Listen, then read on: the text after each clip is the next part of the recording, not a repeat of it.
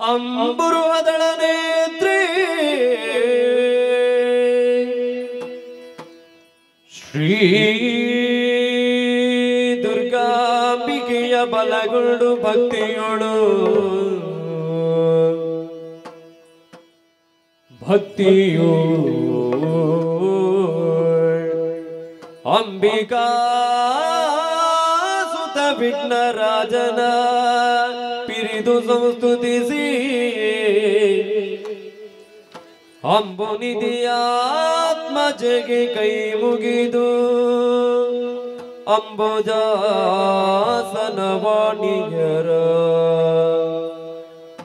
ಪಾದಾಂಬುಜಗೆ ಪಡಮಡುದ ವರ್ಣಿಪಿನಿ ಕಥಾಮೃತವ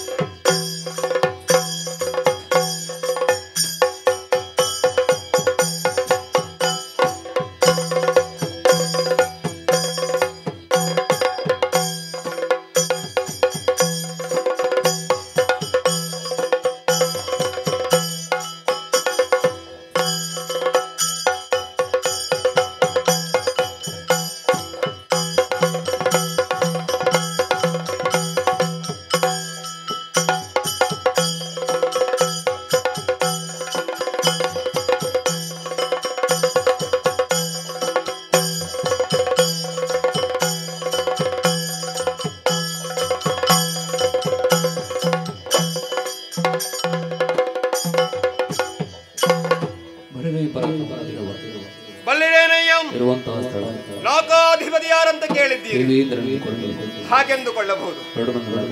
ಆರಿಸಿ ಧರಣಿ ಪಾಲಕ ಕೇಳು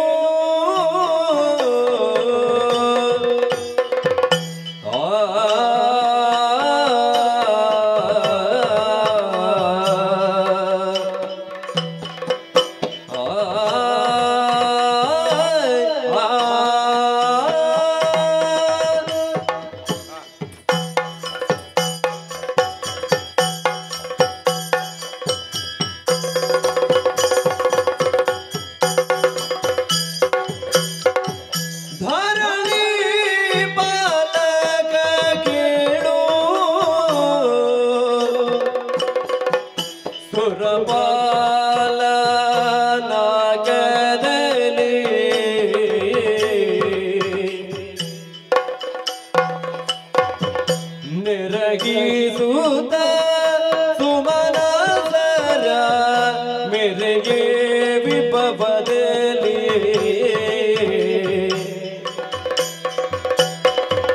ನರಗಿಸುತ್ತ ಸುಮನಸರ ಮೆರೆಗೆ ವಿಪವದಲ್ಲಿ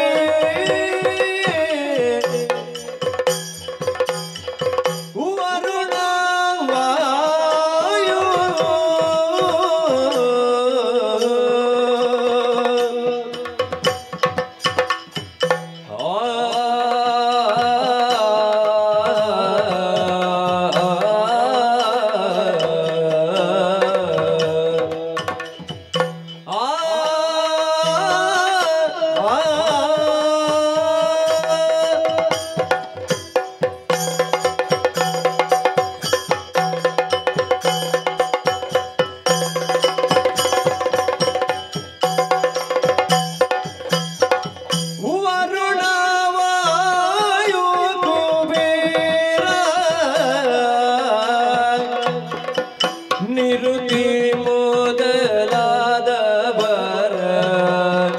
ನೆರವಿಯಲಿ ನುಡಿದ ಮನದಿರವನಿ ತಿರದಿಯೇ ವರುಣವಾಯ ಕುಬೇರ ನಿರುತಿ ಮೊದಲಾದವರ ನೆರವಿಯಲಿ ನುಡಿದ ಮನದಿರವನಿ ತೆರದಿ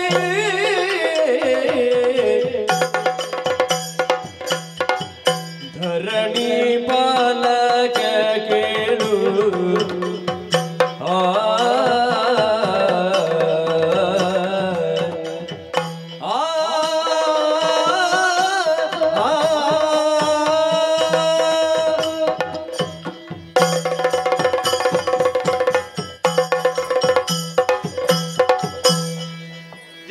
ಜಗದೀಶ್ವರಿ ನೀನೇ ಕಾಪಾಡಬೇಕಮ್ಮ, ರಕ್ಷಿಸಬೇಕು.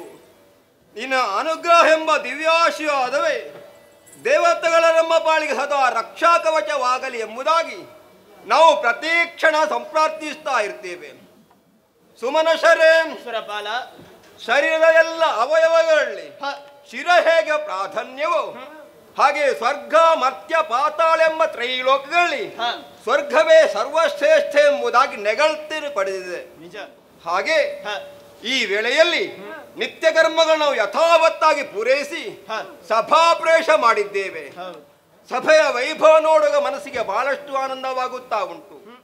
ಈ ಸಭೆಯಲ್ಲಿ ಸಾಮಾನ್ಯರು ಯಾವ ಕಾಲಕ್ಕೂ ಭಾಗವಹಿಸಕ್ಕೆ ಸಾಧ್ಯವೇ ಇಲ್ಲ.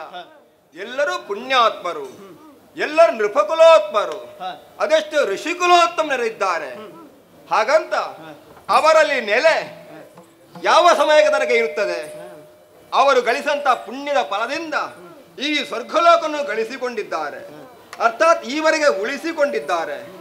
ಅವರ ಪುಣ್ಯ ಯಾವಾಗ ಕ್ಷೀಣವಾಗ್ತದೋ ಇನ್ನೊಂದು ಜನ್ಮವನ್ನು ಇನ್ನು ದೇಹದಲ್ಲಿ ಅವರು ಜನ್ಮವನ್ನು ತಳೆಯುತ್ತಾರೆ. ಆ ಮೂಲಕ ಅವರ ಪುಣ್ಯ ಸಂದಾಯವಾಗ್ತದೆ. ಹಾಗೆ ದೇವತೆಗಳು ನಾವು ಶತಯಾಗಲು ಮಾಡಿದಂತ ಪುಣ್ಯದ ಫಲದಿಂದ ಒಂದು ಮನ್ನುವ ತನಕ ನಮಗೆ ಅಧಿಕಾರ ಎಂಬುದಾಗಿ ಮೂರು ಮೂರ್ತಿಗಳ ಕಟ್ಟಪ್ಪಣೆಯಾಗಿದೆ. ಈ ಸ್ವರ್ಗದಲ್ಲಿ ನಾವು ಮಾತನಿರುತ್ತಲ್ಲ, ಎಲ್ಲ ಜ್ಞಾನಿಗಳಂತ ಈ ಸಭೆಯಲ್ಲಿ ಪ್ರತಿಕ್ಷಣ ಪ್ರತಿನಿತ್ಯ ಧರ್ಮ ಜಿಜ್ಞಾಸೆಗಳು ನಡೆಯುತ್ತದೆ. ಹಾಗೆ ಲೋಕದ ಸಾಧಕ ಬಾಧಕ ಒಳಿತುಗಳ ಬಗ್ಗೆ ವಿಮರ್ಶವಾಗ್ತದೆ. ಯಾವ ಲೋಕದಲ್ಲಿ ಯಾರಿಗೆ ಏನೇ ಸಮಸ್ಯೆ ಬಂದರೂ ಕೂಡ ಅದನ್ನು ಸಮಸ್ಯೆಯಾಗಿ ಪರಿಹಾರ ಮಾಡುವುದಕ್ಕೆ ನಾವೇ ಕಟಿಬದ್ಧರಾಗಬೇಕಾಗ್ತದೆ. ಆ ಕಾರಣದಿಂದ ಎಲ್ಲಾ ಲೋಕಗಳಿಗೆ ಹಿತವನ್ನು ನೀಡುವುದಕ್ಕೆ ದೇವತೆಗಳು ಶಕ್ತರು ಎಂಬುದಾಗಿ ಲೋಕ ನಮ್ಮನ್ನು ಯಾವತ್ತೂ ಕೊಂಡಾಡುತ್ತಾ ಉಂಟು. ಹಾಗೆ ಇಂದಿನ ಈ ಸಭೆಯಲ್ಲಿ ನಾವು ಸಭೆಯನ್ನು ಸೇರಿಸಿದ್ದೇವೆ. ಹೌದು, ಹಾಗಾದ ನಮ್ಮ ಈ ಹಿಂದಿನ ಘಟನೆ ಬಗ್ಗೆ ಯೋಚನೆ ಮಾಡುವಾಗ ನಮ್ಮ ಪಾಲಿಗೆ ಒಂದು ಗಂಡಾಂತರ ಆಗುವ ಪ್ರಸಂಗ ಉಂಟೇ ಉಂಟು.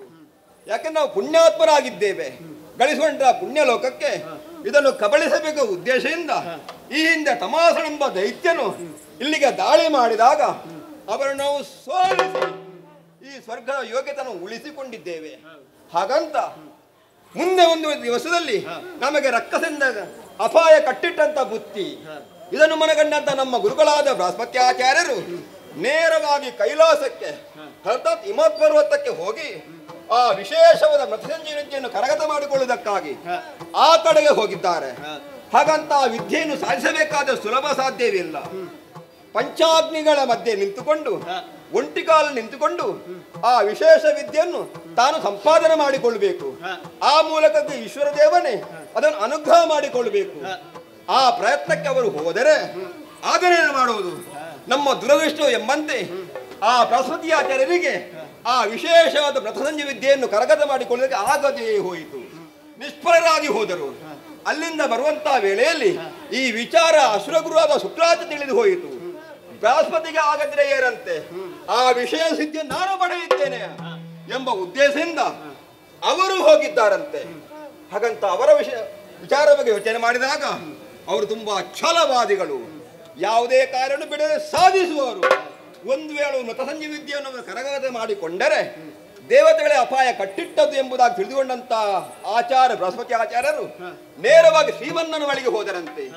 ಎಲ್ಲ ವಿಚಾರಣೆ ಹೇಳಿದಾಗ ನಾರಾಯಣ ದೇವರನ್ನು ಅಪ್ಪಣೆ ಕೊಟ್ಟಿದ್ದಾರೆ. ಇನ್ನು ಮುಂದೆ ಲೋಕದಲ್ಲಿ ಯಾರು ಕೆಟ್ಟ ರಕ್ಕಸರಿದ್ದಾರೆ, ಯಾರು ದುಷ್ಟರು ಮೆರೆಯುತ್ತಾ ಇದ್ದಾರೆ, ಅವರ ಮೇಲೆ ಯಾವುದೇ ದಯದಾಕ್ಷಿಣ್ಯ ಬೇಡ, ಅವರನ್ನು ಕೊಲ್ಲುವುದಕ್ಕೆ ನಿನ್ನ ಶಿಷ್ಯರಿಗೆ ಹೇಳು ಎಂಬುದಾಗಿ ಆ ನಾರಾಯಣ ದೇವರ ಅಂಬೋಣವಾಗಿದೆ. ಈ ವಿಚಾರವನ್ನು ಆಚಾರ್ಯರಾದ ಬೃಹಸ್ಪತಿಯರು ನಮ್ಮಲ್ಲಿ ಹೇಳಿದ್ದಾರೆ. ಈ ವೇಳೆಯಲ್ಲಿ ಆ ಕಾರ್ಯಕ್ಕೆ ನಾವು ಮನ ಮಾಡಿದ್ದೇವೆ. ನಮಗೆ ಅಪಾಯಗಳಂತಹ ರಕ್ಕಸರು ಎಲ್ಲಿದ್ದಾರೆ, ಎಲ್ಲಿ ಅಡಗಿದ್ದಾರೆ ಎಂಬುದನ್ನು ನೋಡಿಕೊಂಡು ಅವರನ್ನು ದಂಡಿಸಬೇಕು, ಅವರು ಶಿಕ್ಷಿಸುವ ಉದ್ದೇಶದಿಂದ ಹೊರಟು ನಿಂತಾಗ ನಾವು ಬರುವಂತ ವಿಚಾರ ಸಮಾಸ ಅವರ ಬಳಕೆ ತಿಳಿದು ಹೋಯಿತಲ್ಲ. ತನ್ನ ಪ್ರಾಣ ರಕ್ಷೆಗೊಳ್ಳುತ್ತ ಉದ್ದೇಶದಿಂದ ಈಗ ಗೊತ್ತಾಯಿತು ಅವರು ಎಲ್ಲಿ ಅಡಗಿದ್ದಾರೆ ಎಂಬುದಾಗಿ. ಈಗ ತನ್ನ ಪ್ರಾಣ ರಕ್ಷಣೆಗಾಗಿ ನೇರವಾಗಿ ಭೃಗುಮಋಷಿಗಳ ಜಾಯೆ ಆ ಮಾಯಾಂಗನ ದೇವಿ ಅರ್ಥಾತ್ ಖ್ಯಾತಿ ದೇವಿ ಆಶ್ರಮದ ಒಳಗೆ ನುಗ್ಗಿದ್ದಾರಂತೆ. ಬಿಡಬಹುದೇ? ಅವರು ಅಲ್ಲಿ ಅಡಗಿಕೊಳ್ಳುತ್ತಾರೆ ಕೂಡ ಅವರನ್ನು ನಾವು ಹಿಡಿದು ಬಡಿದುಕೊಳ್ಳಬೇಕಾಗ್ತದೆ. ಆದ್ದರಿಂದ ತಡ ಮಾಡುವುದು ಸರಿಯಲ್ಲ. ನೇರವಾಗಿ ಮಾಯಾಂಗನ ದೇವಿ ಆಶ್ರಮ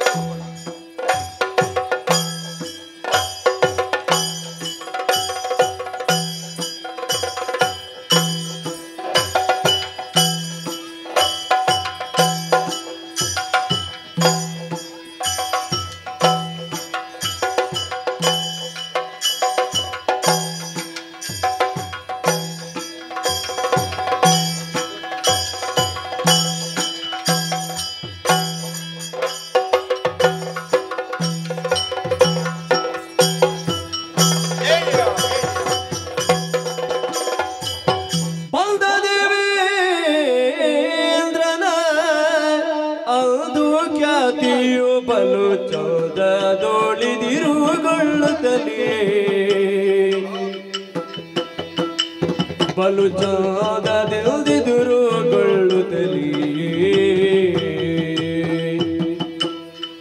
ಹೊಂದಿಸಿ ಪೀಠವನದಳೆನ ಪರೂಪ, ಹೊಂದಿಸಿ ಪೀಠವನದಳೆನ ಪರೂಪ ಯುದಿಲ್ಲಿಗೈದು ದೇನೆಯ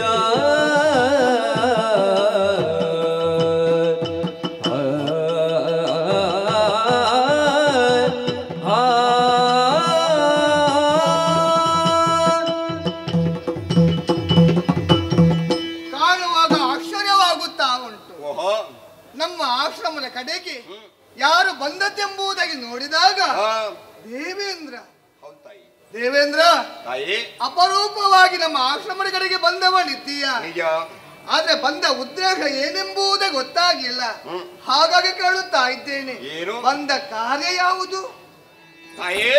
ಲಲಿಸು ಮುನಿ ಸತೆ ನುಡಿಯ ಸುಶೀಲ ಸದ್ಗುಣವತಿಯೇ, ನುಡಿಯ ಸುಶೀಲ ಸದ್ಗುಣವತಿಯೇ.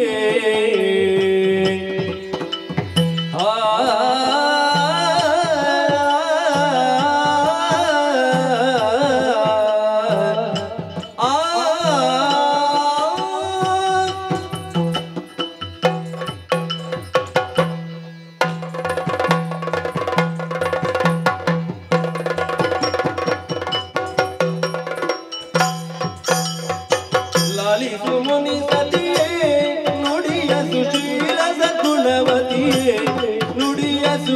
ಸುಶೀಲ ಸದ್ಗುಣವತಿಯೇ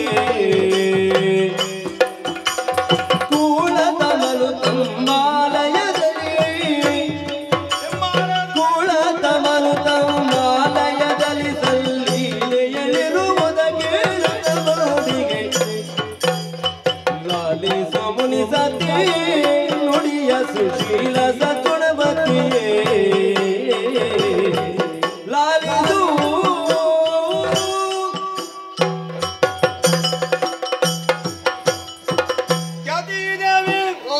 ಮಗಳಮ್ಮ ತಮ್ಮ ಚರಣಗಳಿಗೆ ಅಭಿವಹಿಸಿಕೊಳ್ಳುತ್ತಾ ಇದ್ದೇನೆ. ತಮ್ಮ ಬಗ್ಗೆ ಯೋಚನೆ ಮಾಡಿದಾಗ ತಮ್ಮ ಬಗ್ಗೆ ತಿಳಿದಾಗ ಬಹಳಷ್ಟು ಅಭಿಮಾನವಾಗುತ್ತಾ ಉಂಟು. ಯಾಕೆ? ಶೀಲವತಿ, ಸತ್ಯವತಿ, ಸುಭಾಗೆ, ಪರಮ ಪತಿವ್ರತೆ ಎಂಬುದಾಗಿ ತಾವು ನೆಗಲ್ತನೆ ಪಡೆದವರು. ಯಾವ ಕಾಲ ಕೂಡ ಯಾರಿಗೂ ಕೂಡ ಕನಸಿನಲ್ಲಿ ಕೂಡ ನೀವು ಕೇಡನ್ನು ಬಗೆಯವರಲ್ಲ.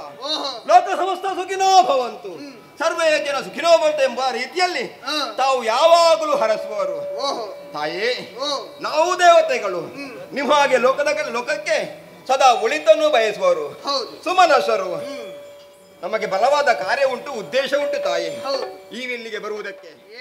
ತಾಯೇ, ದುಷ್ಟ ರಕ್ಕಸರು ಇಲ್ಲಿಗೆ ಬರುವುದಕ್ಕೆ ನಮಗೆ ಆಸ್ಪದ ಮಾಡಿಕೊಟ್ಟರು, ಬೇರೆ ಯಾರು ಅಲ್ಲ, ತಮಾಸುರ ಹಾಗೂ ಅವನ ಬಳಗ.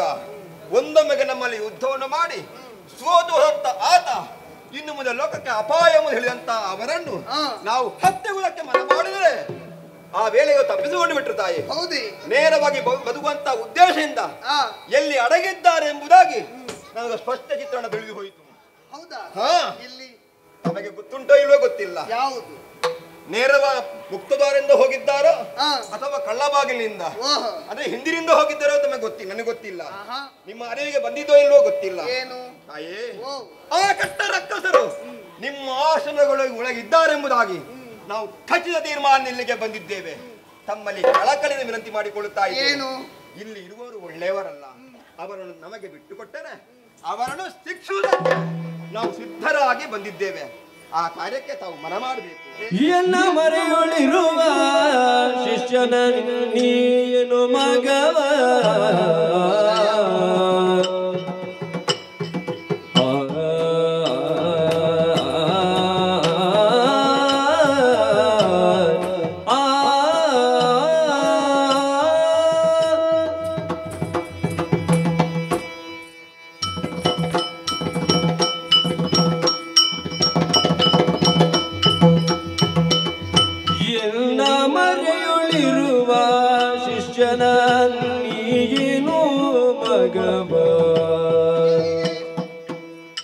ಸನ್ನುತ ಸುರಪತಿ ಗಿಂದರಿವೆಲ್ಲವೇ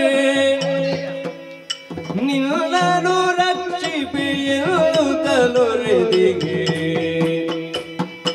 ಎನ್ನ ಮರೆಯುಳಿರುವ ಶಿಷ್ಯನ ಎನ್ನಿಯೇನೋ ಮಗವ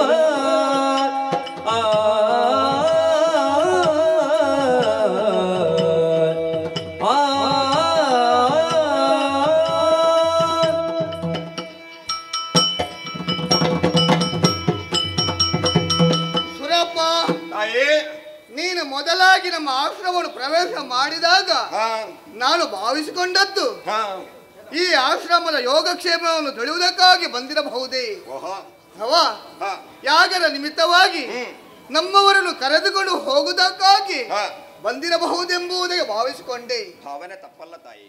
ಆದ್ರೆ ನೀವು ಹೇಳುವ ಮಾತಾದರೆ ಏನು? ನಿಮ್ಮ ಬಳಿಯಲ್ಲಿ ಇರುವಂತ ಆ ತಮಾಸರನ್ನು ಬಿಟ್ಟು ಕೊಡಬೇಕು. ಹೌದು ತಾಯಿ. ಅವ ಬಂದರು ಗೊತ್ತುಂಟೋ ಗೊತ್ತಿಲ್ಲ ಎಂಬುದೇ ಹೇಳುತ್ತಾ ಇದ್ದೀಯ. ನನಗೆ ಗೊತ್ತಾಗಿ ಬಂದವನಿದ್ದಾನೆ ಇಲ್ಲಿಗೆ. ನಿಮಗೆ ಗೊತ್ತಾಗಿ ಹಾಗ ನೇರವಾದ ಬಾಗಿಲಿಂದ ಪ್ರವೇಶ ಮಾಡಿದ್ದು? ಹೌದು, ಆಶ್ರಯವನ್ನು ಇದ್ದೇನೆ. ಬಹಳ ವಿಚಿತ್ರವಾಯ್ತಲ್ಲ. ನೇರವಾಗಿ ಬಂದಂತವ ಎಲ್ಲಾ ವಿಚಾರವನ್ನು ಹೇಳುತ್ತಾನೆ. ಅಂದ್ರೆ ನಿನ್ನಿಂದ ಪೆಟ್ಟು ದಿನ ಓಡಿ ಬಂದವ ಅವ ಈಗ ಮಾಡಿದ ತಪ್ಪು ಎಂಬುದೇ ಹೇಳುತ್ತಾ ಇದ್ದಾನೆ.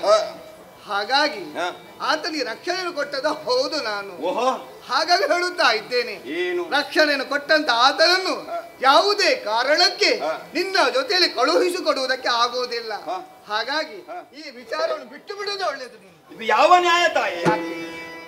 ಪರಸತಿ ಪರದನವ ಬಯಸುವ ದುರುಳರೆಗಾಶ್ರಯವ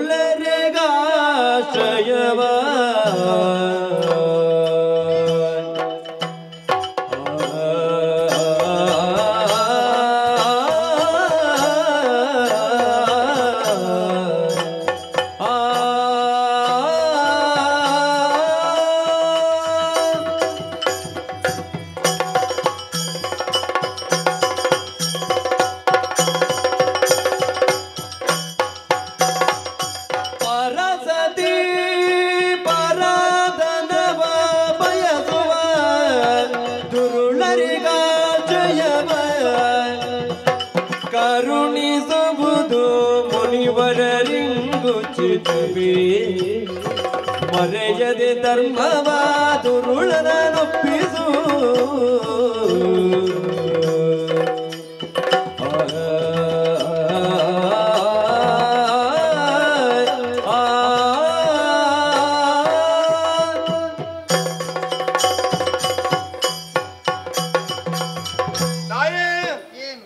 ತಮ್ಮ ಮಾತಿನ ಪ್ರತಿಯಾಗಿ ಆಡುತ್ತೇನೆಂಬುದಾಗಿ ಭಾವಿಸಿಕೊಳ್ಳಬಾರದು. ಇಲ್ವೇ ಇಲ್ಲ. ಅನ್ಯಕ್ಷೇತ್ರ ಕೃತಂ ಪಾಪ ಪುಣ್ಯಕ್ಷೇತ್ರ ವಿನಶ್ಯತಿ. ಪುಣ್ಯಕ್ಷೇತ್ರ ಕೃತಂ ಪಾಪ ವಜ್ರಲೇಪೇ ಭವಿಷ್ಯತಿ. ಅನ್ಯಕ್ಷೇತ್ರ ಯಾವುದೇ ಪಾಪಗಳು ಮಾಡಿದ್ರೆ ಪುಣ್ಯಕ್ಷೇತ್ರ ಪ್ರವೇಶ ಮಾಡಿದಾಗ ಅದು ದೂರ ಹೋಗ್ತದೆ. ಹಾಗಂತ ಪುಣ್ಯಕ್ಷೇತ್ರದಲ್ಲಿ ಪಾಪ ಮಾಡಿದ್ರೆ ಅದಕ್ಕೆ ಮತ್ತೆ ಮುಕ್ತಾಯ ಇಲ್ಲ, ಅದ್ರ ವಜ್ರಲೇಪವಾಗಿ ಪರಿಣಿಸುತ್ತೆ. ಇದು ಪುಣ್ಯಕ್ಷೇತ್ರ ತಾಯಿ. ನೀವು ತಪಸ್ಸನ್ನು ನಿತ್ಯ ಮಾಡುತ್ತಾ ಇರುವಂತ ಕ್ಷೇತ್ರ, ಇದು ಪಾವನ ಕ್ಷೇತ್ರ. ಯಾವ ಕಾಲಕ್ಕೆ ಇಲ್ಲಿ ತಪ್ಪು ನಡೆಯಲೇಬಾರದು, ಯಾವ ಕಾಲ ಇಲ್ಲಿ ಪಾತಕ ಆಗಲೇಬಾರದು.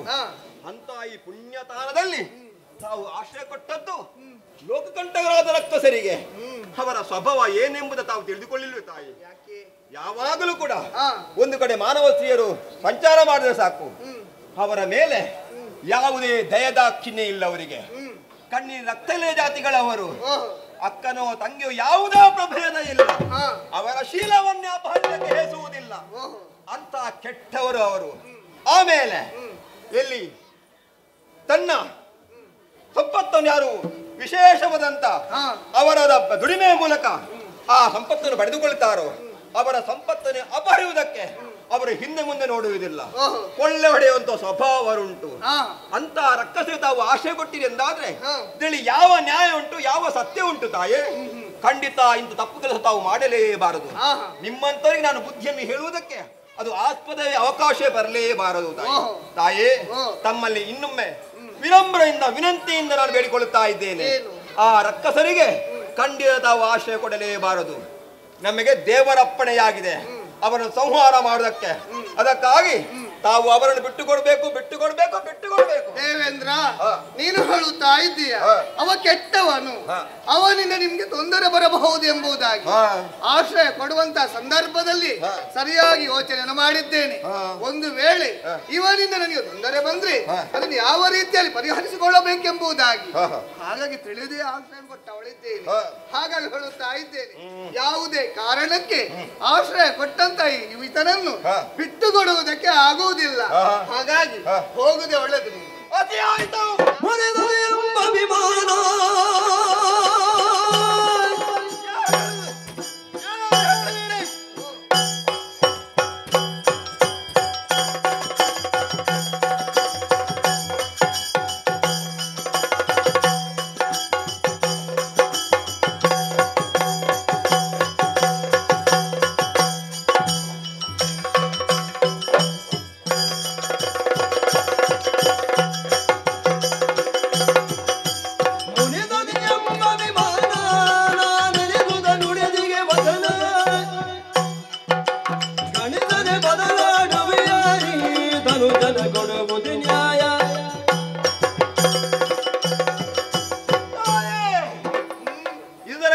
ವಿನಂತಿಯಿಂದ ನಾನು ಮಾತನಾಡಿದ್ದೇನೆ.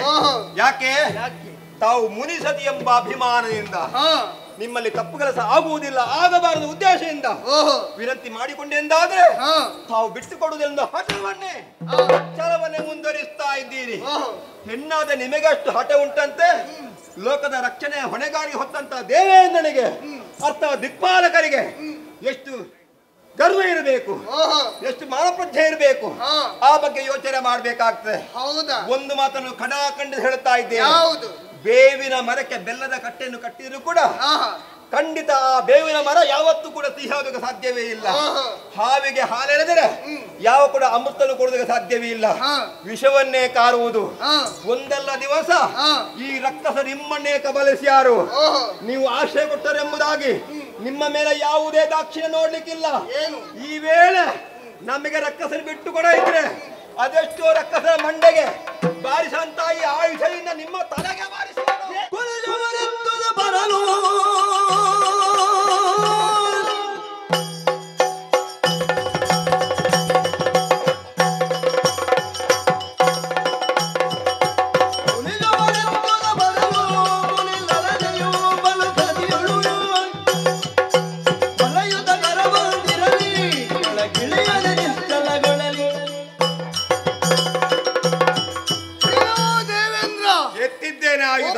ಒಬ್ಬಗೆ ಪತಿವ್ರತೆಯಾದಂತ ಹೆಣ್ಣಿನ ಯೋಗ್ಯತೆಯನ್ನು ಅರಿಯದೆ ನನಗೆ ಹೊಡೆಯುತ್ತೇನೆಂಬುದಾಗಿ ಕೈಯನ್ನು ಮೇಲೆತ್ತಿದ್ಯಾ ನೀನು? ಯಾಕೆ ಈ ರೀತಿಯಾಗಿ ಮಾಡುತ್ತಾ ಇದ್ದೀಯ ಎಂಬುದಾಗಿ ಸರಿಯಾಗಿ ಗೊತ್ತುಂಟು. ನೀನು 3 ಲೋಕವಿನ ಅಧಿಕಾರ ನಿಲ್ಲಿದ್ದೇನು ಅಂತ ಅಹಂಭಾವದಿಂದ ಈ ರೀತಿ ಮುಂದುವರಿಯುತ್ತಾ ಇದ್ಯಾ.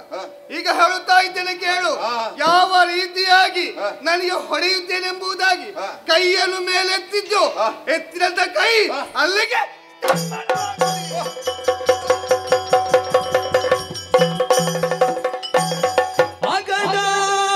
ಕೆಟ್ಟೇನು ಎನ್ನುತ್ತ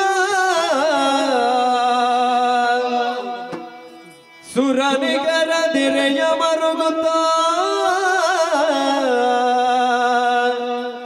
ಅಕಟ ಕೆಟ್ಟೇನು ಮುಕುತಿದಾತ ಪುರಿನುತ ಮುಕುತಿದಾತ ಪೊರೆಯನುತ ಬರೆಲ್ಲ ಕುಮಿಯ ರಸ ಜಯ ವಿನುತ ಜಯತು ಜಯ ಶ್ರೀವರನೇ ಜಯ ಜಯ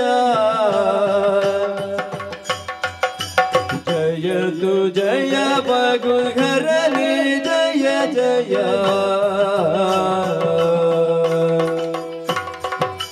जयतु जय लक्ष्मी मनोहर जयतु जयतु देवा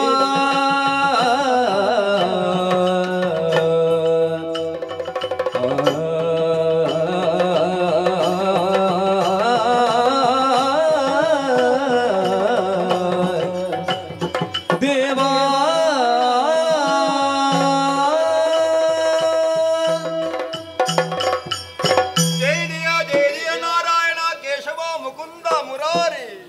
ನಮ್ಮ ಸ್ವಾರ್ಥಕ್ಕಾಗಿ ನಾವು ಈ ಕಾರ್ಯಕ್ಕೆ ಮನ ಮಾಡಿದಲ್ಲವೇ ಅಲ್ಲ, ನಿನ್ನ ಸಂಕಲ್ಪವನ್ನು ಸಾಧಿಸುವಂತಹ ಉದ್ದೇಶದಿಂದ ನಾವು ಇಂತಹ ಒಂದು ಉತ್ತಮ ಕೆಲಸಕ್ಕೆ ಮನ ಮಾಡಿದ್ರು ಕೂಡ ನಮಗೆ ಅಪಾಯ ಬಂತು ಹೋಯಿತಲ್ಲ. ಕೈಯೇ ಶವವಾಗಿ ಹೋಗಿದೆ, ಮೇಲೆಯೂ ಹೋಗುದಿಲ್ಲ ಕೆಳಗೆಯೂ ಹೋಗುದಿಲ್ಲ. ಏನು ಮಾಡೋಣ ಏನು ಮಾಡೋಣ ಏನು ಮಾಡೋಣ? ನಮ್ಮ ಬಾಹುಗಳಿಗೆ ಪುನಃ ಚೈತನ್ಯವನ್ನು ಚೇತನವನ್ನು ಕೊಡಬೇಕಾದ್ರೆ ಬೇರೆ ಯಾರಿಂದಲೂ ಸಾಧ್ಯವಿಲ್ಲ. ಅನಾಥ ರಕ್ಷಕನಾದ ಶ್ರೀಮನ್ನಾರಾಯಣ ಶಕ್ತ ಅವರನ್ನೇ ಒಂದೇ ಮನಸ್ಸಿಂದ ಜ್ಞಾನ ಮಾಡೋಣ. ಜಯ ಜಯ ಜಯ ಜಯ ಮುಕುಂದ ಅಚ್ಯುತ ಅನಂತ ಕೇಶವ ಜಯ ಜಯ ಜಯ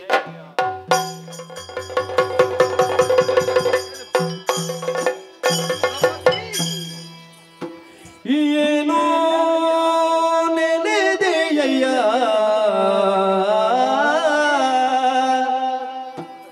ನಿರ್ಜರ ಬಾಲ ಮಾನವಂತನೆ ಪೇಳೆಯ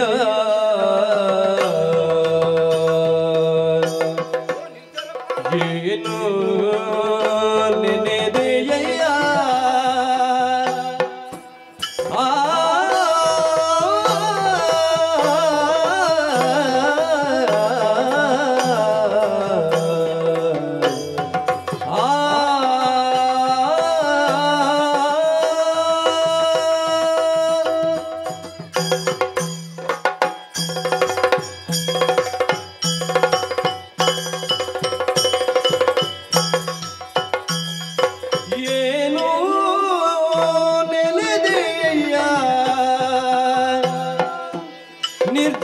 ಪಾಲ ಮಾನವಂತನೆ ಪೇಳಯ್ಯ ನಿರ್ಜರ ಪಾಲ ಮಾನವಂತನೆ ಪೇಳಯ್ಯ ಆನನರಸ ತಗ್ಗಿದೀನು ಕಾರಣವಿದು ತನವರು ಪಡಲ ಹೆಚ್ಚಿತೆ ನಿನಗಿದು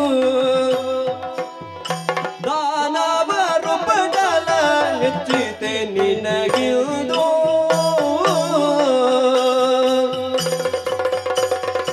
ಏನು ನೆನೆದೆಯಯ್ಯ ನಿರ್ಜರ ಪಾಲ ಮಾನವಂತನೆ ಪೇಳಯ್ಯ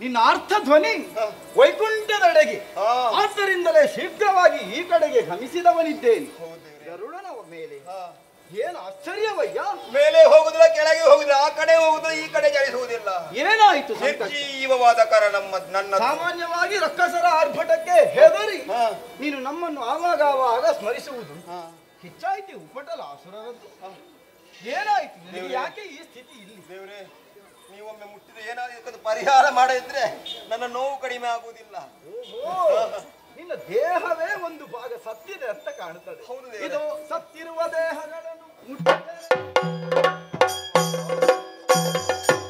ಈಗ ಸಮಾಧಾನವಾಯ್ತು ಹೋದ ಜೀವೇ ಮರಳಿ ಬಂದಂತಾಯಿತು ಚೇತನ ಒದಗಿತಲ್ಲ ಸತ್ಯ ಸ್ವಾಮಿ ಏನಾಯ್ತಲ್ಲ ಈ ಮುನಿಪರ ಆಶ್ರಮದಲ್ಲಿ ನೀವೆಲ್ಲರೂ ಇದ್ದೀರಿ ಮುನಿಪರ ಆಶ್ರಮ ಅಂದರೆ ಎಲ್ಲರಿಗೂ ಆಶ್ರಯ ಸ್ಥಾನ ಇದ್ದ ಸತ್ಯ ಸ್ವಾಮಿ ನೀವು ನೋಡಿದ್ರೆ ಕಂಗೆಟ್ಟಿದ್ದೀರಿ ಕಂದಿದಾನನವಾಗಿದೆ ಇಂದಿರೇಶನಾದಂತಹ ನಾನೇ ಬಂದಿದ್ದೇನೆ ಕೊಂದಿದ ಸಂಕಷ್ಟ ಏನು ಎನ್ನುವುದನ್ನು ಬಿತ್ತರಿಸಯ್ಯ ಹೇಳುವುದೇ ಬಿಡುವುದೇ ಎಂಬುದಾಗಿ ನಮಗೆ ಪರಮ ಪುರುಷ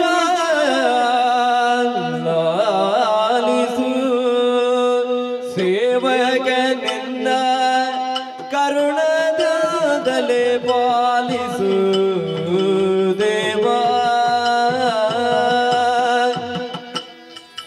ದುರುಳದ ಮಾಸುರ ಪರುತಲಿನ ಕದಿ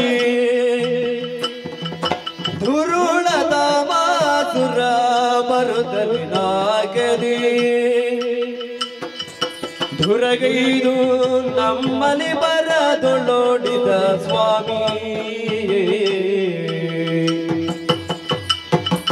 ಪರಮ ಪುರುಷ ಲಾಲಿಸು ದೇವಾ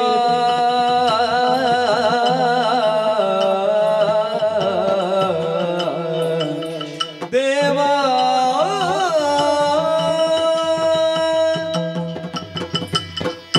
ಓ ಪರಮ ಪುರುಷನೇ ಏನಯ್ಯ ನಿನ್ನನ್ನು ಯಾರು ಧ್ಯಾನ ಮಾಡ್ತಾರೋ ಅವರ ಮೇಲಿನ ಕರುಣೆ ಯಾವತ್ತೂ ಉಂಟೆಂಬ ವಿಶ್ವಾಸದಿಂದಲೇ ಕ್ಷಣ ಕ್ಷಣಕ್ಕೂ ಅಡಿಗಡು ನಿನ್ನನ್ನೇ ನಾವು ನಿರದ ಧ್ಯಾನವನ್ನು ಮಾಡುವುದು ಸ್ವಾಮಿ ಸ್ವಾಮಿ ನಮಗೆ ಕಷ್ಟ ಬಂದಿದೆ ಹೌದು ಹಾಗಾದ್ರೆ ಕಷ್ಟ ಯಾಕೆ ಬಂತು ಎಂಬುದು ನಮಗೆ ಗೊತ್ತಾಗುತ್ತಾ ಇಲ್ಲ ಯಾಕೆ ನಾವು ತಪ್ಪು ಕೆಲಸ ಖಂಡಿತ ಮಾಡುವುದಕ್ಕೆ ಹೋಗ್ಲೇ ಇಲ್ಲ ಒಳ್ಳೆ ಕೆಲಸನೇ ಮಾಡಿದ್ದೀವಿ ನಾವು ದುರುಳ ಅಂತ ತಮಾಸುರವನ ಬಳಗ ನಮ್ಮ ನಾಲ್ಕಲೋಕ್ಕೆ ಅಭಿಯೋಗ ಮಾಡಿದರೆ ಒಂದೊಮ್ಮೆ ಯುದ್ಧದಲ್ಲಿ ಪರಾಜಯವಾಗಿ ಫಲಾಯನವಾದವನ್ನು ಪಡೆದು ಬಿಟ್ಟರು ಹಾಗಂತ ಶತ್ರುಶೇಷ ಉಳಿವಾರದ ಉದ್ದೇಶದಿಂದ ಅವರನ್ನು ಬೆನ್ನಟ್ಟಿಕೊಂಡು ಹೋದ್ರೆ ಅವರು ನೇರವಾಗಿ ಹೋದದ್ದೆಯಲ್ಲಿ ಗೊತ್ತುಂಟ ಖ್ಯಾತಿ ದೇವಿ ಆಶ್ರಮಕ್ಕೆ ಮೃಗಮನೆಗಳ ಆಶ್ರಮಕ್ಕೆ ಅಲ್ಲಿ ಹೋದಂತ ಅವರು ತಮ್ಮ ಬೆಳೆಯನ್ನು ಬೇಯಿಸಿಕೊಂಡಿದ್ದಾರೆ ಅವರಿಗೆ ರಕ್ಷಣೆ ಕೊಟ್ಟದ್ದು ಆ ಖ್ಯಾತಿ ದೇವಿ ನನ್ನ ಮಗ ಬರುವ ತನಕ ನಿಮ್ಮನ್ನು ನಾನು ಕಾಯುತ್ತೇನೆ ಎಂಬುದಾಗಿ ಹಾಗಾದ್ರೆ ನಮಗೆ ಬಿಡುವುದಕ್ಕಾಗ್ತದೆ ಹೇಳಿ ದೇವರ ಅಪ್ಪಣೆಯಾಗಿದೆ ದುಷ್ಟ ರಕ್ಕತ ಇಲ್ಲಿದ್ದರೆ ಅವರನ್ನು ಯಾವುದೇ ದಕ್ಷಿಣೆಯಿಂದ ಕೊಲ್ಲಬೇಕೆಂಬುದಾಗಿ ಆ ಕಾರ್ಯಕ್ರಮ ಮನ ಮಾಡಿ ಆ ವಿಚಾರವನ್ನು ಬಿತ್ತರಿಸಿದ್ರೆ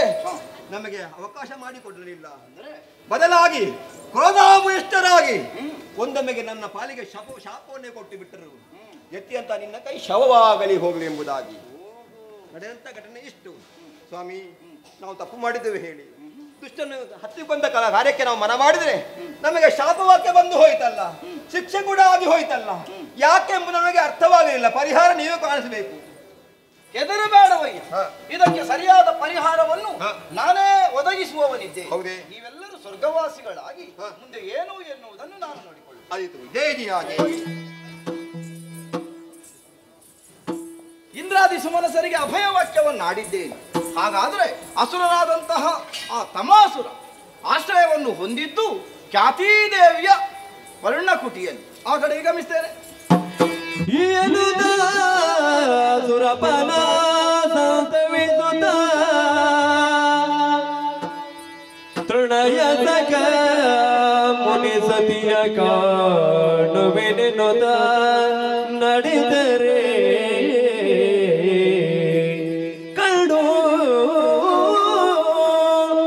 ವಿಶ್ವಾತ್ಮಕನ ಭಕ್ತಿಯಲ್ಲಿ ವಿನುತ ಚರಣವ ತೊಳೆದು ಪೂಜಿಸಿ ನಡೆದರೆ ಕಂಡು ವಿಶ್ವಾತ್ಮಕನ ಭಕ್ತಿಯಲ್ಲಿ ವಿನುತ ಚರಣವ ತೊಳೆದು ಪೂಜಿಸಿ ಮನದಿ ಸಂತಸ ತಳೆದು ಕರುಣಾವನದಿ ರಕ್ಷಿಸು ರಕ್ಷಿಸಿನುತ್ತಲೇ ಮಣಿಯೇ ಹರಿ ನುಡಿದ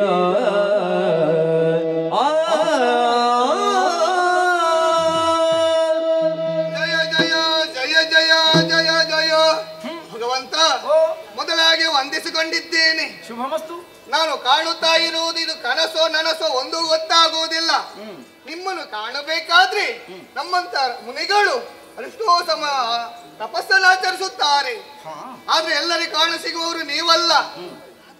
ಏನು ಕಾಣುತ್ತಾ ಇದ್ದೇನೆ ನಮ್ಮ ಆಶ್ರಮದಲ್ಲಿ ನಿಮ್ಮನ್ನು ಕಾಣುತ್ತಾ ಇದ್ದೇನೆ. ನಾನು ನಿಮ್ಮನ್ನು ಕಂಡಂತ ನಾನು ಕರೆತಂದು ಇರೋ ಎತ್ತರವಾದಂತಹ ಪೀಠವನ್ನು ಕೊಟ್ಟವಳಿದ್ದೇನೆ. ನನ್ನಿಂದ ಸಾಧ್ಯವಾಗುವಷ್ಟು ಉಪಚರಿಸಿದವಳಿದ್ದೇನೆ.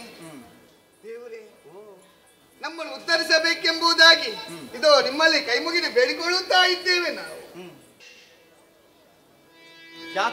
ಮುನಿಲಲ ಮನದಾಯ ಗುಣಶೀಲೆ ಪೇಳುವುದನ್ನೆಲ್ಲ ಮನದಿ ನಿಗ್ರಹಿಸುತ್ತ ನುಡಿಬಾಲೆ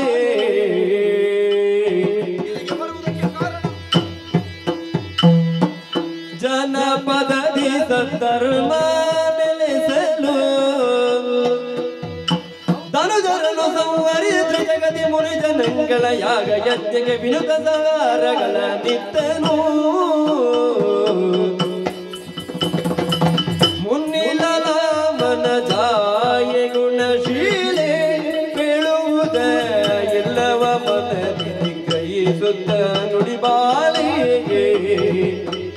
ಜಾಯ ಗುಣಶೀಲೆ.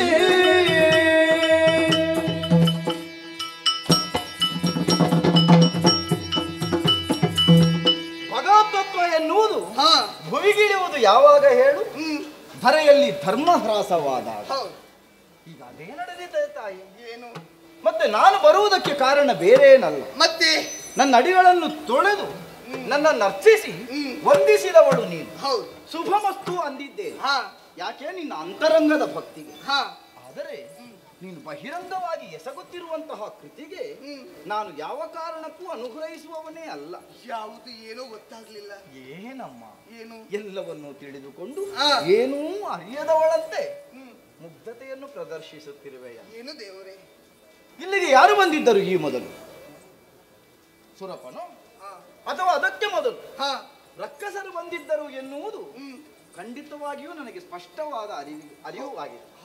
ಆ ಕಾರಣದಿಂದಲೇ ಲೋಕಕಂಟಕರಾಗಿ ಮೆರೆಯುತ್ತಿರುವ ದುಷ್ಟರಾರಿದ್ದಾರೆಯೋ ಅವರನ್ನೆಲ್ಲ ಕೊಂದು ಕಳೆಯುತ್ತೇನೆ ಎನ್ನುವ ವಚನವನ್ನು ನಾನು ಆದಿಯಲ್ಲೇ ಆಡಿದವನು.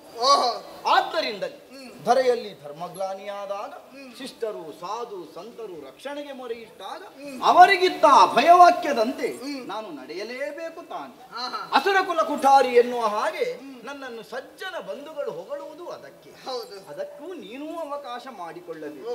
ಋಷಿಮುನಿಗಳಾದಂತಹ ನೀವುಗಳು ಸತ್ಕರ್ಮಗಳನ್ನು ಮಾಡುವುದರ ದೆಸೆಯಿಂದಲಾಗಿಯೇ ಧರ್ಮ ಎನ್ನುವುದು ಈ ಭೂಮಿಯಲ್ಲಿ ಚೆನ್ನಾಗಿಯೇ ನೆಲೆ ನಿಂತಿದೆ. ಅದಕ್ಕೆ ಅನುವು ಮಾಡಿಕೊಡಬೇಕಾದಂತಹ ನೀವುಗಳೇ ಆ ರಕ್ಕಸರಿಗೆ ಆಶ್ರಯನ್ನು ಕೊಟ್ಟಿದ್ದೀರಲ್ಲ. ಯಾವ ಕಾರಣಕ್ಕೂ ಪ್ರಾರ್ಥನಾ ಮಂದಿರದಲ್ಲಿ ಭಯವನ್ನುಂಟು ಮಾಡುವಂತಹ ವ್ಯಕ್ತಿಗಳಿಗೆ ಆಶ್ರಯ ಕೊಡಕೂಡದು. ಅವರನ್ನು ಬಿಟ್ಟು ಬಿಡು. ಈಗ ನೀವು ಹೇಳುವುದು ಕೆಟ್ಟವ ಎಂಬುದಾಗಿ ದುಷ್ಟ ಶಿಷ್ಟರ ಭೇದವೆನಗಿಲ್ಲ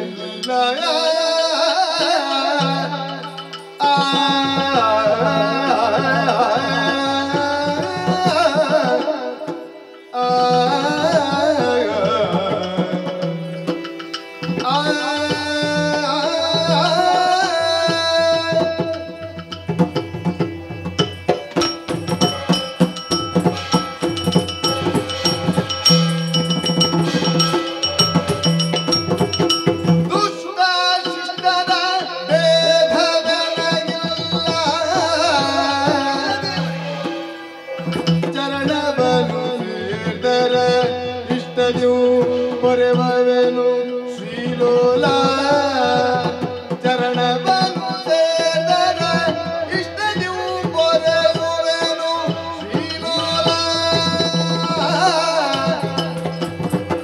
ಸೃಷ್ಟಿಗಳು ಸತ್ಸಂಗದಿಂದಲಿ ಶ್ರೇಷ್ಠರಪ್ಪರು ಮುಖ ಜನಗಳು ಸೃಷ್ಟಿಗಳು ಸತ್ಸಂಗದಿಂದಲೇ ಶ್ರೇಷ್ಠರಪ್ಪರು ಮೂರ್ಖ ಜನಗಳು ಇಷ್ಟರಿದು ನಾನ ಭಯ ಇದ್ದೀಹೆ ಕಷ್ಟ ಬಂದರೆ ಸಹಿಸಿಕೊಳ್ಳುವೆ ಇಷ್ಟರಿದು ನಾನ ಭಯ ಇದ್ದೀಹೆ ಕಷ್ಟ ಬಂದರೆ ಸಹಿಸಿಕೊಳ್ಳುವೆ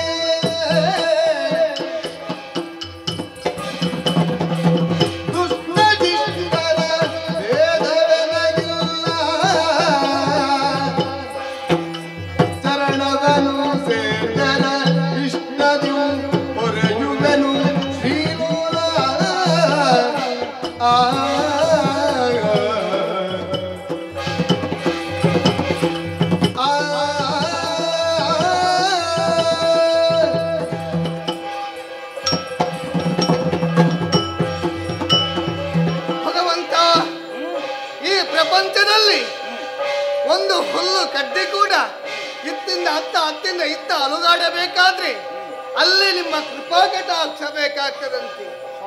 ಹೇಗಿರುವಾಗ ನಿಮಗೆ ಗೊತ್ತಿಲ್ಲದ ಈ ಪ್ರಪಂಚದಲ್ಲಿ ಯಾವುದೂ ಇಲ್ಲ, ಎಲ್ಲವೂ ನಿಮ್ಮಿಂದಲೇ ನಡೆಯುತ್ತಾ ಇರೋದು. ಆದ್ರೂ ಕೂಡ ಈಗ ನೀವು ಹೇಳುತ್ತಾ ಇದ್ದೀರಿ, ಕೆಟ್ಟ ಕೆಲಸವನ್ನು ಮಾಡಿದ್ಯಾ ನೀನು, ಇಂತಹ ಕೆಲಸ ಮಾಡಬಾರದು ಎಂಬುದಾಗಿ. ಭಗವಂತ, ಲೋಕದ ಕಲ್ಯಾಣವನ್ನು ಬಯಸುವವರು ನಾವು. ಈ ಸಂದರ್ಭದಲ್ಲಿ ಆತನಿಗೆ ಆಶ್ರಯವನ್ನು ಕೊಟ್ಟರು ತಪ್ಪು ಎಂಬುದಾಗಿ ಹೇಳುತ್ತಾ ಇದ್ದೀರಿ ನೀವು. ದೇವರೇ, ಅವರು ಕೆಟ್ಟವರು, ಇವರು ಒಳ್ಳೆಯವರು ಎನ್ನುವಂಥ ಭೇದ ನಮಗೆ ಇಲ್ಲ. ಕೆಟ್ಟವರಾದರೂ ಕೂಡ ಅವರನ್ನು ಒಳ್ಳೆಯವರಾಗಿ ಮಾಡುತ್ತೇನೆ ಅಂತ ಭರವಸೆ ನಮ್ಮಲ್ಲಿ ಉಂಟು. ಹಾಗಾಗಿ ಇಲ್ಲಿ ಅವರಿಗೆ ಆ ರಕ್ಕಸ ಕೆಟ್ಟವನಾಗಿರಬಹುದು. ಯಾಕೆ ಇಲ್ಲಿ ಅವರಿಗೆ ಇದ್ದದವ ಕೆಟ್ಟವರ ಜೊತೆಯಲ್ಲಿ ಇದ್ದದ್ದು, ಈಗ ಬಂದು ಸೇರಿಕೊಂಡದ್ದು ಆಶ್ರಮವನ್ನು ಸೇರಿದ ಬಳಿಕ ಒಳ್ಳೆಯವನಾಗುತ್ತಾನೆ ಎನ್ನುವಂಥ ಭರವಸೆ ನಮ್ಮಲ್ಲಿ ಉಂಟು. ಹಾಗಾಗಿ ಈ ವಿಚಾರವನ್ನು ದೇವೇಂದ್ರನಲ್ಲೇ ಹೇಳಿದೆ, ಅವ ಕೇಳಲಿಲ್ಲ. ಹಾಗಾಗಿ ಈ ರೀತಿಯ ಶಾಪವನ್ನು ಕೊಡಬೇಕಾಗಿ ಬಂತು. ಈಗ ಹೇಳುತ್ತಾ ಇದ್ದೇನೆ, ಈ ಪ್ರಪಂಚದಲ್ಲಿ ಯಾವುದು ಗೊತ್ತಿಲ್ಲದು ನಿಮಗೆ ಇಲ್ಲ. ಹಾಗಾಗಿ ಆತನಿಗೆ ಆಶ್ರಯವನ್ನು ಕೊಟ್ಟವಳಿದ್ದೇನೆ. ಅದು ಕೂಡ ಹೇಗೆ, ನನ್ನ ಮಗ ಬರುವ ತನಕ ಮಾತ್ರ ಆತನಿಗೆ ಆಶ್ರಯವನ್ನು ಕೊಟ್ಟಿದ್ದೇನೆ. ಅವ ಬರುವ ತನಕ ಯಾವುದೇ ಕಾರಣಕ್ಕೆ ಈತನನ್ನು ಬಿಟ್ಟುಕೊಡುವುದಕ್ಕೆ ಆಗುವುದಿಲ್ಲ ದೇವ್ರಿ. ಹಾಗಾದ್ರೆ ಮಾಡುತ್ತಿರುವ ಪೂಜೆಗೂ ಇದಕ್ಕೂ ಸಂಬಂಧ ಇಲ್ಲ ಅಂತ. ಯಾಕೆ? ಮತ್ತೇನು, ಆರಂಭದಲ್ಲಿ ಯಾವುದು? ನನ್ನ ಹೆಚ್ಚುಗಾರಿಕೆಯನ್ನು ಅರ್ಥವಿಸಿಕೊಂಡು ನನ್ನನ್ನು ಅರ್ಚಿಸಿದೆ, ನನ್ನನ್ನು ಮೆಚ್ಚಿಸಿದೆ. ಈಗ ಸಹ ಹೇಳುತ್ತಾ ಇದ್ದೇನೆ, ನೀವು ಲೋಕದ ದೇವರು, ನಿಮಗೆ ಗೊತ್ತಿಲ್ಲದ ಯಾವುದೂ ಇಲ್ಲ. ಹಾಗಾಗಿ ದೇವರೆಂಬುದಾಗಿ ಪೂಜಿಸುತ್ತಾ ಇದ್ದೇನೆ ಈಗ ಕೂಡ. ಹೌದಾ? ಸತ್ವಗುಣ ಎನ್ನುವುದು ಲೋಕ ಪಾಲಿಸುವುದಕ್ಕೆ ಇರುವಂತದ್ದು. ಹಾಗೆಂದು ಆದಿಯಲ್ಲೇ ನನ್ನಲ್ಲಿ ಹರ ಐಕ್ಯನಾಗಿದ್ದಾನೆ ಎನ್ನುವುದರ ಅರ್ಥ ಏನು? ತಮೋಗುಣವೂ ಉಂಟು ಎನ್ನುವ ಹಾಗೆ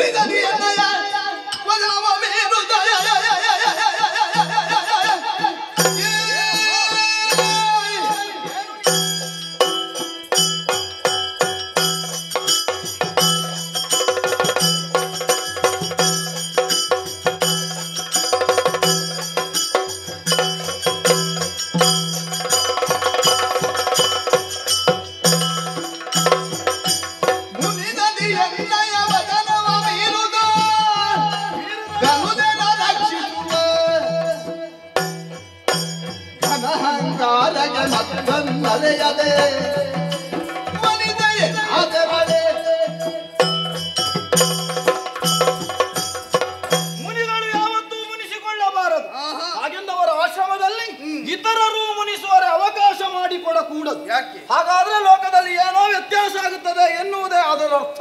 ಭೂತ ವರ್ತಮಾನ ಭವಿಷ್ಯತ್ತನ್ನು ಚೆನ್ನಾಗಿ ಅರ್ಥ ಮಾಡಿಕೊಂಡು ವ್ಯವಹರಿಸುವವನು ನಾನು. ಆದ್ದರಿಂದಲೇ ನಾನು ವಿಷ್ಣುವಾಗಿ ವ್ಯಾಪಿಸಿದವನು ಎನ್ನುವ ಹಾಗೆ ಲೋಕದಲ್ಲಿ ಪ್ರಸಿದ್ಧಿಯನ್ನು ಹೊಂದಿದವನು. ನನ್ನ ಮುಂದೆ ನಾನು ಸತ್ವಗುಣವನ್ನು ಹೊಂದಿದ್ದೇನೆ ಎನ್ನುವ ಕಾರಣಕ್ಕಾಗಿ ನಿನ್ನದ್ದಾದಂತಹ ಆ ಅಸುರರ ದೌಷ್ಟ್ಯವನ್ನು ಪ್ರದರ್ಶಿಸುತ್ತಾ ಇರುವೆಯ. ಮುನಿಸತಿ ಯಾವತ್ತು ಮುನಿಸಿಗೆ ಎಡೆ ಮಾಡಿಕೊಡಬಾರದೆನ್ನುವುದು ಆರಂಭದಲ್ಲೇ ಆಡಿದೆ ಅಂತ ಆದ್ರೆ ಪ್ರಪಂಚಕ್ಕೆ ಏನೋ ಕೆಟ್ಟದ್ದನ್ನು ಕೊಡುತ್ತೀರಿ ಎನ್ನುವುದೇ ಅರ್ಥ. ಹಾಗಾದರೆ ಏನು ಬಿಟ್ಟುಕೊಡುವುದಿಲ್ಲ, ಬಿಟ್ಟುಕೊಡುವುದಕ್ಕೆ ಆಗುವುದಿಲ್ಲ. ಯಾಕೆ? ದೇವರೇ ಇಲ್ಲಿಯವರೆಗೆ ನಿಮ್ಮನ್ನು ದೇವರು ಎಂಬುದಾಗಿ ಪೂಜಿಸಿದ ಅರ್ಚಿಸಿದೆ, ಹೀಗೆ ಹೇಳುತ್ತಾ ಇದ್ದೇನೆ. ಯಾವುದೇ ಕಾರಣಕ್ಕೆ ಅವನನ್ನು ಬಿಟ್ಟುಕೊಡುವುದಕ್ಕೆ ಆಗುವುದಿಲ್ಲ. ಈಗ ನನ್ನ ದೇವರು ಎಂಬುದಾಗಿ ಪೂಜಿಸುವುದು ನನ್ನ ಗಂಡನನ್ನು ಮಾತ್ರ. ಹಾಗಾಗಿ ಹೇಳುತ್ತಾ ಇದ್ದೇನೆ, ಗಂಡ ಬಂದು ಹೇಳಿದ ಬಳಿಕ ಬಿಟ್ಟು ಕೊಟ್ಟೆನು ಹೊರತು ನೀವು ಹೇಳಿದ ಮಾತ್ರಕ್ಕೆ ಬಿಟ್ಟು ಕೊಡುವುದಕ್ಕೆ ಆಗುವುದೇ ಇಲ್ಲ. ಭೂಷಣಕ್ಕಾಗಿ ಇರುವುದಲ್ಲ, ಮತ್ತೇನು? ಸಾರಿ ಹೇಳ್ತಾ ಇದ್ದೇನೆ ಹೆಣ್ಣು ಎನ್ನುವ ಕಾರಣಕ್ಕಾಗಿ ಬಿಟ್ಟು ಕೊಡುತ್ತಾರೆ. ಬಿಟ್ಟು ಕೊಡುವುದಕ್ಕೆ ಆಗುವುದಿಲ್ಲ. ಕೊಟ್ಟ ಮಾತನ್ನು ಯಾವುದೇ ಕಾರಣಕ್ಕೆ ನಾವು ಮೀರುವವರಲ್ಲ.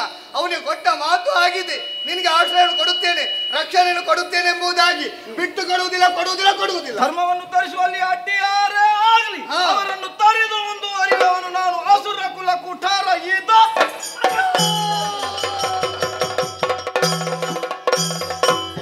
ವನಿತೆಯ ಶಿರವನ್ನರಿಯಲು ಬಂದ ಕ್ಷಣದಲ್ಲಿ ಮುನಿಪತಿಯು ಮನ ಮರುಗುದ ಬಳಿ ಗುರುದರ ಕ್ರೋಧದಿಗೆ ಮನ ಮರುಗುದ ಬಳಿ ಗುರುದರ ಕ್ರೋಧನಿ ಮನುಮತ ಬಿದಗಿಂದ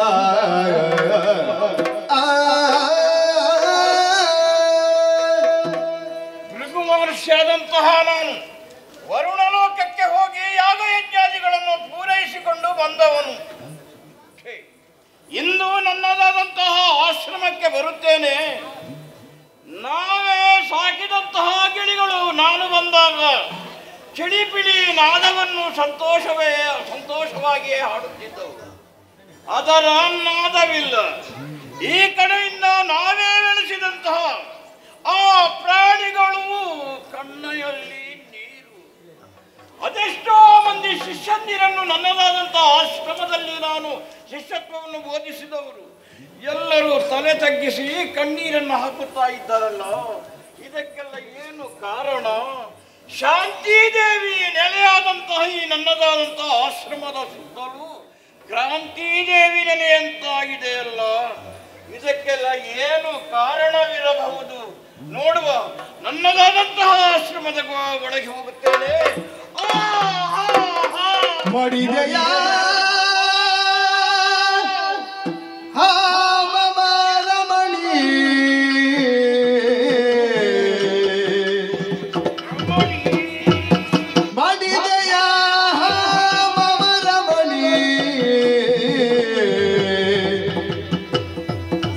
ಗಡನದೊಳಗೆ ನೀ ಜುಮಣಿ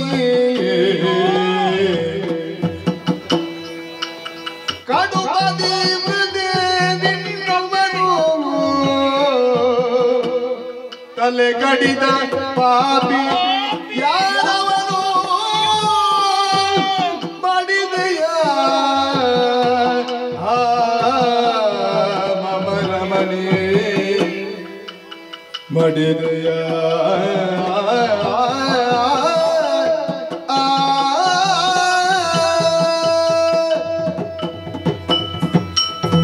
ಅಯ್ಯೋ ಅಯ್ಯೋ, ಏನನ್ನು ನಾನು ನೋಡುತ್ತಿರುವುದರಿದ್ದೇನೆ. ನನ್ನ ಕಣ್ಣನ್ನೇ ನಾನು ನಂಬಲಾರದೆ ಹೋಯಿತಲ್ಲ. ಖ್ಯಾತಿ ಖ್ಯಾತಿ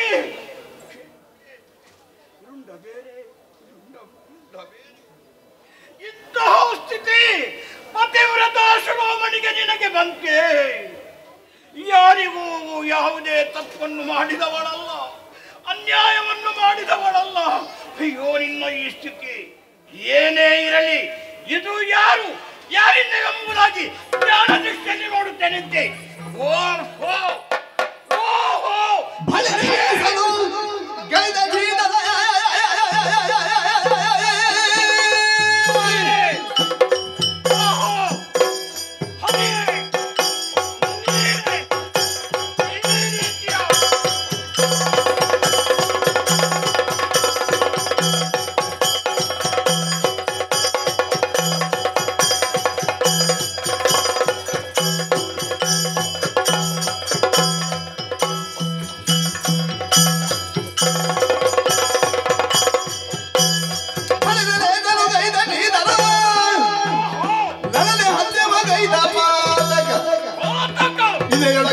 ಕೆಂಡವಿಹುದೇ ತಿಳಿದು ನೋಡು. ಎಂದಿನಿಂದ ನಿಂತು ನಗುತ್ತಿರುವೆ ಅಲ್ಲ. ಭೃಗು ಮಹರ್ಷಿ ಆಶ್ರಮ ಪತಿವ್ರತಾಶ್ರಮ ಮಾಡಿಯಾದಂತ ನನ್ನ ರಸಿಕ್ಯವತಿ ದೇವಿ, ಅವಳ ಮುಂಡ ಬೇರೆಯನ್ನು ಮಾಡಿದೆಯ. ಯಾವುದೇ ತಪ್ಪು ಮಾಡದಂತ ನಾವುಗಳನ್ನು ಶಿಕ್ಷಿಸುವುದಕ್ಕೆ ಓಹೋ ನಿನ್ನದಾದಂತಹ ಅಹಂಕಾರ. ಲೋಕಾಧ್ಯಕ್ಷ ನಾನು, ನನಗೆ ಸರಿಬಿಗಿಲು ಯಾರೂ ಇಲ್ಲ ಎಂಬ ಅಹಂಕಾರವಲ್ಲವೇ ನಿನ್ನ ಅಹಂಕಾರ ಕೆಳಗಿಳಿಯಬೇಕು. ಆದ್ದರಿಂದ ನೀನು ಮುಂದಕ್ಕೆ ದಶ ಅವತಾರವನ್ನೇ ತಾಳು. ಅದರಲ್ಲಿ ಒಂದು ಯುಗದಲ್ಲಿ ನಾನು ಯಾವ ರೀತಿಯಲ್ಲಿ ಆ ಸತಿವಿಯೋಗವನ್ನು ಅನುಭವಿಸ್ತೇನೆ, ಅದೇ ರೀತಿ ನೀನು ಪರಿತಪಿಸ್ತಾ ಇದ್ದು. ಇದು ಭೃಗು ಮಹರ್ಷಿಯ ಶಾಪ, ಭೃಗು ಮಹರ್ಷಿಯ ಶಾಪ, ಭೃಗು ಮಹರ್ಷಿಯ ಶಾಪ.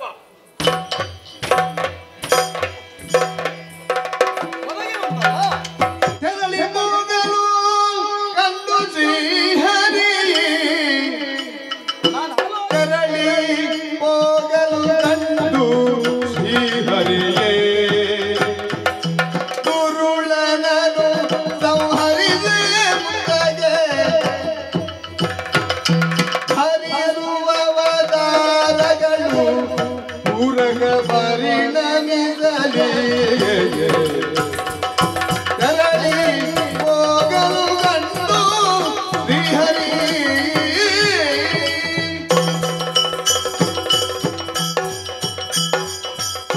ಧರ್ಮ ಸಂಸ್ಥಾಪನಾರ್ಥಾಯ ಸಂಭವಾಮಿ ಯುಗೆ ಯುಗೆ. ಶಿಷ್ಟ ಸಾಧು ಸಂತರಿಗೆ ಅಭಯವಾಕ್ಯವನ್ನು ಆಡಿದಾಗ ನೆನಪಿಸಿದಂತಹ ಮಾತುಗಳಿವು. ಆಡಿದರೆ ಸಾಲದು, ಮಾತು ಕೃತಿಯಲ್ಲಿ ಒದಗಿ ಬರಬೇಕು ಎನ್ನುವುದಾದರೆ ಹೇಗೆ ಮಾಡೋಣ ಎನ್ನುವುದನ್ನು ನಾನು ಚಿಂತಿಸುತ್ತಾ ಇದ್ದದ್ದು. ನನ್ನ ಆಲೋಚನೆಗಳೇ ಈಗ ಯೋಜನೆಗಳಾಗಿ ಪರಿವರ್ತಿತವಾಯಿತಲ್ಲ.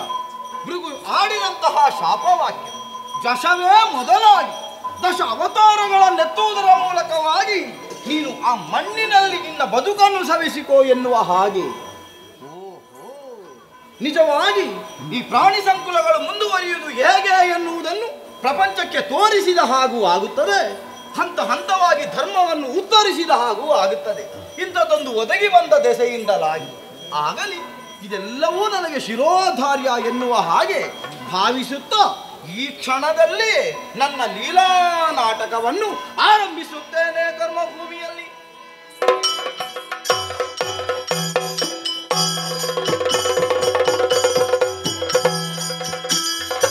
ಸಿದ್ಧೇಶ್ವರಿಯು ಬಾಲಿದಂತ ಶಕ್ತಿಯ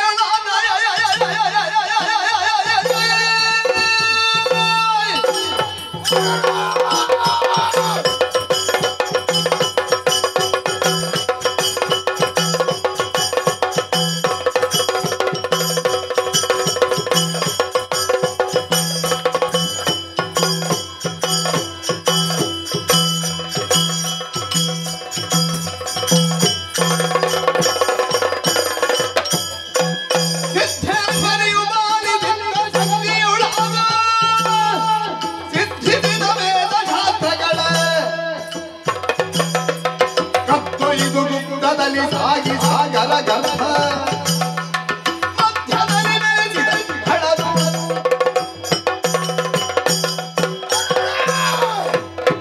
ದೇವಲೋಕವನ್ನು ಪ್ರವೇಶಿಸಿದೆ, ನನ್ನ ಪಾಲಿಗೆ ಸೋಲಾಯಿತು ಎನ್ನುವ ಹಾಗೆ ತಿಳಿದಂತ ನಾನು ಖ್ಯಾತಿ ದೇವಿಯಲ್ಲಿ ಆಶ್ರಯವನ್ನು ಪಡೆದೆ.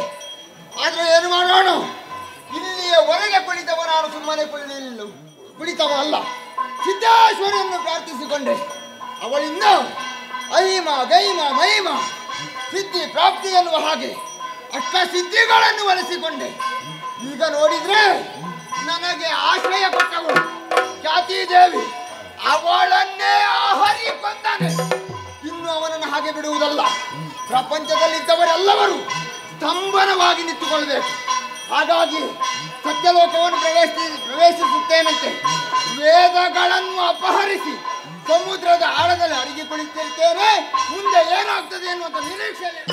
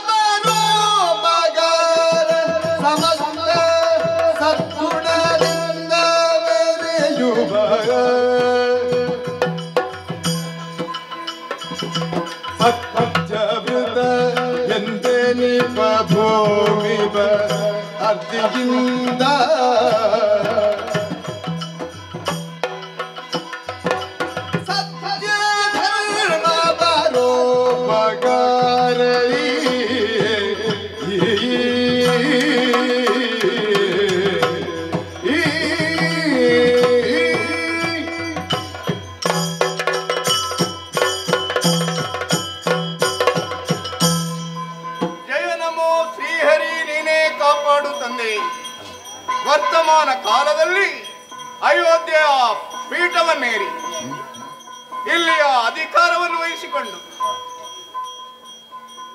ಹಾಗೂ 4 ದಿಕ್ಕಿಗೂ ನನ್ನ ಪ್ರತಿಷ್ಠೆಯನ್ನು ಪ್ರತಿಷ್ಠಾಪಿಸಿ ಇಲ್ಲಿ ಅಧಿಕಾರವನ್ನು ವಹಿಸಿಕೊಂಡು ಸತ್ಯವ್ರತ ಎನ್ನುವಂತಹ ಶುಭನಾಮದಿಂದ ಪ್ರಜೆಗಳು ನನ್ನನ್ನು ಗುರುತಿಸಿಕೊಂಡದ್ದು ಮಾತ್ರ ಅಲ್ಲ, ತಂದೆಯೋ ತಾಯಿಯೋ ಅಜ್ಜನೋ ಹಾಗೂ ಚಿಕ್ಕ ಮಗುವಿನ ಹಾಗೆ ನನ್ನನ್ನು ಪ್ರೀತಿಯಿಂದ ನೋಡಿಕೊಳ್ತಾರೆ.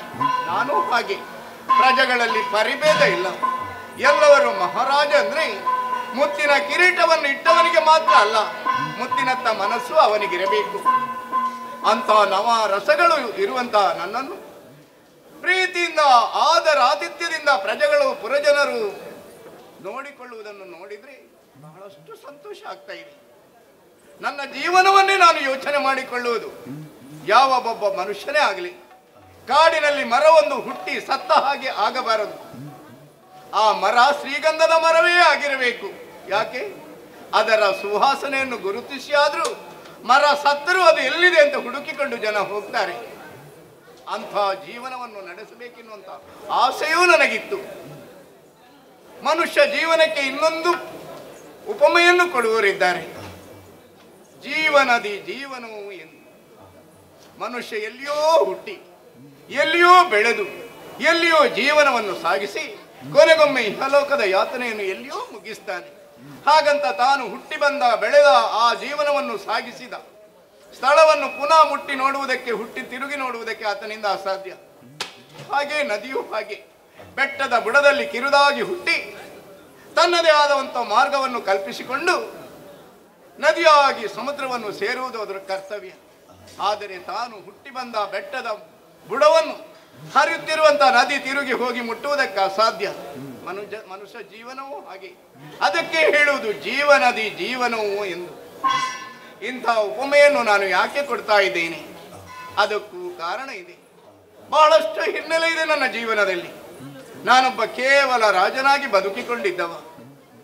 ಆದರೆ ಅದೊಂದು ದಿನ ಒಂದು ಅದ್ಭುತವನ್ನು ನಾನು ನೋಡಿಕೊಂಡೆ. ದಿನನಿತ್ಯವೂ ಎಂದಿನಂತೆ ಪಂಚ ಉದಯಗಳ ಮುಂಚಿತವಾಗಿ ಎದ್ದು ನನ್ನ ದಿನಚರಿಯನ್ನು ನಾನು ಮಾಡಿಕೊಳ್ಳುವ ಅರುಣೋದಯ, ಕಿರಣೋದಯ, ಸೂರ್ಯೋದಯ, ರಥೋದಯ ಹಾಗೆ ರವಿಯೋದಯ ಎನ್ನುವಂತಹ ಪಂಚ ಉದಯಗಳ ಮುಂಚಿತವಾಗಿ ಎದ್ದು ನನ್ನ ಕರ್ತವ್ಯವನ್ನು ಮಾಡುವಾಗ ಒಂದು ದಿನ ಅದ್ಭುತವೊಂದು ನನ್ನ ಕಣ್ಣಿಗೆ ಬಿತ್ತು, ನನ್ನ ಮನಸ್ಸಿಗೆ ಬಿತ್ತು. ದಿನನಿತ್ಯವೂ ನಾನು ಮುಂಜಾನೆ ಹೋಗಿ ಸೂರ್ಯದೇವನಿಗೆ ಅರ್ಘ್ಯ ಕೊಡುವುದು ನನ್ನ ಕಾರ್ಯಕ್ರಮ. ಅಂತ ಅರ್ಘ್ಯ ಕೊಡುವಂತಹ ಸಮಯದಲ್ಲಿ ದಿನನಿತ್ಯದ ಹಾಗಾಗಿಲ್ಲ, ಅಂದೊಂದು ಅದ್ಭುತವನ್ನೇ ನನ್ನ ನೋಡಿದ ಹಾಗಾಯಿತು. ಇದ್ದಕ್ಕಿದ್ದ ಹಾಗೆ ನನ್ನ ಬಗಸೆಯಲ್ಲಿ ನೀರನ್ನು ಎತ್ತಿಕೊಂಡ ಆವಾಗ ಚಿಕ್ಕದೊಂದು ಮೀನು ಆ ನೀರಿನಲ್ಲಿತ್ತು.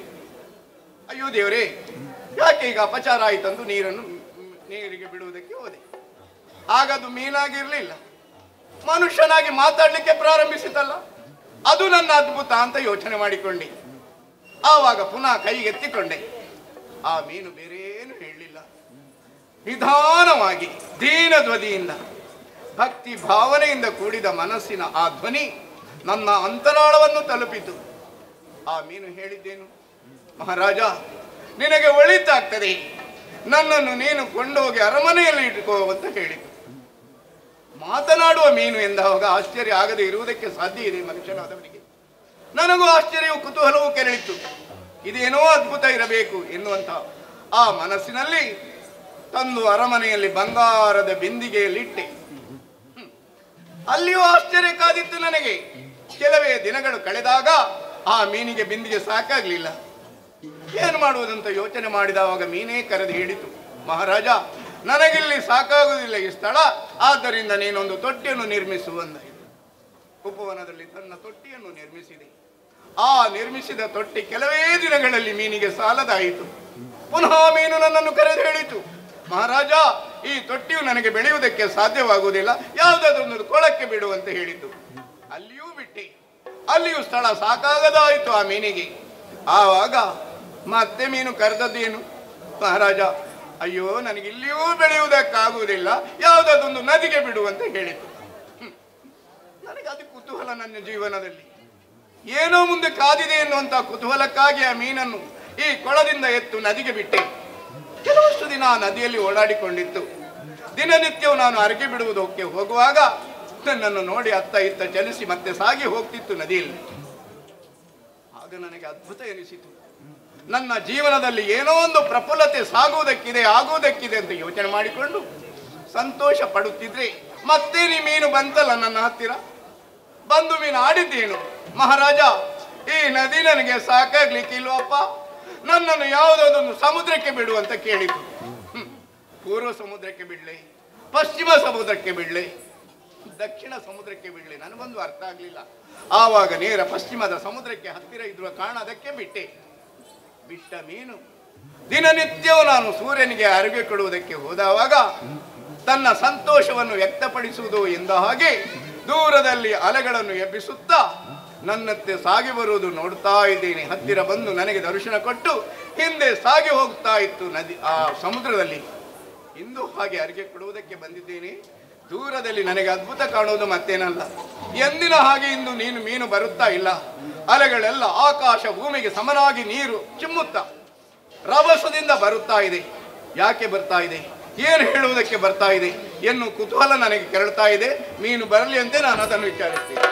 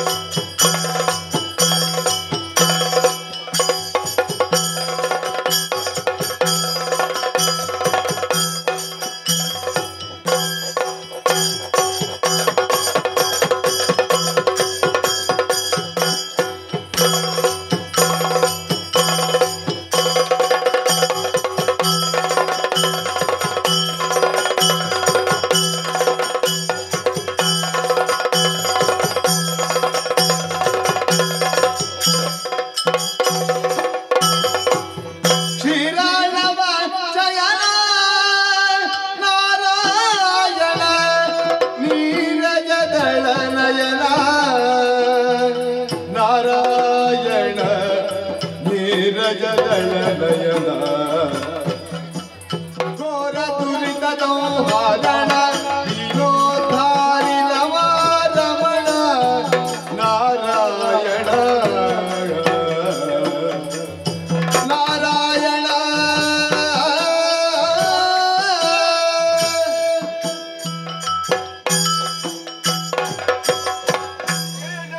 ಶ್ರೀಹರಿ ನಾರಾಯಣ ನೀನೇ ಕಾಪಾಡುತ್ತಂದೆ. ನೊಂದಿರೆ ನೊಂದಿರ ಸುರನರಲ್ಲ ನೊಂದಿರ ಗುರನರಲ್ಲ ತಮನಿಂದಲೇ ಕೈ ಜಗವೆಲ್ಲ ಕಂದಿಹುದೆಂಬುದನರಿದೆ ಕಂದಿಹುದೆಂಬುದನರಿದೆ ಅದಗೆಂದಿ ರೂಪವನಾದೆ ನೊಂದಿರ ಸುರನರಲ್ಲ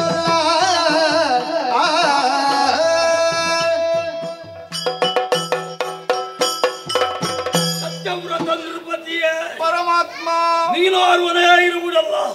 ಅಂಬರದಲ್ಲಿ ಕೈ ಮುಗಿದು ಸ್ತುತಿಸುತ್ತಿರುವಂತಹ ದೇವ ಸಂದೋಹ ಋಷಿಮುನಿಗಳು ಒಂದೇ ಧ್ವನಿಯಿಂದ ನಾರಾಯಣನಿಗೆ ಜಯವಾಗಲಿ ಶುಭವಾಗಲಿ ಎನ್ನುವ ಹಾಗೆ ಆರತಿ ಎತ್ತಿ ಹರಸುತ್ತೀರಿ ಅಂತಾದರೆ, ಬೇಡ್ತೀರಿ ಅಂತಾದರೆ ನನ್ನ ಈ ಅವತಾರ ಯಾಕೆ ಎನ್ನುವ ಹಾಗೆ ಬೇಕೋ ಬೇಡವೋ ಪ್ರಶ್ನೆ ಮೂಡಿದೆ. ನೊಂದಿರೇ ಅಸುಮಾನಸರು. ಯಾರು ನೊಂದುಕೊಳ್ಳಬೇಕಾದಂತಹ ಅವಶ್ಯಕತೆ ಇಲ್ಲ. ನಾರಾಯಣನಾದಂತಹ ನಾನು ಮತ್ಸ್ಯ ರೂಪವನ್ನು ತಾಳಿದ್ದೆ ಕೂಳಲಾದಂತಹ ತಮನ ವಧೆಗಾಗಿ. ಹೌದು, ಆದರೆ ನೀನು ಮಾಡಬೇಕಾದ್ದೇನು? ಏನು? ಇಂದಿನಿಂದ 8ನೆಯ ದಿನದಲ್ಲಿ ಮಹಾಪ್ರಳಯ ಸಂಭವಿಸುವುದಕ್ಕಿದೆ. ಹೌದೇ? ಸಕಲ ಜೀವರಾಶಿಗಳನ್ನು ನಿನ್ನೆಡೆಗೆ ಬರುವಂತಹ ನಾವೆಯಲ್ಲಿ ತುಂಬಿಸಿ ನೀನೇ ನಾವೆಯನ್ನೇರಿ ವಾಸುಕಿಯ ಬಾಲವನ್ನು ನಾವೆಗೂ ಅದರ ಮುಖದ ಭಾಗವನ್ನು ನನ್ನ ಈ ಕಾಣುತ್ತಿರುವಂತಹ ಕೋಡಿಗೂ ಕಟ್ಟಬೇಕು. ನೀನೇ ರಥವೇರು, ನಾನೇ ನಾವೆಯನ್ನು ಮುನ್ನಡೆಸುತ್ತಾ ಕೂಳಧಮನ ವಧೆಗೆ ಪ್ರಯತ್ನಿಸ್ತೇನೆ. ನಿಮಗೆ ಶುಭವಾಗಲಿ. ನಿನ್ನಿಷ್ಟದಂತೆ ಆಗಲಿ ಪರಮಾತ್ಮ. ಎಲ್ಲಿದ್ದಾನೆ ತಮಾಸುರ? ಅಡಗಿ ಕುಳಿತದೆ ಸರದಿಯೊಳಗೆ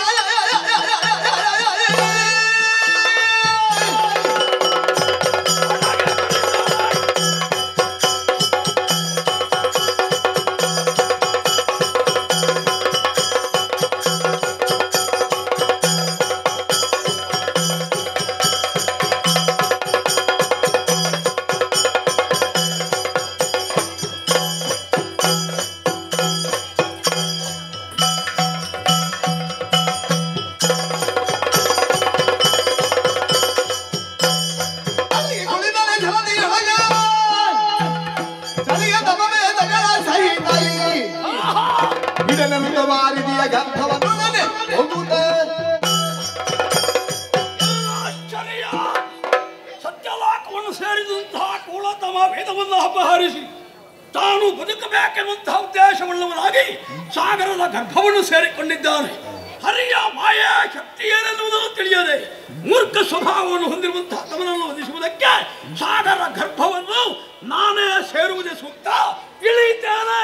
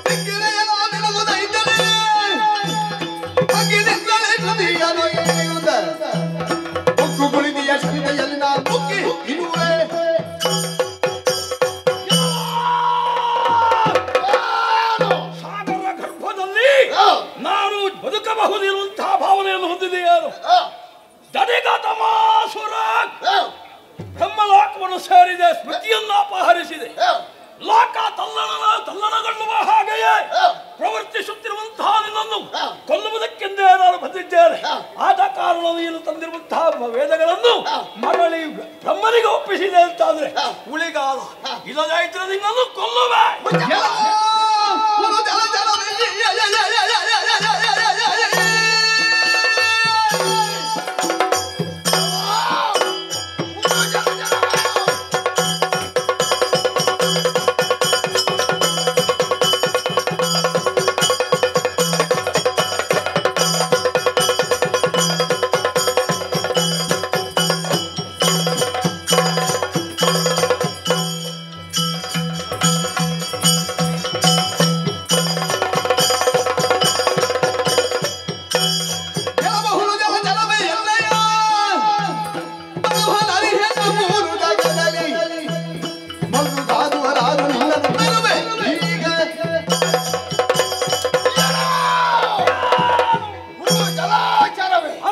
ಸಮುದ್ರದಲ್ಲಿ ಅಡಗಿಕೊಂಡಿರುವಂತ ಸಂದರ್ಭ ನೀರನ್ನೆಲ್ಲ ಬಡಿದ ಬಳಿಸುತ್ತ ಮುಂದೆ ಮುಂದೆ ಬಂದೆಯ. ಮೂರು ಲೋಕದಲ್ಲಿಯೂ ನನ್ನ ಪರಾಕ್ರಮ ಏನು ಎನ್ನುವುದನ್ನು ಅರಿತವ ನೀನಲ್ಲ. ನಿನ್ನನ್ನ ಕಡಿದು ಮುಕ್ಕುವಾಗ ತಡೆಯುವವರು ಯಾರಿದ್ದಾರೆ?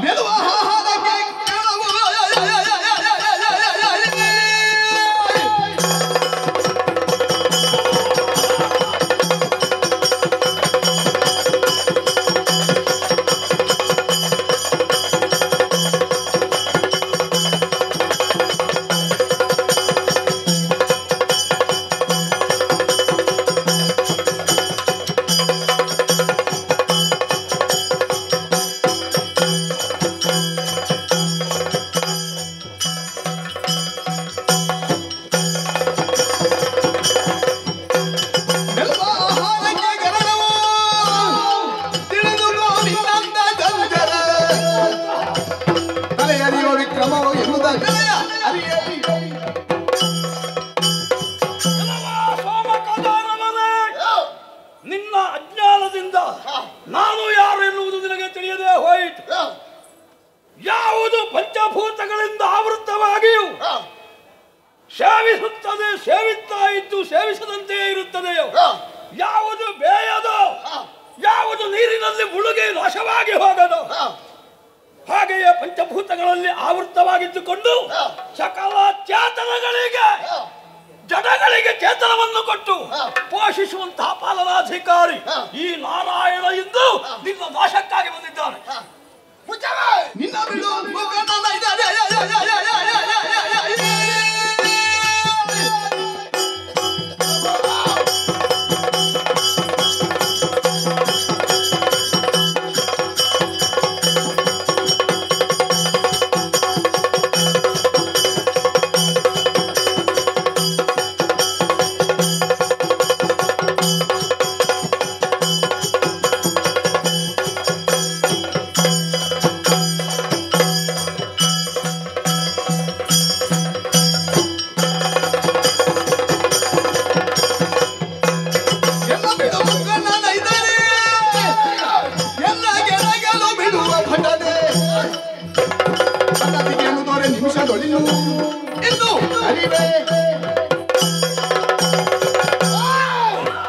ನೀನ್ಯಾರು? ಶ್ರೀಮನ್ನಾರಾಯಣ.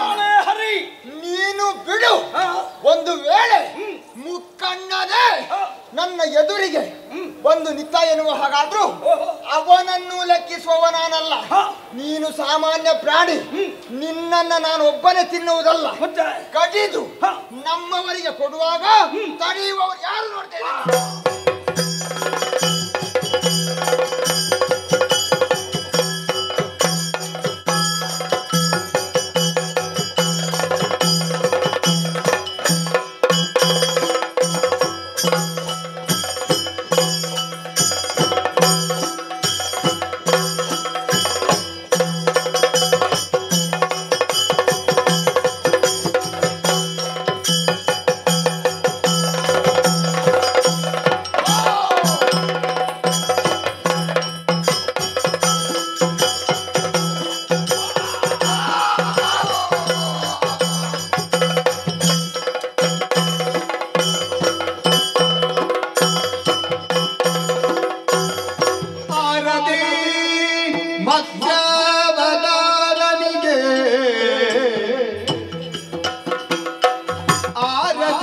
ಮತ್ಸ್ಯವತಾರನಿಗೆ ಆರತಿ ಸುಜನರ ಪೊರೆವ ಬಗೆಯೇ ಆರತಿ ತಮ ದುರುಳನ ತರಿದ ಬಗೆ ಆರತಿ ವೇದೋದ್ಧಾರನಿಗೆ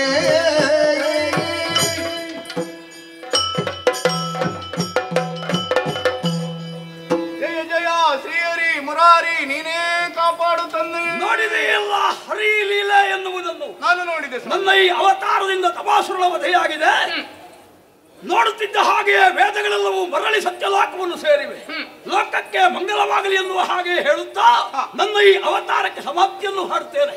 ಹಾಗೆಯೇ ಭವಿಷ್ಯದಲ್ಲಿ ನಿನ್ನ ಬಳಿಗೆ ವಿಶೇಷವಾದಂತಹ ವಿಮಾನವನ್ನು ಕಳಿಸುತ್ತೇನೆ. ಏನು ಸ್ವಾಮಿ? ಆ ವಿಮಾನವನ್ನು ಕಳುಹಿಸಿದ ಕ್ಷಣ ವಿಮಾನವನ್ನು ಏರಿ ನಿನ್ನನ್ನು ವೈಕುಂಠಕ್ಕೆ ಕರೆಸಿಕೊಳ್ತೇನೆ. ನಿನಗೆ ಒಳ್ಳೆಯದಾಗಲಿ. ಶುಭವಾಗಲಿ ತಂದೆ.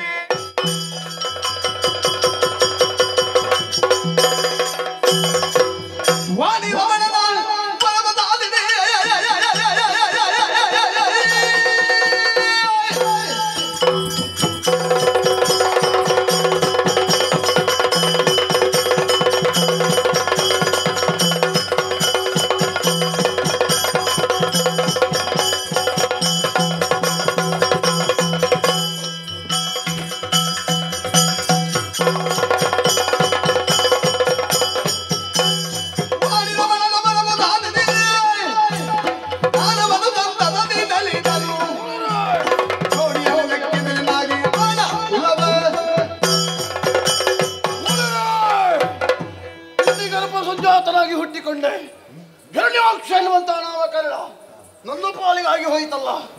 ಏನು ಮಾಡಲು ಹೇಳಿ? ಎಳೆಯುವಲ್ಲಿ ನಾ ಮಾಡಿದಂತಹ ಆಟ ನಮ್ಮ ತಾಯಿಯಾದಂತಹ ದಿತಿದೇವಿಯ ಮನಸ್ಸಿಗೆ ಬಹಳಷ್ಟು ನೋವನ್ನು ಮಾಡಿತು. ಏನು ಮಾಡಲೆಂಬ ಹಾಗೆ ಕೇಳಿದಾಗ ಅವಳೇ ಸರಿಯಾದ ದಾರಿಯನ್ನು ಸೂಚಿಸಿದಳಲ್ಲ. ಆ ಬ್ರಹ್ಮನನ್ನು ತಪಸ್ಸಿನ ಮೂಲಕವಾಗಿ ಮೆಚ್ಚಿಸಿಕೊಂಡು ಅಜೇಯವಾದಂತಹ ವರವನ್ನು ಪಡೆದು ಮೇಲುಲೋಕವಾದಂತಹ ದೇವಲೋಕವನ್ನು ಏರಬೇಕು, ಅಧಿಕಾರ ಪಡಿಬೇಕು ಅಂತ ಹೇಳಿದ್ದಾಳೆ. ಸರಿ ಅಂತ ಒಪ್ಪಿಕೊಂಡೆ. ಆಶೀರ್ವಾದವನ್ನು ಪಡೆದು ವನಾಂತರವನ್ನು ಸೇರಿ ಪ್ರೀತಿಯನ್ನು ತಪಸ್ಸಿನ ಮೂಲಕವಾಗಿ ಮೆಚ್ಚಿಸಿಕೊಂಡೆ. ಅಜೇಯವಾದಂತಹ ವರಬಲದ ಜೊತೆಯಲ್ಲಿ ವಿರೋಧಿಗಳನ್ನು ಜಯಿಸುವಂತ ಗದಾದಂಡ ನನ್ನ ಪಾಲಿಗೆ ಒದಗಿ ಬಂದಿದೆ. ಇಷ್ಟೇ ಅಲ್ಲ, ದಿನವೊಂದಕ್ಕೆ ಒಡಲನ್ನು ತುಂಬಿಸಿಕೊಳ್ಳುವುದಕ್ಕಾಗಿ 100 ಹಂದಿ ನನ್ನ ಪಾಲಿಗೆ ದೊರಕುವ ಹಾಗೆ ಮಾಡಿದ್ದಾಳೆ. ಸಂತೋಷದ ವಿಷಯ ಅಮ್ಮನಲ್ಲಿ ಹೇಳ್ತಾಳೆ ನೋಡೋಣ.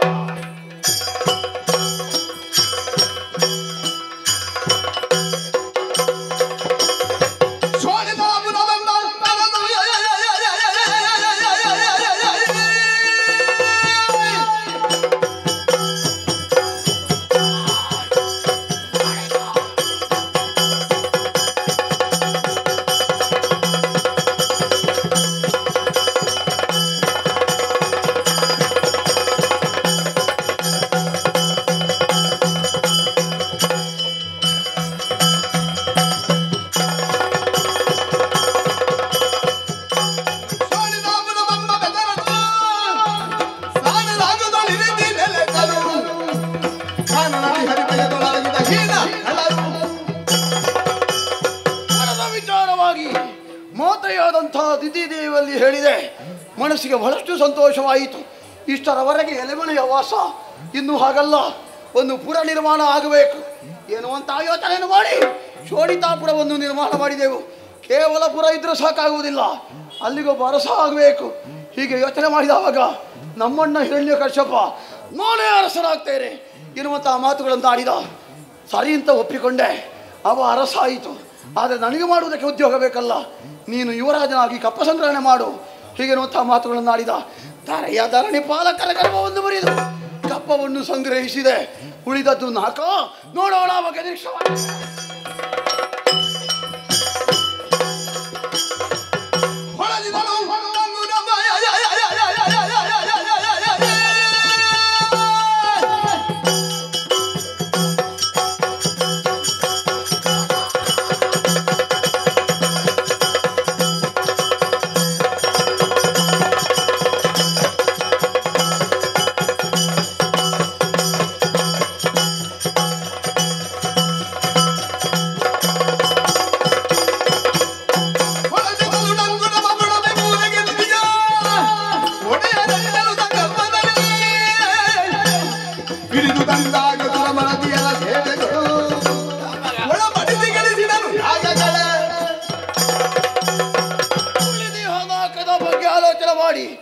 ಸ್ವರ್ಗಲೋಕ ಒಂದು ಯಾರಿ ಇಂದ್ರಾದಿ ದೇವತೆಗಳನ್ನು ಸದೆಬಡಿದೆ ಕಾಣುತ್ತಿರುವುದು ಪೀಠ ಯಾರಿಗೊಳ್ತಾಳೆ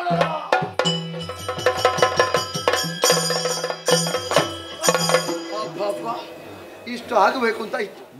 ಕೆಲವು ಸಮಯ ಆಯ್ತು ಅಂತ ಕಾಣ್ತದೆ. ಏನು ಉಲ್ಲಾಸ ಇರಲಿಲ್ಲ. ಇಲ್ಲಿಗೆ ಬಂದ ಮೇಲೆ ನೋಡಿದ್ದೀರಾ ದೇವತೆಗಳೆಲ್ಲ ನಾಪತ್ತೆಯಾಗಿದ್ದಾರೆ.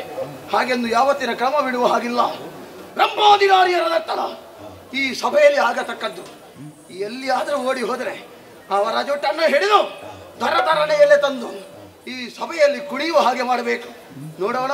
ಆರಂಭವಾಗಲಿ ಆರಂಭವಾಗಲಿ ಆರಂಭವಾಗಲಿ. ಕಾಲ ಗಂಧರ ಗಾಲ ಗಾಲ ದಿಶಾ ಬಡ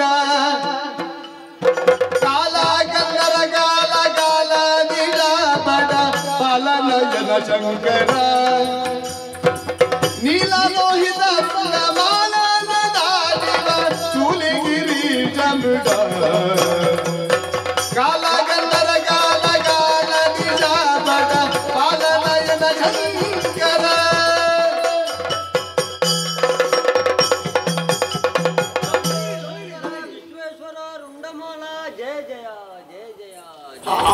ದೂರದಿ ಬರುದಿರ್ಬ ನಾರದ ಮುನಿ ಮನ ದೂರದಿ ಬರುದಿರ್ಬ ನಾರದ ಮುನಿ ಮನ ಹಾರಿಯಾನಿಗಿರುವುದ ಹೋರನೆ ಕರೆತಂದು ಪೀಠವನೇ ಹೋರನೆ ಕರೆತಂದು ಪೀಠವನೇ ಭೂರಿ ಭಂಗಿಯೊಳಾದನು ದೂರದಿ ಬರುದಿರುವ ನಾರದ ಮುನಿಮನ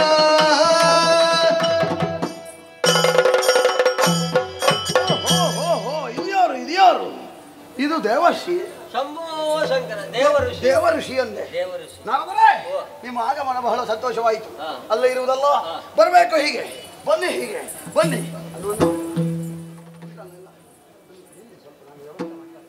ನಾರದರೆ ಓ ನಾರದರೆ ಏನು ಮಾಯವಾದ್ರೆ ಹೇಗೆ ಹಿರಣ್ಯಾಕ್ಷ ಸ್ವಾಮಿ ನಾನಿಲ್ಲಿದ್ದೇನೆ. ಎಂತದಂತ ಆಲೋಚನೆ ಮಾಡಿದ್ದೀನಿ. ಏನು ನನಗೆ ಅಪಮಾನ ಮಾಡುವುದಕ್ಕೆ ಕಾಯ್ತಾ ಇದ್ದ. ಅಪಮಾನ ಈಗ ಒಂದು ಕೊಲೆ ಆಗ್ತಾ ಇತ್ತು ಇಲ್ಲಿ. ಯಾಕೆ ಇಲ್ಲದಿದ್ರೆ ಉಂಟ ಸ್ವಾಮಿ. ಹಾ. ಧ್ವಜಸ್ತಂಭದ ಮೇಲೆ ಕಾಗೆ ಹೋಗಿ ಕೂತಾಗಿ ಕೂತಿದ್ದೀರಲ್ಲ. ಮತ್ತೆ ನಾರದರೆ ಹೀಗೆ ಬನ್ನಿ ಅಂತ ಹೇಳಿ ನಾನು ಬನ್ನಿ ಅಂತ ಮಾತ್ರ ಹೇಳಿದ್ದು. ಹಾ. ಈಗ ನಿಮಗೆ ಹೇಗೂ ಮರ್ಯಾದೆ ಇಲ್ಲ. ಅದಕ್ಕಾದ್ರೂ ಒಂದು ಮರ್ಯಾದೆ ಉಂಟ ಇಲ್ವಾ ಹೇಳಿ. ಅಲ್ಲ ನಾನು ಯಾವಾಗ್ಲೂ ಬರುವಾಗ ದೇವೇಂದ್ರ ಅದರ ಮೇಲೆ ಕುಳಿತುಕೊಳ್ಳಿ. ಯಾವ ದೇವೇಂದ್ರ ಮೊದಲಿನ ಅವ ಇದ್ದಾನ? ಓ ಅವ ಇಲ್ಲ ಈಗ ನಿಮ್ಮ ದೇವೇಂದ್ರನ ಕಥೆ ನನ್ನಲ್ಲಿ ಹೇಳಬೇಕು. ಹಾ, ಈಗ ಹಿರಣ್ಯಾಕ್ಷನ ಆಡಳಿತ ಹೊಸ ದೇವೇಂದ್ರ ಹಿರಣ್ಯಾಕ್ಷನೇ ಇಂದ್ರನಾಗಿ ಬರೀತಾ ಇದ್ದಾನೆ. ಹಾಗಾಗಿ ನಾನು ಹೇಳಿದ ಹಾಗೆ ಆಗಬೇಕು. ಹೊಸ ಕ್ರಮ ನೂತನ ಕ್ರಮ.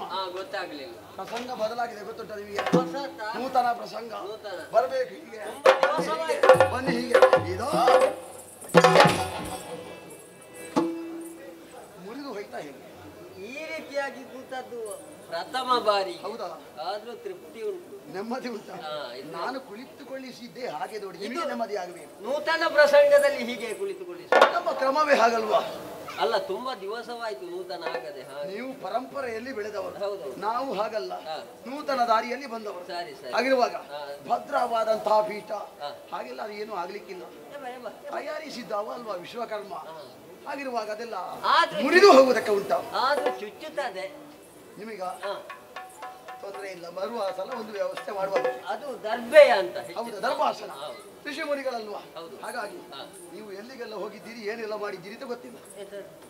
ತಿರುಗಟ್ಟದ ನಡೆದು ಬಂದ ದಾರಿ, ಆ ನಡೆದಂತ ನಿಮ್ಮ ಪಾದ ಅದು ನನಗೆ ಪುಣ್ಯ ಪಾದ. ಪುಣ್ಯ ಪಾದ. ಆ ಪಾದವನ್ನು ತೊಳಿತಾ ಇದ್ದೇನೆ ಸ್ವಾಮಿ. ಇಷ್ಟಕ್ಕೆ ಸಾಕಾಗುವುದಿಲ್ಲ. ಅದೇ ಇದನ್ನು ತೀರ್ಥ ಅಂತ ಸೇವನೆ ಮಾಡಬೇಕು ಅಂತ ಒಂದು ಆಸೆ ಇರ್ತದೆ. ಹಾ. ಸ್ವಲ್ಪ ಸೇವನೆ ಮಾಡ್ತೇವೆ. ತೀರ್ಥ ಅಂತ ನೀನೊಬ್ಬನೇ ಕುಡಿಯುವುದಲ್ಲ, ಇದ್ದವರಿಗೂ ಕೊಡ್ಲಿಕ್ಕೆ ಉಂಟ. ಅವ ಕಾಯ್ತಾ ಇದ್ದಾನೆ ಯಾವಾಗ ಸಿಗ್ತದೆ ಅಂತ. ಹೌದು, ಕೆಲವು ದಿವಸದಲ್ಲಿ ಸ್ವಲ್ಪ ತೀರ್ಥ ತಕೊಳ್ಳೋದೇ ಅವನಿಗೆ ಆಗುದಿಲ್ಲ. ಹಾ. ಹಾಗಾಗಿ ತೃಪ್ತಿ ಆಗುದಿಲ್ಲ. ಅವನಿಗೆ ಮಾತ್ರ ಅಲ್ಲ ನನಗೆ ಮಾತ್ರ ಅಲ್ಲ, ಎಲ್ಲರಿಗೂ ಕೊಡು. ನಮ್ಮವರಿಗೂ ಸಿಗಬೇಕು. ತೊಂದ್ರೆ ಕಾಯ್ತಾ ಇದ್ದಾರೆ. ಹಾ. ಈಗ ನಿಮಗೆ ತೀರ್ಥ ಆಯ್ತಾ? ಅವರಿಗೂ ತೃಪ್ತಿ ಆಯ್ತು, ಅವರಿಗೂ ನೆಮ್ಮದಿ ಆಯ್ತು. ಆಯ್ತು. ಇನ್ನು ಕೇಳಬೇಡಿ ತೀರ್ಥ ಬೇಕು ಅಂತ. ಮತ್ತೆಗಿಲ್ಲ. ಈಗ ಒಂದು ಆರತಿ ಬೆಳಗ್ತೇನೆ ಸ್ವಾಮಿ. ಆರದೋ ಋಷಿ ಕುಲ ತಿಲಗದೆ ಶಾರದ ಬಾಲಗಗೆ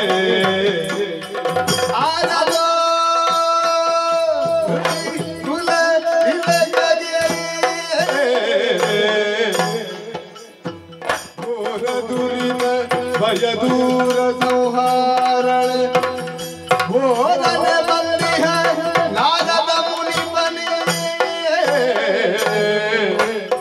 ಆರವೋ ಋಷಿ ಕುಲ ಇಲಗಿರಿ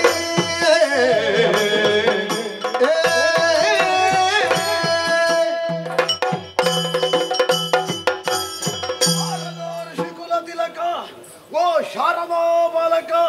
ಸ್ವಾಮಿ, ನನಗೆ ಅಭ್ಯಾಸ ಇಲ್ಲ ಆಯ್ತಾ, ಆದರೂ ನಾನು ಮಾಡಿದ್ದೇನೆ. ಯಾಕೆ? ನಾವು ಶಿಷ್ಟಾಚಾರ ಬಿಡಬಾರ್ದಲ್ಲ, ಹಾಗಾಗಿ ಪೂಜಿಸಿದ್ದೇವೆ. ನಾನು ಮಾಡಿದಂಥ ಪೂಜೆಯಲ್ಲಿ ಏನಾದರೂ ಲೋಪದೋಷಗಳಿದ್ರೆ ಅದನ್ನು ಸುಧಾರಿಸಿಕೊಳ್ಳಬೇಕು. ಮತ್ತೆ ನಾವು ದೋಷ ಮಂಗಳಾರತಿ ಮಾಡುವುದಂತ ವಿಷಯ ಇಲ್ಲ. ನಿಮಗೆ ಹೋದಲ್ಲೆಲ್ಲ ಒಮ್ಮೊಮ್ಮೆ ಮಂಗಳಾರತಿ ಆಗ್ತದೆ, ಹೋದಲ್ಲೆಲ್ಲ ಆಗ್ತದೆ. ಈ ರೀತಿಯಾಗಿ ಅದು ಹೊಸ್ತು ಪುಣ್ಯ.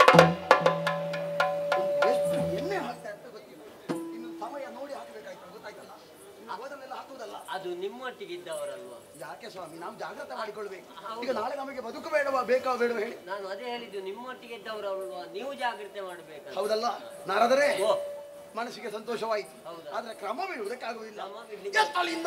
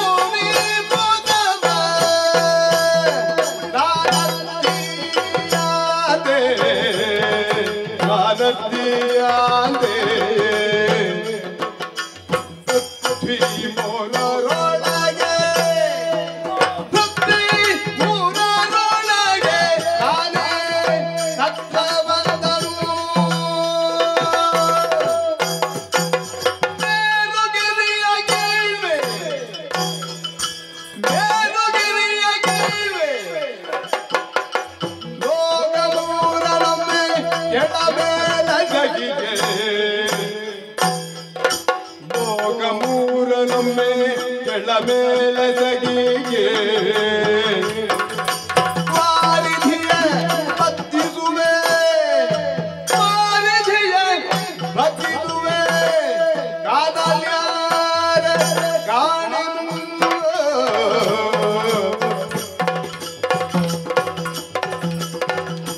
ಎತ್ತಣಿ ನಂದೈರಂದೆ ಮೌನಿ ಗೋತಮಗ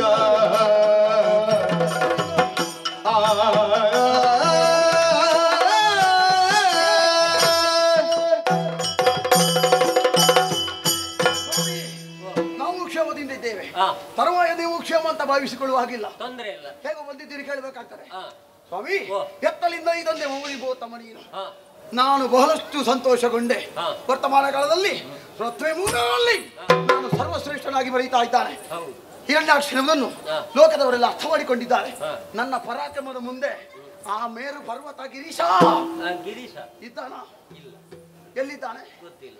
ಅವನಿಗೆ ಸ್ವಲ್ಪ ಸರಿ ಇಲ್ಲ, ಗೊತ್ತುಂಟ ನಿಮಗೆ? ಹಾ. ಯಾಕೆ? ಯಾಕೆ? ನನ್ನಲ್ಲಿ ಹೋರಾಟ ಮಾಡುವುದಕ್ಕೆ ಬಂದ. ಹಾ. ಅವನ ಸತ್ವವನ್ನು ಹೀರಿದೆ. ಹಾ. ನನ್ನಿಂದ ಸೋತಂತ ಗಿರೀಶ ದೂರದಲ್ಲಿ ಹೋಗಿ ಕೂತಿದ್ದಾನೆ. ಹಾ. ಸದ್ಯಕ್ಕೆ ಬರುವ ಹಾಗಿಲ್ಲ. ಇಲ್ಲ. ಆಮೇಲೆ ಹಾ. ಸಮುದ್ರ ರಾಜ ಹಾ. ರತ್ನಾಕರ ರತ್ನಾಕರ ಬಂದಿದ್ದಾನ? ಇಲ್ಲ. ಯಾಕೆ? ಅವ ಬಂದ್ರೆ ನಿನಗೆ ಕಷ್ಟ ಇತ್ತಾ? ನನಗೆ ಕಷ್ಟವೇ ಇಲ್ಲ. ನೀನು ಅಲ್ಲ ಅಲ್ಲ, ಹಾ. ನಿನಗೆ ಕಷ್ಟ ಇತ್ತ ಅಂತ ಅವನ್ ಒಂದು ವೇಳೆ ಬರ್ತಿದ್ರೆ ಹಾ. ಸುಲಭದಲ್ಲಿ ಸೋಲಿಸಿ ಹಾ. ಆಗ್ತಿತ್ತು. ಅವ ಬಾರದಿದ್ದ ಕಾರಣ ಸ್ವಲ್ಪ ಕಷ್ಟ. ನಾನಿರುವಾಗ ಅವನಿಗೆ ಒಂದು ಧೈರ್ಯ ಉಂಟು, ಹಾ. ಹಾಗಾಗಿ ಬರದೇ ಇದ್ದದ್ದು. ಅಂಥ ರತ್ನಾಕರ ಹಾ. ಅವನ ಆರ್ಭಟ ಕೇಳಿಸ್ತದ?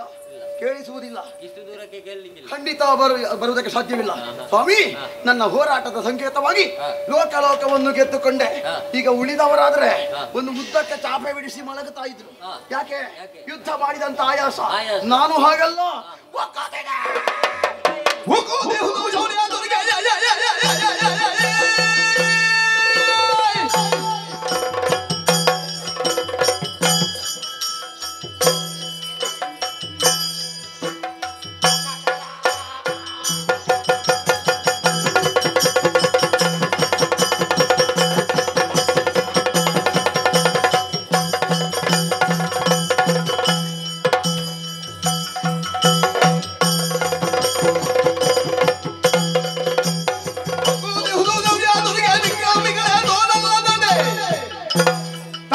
ಸಮಯ ಬಿಗಲಿಗಾದಕ್ಕೆ ಆಲಯ್ಯ ಶೌರ್ಯ ನನ್ನ ಭುಜದಂಡೆಯನ್ನು ನೋಡಿದ್ದೀರಾ ನೀವು? ಎಂತದಂತಲೇ ಗೊತ್ತಾಗುದಿಲ್ಲ. ಹೇಗೆ ಕಾಣ್ತದೆ? ಭುಜ ಹೀಗೆ ಕೆಂಪು ಕೆಂಪು ಕೆಂಪು ಕೆಂಪು. ಭುಜ ಕುಣಿಯುತ್ತಾ ಉಂಟು. ಏನು ರೋಗ ಅಲ್ಲ ನನಗೆ. ಅದು ಕುಣಿಯುವುದು ಯಾಕೆ? ಹಾಗೆ. ಯುದ್ಧ ಮಾಡಬೇಕೇನುವಂತ ಉತ್ಸಾಹ. ಉಕ್ಕುತ್ತಿದ್ದ ಭುಜದಿ ಶೌರ್ಯ. ಆ ಭುಜದ ಶೌರ್ಯ ಎನ್ನುವುದು ಉಪಶಮನ ಆಗಬೇಕು ಅಂತಿದ್ರೆ ನನಗೆ ಹೋರಾಟ ಮಾಡದೆ ಬೇರೆ ದಾರಿ ಇಲ್ಲ. ಹೋರಾಟ ಇಲ್ಲಿ ಯಾರಾದರೂ ಇದ್ದಾರಾ? ಇಲ್ಲಿ ಯಾರು? ಯಾರು ಕಾಣಿಸುವುದಿಲ್ಲ. ಯಾರು ಕಾಣಿಸದ ಕಾರಣ ನಾನು ನಿಮ್ಮನ್ನೇ ಆಯ್ಕೆ ಮಾಡಿಕೊಂಡಿದ್ದೇನೆ. ಯಾಕೆ? ಕಲಹ ಮಾಡುವುದಕ್ಕೆ. ಒಲ್ಲಿ ಒಲ್ಲಿ ಒಲ್ಲಿ ಹೊಲೀರಿ. ಧಿರುರೇ ನಿನಗಾರಿದಿರಿಲ್ಲವು ಧಿರುರೇ ಧಿರುರೇ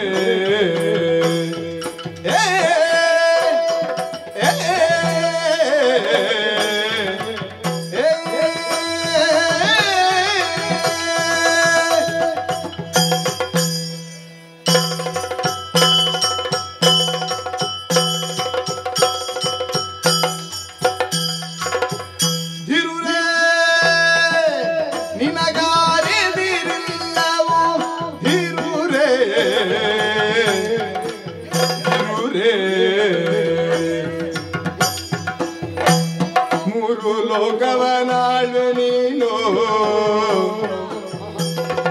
ನಿನ್ನ ವೀರತ್ವಗಳೆಲ್ಲವಿನ್ನು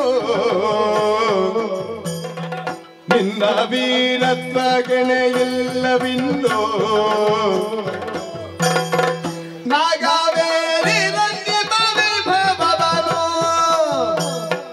ಮಿಗೆ ಚಾರು ವಿನೋದದೊಳ್ ಈ ಕಿಮೆಯನು ತಲೆ ಸಾರಿ ಬಂದವನೋಡ ಈ ರೀತಿ ತರದದೆ ಇರುರೇ ಇರುರೇ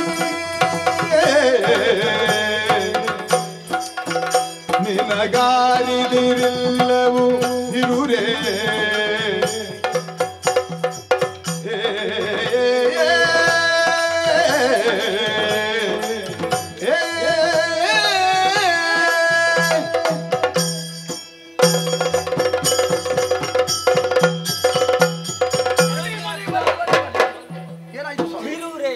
ಬಲಿರೆ ಬಾಪುರೆ ಮಜಾರೆ ಮಜ ಭೂತುರೆ.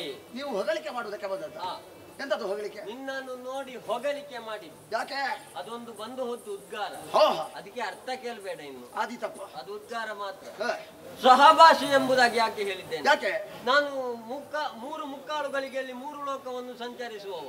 ಎಂದಿನಂತೆ ಇಂದು ಕೂಡ ಸಂಚರಿಸುತ್ತಿರುವಂತಹ ಸಮಯದಲ್ಲಿ ಪಾತಾಳಕ್ಕೆ ಹೋದೆ. ಒಂದೇ ಒಂದು ನಾಗ ಇಲ್ಲ ಅಲ್ಲಿ. ಇದ್ದದ್ದು ಹೆಡೆ ಎತ್ತುವುದಿಲ್ಲ. ಇಲ್ವಾ? ನಮ್ಮಲ್ಲಿ ಉಂಟಂತ ನೋಡ್ಬೇಕಿತ್ತು ನಾಗ. ಇಲ್ಲ. ಕಪ್ಪು ನಾಗ ಬಿಳಿ ನಾಗ ಎರಡೇ ಈಗ ಇರುವುದು. ಹೌದಾ? ಅದು ತಲೆ ಎತ್ತುವುದಿಲ್ಲ. ಯಾಕೆ? ನಿನ್ನ ಭಯದಲ್ಲಿ. ಹ. ಆಮೇಲೆ ಭೂಲೋಕದಲ್ಲಿ ಸಂಚಾರ ಮಾಡಿದೆ. ಯಾರು ಉಸಿರು ಬಿಡುವುದಿಲ್ಲ. ಅಂದ್ರೆ ನಿನ್ನ ಭಯದಿಂದ ಎಲ್ಲರೂ. ಆಮೇಲೆ ಸ್ವರ್ಗಕ್ಕೆ ಬಂದು ನೋಡಿದ್ರೆ ಇಲ್ಲಿ ಇಂದ್ರ ಇಲ್ಲ. ಅವನನ್ನು ಬಡಿದೋಡಿಸಿ ಮೂರು ಲೋಕದ ಅಧ್ಯಕ್ಷನಾಗಿ ನೀನು ಮೆರೆಯುತ್ತಾ ಇದ್ದೀಯ. ಹಾಗೆ ಒಮ್ಮೆ ವೀಕ್ಷಿಸುವ ಅಂತ ಇಲ್ಲಿಗೆ ಬಂದದ್ದು. ಬಂದು ನೋಡಿದ್ರೆ ಏನು? ಏನಾಯ್ತು? ನಿನ್ನ ಮಾತು ಹಾಸ್ಯಾಸ್ಪದವಾಯಿತು. ನಾನು ಹಾಸ್ಯಗಾರನ ಅಲ್ಲ, ಹಾಗೆ ಕಾಣಿಸ್ತಾ ಉಂಟು ಈಗ. ಯಾಕೆ? ಇಲ್ಲದಿದ್ರೆ ನಿನ್ನೊಡನೆ ಯುದ್ಧ ಮಾಡುವುದಕ್ಕೆ ನಾನು ಒಂದು ಪ್ರಯತ್ನ ಮಾಡುವ. ಹೊಸ ಪ್ರಸಂಗ ಎಲ್ಲ ಮಾಡಿದ್ರೆ ಆಗ್ಲಿಕ್ಕೆ. ಈಗ ನೀವು ಹೊಸ ಪ್ರಸಂಗ ಇಲ್ಲ ಅಂತ ಆಲೋಚನೆ ಮಾಡ್ಬೇಡಿ. ಒಂದು ಬರೆಯುವ ನಾವೇ ಒಂದು ಹೊಸ ಪ್ರಸಂಗ, ನೂತನ ಪ್ರಸಂಗ. ಯಾವುದು? ನಾರದ ಕಾಳಗ. ಹೌದಪ್ಪ. ಆಗ್ಲಿಕ್ಕಿಲ್ಲ. ನಾರದ ಬರುವಾಗ್ಲೇ ಆರಂಭದಲ್ಲೇ ತಲೆಗೆ ಕೈ ಇಟ್ಟು ಹೀಗೆ ನೋಡುವುದು. ಈ ಸಲ ಯಾವಾಗ ನಾರದ ಹೋಗ್ತಾನೆ, ಎಷ್ಟು ಹೊತ್ತು ಇರ್ತಾನೆ ಅಂತ ಬರುವಾಗ್ಲೇ ತಲೆ ಬಿಸಿ ಆಗ್ತದೆ. ಮತ್ತೆ ನಾರದ ಬೇರೆ ಮಾಡುವ. ನಾರದನ ವೇಷ ಹಾಕಿ ರಂಗಸ್ಥಳದ ಮುಂದೆ ಕೂತ್ಕೊಳ್ಳಿಸುವ. ಬೇಡ ಬೇಡ. ನಾರದರ ಅಭಿನಯ ಇಲ್ಲ, ಪ್ರಸಂಗದಲ್ಲಿ ವೇಷ ಇಲ್ಲ. ಆಗ್ಲಿಕ್ಕಿಲ್ಲ. ಎದುರಲ್ಲಿ ಕೂತ್ಕೊಳ್ಳಿಯಪ್ಪ, ಯಾರೇ ಉಪದ್ರ ಇಲ್ಲಲ್ಲ. ಇಲ್ಲಪ್ಪ, ಇಷ್ಟರ ತನಕ ನಾರದ ಒಂದು ಯುದ್ಧ ಮಾಡಿದಂತಹ ಪ್ರಸಂಗ ಉಂಟಾ? ಇಲ್ಲ ಇಲ್ಲ. ಆದ್ರಿಂದ ನಿನ್ನೊಡನೆ ಯುದ್ಧ ಮಾಡುವುದಕ್ಕೆ ನಾನಲ್ಲ ಜನ. ಮತ್ತೆ ಆದ್ರೆ ನಿನಗೆ ಯುದ್ಧಕ್ಕೆ ಜನ ಬೇಕಲ್ವ? ಯುದ್ಧಕ್ಕೆ ಬೇಕು. ಯಾರನ್ನು ತೋರಿಸಿ ಮಾಡ್ಲೇಬೇಕಂತದೆ ನಾನು. ಈಗ ದೇವೇಂದ್ರ ಅವ ಮೊದಲೇ ಬಿಟ್ಟು ನೋಡಿದ್ದಾನೆ. ನಿಮಗೊಂದು ಜನ ಸಿಗ್ತದೆ ದೇವೇಂದ್ರನ. ಅವ ಎಂತದಕ್ಕೆ ಕರ್ಮಕ್ಕೆ. ಆಮೇಲೆ ಸತ್ಯಲೋಕದವ ಯಾರು? ಬ್ರಹ್ಮದೇವರು. ವರಗಳ ನಿತ್ತವ ಬ್ರಹ್ಮದೇವ. ಅವ ಯುದ್ಧಕ್ಕೆ ಬರುವುದಕ್ಕಿಲ್ಲ. ಇಲ್ಲ. ಆಮೇಲೆ ಹರ ಹರ ಬರುವುದಕ್ಕಿಲ್ಲ ನಿನಗೆ. ಕುಲದೈವ ಮತ್ತೆ ಗುರು ಅಲ್ವಾ ನೀನು? ಹೌದಪ್ಪ. ಗುರುವಾಗಿ ಹರನು ರಂಜಿಸ್ತಾ ಇದ್ದಾನೆ. ಅವ ಬರುವುದಕ್ಕಿಲ್ಲ. ಮತ್ತೊಬ್ಬ ವೈಕುಂಠವಾಸಿ ಶ್ರೀಹರಿ. ಏನು ಹರಿ? ಅವ ಬರುವುದಕ್ಕಿಲ್ಲ. ಇಲ್ಲ. ಅವ ಕೂಡ ಭಯದಿಂದ. ಹಾಗಿದ್ರೆ ಯಾರು ಇಲ್ಲ ಅಂತ ಆಯ್ತಲ್ಲ. ಆದ್ರೆ ಬರುವುದಕ್ಕಿಲ್ಲ. ಆದ್ರೆ ಶ್ರೀಹರಿಗೆ ಒಂದು ಹೆಸರು ಉಂಟು. ಹೆಸರು ದಿತಿಜ ಅಂತ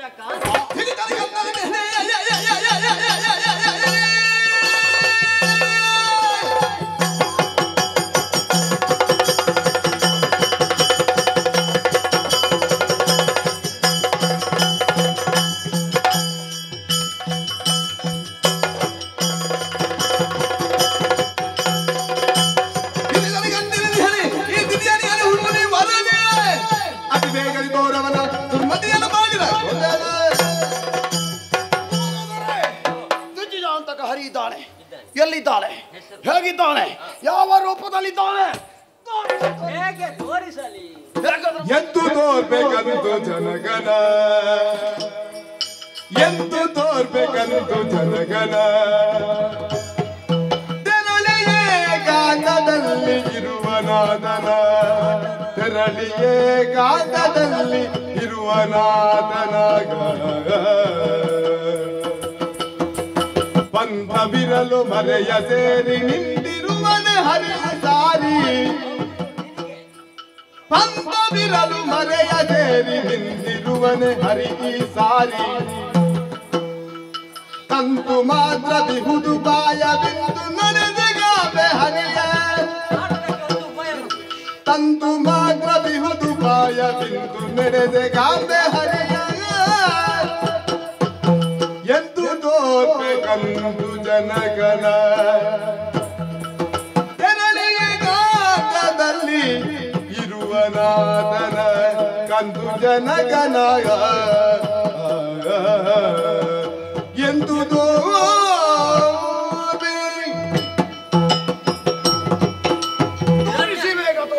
ಎಂದು ತೋರ್ಬೇಕಂತು ಜನಕನ.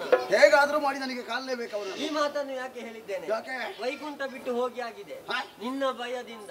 ವೈಕುಂಠ ಬಿಟ್ಟು ಹೋದನ? ಹೌದಪ್ಪ. ಮತ್ತೆ ಎಲ್ಲಿಗೆ ಹೋದನು? ಈಗ ಆತನ ಸತಿಯನ್ನು ಕರ್ಕೊಂಡು ಎಲ್ಲಿದ್ದಾನೋ ಏಕಾಂತದಲ್ಲಿ. ಆದರೂ ನಿನಗೆ ನೋಡಲೇಬೇಕಾ? ನೋಡ್ಲೇಬೇಕು ಅವನನ್ನು. ಹರಿಯೊಡನೆ ಕಾದುವಂತಹ ಪಂಥ ಇಹುದ ನಿನಗೆ. ಸತ್ಯವಾಗಿಯೂ ಇದೆ. ಇದ್ರೆ ಒಂದು ಉಪಾಯ ಉಂಟು. ಉಪಾಯ? ಏನು ಉಪಾಯ? ನೀನು ಇಲ್ಲಿ ಇರಬಾರ್ದು. ಎಂತದ್ದು ನಾರದನೆ, ನಿಮಗೊಂದು ಅವಕಾಶ ಕೊಟ್ಟರೆ ನಾನು ಇಲ್ಲಿ ಇರಬಾರ್ದು ಅಂತ ಹೇಳಿದ್ರೆ ಹಾಗಲ್ಲ. ಮತ್ತೆ ಈಗ ಇಲ್ಲಿಂದ ಭೂಲೋಕಕ್ಕೆ ಹೋಗ್ಬೇಕು. ಇಷ್ಟು ಮೇಲೆ ಬಂದಿದ್ದೆ ನೀನು, ನಾನು ಕೆಳಗೆ ಹೋಗಬೇಕಾ? ಒಮ್ಮೆ ಹೋಗ್ಬೇಕು. ಯಾಕೆ? ಯಾಕೆ? ಹರಿಯನ್ನು ನೋಡ್ಬೇಕಿದ್ರೆ ಹೋಗ್ಬೇಕು. ಅಲ್ಲಿ ಯಾಕೆ ಹೋಗ್ಬೇಕು? ಯಾಕೆ? ಸಿರಿಯು ಧರೆಯು ಸತಿಯರು ಇಬ್ಬರು ಅವನಿಗೆ. ಇಬ್ಬರು ಹೆಂಡತಿಯರ? ಇಬ್ಬರು ಹೆಂಡತಿ. ನಮ್ಮಲ್ಲ ಅದೊಂದು ಕಾಮೌಂಟ್ ಸಮ. ಒಬ್ಬರಿಗೆ ಒಬ್ಬಳೆ ಹೆಂಡತಿ. ಅಲ್ಲ, ನಿಮ್ಮ ಅಪ್ಪನಿಗೆ 13 ಉಂಟು, ಅದು ವಿಷಯ ಬೇರೆ. ಅದು 3 ಸುಧಾರಿಸಿಕೊಳ್ತಾರೆ. ಇವನಿಗೆ ಇಬ್ಬರು ಹೆಂಡತಿಯರ? ಇಬ್ಬರು ಹೆಂಡತಿ. ಇಬ್ಬರು ಹೆಂಡತಿಯರ ಮುದ್ದಿನ ಗಂಡ ತಿರುಗಾಟಕ್ಕೆ ಹೋಗಿದ್ದಾನೆ. ಒಬ್ಬಳು ಸಿರಿ, ಇನ್ನೊಬ್ಬಳು ಧರೆ. ಹಾಗಾಗಿ ಸಿರಿ ಸಿಗುವುದಕ್ಕಿಲ್ಲ. ಇಲ್ಲ. ಯಾಕಂದ್ರೆ ವಕ್ಷಸ್ಥಳದಲ್ಲೇ ಇರುವ ಮನ ಮಾಡಿದ್ದಾರೆ. ಹೌದು. ಇನ್ನೊಬ್ಬಳು ಭೂದೇವಿ. ಭೂದೇವಿ? ಹೌದು. ಏನು ವಿಶೇಷ ಅವಳದು? ನೀನು ಭೂಲೋಕಕ್ಕೆ ಹೋಗ್ಬೇಕು. ಹೋಗಿ ಭೂದೇವಿಯನ್ನು ಪೀಡಿಸ್ಬೇಕು. ಪೀಡಿಸಿದ್ರೆ ಗಂಡನಾದವ ಬರ್ಲೇಬೇಕು ಹೆಂಡತಿಯ ರಕ್ಷಣೆಗೆ. ಒಂದು ವೇಳೆ ಬಾರದೆ ಇದ್ದರೆ ಸಂಡನಾಗುವುದಿಲ್ಲ, ಬರೇ ದಂಡನಾಗ್ತಾನೆ. ಹೌದು. ಹೇಗೆ ಪಂಥ ಉಂಟಾ? ಹೋಗ್ತೀಯ ಭೂಲೋಕಕ್ಕೆ? ಹರಿಯನ್ನು ಪೀಡಿಸಬೇಕಾ?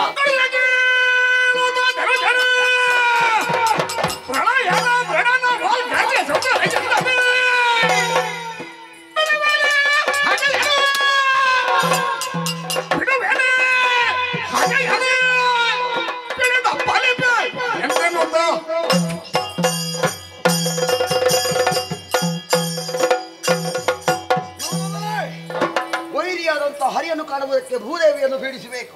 ಹೆಂಡತಿಯ ರಕ್ಷಣೆಗಾಗಿ ಗಂಡನ ಬಂದೇ ಬರ್ತಾನೆ. ಒಳ್ಳೆಯ ಉಪಾಯ. ಯೋಚನೆ ಮಾಡಬೇಡಿ, ನೀವು ಹೇಳಿದಂತೆ ಆ ಹರಿಯನ್ನು ಕಾಣುತ್ತೇನೆ, ಅವನ ಕೊಲೆಯನ್ನು ಮಾಡ್ತೇನೆ. ಎಂತದ್ದು? ಆಯ್ತಪ್ಪ. ವಿಶ್ವಾಸ ಬಂತ ನಿಮಗೆ? ವಿಶ್ವಾಸ ಇಲ್ಲ. ಬಾಯಲ್ಲಿ ಹೇಳಿದ್ದು ಸಾಕಾಗುದಿಲ್ಲ. ಏನು ಭಾಷೆ ಉಂಟಾ? ನಿಮಗೆ ಉಂಟಾ? ಅಲ್ಲ, ಭಾಷೆ ಕೊಡ್ಲಿಕ್ಕೆ ಉಂಟಾ ನಿಮ್ಮಲ್ಲಿ ಕ್ರಮ? ಸ್ವಾಮಿ, ನಮ್ಮ ಕ್ರಮವೇ ಹಾಗೆ. ಹೇಳಿದ ಬೇಗ ಮೇಲೆ ಮುಗಿಸ್ತೇವೆ. ನಮ್ಮದು ವೇದಿಕೆಗೆ ಸೀಮಿತ ಅಲ್ಲ, ಗೊತ್ತಾಯ್ತಲ್ಲ? ಎಲ್ಲಿ ಉಂಟು ನಿಮ್ಮ ಕರ? ಇಲ್ಲೇ. ಆ ಕರ ಉಂಟಾ? ಬೆಲ್ಲ ತಟ್ಟು ಆದೀತು. ಜಾಗ್ರತೆ ಮಾಡಿಕೊಳ್ಳಿ. ನನ್ನ ಕೈ ನಿಮ್ಮ ಕರದ ಮೇಲೆ ಇಟ್ಟಾಗ ನಿಮ್ಮ ಕರ ಪುಡಿಯಾದ್ರೆ ಹೇಳಲಿಕ್ಕಾಗುದಿಲ್ಲ. ನೀವು ಹೇಳ್ಬೇಕಷ್ಟೇ ನಿಮ್ಮ ಅಪ್ಪನಲ್ಲಿ ಒಂದು ಕರ ಮಾಡಿ ಕೊಡಿ ಅಂತ. ಹೌದಲ್ಲ? ಅಲ್ಲ ಅವರು ಮಾಡ್ಯಾರು. ಅಲ್ಲ, ಅಪ್ಪ ಮಾಡ್ಯಾರು ಬ್ರಹ್ಮದೇವ ಅಲ್ವಾ, ಸೃಷ್ಟಿ ಮಾಡುವ ಸೃಷ್ಟಿಕರ್ತ. ಹಾಗಾಗಿ ಅವಾಗದಿದ್ರೆ ಮತ್ತೆ ಅಲ್ಲಿಗೆ ಹೋದ್ರಾಯ್ತು ಈಶ್ವರನಲ್ಲಿ. ಯೋಚನೆ ಮಾಡಬೇಡಿ, ನಿಮ್ಮ ವಿಶ್ವಾಸಕ್ಕೆ ಬೇಕಾಗಿ ಇದೋ. ಸರಿ, ಹಾಗಾದ್ರೆ ನೀನು ಭೂಲೋಕಕ್ಕೆ ಹೋಗ್ತಿ. ಬರಬೇಕು. ನೀವು ಯಾವಾಗ ಬರ್ತೀರಿ? ಯಾವಾಗ ಬರ್ಲಿಕ್ಕೆ ಒಂದು ಸಮಯ ಸಂದರ್ಭ ದಿನ ಏನಾದ್ರೂ ಉಂಟಾ ನಿಮಗೆ? ಈಗ ನೀನು ಭೂಲೋಕಕ್ಕೆ ಹೋಗುದಲ್ಲ, ಆದಷ್ಟು ಬೇಗ ಹೋಗ್ಬೇಕು. ಹರಿಯನೊಡನೆ ಹೋರಾಟ ಮಾಡ್ತೇನೆ. ಸಾಯ್ಬೇಕು. ಎಂತದ್ದು? ಹರಿಯೊಡನೆ ಯುದ್ಧವನ್ನು ಮಾಡಿ ಶ್ರೀಹರಿ ಸಾಯ್ಬೇಕು. ಅವನನ್ನು ಸಾಯಿಸಬೇಕು. ಚಂದವನ್ನು ನೀವು ಕಾಣಬೇಕು. ಸರಿ, ಮತ್ತೆ ಯುದ್ಧ ನಮ್ಮ ವಿಜಯೋತ್ಸವವನ್ನು ಆಚರಣೆ ಮಾಡುವಾಗ ನೀವು ಬರಬೇಕು. ನಿಮ್ಮ ಯುದ್ಧ ಅಲ್ವಾ? ಹೌದು, ವಿಜಯೋತ್ಸವ. ನಾನು 13ಕ್ಕೆ ಬರ್ಬೇಕಾ, 11ಕ್ಕೆ ಬರ್ಬೇಕಾ, 16ಕ್ಕೆ ಬರ್ಬೇಕಾ? ಎಂತದ್ದು ವೈಕುಂಠ ಸಮಾರಾಧನೆ ಉಂಟಾ? 13, 11. ನಿಮ್ಮ ಯುದ್ಧ ಎಷ್ಟು ದೊಡ್ಡವರ ಯುದ್ಧ? ಹೌದಪ್ಪ. ಎಷ್ಟು ದಿವಸ? ಒಂದು ದಿವಸ 2 ದಿವಸಕ್ಕೆ ಮುಗಿಯುವುದಿಲ್ಲ. ವಿಜಯೋತ್ಸವವು ಕೂಡ ಹಾಗೆ. 10 ಆದ್ರೆ ಆಯ್ತು, ಒಂದು 10, 15, 11 ಆದ್ರೆ ಆಯ್ತು. ಒಂದು ಕೆಲಸ ಮಾಡುವ. ಈಗ 11, 13ಕ್ಕೆ ಬರುವುದಕ್ಕೆ ಆಗದಿದ್ದೆ ಯಾವಾಗ ಬರ್ತೀರಿ? 16ಕ್ಕೆ. 16 ಅಲ್ಲ, ಇನ್ನೊಂದು ದಿವಸ. ಅದು ಹೇಳಿದ್ದು ಒಳ್ಳೆದಾಯ್ತು. ನೀವು 16ಕ್ಕೆ ಬರಬೇಕು. ನಮ್ಮ ಜಾತಿಯಲ್ಲಿ ಒಂದು ಕ್ರಮ ಉಂಟು, ಒಳಗೆ ಕರೆಯುವ ಕಾರ್ಯಕ್ರಮ. ಅದು ರಾತ್ರಿ ಹೊತ್ತಿನಲ್ಲಿ. ಯಾಕೆ ನಮಗೆ ಹಗಲು ಪುರ್ಸೊತ್ತಿಲ್ಲ, ನಿದ್ದೆ ಮಾಡಬೇಕಲ್ಲ. ರಾತ್ರಿ ತರಲು ನಾವು. ಹಾಗಾಗಿ ರಾತ್ರಿಯ ಹೊತ್ತಿನಲ್ಲಿ ಬರಬೇಕು. ಒಳಗೆ ಕರೆಯುವ ಕಾರ್ಯಕ್ರಮದಲ್ಲಿ ನೀವು ಪಾಲ್ಗೊಂಡ್ರೆ ನಿಮಗೆ ಏನು ಬೇಕು? ಸಣ್ಣದು ಬೇಕಾ, ದೊಡ್ಡದು ಬೇಕಾ, ಬಿಸಿದ್ದು ಬೇಕಾ, ತಣ್ಣದ್ದು ಬೇಕಾ? ಅಲ್ಲ, ಒಳಗೆ ಹೋದ ಮೇಲೆ ಬಿಸಿ ಆಗುದು ಬೇಕಾ? ಯಾವುದು ಬೇಕು ವ್ಯವಸ್ಥೆ ಮಾಡ್ತೇನೆ. ಆಯ್ತಾ? ಒಂದು ನಿರೀಕ್ಷೆಯಲ್ಲಿ ಬರಬೇಕು, ಆಶೀರ್ವಾದ ಮಾಡಬೇಕು. ಹೋಗಿ ಬರ್ತೇನೆ, ಹೋಗಿ ಬರ್ತೇನೆ. ಮುನಿವರನ ಕರ ಬೆಳೆದು ನಮ್ಮ ಕೈಯಿಟ್ಟು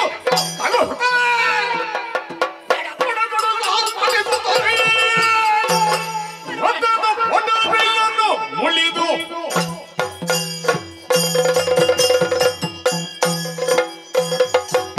ಬಿಡಿದು ಮುನಿವರನಿಗೆ ನಂಬಿಕೆಯನ್ನು ಕೊಟ್ಟ ಮಾತು ನಿಜಗೊಳಿಸಬೇಕು ಅಂತಿದ್ರೆ ನಾನು ಕಾಣುತ್ತಿರುವಂತಹ ಧರೆಯನ್ನು ಬಿಡಿಸಬೇಕು. ಎಡಗಾಲಿನಿಂದ ಇದೋ ತುಳಿದು ಬಿಡ್ತೇನೆ.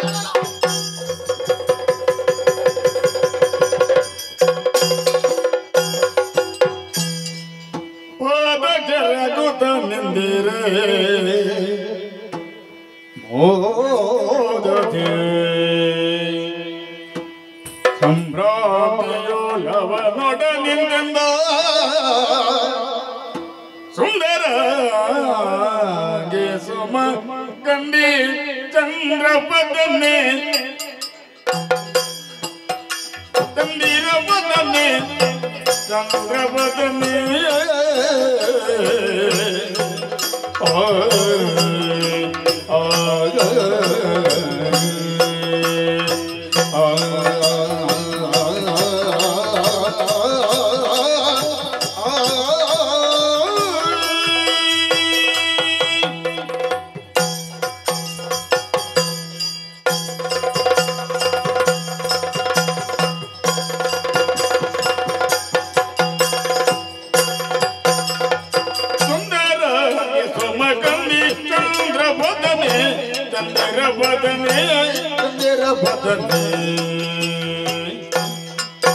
ಪದಬಂದಿ ಸಿರುವ ಜಾಣೆ ಪದಬಂದಿ ಸಿರುವ ಜಾಣೆ ಜಾಣೆ ಪದಬಂದಿ ಸಿರುವ ಜಾಣೆ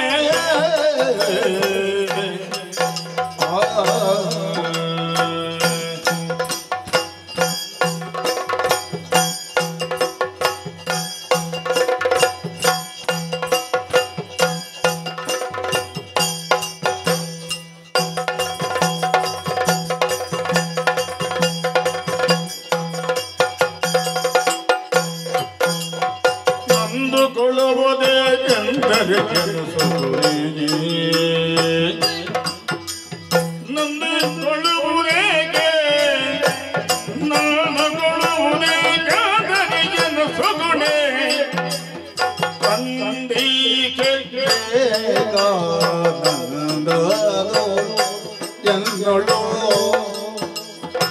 കുന്താതുത നലമേന്തലി പേളോ പേളോ പേളരെ കന്ദി ജനേ കാനന്ദ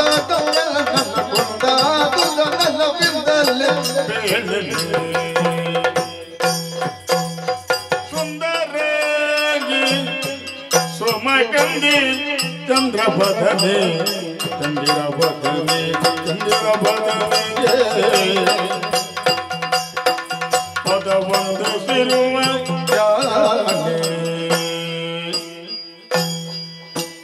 ನಂದುಕೊಳ್ಳುವುದೇ ಚಂದರಿಯನು ಸುಗುಣೆ ಸುಂದರ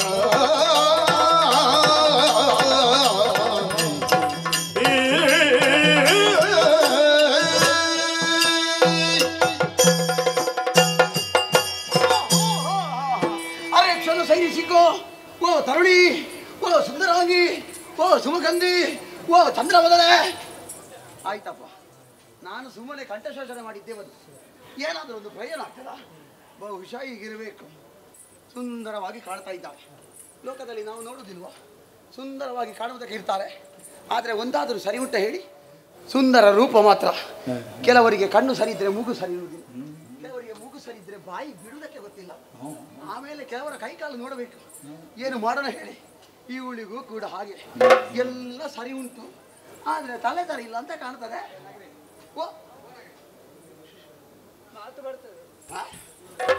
ಮಾತು ಬರ್ತದ?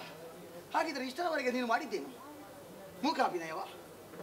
ಮತ್ತೆ ಮಾತು ಬರ್ತಿದ್ರೆ ನಿನಗೆ ಮಾತನಾಡುವಂತ ಹಾಗ? ಏನು ನನ್ನ ಕಣ್ಣು ಸರಿ ಇಲ್ವ ನಿನಗೆ ಕಾಣುವುದಕ್ಕೆ? ಸುಂದರಿ ಸುಂದರಿ ಸುಂದರಿ ಯಾರು? ಸುಂದರನ ಹೆಂಡತಿಯ? ಸುಂದರನ ಹೆಂಡತಿ ಸುಂದರಿ ಅಂತ ಹೇಳಿದ್ದಲ್ಲ. ಅವನ ಅವಸ್ಥೆ ಕೇಳಿ ಪ್ರಯೋಜನ ಇಲ್ಲ. ನಾನು ಕೇಳಿದ್ದದ್ದು, ನಾನು ಹೇಳಿದ್ದು ನಿನ್ನಲ್ಲೇ ಹೇಳಿದ್ದು. ಹೌದಪ್ಪ, ಕಾರಣ ಉಂಟು ಅದಕ್ಕೆ. ಏನು? ಸುಂದರವಾದಂತ ರೂಪ, ಸುಮಗಂಧಿ ಅಂತ ಹೇಳಿದೆ. ಯಾಕೆ ಬಲ್ಲೆಯ? ಸುಮದ ಪರಿಮಳ. ಹೌದಪ್ಪ, ಆ ಸುಮದ ಪರಿಮಳ ನಿನ್ನ ತನುವಿನಿಂದ ಹೊರಬರುವಂತ ಆ ಚಂದವನ್ನು ಕಾಣ್ತಾ ಇದ್ದೇನೆ. ಆಗ್ರಾಣಿಸಿದವ ನಾನು. ಹಾಗಾಗಿ ಸುಮಗಂಧಿ ನೀನು. ಓ ಚಂದ್ರವದನೆ, ಚಂದ್ರನ ರೂಪ. ಏನು ಮಾಡೋದು? ನಮಗೆ ಸಮಯ ಇಲ್ಲ, ಇಲ್ಲದಿದ್ರೆ ಕೆಲವು ಬರೀತಾ ಇದ್ದೇವೆ. ಆದ್ರೆ ನಾವು ಬರೆಯುವುದೇ ಬೇರೆ ಆಯ್ತಲ್ಲ, ಬಾಳಿಗೆ ವ್ಯವಸ್ಥೆ ಬೇಸ ಆಗ್ತದೆ. ಹಾಗಾಗಿ ಸುಮಗಂಧಿ ಚಂದ್ರವದನೆ, ಹುಣ್ಣಿಮೆಯ ದಿವಸ ನಾವು ಚಂದ್ರನನ್ನು ಕಾಡ್ತೇವೆ. ಅವ ಕಾಣ್ತಾನೆ ಹೇಗೆ? ಪೂರ್ಣ ಪ್ರಮಾಣದ ಚಂದ್ರ. ಈಗ ಉಳಿದ ದಿವಸ ಆದ್ರೆ ಸ್ವಲ್ಪ ಕಡಿಮೆ, ಹುಣ್ಣಿಮೆಯ ದಿವಸ ಹಾಗಲ್ಲ. ಆ ಪೂರ್ಣ ಚಂದ್ರನನ್ನು ಕಂಡಂತ ಆ ಗಳಿಗೆ ಆ ಸೊಬಗನ್ನು ನಾನು ನಿನ್ನಲ್ಲಿ ಕಾಣ್ತಾ ಇದ್ದೇನೆ. ಹಾಗಾಗಿ ನೀನು ಸತ್ಯ ಹೇಳಬೇಕು. ನಿನ್ನನ್ನು ನೋಡಿದಾಗ ಆಶ್ಚರ್ಯವಾಯ್ತು. ಹೌದಪ್ಪ, ಆದ್ರೆ ನನಗೆ ಸಂಶಯ ಉಂಟು. ಹೇಳ್ತೀಯೋ ಇಲ್ವೋ ಅಂತ. ಹಾಗಾಗಿ ನಿನ್ನ ಒಂದು ಪ್ರಶ್ನೆ, ಯಾರು ನೀನು? ನಿನ್ನ ಹೆಸರೇನು? ನಿನ್ನ ಆ ಮದುವೆ ಆಗಿದೆ ಅಲ್ವಾ? ನನಗೆ ಎದೆ ನೋಡಿದಾಗ ಗೊತ್ತಾಯ್ತು ಮದುವೆ ಆಗಿದೆ ಅಂತ. ನಾನು ಮತ್ತೆ ಉಳಿದ ಕಡೆ ಎಲ್ಲ ನೋಡುವ ಕ್ರಮ ಇಲ್ಲ, ಮೊದಲು ನೋಡುವುದೇ ಎದೆ. ಹಾಗಾಗಿ ಕೊರಳಿನಲ್ಲಿ ಮಂಗಳಸೂತ್ರ ಎದ್ದು ಕಾಣಿಸ್ತಾ ಉಂಟು. ಆ ಮಂಗಳ ಸೂತ್ರವನ್ನು ಕಟ್ಟಿದ ನಿನ್ನ ಗಂಡ ಯಾರು? ಆಮೇಲೆ ಎಲ್ಲಿಗೆ ಹೋಗುವವರು? ಏನಾಯ್ತು ನಿನಗೆ? ಈ ರೀತಿಯಾದಂತ ದುಃಖ ಕಣ್ಣೀರನ್ನು ಸುರಿಸ್ತಾ ಇದ್ದಿ.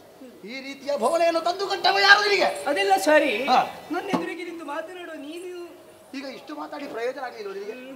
ಎಲ್ಲ ಹಾಳಾಗಿ ಹೋಯ್ತದು. ನಾನು ಶ್ರಮ ಪಟ್ಟದ್ದೇ ಬಹಳ, ಅದು ಹಾಳಾಯಿತು ಅಂತ ಕಾಣ್ತದೆ. ಪರಿಚಯ ಹೇಳಲೇ ಇಲ್ವಲ್ಲ? ಗೊತ್ತಾಗ್ಲಿಲ್ವಾ? ವರ್ತಮಾನ ಕಾಲದಲ್ಲಿ 3 ಲೋಕದ ದೇಶ ನಾನೇ. ಯಾರು? ಕನಕಾಕ್ಷ. ಸತ್ತೇ ಹೋಗ್ಲಿ. ನಿನ್ನ ಗ್ರಹಚಾರ ಬಿಡಿಸಿ ಅಂತ ಗೊತ್ತಾಯ್ತಲ್ಲ. ನೀನು ಯಾರಿಗೆ ಹೇಳುದು? ಸಿಟ್ಟಿ ಹಾಕಿ ಕನಕಾಕ್ಷ ಅಂತ ಹೇಳಿದ್ರೆ ಸತ್ತು ಹೋಗು. ಹಾಗಲ್ಲೂ ನಿನ್ನ ಬುದ್ಧಿಗೆ ಹೇಳಿದ್ದು. ಯಾರು? ನಿನ್ನ ಬುದ್ಧಿಗ? ಹೌದು. ಹಾಗಿದ್ರೆ ಒಂದಲ್ಲ, ನೀನು 1000 ಬಾರಿ ಬೇಕಾದ್ರೂ ಹೇಳು. ನಿನ್ನ ಬುದ್ಧಿಗಲ್ವ ಹೇಳೋದು? ಸರಿ. ಕನಕಾಕ್ಷ ಎಂಬವ ನಾನೇ. ಕನಕಾಕ್ಷ? ಹಿರಣ್ಯಾಕ್ಷ ಎಂಬವ ನಾನೇ. ಅಯ್ಯ, ಏನು? ನಿನ್ನ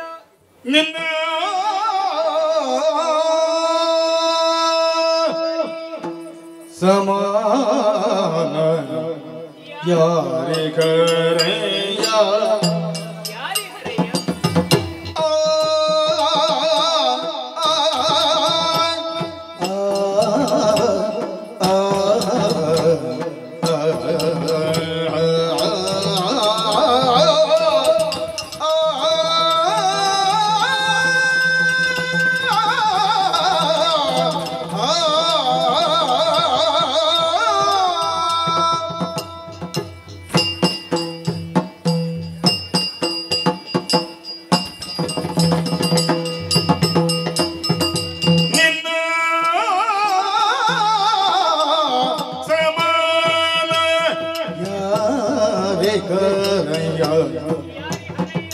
ಎನ್ನ ಬಣ್ಣ ಪಡಿಸದಿರೋ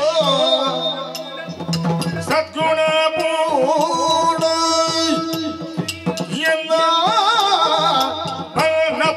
ಸದಿರೋ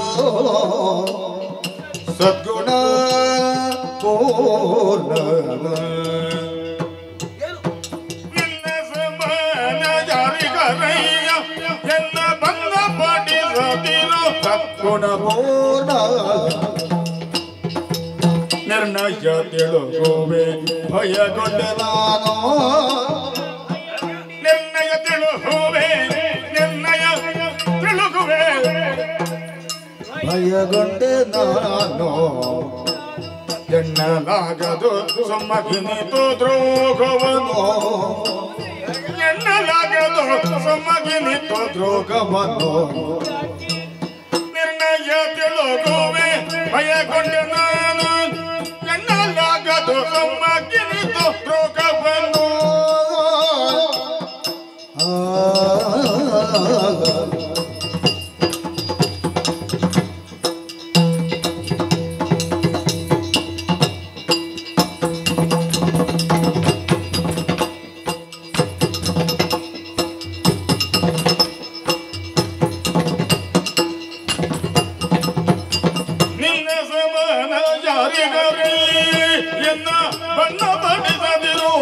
ಸದ್ಗುಣ ಪೂರ್ಣ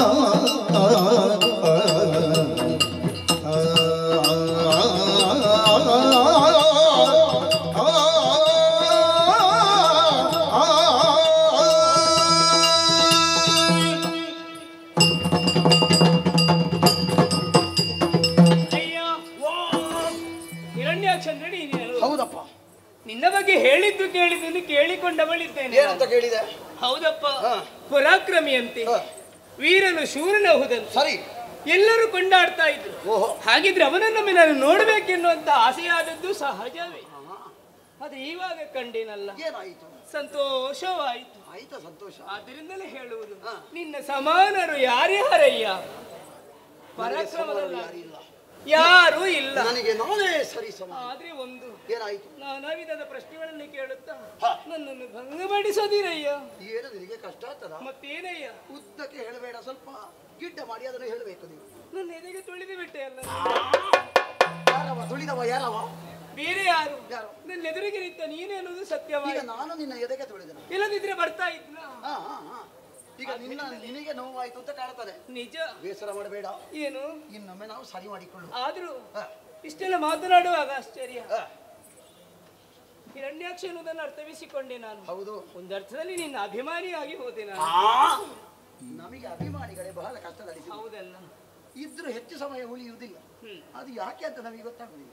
ಹಾಗಾಗಿ ಏನು, ನೀನಾದ್ರೂ ಈಗ ಸಿಕ್ಕಿದೆಯಲ್ಲ, ಯಾರೂ ಇಲ್ಲದಂತ ಸ್ಥಳದಲ್ಲಿ ಅಭಿಮಾನಿಯೊಬ್ಬಳು ಸಿಕ್ಕಿದ್ರೆ ಅದು ನನ್ನ ಪುಣ್ಯ ಅಂತ ನಾನು ಭಾವಿಸ್ತೇನೆ. ಸಂತೋಷವಾಯ್ತು. ಹೌದಾ? ನಿನ್ನ ಪರಿಚಯ ಆಯ್ತಲ್ಲ. ನಾನು ಇಷ್ಟು ಉದ್ದದ ಪ್ರಶ್ನೆ ಕೇಳಿದೆ ನಿನ್ನಲ್ಲಿ. ಏನು? ನಾನು ನಿನ್ನ ಅಭಿಮಾನಿ ಅಂತ ಹೇಳಿಕೊಂಡು ಹೊರಟದ್ದೆಯಾ? ಮತ್ತೆ ಅಭಿಮಾನಿಗಳ ಪರಿಚಯಕ್ಕೆ ಅಭಿಮಾನ ಇದ್ರೆ ಸಾಕಲ್ಲ. ಎಂತದ ಮಾತಾಡಿ ಹೋದ್ರೆ ಸಾಕಾಗ್ತದೆ? ಸಾಕು. ಅದೆಂತದ ಅಭಿಮಾನ? ಹಾಗಾಗುವುದಿಲ್ಲ. ಮತ್ತೇನಾಗಬೇಕು? ಮೊದಲೊಬ್ಬ ಹೇಳಿದ್ದಾನಂತ, ಏನು ಊಟ ಆಯ್ತಾ ಅಂತ ಕೇಳಿದ ಒಬ್ಬರಲ್ಲಿ. ಅವ ಉತ್ತರ ಕೊಟ್ಟದ್ದು ಹೇಗೆ? ಹೇಗೂ ಮುಂಡಾಸು 30 ಮೊಳ ಅಂದ್ರೆ ಅರ್ಥವಾಗಲಿಲ್ಲ. ಅವನಿಗೆ ಕಿವಿ ಸರಿ ಇಲ್ಲ, ಹಾಗಾಗಿ ಉತ್ತರ ಕೊಟ್ಟ. ಏನು ನಿನಗೆ ಕಿವಿ ಸರಿ ಇಲ್ವಾ? ಹಾಗಲ್ವೋ? ನಾನು ನಿನ್ನಲ್ಲಿ ಕೇಳಿದ್ದೆಂತದ್ದು, ನೀನು ಯಾರು, ನಿನ್ನ ಹೆಸರು ಏನು, ನಿನ್ನ ಹುಟ್ಟೆಲ್ಲ ಆಯ್ತು, ಎಲ್ಲಿಗೆ ಪ್ರಯಾಣ ಕೇಳಿದ್ರ ಇಲ್ವಾ ಹೇಳು? ಹೇಳಿದ್ದು ಸತ್ಯ, ಕೇಳಿದ್ದು ನಿಜ. ಉತ್ತರ ಕೊಟ್ಟಿದ್ಯಾ ನೀನು? ಕೊಡ್ಲಿಲ್ಲ, ಬೇಡ ಅಂತ ಆಗ್ತಾ ಉಂಟು. ಅದ್ಯಾಕೆ ನೀನು ಬೇಡ? ಆದ್ರೆ ಕೇಳ್ತಾ ಇದೆಯಲ್ಲ, ನಾನು ಯಾರೆನ್ನುವ ಯಾರು ನೀನು? ಕಾಲ ಕಾಲಕ್ಕೆ ಕಾಲ ಕಾಲಕ್ಕೋ ಫಲ ಜಾಲವನಿತ್ತು ಪಾಲಿಸುವೆನ ಪರಿಹರಿಸಿ ವಿಪತ್ತು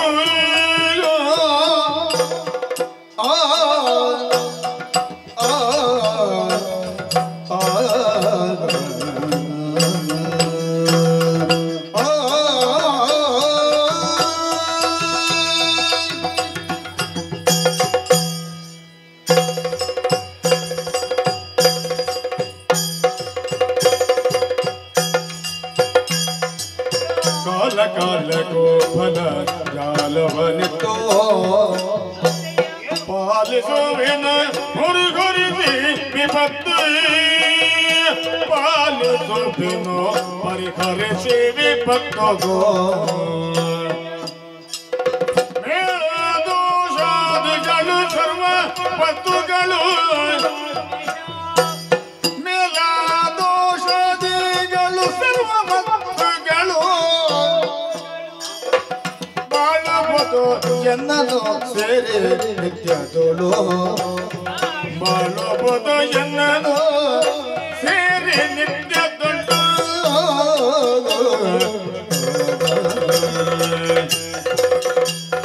ಕಾಲ ಕಾಲಕ್ಕೂ ಬಲ ಜ್ಞಾನವನಿತು ಪಾಲಿಸುವೆನು ಪರಿಗಣಿಸಿ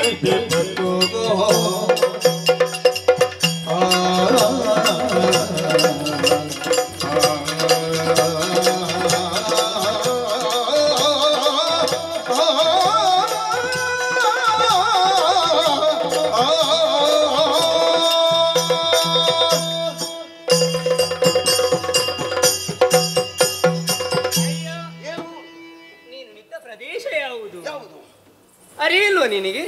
ನಾನು ಭೂಮಿಯಲ್ಲಿ ನಿಂತಿದ್ದೇನಪ್ಪ. ಅದು ನೆನಪುಂಟು ತಾನೆ. ಮತ್ತೊಂದು ಸ್ವಲ್ಪ ಹಿಂದಿನ ಕಥೆಗಳಲ್ಲಿ ನಿನಗೆ ನೆನಪಿಗೆ ಬರಬೇಕು. ಕಥೆಯ? ಹೌದಪ್ಪ. ಯಾರ ಕಥೆ? ಯಾವ ಕಥೆ? ಕೇಳಲೇ ಇಲ್ವಾ? ಇಲ್ಲ. ನಿಜವಾಗಿಯೂ ಇಲ್ಲಪ್ಪ, ನಾನು ಗೊತ್ತಿದ್ರೆ ಹೇಳುವುದಿಲ್ಲ. ಒಳ್ಳೆ ಕಥೆ ಆಯ್ತಲ್ಲ. ನೀನು ಪುರಾಣ ಜ್ಞಾನ ಇದ್ದವೆನ್ನು ಹಾಗೆ ಅರ್ಥವಿಸಿಕೊಂಡದ್ದು. ಆದ್ರೆ ನಾವು ಓದಿದ ಪುರಾಣದಲ್ಲಿ ನೀನು ಹೇಳಿದ ಕಥೆ ಉಂಟ ಇಲ್ವ ಅಂತ ನನಗೆ ಹೌದೇ? ಸ್ವಲ್ಪ ಕೇಳಬೇಕು ನೀನು. ಏನು ಅಂತ? ಈ ಹಿಂದೆ ಅಂದ್ರೆ ಅದಕ್ಕೂ ಮೊದಲು ಕೆಲ ವಿಷಯಗಳು ಉಂಟು. ಅದಕ್ಕಿಂತ ಮೊದಲು ಹಿಂದಿನಿಂದ ಕತೆ ಮತ್ತೆ ಹೇಳ್ತೀನಿ. ಹಿಂದಿನ ಕತೆ ಸರಿಯಾಗಿ ಪ್ರಪಂಚವನ್ನೇ ಗಮನಿಸಿದೆ ಅಂತ ಆದ್ರೆ ಅದೆಷ್ಟು ಜೀವರಾಶಿಗಳು ಉಂಟು. ಬ್ರಹ್ಮದೇವ ಎಷ್ಟು ಜೀವರಾಶಿಗಳನ್ನು ಸೃಜಿಸುತ್ತಾನೆ ಎನ್ನುವುದಕ್ಕೆ ಎಣಿಸುವುದಕ್ಕೆ ಸಾಧ್ಯತೆ ಉಂಟು? ಖಂಡಿತ ಇಲ್ಲ ತಾನೆ.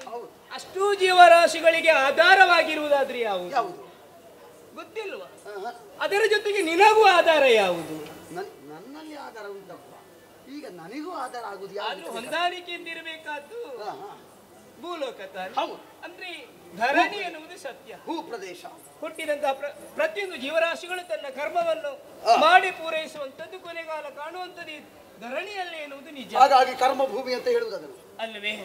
ಸಕಾಲಕ್ಕೆ ಬೇಕು ಬೇಕಾದನ್ನು ಕೊಟ್ಟು ಬರೀಬೇಕಾಗ್ತದೆ. ಮಳೆಗಾಲದಲ್ಲಿ ಮಳೆ ಬರಬೇಕು, ಮಳೆಯಾಗಬೇಕು. ಚಳಿಗಾಲದಲ್ಲಿ ಚಳಿಯೇ ಆಗಬೇಕು, ಬೇಸಿಗೆಯಲ್ಲಿ ಬೇಸಿಗೆಯೇ ಇರಬೇಕಲ್ಲ. ಹಾಗಿದ್ರೆ ಬೇಕು ಬೇಕಾದನ್ನು ಕೊಟ್ಟು ಪೊರೆಯುವವಳೊಬ್ಬಳಿದ್ದಾಳೆ ಎನ್ನುವುದು ನಿನಗೆ ಮರೆತು ಹೋಯಿತು. ಕೊಟ್ಟು ಪೊರೆಯುವವಳು ನೀನ? ಮತ್ತೆ ಅಲ್ಲ ಹೇಳಿದ್ದು ಇದ್ದಾಳಲ್ಲ. ಇದ್ದಾಳೆ, ನಿಜ. ಒಂದರ್ಥದಲ್ಲಿ ಬೇರೆ ಯಾರು ಅಲ್ಲ. ಈ ಹಿಂದೆ ಸುರರು ಅಸುರರು ಸೇರಿ ಸಮುದ್ರವನ್ನು ಮತಿಸಿದಂತಹ ಸಂದರ್ಭದಲ್ಲಿ ಶ್ರೀಹರಿ ಅವನ ಕಥೆ ನಿನಗೆ ಚೆನ್ನಾಗಿ ನೆನಪಿರುವುದು. ಹೌದಪ್ಪ, ಕೇಳಿದ್ದೇನೆ. ಶ್ರೀಮನ್ನಾರಾಯಣನಿಗೆ ಎಷ್ಟು ಮಡದಿಯರು? ಇಬ್ಬರು ಹೆಂಡತಿಯರು. ಹೌದಲ್ಲ?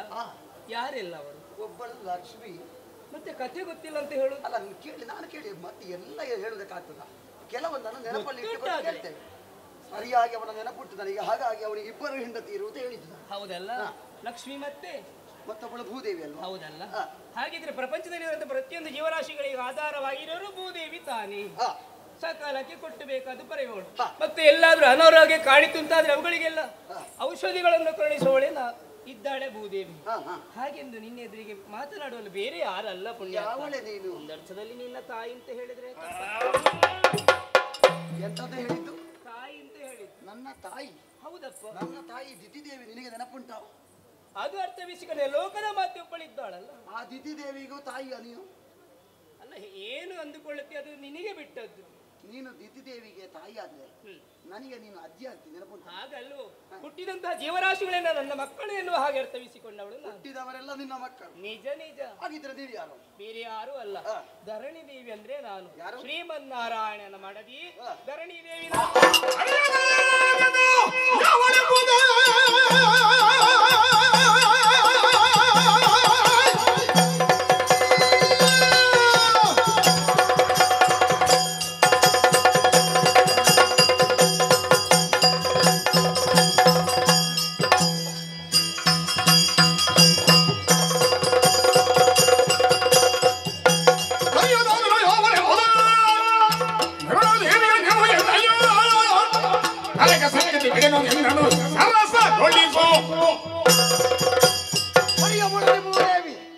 ಅರಿಯದೆ ಹೋದೆ ನೀನೇ ಅವಳೆ ಎಂಬುದು. ಸಿಟ್ಟು ಬಂದದ್ದು ಯಾಕೆ? ನೀನು ಕೈಗೆ ಸಿಕ್ಕಿದ್ದು ಒಳ್ಳೇದಾಯ್ತು.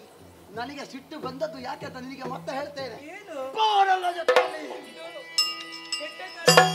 ಬೇಡ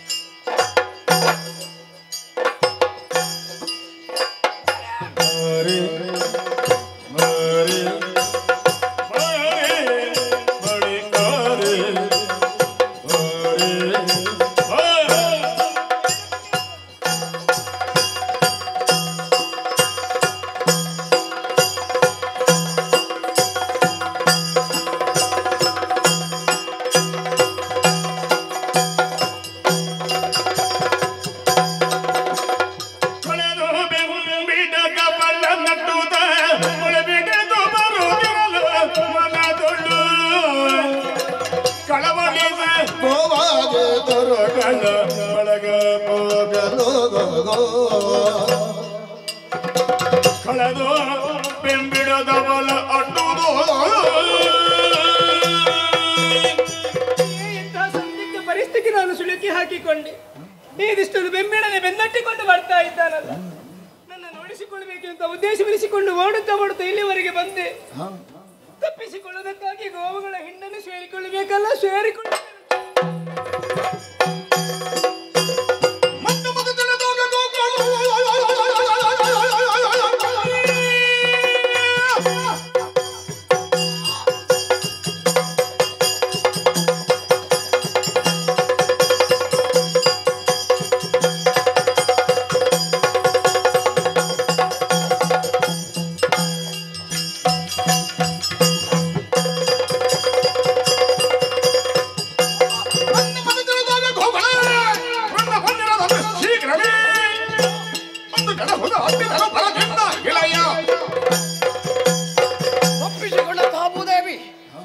ರೂಪವನ್ನು ತಾಳಿದ್ದಾಳೆ.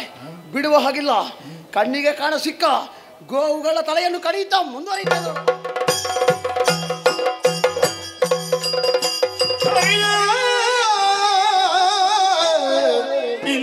ನೆಸಗುವೆ ಮರೆತೆಯನ್ನಯ ಹರಿಗೆ ನೆಸಗುವೆ ಮರೆತೆಯ ನನ್ನ ಬಗು ಬರೆ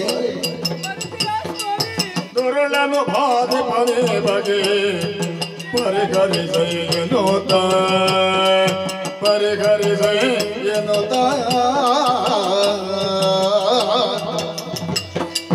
ತೊರಗೊರಿವು ತಲೆ ಕ್ರೂರನ್ನ ಕರ ತೊಳ್ಳುತ್ತಿಲ್ಲು ಕಂದ ತೆರದಲ್ಲಿ ಕೊರಿತದಿ ಮುನಿಗಳ ಗಡನದಿ ಮರೆಯಾಗುತ್ತ ಇರಲು ಮರೆಯಾಗುತ್ತ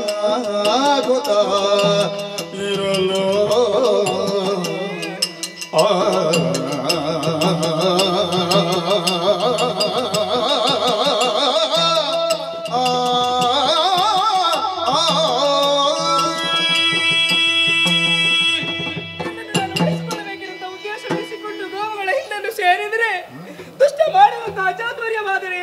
ಹಿಡಿದಂತಹ ಕಡಗದಲ್ಲಿ ಗೋವುಗಳನ್ನು ಕತ್ತರಿಸಿ ಮುಂದುವರಿಯುತ್ತಾ ಬರ್ತಾ ಇದ್ದಾರೆ. ಹರಿ, ಇನ್ನಾದ್ರೂ ನನ್ನ ಮೇಲೆ ಕರುಣೆ ಇಲ್ಲದಾಗಿ ಹೋಯಿತೆ ಸ್ವಾಮಿ. ಯಾಕೆ ಈ ರೀತಿಯಾದಂತಹ ನಾಟಕವನ್ನು ಆಡ್ತಾ ಇದ್ದೆ ಸ್ವಾಮಿ? ನಿನ್ನ ಮನದಿಗೆ ಬಂದಂತಹ ಕಷ್ಟ ನಿನಗೂ ಅರಿಯದಾಗಿ ಹೋಯಿತೆ. ಇಲ್ಲ, ಆದ್ರೂ ನಾನು ಬದುಕಲೇಬೇಕಲ್ಲ. ಸರಿ ಅಂತ ಕಾಣ್ತಾ ಇದೆ. ಮುನಿಗಳ ಹಿಂಡು ಸೇರಿಕೊಳ್ಳುತ್ತೆ.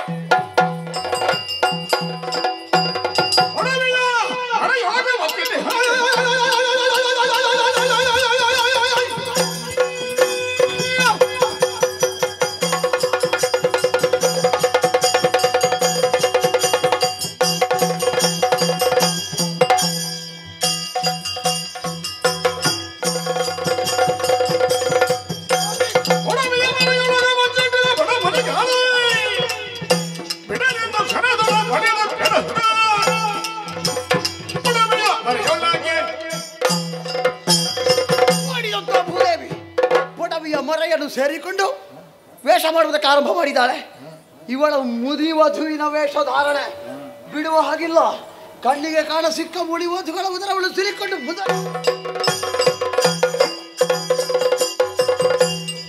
ಪ್ರತಿಭಾನಗಲಾಲಿದೆ ಬರೇ ದೈತ್ಯ ಮೂಡಿಸುತ್ತಿರಲು ಬಲು ಬೇಸತ್ತಳ ಓ ದೇವಿಗೆ ಲೋಕಗಳ ಚರಿಸಿಗೆ ಎತ್ತಬೋದರು ಬಿಡದು ಮನ ಕಾಣುತ್ತ ಎತ್ತಬೋದರು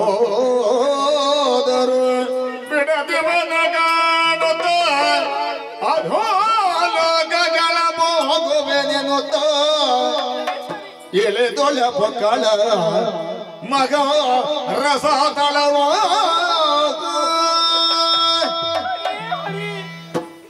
ನನ್ನನ್ನು ರಕ್ಷಣೆ ಮಾಡಬೇಕೆನ್ನುವ ಉದ್ದೇಶವಿರಿಸಿಕೊಂಡು ಮುನಿಗಳ ಗಡನವನ್ನು ಸೇರಿಕೊಂಡರೆ ಮುನಿ ಭಕ್ತಿಯರ ಶಿರಗಳನ್ನೇ ಛೇದಿಸುತ್ತಾ ದುಷ್ಟ ಮುಂದರಿತಾ ಬರ್ತಾ ಇದ್ದಾನೆ. ಅದೆಷ್ಟೋ ಮಕ್ಕಳ ರುಂಡವನ್ನು ಚೆಂಡಾಡಿದವನಿದ್ದರೆ ಹಾಗಿದ್ದರೆ ಇಲ್ಲಿ ಇರುವುದು ಸರಿಯಲ್ಲ ಎನ್ನುವುದು ಅರ್ಥವಿಸಿಕೊಂಡು ಲೋಕಗಳೆಡೆಗೆ ಸಾಗಿದೆ. ಅಲ್ಲಿಯವರೆಗೆ ದುಷ್ಟ ಧಾವಿಸಿ ಬಂದ್ರಲ್ಲ. ಹರೇ, ನನ್ನ ಮೇಲೆ ಕರುಣೆ ಇಲ್ಲದಾಗಿ ಹೋಯ್ತೆ ಸ್ವಾಮಿ. ನಾನು ಯಾಕೆ ಚಿಂತೆ ಮಾಡುವುದು? ಹಾಗಿದ್ದೆ ಇರುವುದು ಇನ್ನೊಂದು ಲೋಕ. ಸರಿ ಸರಿ, ನನ್ನವರನ್ನೇ ಪ್ರಾರ್ಥಿಸುತ್ತಾ ರಸಾದನವನ್ನು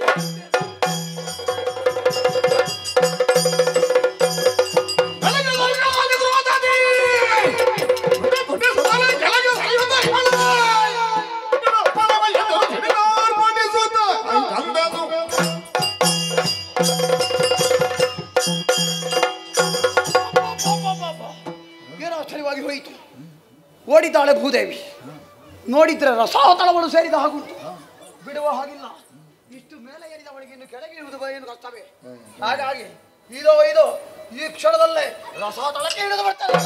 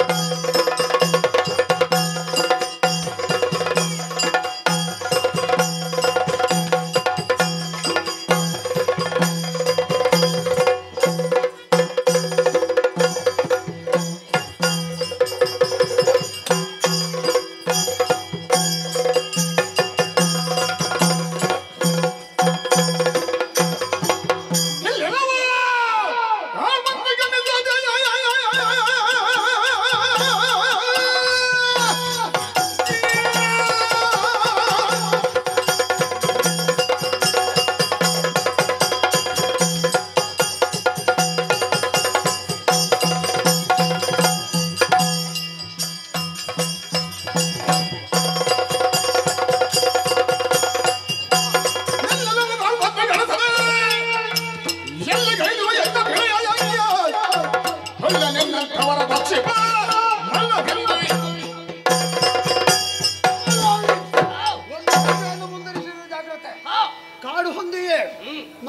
ಗಮನಿಸದೆ ಮುಂದುವತ್ತಿ ಬರಿತಾ ಇರುವೆ. ಏನು ಧೈರ್ಯ ನಿನಗೆ? ಯಾರು ನೀನು? ಯಾಕೆ ಬಂದೆ?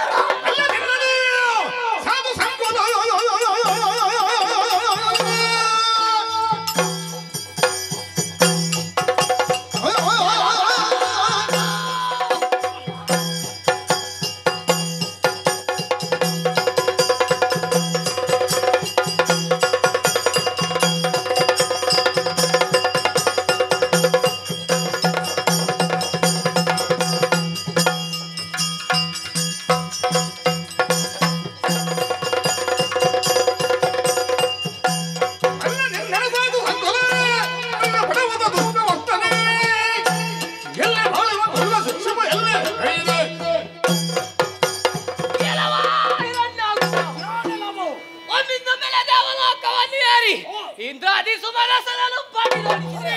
ಸಾಲದೇ ಇದ್ದುದಕ್ಕೆ ಭ್ರೂಣ ಹತ್ಯೆ, ಗೋ ಹತ್ಯೆ, ಶಿಶು ಹತ್ಯೆ, ಸ್ತ್ರೀ ಹತ್ಯೆ ಮೊದಲಾದಂತಹ ಪಾತಕಗಳನ್ನು ಸಗಿದ ಪಾಪಿ. ಅಷ್ಟು ಮಾತ್ರವಲ್ಲ, ನನ್ನ ಮಡದಿಯಾದಂತಹ ಭೂದೇವಿಯನ್ನೇ ಶಿಕ್ಷಿಸುವುದಕ್ಕೆ ಮುಂದಾದೆಯ. ಸಾಮಾನ್ಯ ಕಾಡು ಹಂದಿಯನ್ನು ಹಾಗೆ ಭಾವಿಸಿಕೊಳ್ಳಬೇಡ. ನನ್ನ ಮಡದಿಯನ್ನು ರಕ್ಷಿಸುವುದಕ್ಕೆ ಬಂದಿದ್ದೇನೆ. ಪಾಲನಾಕರ್ತವಂತಹ ಶ್ರೀಹರಿ ನಾನು.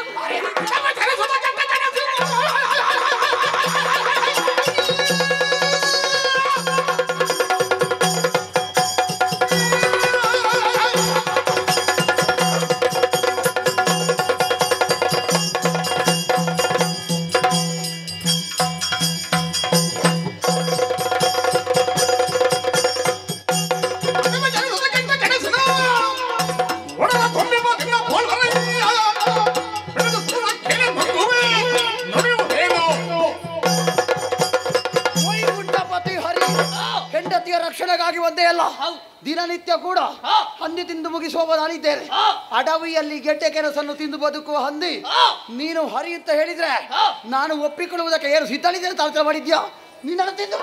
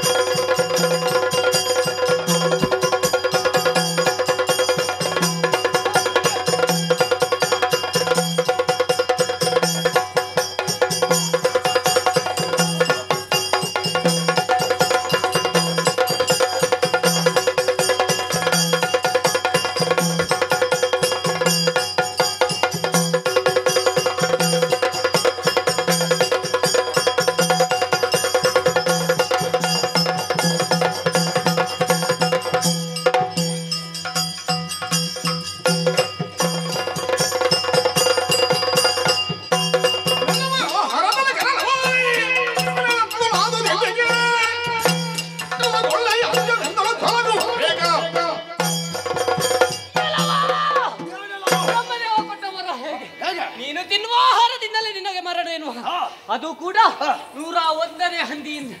ನಾನು ಸಾಮಾನ್ಯ ಹಂದಿಯನ್ನು ಹಾಗೆ ಭಾವಿಸಿಕೊಳ್ಳಬೇಡ. ನನ್ನ ವಧೆಗಾಗಿಯೇ ಬಂದವನಾಗಿದ್ದೇನೆ, ಸಾಮಾನ್ಯನಲ್ಲ. ವೈಕುಂಠವಾಸಿ ಶ್ರೀಹರಿ ಸಾಯುವುದಕ್ಕೆ ಸಿದ್ಧನ.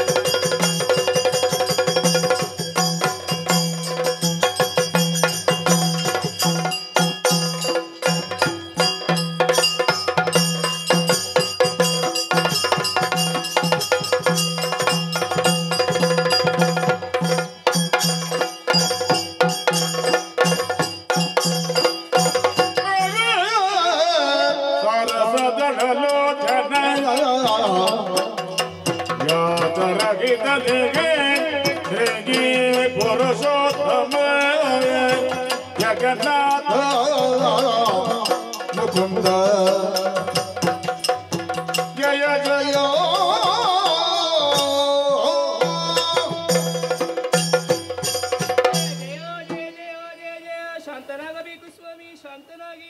ನಿಮ್ಮೆಲ್ಲರ ಮರೆಯನ್ನಾಲಿಸಿ ಇದೋ ಶಾಂತನಾಗಿದ್ದೇನೆ. ಆದರೆ ನಿನ್ನ ಮುಖಾವಲೋಕನವನ್ನು ಮಾಡಿದೆ ಅಂತಾದ್ರೆ ಬಯಕೆ ಏನೋ ಬಾಕಿ ಉಳಿದಿದೆ ಅನ್ನೋದು ಸ್ಪಷ್ಟ. ನಿನ್ನ ಮನದ ವಾಂಚೆ ಏನು ಅಂತ ಕೇಳಿಕೋ, ನಡೆಸಿಕೊಡ್ತೇನೆ. ವಲ್ಲಭ, ನಿಮ್ಮ ಈ ರೂಪವನ್ನು ಕಂಡಾಗ ಸಂತೋಷಗೊಂಡವಳು ನಾನು. ಇದೇ ರೂಪವನ್ನು ಸೇರಬೇಕೆನ್ನುವ ಹಾಗೆ ಮನದಾಸೆ ಆಗಿದೆ. ಭೂದೇವಿ, ನಿನ್ನ ಇಷ್ಟಾರ್ಥವನ್ನು ಇಲ್ಲ ಎನ್ನುವ ಹಾಗೆ ಹೇಳುವುದಿಲ್ಲ. ಆದರೂ ಕೂಡ ಈಗೋ ರಸತಳದಿಂದ ಮೇಲೆದ್ದು ಬರುವಂತಹ ಹೊತ್ತಿಗೆ ನನ್ನ ಎಡದಾಡೆ ಮುರಿದು ಹೋಗಿದೆ. ಇದು ಸುಮ್ಮನೆ ವ್ಯರ್ಥವಾಗಬಾರದು. ಏನಾದ್ರೂ ಒಂದು ಉದ್ದೇಶಕ್ಕೆ ಉಪಯೋಗವಾಗಬೇಕು. ಹಾಗಾಗಿ ನಮ್ಮ ಸಂಸರ್ಗದಿಂದಲಾಗಿ ಮುಂದಕ್ಕೆ ಹುಟ್ಟುವಂತಹ ಮಗನಿಗೆ ಆಯುಧವಾಗಿ ಈ ದಾಡೆಯನ್ನು ನೀನು ನೀಡಬೇಕು. ಆಗಲಿ ಸ್ವಾಮಿ. ನಿನ್ನ ಮನದ ಇಷ್ಟಾರ್ಥವನ್ನು ಈಡೇರಿಸಿಕೊಳ್ತೇನೆ. ಹೀಗೆ ಬಾ.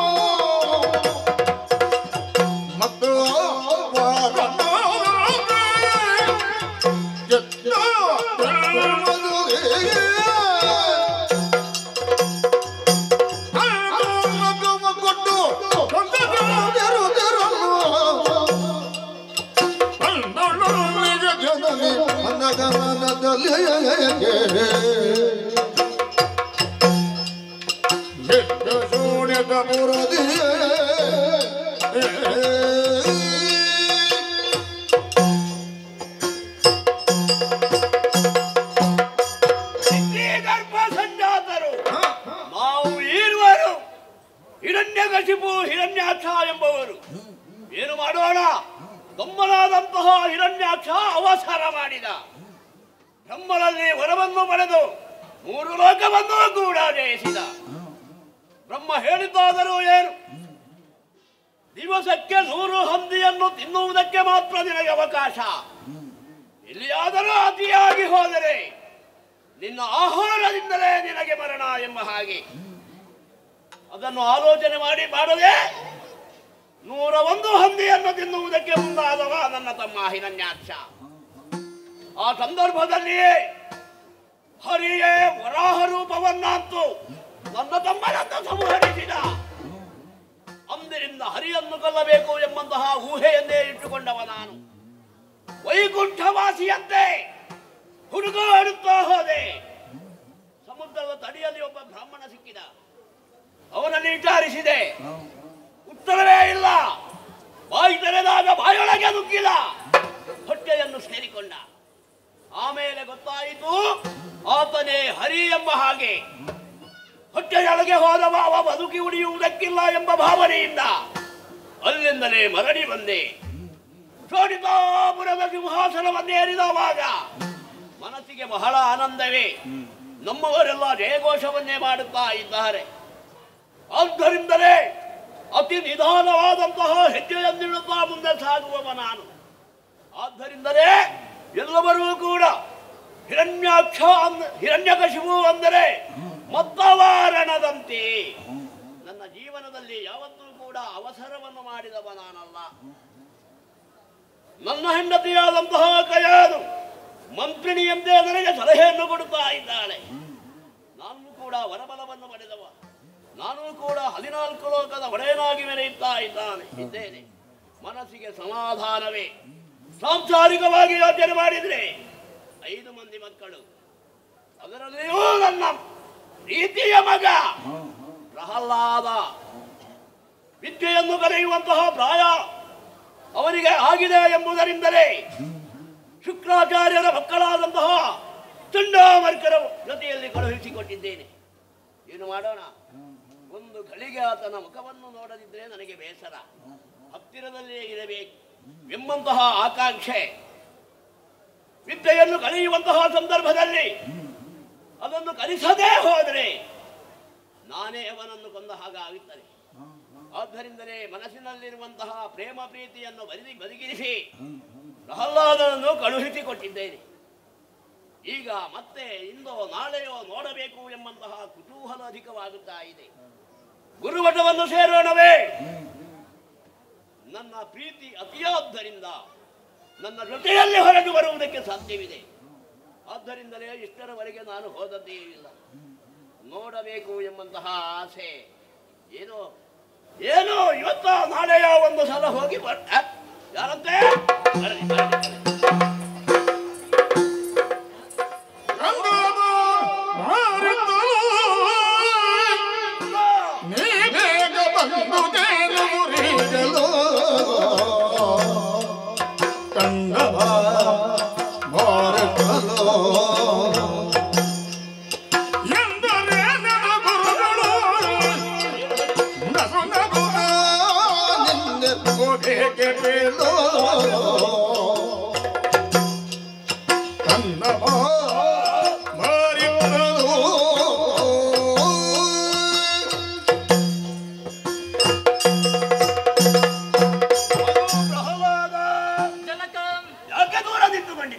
ರಾಜಕಾರಣದಲ್ಲಿ ಮಗ್ನರಾದಂತಹ ನಿಮ್ಮ ಏಕಾಗ್ರತೆಗೆ ಭಂಗ ತರುವುದು ಬೇಡವೆಂದು ದೂರದಲ್ಲಿದ್ದಪ್ಪ. ಸಮಕ್ಷಮದಲ್ಲಿ ಇದ್ದೆಯಲ್ಲ.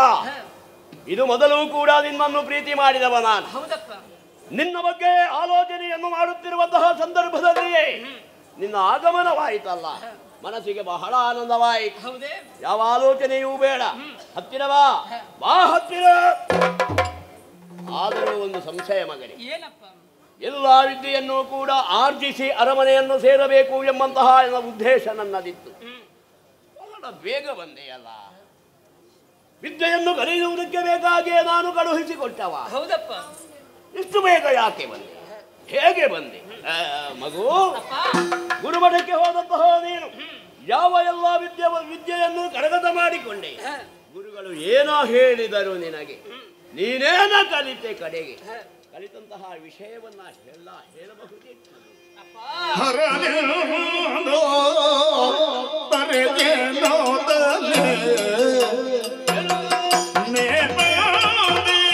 ಗುರು ಬರೆಯದ ಮುದದಲ್ಲಿ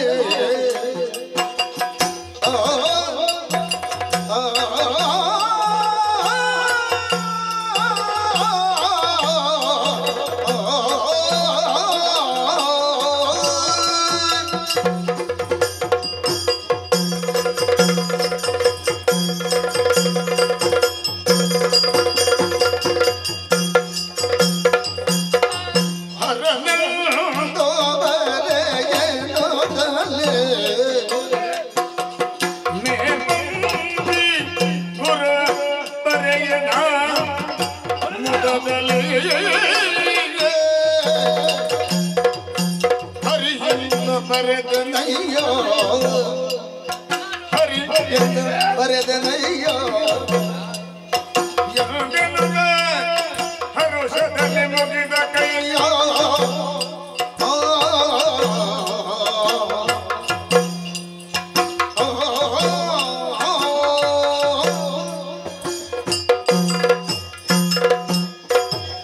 ಅಪ್ಪಯ್ಯ, ಮೊತ್ತ ಮೊದಲಾಗಿ ಪಾದದ್ವಯಗಳಿಗೆ ವಂದಿಸ್ತಾ ಇದ್ದೇನೆ. ಅಪ್ಪ, ನಿಮ್ಮಿಂದಲೇ ಆಶೀರ್ವಾದವನ್ನು ಪಡೆದು ಗುರುಮಠಕ್ಕೆ ಹೋದವ ನಾನು. ಗುರುಗಳನ್ನು ಕರೆದುಕೊಂಡು ಗುರುಮಠಕ್ಕೆ ಕಳಿಸಿ ಹೋದವು ನಾವು.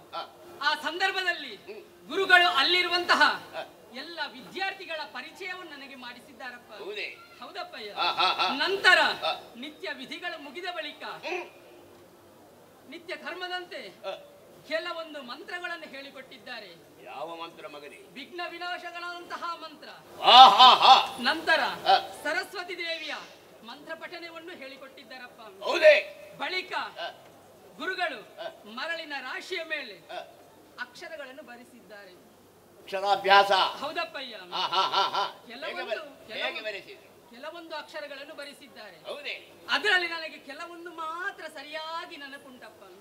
ನೆನಪಿನಲ್ಲಿ ಯಾವ ಅಕ್ಷರವನ್ನು ಇಟ್ಟುಕೊಂಡೆ ಮಗನೇ? ಅಪ್ಪಯ್ಯ, ಗುರುಗಳು ಮೇಲ್ಪಂಕ್ತಿಯಲ್ಲಿ ಹ ಮತ್ತು ರ ಎನ್ನುವಂತಹ ಅಕ್ಷರವನ್ನು ಬರೆದ್ರಪ್ಪ. ಹೌದಪ್ಪಯ್ಯ. ನನ್ನನ್ನು ಬರೆಯುವುದಕ್ಕಾಗಿ ಹೇಳಿದ್ರು. ಕೆಳ ಪಂಕ್ತಿಯಲ್ಲಿ ಹರಿ ಎಂದು ಬರೆದೆನಪ್ಪ. ಏನು ಏನು ಅದು ತಪ್ಪಾಯ್ತು ಮಗನೇ. ಏನಪ್ಪ ನೀನು ಬರದದ್ದು ಅದು ತಪ್ಪು. ಏನಂದೆ? ನಾನು ಹರಿ ಎಂದು ಬರೆದೆನಪ್ಪ. ಹಾಗೆ ಬರದೆ? ಹೌದಪ್ಪಯ್ಯ. ಹೌದೇ ಇದು? ಹರ ಹರ ಹರ ಬಾಲಕಗೆ ಹರಿಯ ದೊರೆಯಲೆಂದವರಾರೋ, ಹರಿಯ ದೊರೆಯಲೆಂದವರಾರೋ, ಪರಿಗಿದೆಗೆ ಸುರರ ಕೃತಕವಿದೆನುತ, ಸುರರೇ ಕೃತಕವಿದೆನುತ ಕಾಣುವುದು ಆದರ ಆತ್ಮಜಗೀಗೆ ಅರುಗಬೇಕಿದರಿಂದ ನೀತಿಯ ತರಳಗೆನು ತಗೊಡದಾಗ ದಾನವರೆರೆಯ ಕಂದನ ಅಪ್ಪಿ ಮುದ್ದಿಸುತ್ತೆಂದಾಗ ವಿನಯದಲಿಗೆ ಹರಹರಿ ಬಾಲಕಗೆ ಹರಿಯ ದೊರೆಯಲೆಂದವರಾರೋ ಆಗ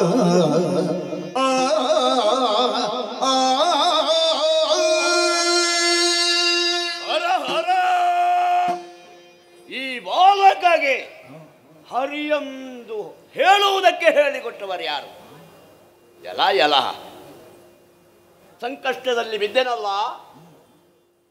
ನಮ್ಮ ವೈರಿಯಾದಂತಹ ವೈಕುಂಠವಾಸಿಯ ನಾಮವನ್ನು ಹೇಳಬಾರದು ಎಂಬ ಹಾಗೆ ನಾನು ಹೇಳಿದವ. ಗುರುಗಳಾದರೂ ಕುಲದೇವರ ಹೆಸರನ್ನೇ ಹೇಳಿಕೊಟ್ಟಿದ್ದಾರೆ ಎಂಬುದು ಸತ್ಯ.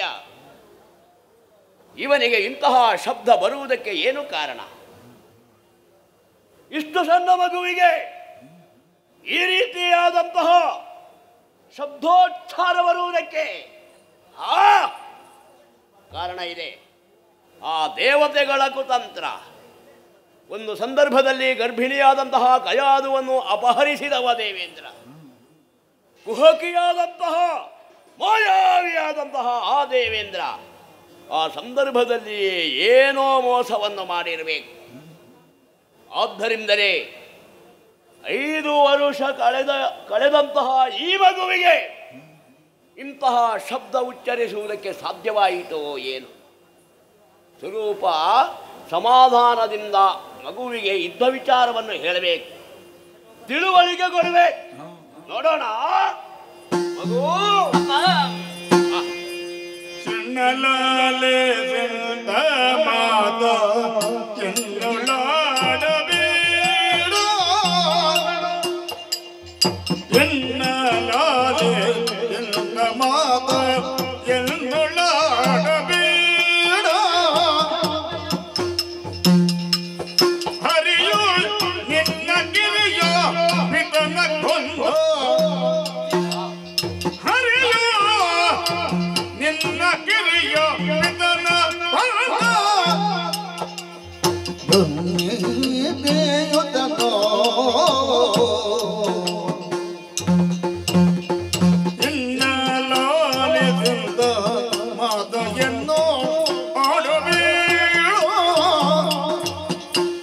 ನಿನ್ನ ಗಿರಿಯ ಪಿತನ ಕೊಂದ, ದೇಯುತನೋ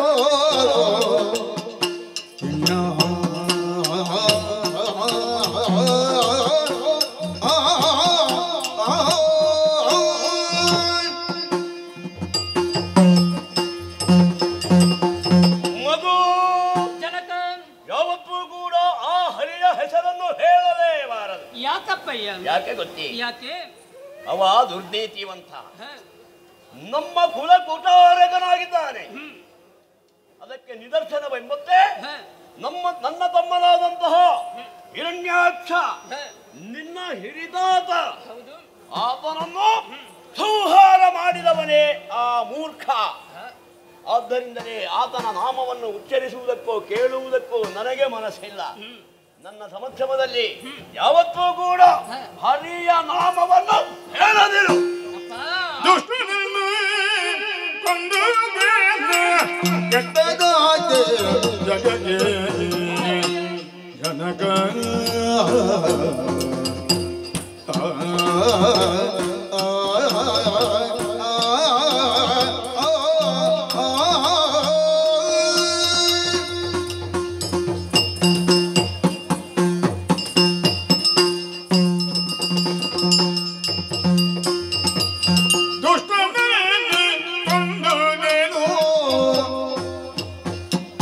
ಕೆಟ್ಟದಾಗಿ ಜಗತ್ತಿಗೆ ಶ್ರೀಮದ್ ವಿಷ್ಣು ಕೈದ ನ್ಯಾಯವ ಎಷ್ಟಕ್ಕೆ ಕೇಳೋಗೋ ದುಷ್ಟೇನ ಕೊಂದುದೇನೋ ಕೆಟ್ಟದಾಗಿ ಜಗತ್ತಿಗೆ ಕನಕ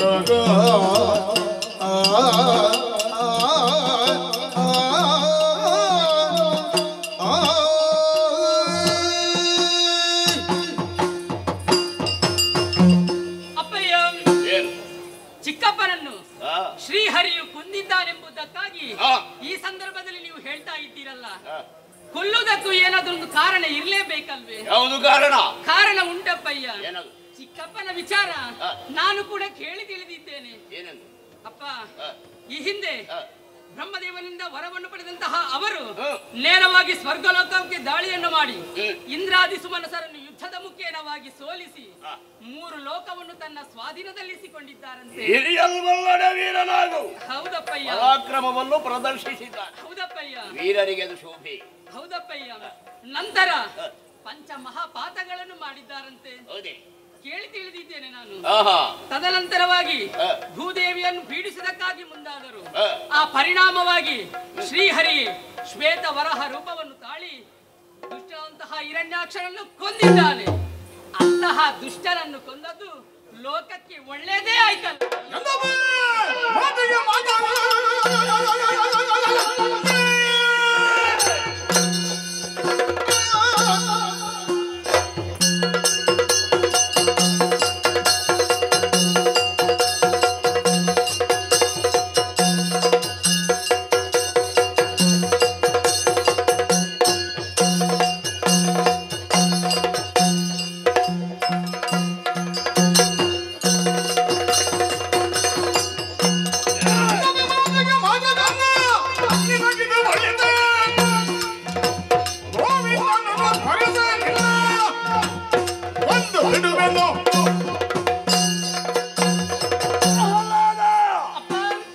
ಸಣ್ಣ ಪ್ರಾಯ, ಪ್ರೀತಿಯ ಮಗ ಎಂಬುದರಿಂದಲೇ ಸಮಾಧಾನವಾಗಿ ನನ್ನ ಮನಸ್ಥಿತಿಯನ್ನು ನಿನ್ನಲ್ಲಿ ಹೇಳಿದ್ರೆ ಅಧಿಕ ಪ್ರಸಂಗ ಮಾಡಿ ಆಡುವೆಯಾ? ಏನಪ್ಪಯ್ಯ ಮಾತು ಹುಟ್ಟಿ ಎಷ್ಟು ವರ್ಷ ಆಯ್ತು ನೀನು? ಹಿರಣ್ಯಕಶಿಪುವಿನ ಯೋಗ್ಯತೆ ಏನು ಅದನ್ನು ಸರಿಯಾಗಿ ಅರ್ಥೈಸಿಕೊಳ್ಳದೆ ವೇದದಂತಹ ವಿಚಾರವನ್ನೆಲ್ಲ ಮನನ ಮಾಡಿಕೊಂಡಿದ್ದೀಯಲ್ಲ. ಹರಿದುಷ್ಟನನ್ನು ಕಂದ ಒಳ್ಳೇದೇ ಆಯ್ತಲ್ಲ. ಬಾಯಿ ತೆರೆದರ ಜತನ ನನಗೆ ವಿರೋಧವಾಗಿ ವರ್ತಿಸಿದಂತಹ ಯಾರನ್ನೂ ಕೂಡ ಇಷ್ಟರವರೆಗೆ ಬದುಕಲು ಬಿಟ್ಟವ ನಾನಲ್ಲ. ನೀನು ಮಗ ಅಂದರೆ ಏನು, ಮಗ ಆದರೆ ಏನು, ನಿನ್ನನ್ನು ಕೂಡ ಬದುಕುವುದಕ್ಕೆ ಬಿಡೆದು. ಒಂದು ವೇಳೆ ನನ್ನ ಇಚ್ಛೆಗೆ ವಿರುದ್ಧವಾಗಿ ನೀನು ವರ್ತಿಸುವುದಕ್ಕೆ ಮುಂದಾದರೆ ನಿನ್ನನ್ನು ಕೊಂದರು ಸಾವನೆ ನಾನು ಸಿಂಧು ಶಯನ ಒಲುಮೆಯಿಂದ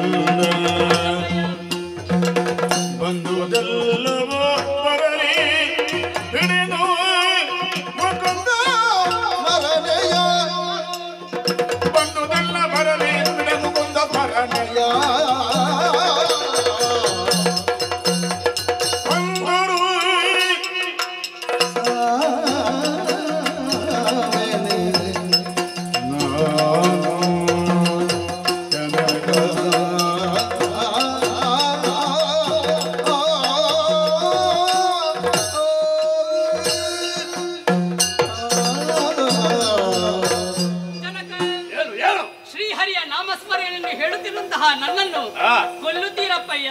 ಕೊಂದೇನು ಅಪ್ಪಯ್ಯ, ನೀವು ಕೊಂದರು ನಾನು ಸಾವೇನೆ. ಮತ್ತೆ ಏನು ಮಾಡುವೆ? ಕಾರಣ ಉಂಟು ಈ ರೀತಿಯಾಗಿ ಹೇಳುವುದಕ್ಕೆ. ಈ ಪ್ರಪಂಚದಲ್ಲಿ ಒಂದು ಹುಲ್ಲು ಕಟ್ಟಿ ಅಲುಗಾಡಬೇಕಾದ್ರೆ ಆ ಭಗವಂತನ ಸಂಕಲ್ಪ ಇರಬೇಕಂತೆ. ಆ ವೇಳೆಯಲ್ಲಿ ನಾವು ಕೊಲ್ಲುವುದಕ್ಕೂ ಕಾಯುವುದಕ್ಕೂ ನಾವು ಶಕ್ತರೇ ಹೇಳಿ. ಹಾಗಾಗಿ ಎಷ್ಟರ ತನಕ ನಾನು ಆ ಸಿಂಧು ಶಯನನ ನಾಮಸ್ಮರಣೆಯನ್ನು ಮಾಡ್ತಾ ಇರ್ತೇವನೋ ಅಲ್ಲಿಯವರೆಗೂ ನೀವು ನನ್ನನ್ನು ಖಂಡಿತವಾಗಿ ಕೊಲ್ಲುವುದಕ್ಕೆ ಸಾಧ್ಯವಿಲ್ಲ. ಹರಿ ನಾಮ ಸ್ಮರಣೆ ನಾನು ಬಿಡಲು.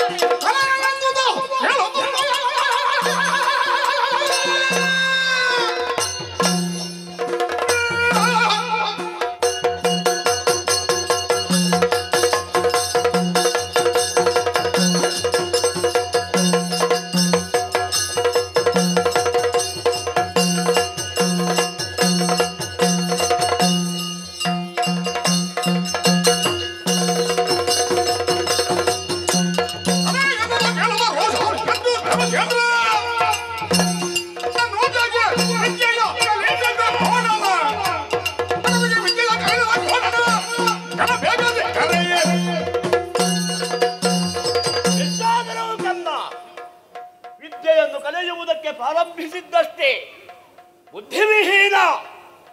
ಇಂತಹ ವಿಚಾರವೆಲ್ಲ ಮನಸ್ಸಿಗೆ ಪ್ರವೇಶವಾಗುವುದಕ್ಕೆ ಸಾಧ್ಯವೇ ಇಲ್ಲ. ಯಾಕೆ ಹೀಗಾಯಿತು? ನಾನು ಆಡಿದ್ದಕ್ಕೆಲ್ಲ ವಿರೋಧವಾದಂತಹ ಶಬ್ದವನ್ನೇ ಉಚ್ಚರಿಸುತ್ತಾ ಇದ್ದಾನಲ್ಲ. ಏನು ಕಾರಣ ಇದಕ್ಕೆ? ಬೇರೆ ಯಾರೂ ಅಲ್ಲ, ಇವನಿಗೆ ವಿದ್ಯೆಯನ್ನು ಹೇಳಿಕೊಟ್ಟಿದ್ದಾನಲ್ಲ, ಅವನೇ ಇದಕ್ಕೆ ಕಾರಣ. ಯಾರಲ್ಲಿ? ಆ ಕೋಳನನ್ನು ಬರ ಹೇಳಿ.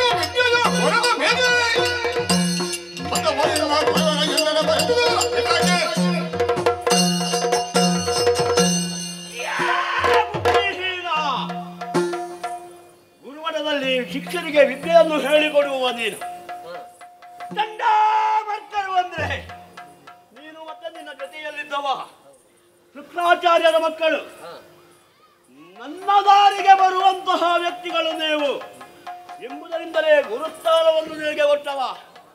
ಏನು ಮಾಡೋಣ? ನನಗೆ ವಿರುದ್ಧವಾಗಿ ನಡೆಯುವುದಕ್ಕೆ ಪ್ರಾರಂಭ ಮಾಡಿದೆಯಾ? ಆ ನನ್ನ ಮಗನಿಗೆ ಏನನ್ನು ಹೇಳಿಕೊಡಬೇಕಿತ್ತು, ಅದಕ್ಕೆ ವಿರುದ್ಧವಾಗಿ ಪಾಠವನ್ನು ಮಾಡಿದೆಯಲ್ಲ. ನೀನು ಬದುಕಬಾರದು. ನಿನ್ನ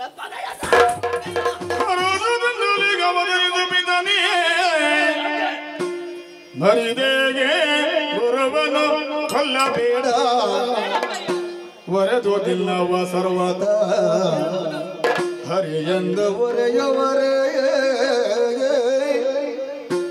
ದೊರಕಿದ ನಗಿ ಬುದ್ಧಿ ಪೂರ್ವದಿ ವಿರಚಿಸಿದ ಪುಣ್ಯಗಳ ಫಲದಿಂದ ಅರುಗಳರೆಯ ದಿನಗೆ ಹರುಷದಿಂದ ಬದರಿಸು ಪಿತನೇ.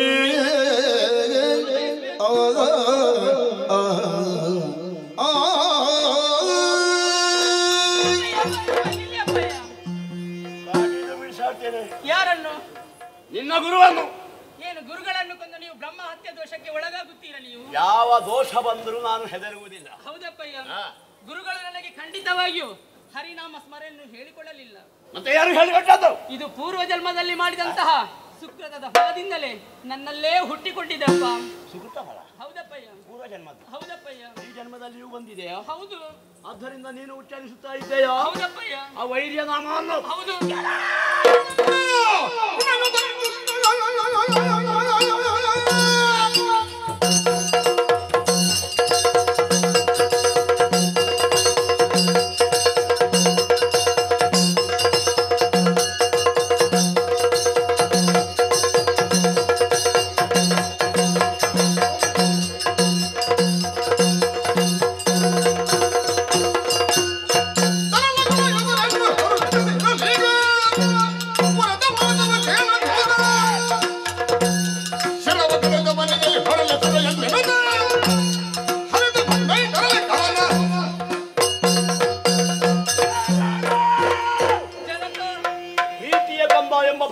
ಹೆಸರಿನಲ್ಲಿತ್ತು.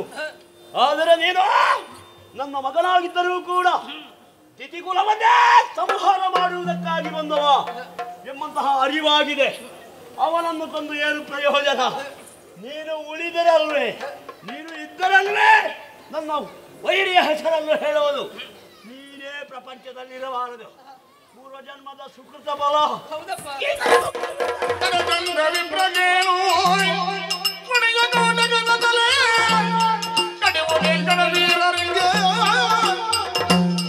ನನ್ನ ಕೊಲುವುದು ಬಿಡು ಬಿಡು ಬಿಡು ನಿನಗೆ ನಾನು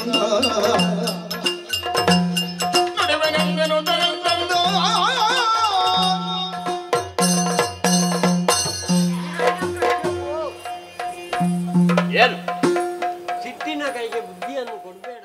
ಯಾಕೆ ಕೊಡಬೇಡ? ಸಿಟ್ಟಿನ ಬರದಿಂದ ಮಗುವ ಶಿರವನ್ನು ಕತ್ತರಿಸಿದ್ದೇ ಹೌದಾದ್ರೆ ಸತ್ತರೂ ತೊಂದರೆ ಇಲ್ಲವ. ಶಿಶು ಹತ್ಯೆ ಬಾತಕ ಬರುವುದಿಲ್ಲ. ಪಾಪ ಬಂದರೆ ನಾನು ಸುಧಾರಿಸಿಕೊಳ್ಳುತ್ತೇನೆ. ಇಷ್ಟೆಲ್ಲ ಸಾಧನೆ ಮಾಡಿದವ ಯಾಕೆ ಸುಮ್ಮನೆ ಮಗುವನ್ನು ಕೊಂದು ಪಾಪವನ್ನು ಕಟ್ಟಿಕೊಳ್ಳುವುದು? ನಮ್ಮ ಕುಲ ಕುಟಾರಕನಾಗಿ ಬಂದಿದ್ದಾರೆ ಇವ. ಸುಮ್ಮನೆ ನಮ್ಮ ಏನಿಗೆ ಅಲ್ಲ. ಆ ಮಂಗನ ಮರಿಯ ಶಿರವನ್ನು ಕಡಿಯುವುದು ಯಾಕೆ? ಯಾರು ಮಂಗ? ಯಾರು ಯಾರು ಮಂಗ? ಯಾರು ಮಂಗನ ಮರಿ ಅಂದ್ರೆ ನಾನು ಮಂಗ ಆಯ್ತಲ್ಲ. ಹಾಗಲ್ಲ. ಮತ್ತೆ ಮಂಗ ನಾವು ಎಷ್ಟೇ ಹೇಳಿದರು ಒಂದು ಬುದ್ಧಿ ಪಥ್ಯವಾಗುವುದಿಲ್ಲ. ಅಂತವರಿಗೆ ನಾವು ಏನು ಹೇಳ್ತೇವೆ? ಮಂಗ ಅಂತ ಹೇಳ್ತೇವೆ. ಬುದ್ಧಿ ಇಲ್ಲದಂತಹ ಬಾಲಕ. ಹೌದು, ಬುದ್ಧಿ ವೃದ್ಧಿ ಆಗಬೇಕಿದ್ರೆ ಆಗ್ಬೇಕಷ್ಟೇ. ನಿನ್ನಿಂದಲಾಗಿ ವಿದ್ಯೆಯ ಆ ಧಾರೆಯವರಿಗೆ ಹೋಗಬೇಕು. ಈ ಹಿಂದೆ ಗುರುಮಠಕ್ಕೆ ಕರ್ಕೊಂಡೋದವ ನಾನು. ಅಲ್ಲಿ ಏನೋ ಹೇಳಿದ್ದೇನೆ, ಇಲ್ಲಿಗೆ ಬಂದು ಮಗು ಏನೋ ಹೇಳ್ತಾ ಉಂಟು. ಇನ್ನೊಮ್ಮೆ ಹಾಗಲ್ಲ, ನಾನೊಮ್ಮೆ ಕರ್ಕೊಂಡು ಹೋಗ್ತೇನೆ ಗುರುಮಠಕ್ಕೆ. ಸರಿಯಾಗಿ ಕಳಿಸಿ ನಾನು ಕರ್ತೇನೆ. ಮರಳಿ ಪ್ರಯತ್ನವ ಮಾಡು. ಮಾಡ್ತೇನೆ. ಈ ಸಲ ಹರಿ ಇಲ್ಲ ಅಂತ ಮಾಡ್ತೇನೆ. ಹೇಳಿ ಕೊಡ್ತೀಯಲ್ಲ, ಬಾ ಮಾಡ್ತೇನೆ. ಅಭ್ಯಾಸ ಮಾಡಿಸುತ್ತೀಯಲ್ಲ. ನಾನಿದ್ದೇನೆ.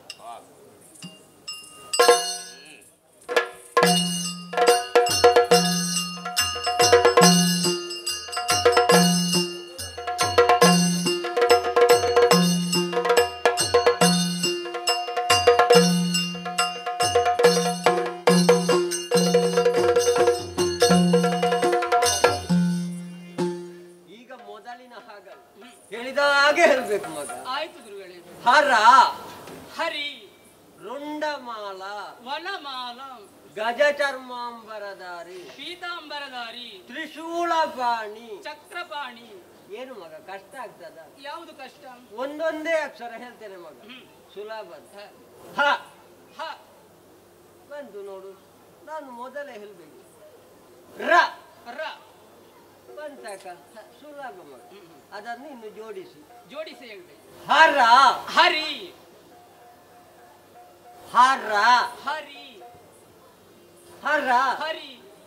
ಏನು ಮಗ ಬರುದಿಲ್ವ?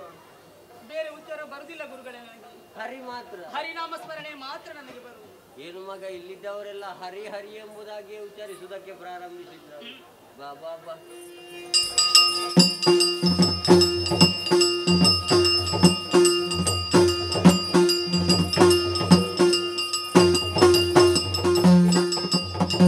ನಿಶಚರಕ್ರಮಿಗೆ ಕೇಳಯ್ಯ ನಿನ್ನ ಸುಸುವಿನದಲ್ಲಿ ಬೇಡಯ್ಯೋ ಅಸುರೇಂದ್ರ ನಿನಗದ ದುರಲೆ ನಮಮ ಬೆದರವು ನಗುವಂದಾಗ ಸಗಿದ ನಿಂದು ನಿಶಚರಕ್ರಮಿಗೆ ಕೇಳಯ್ಯೋ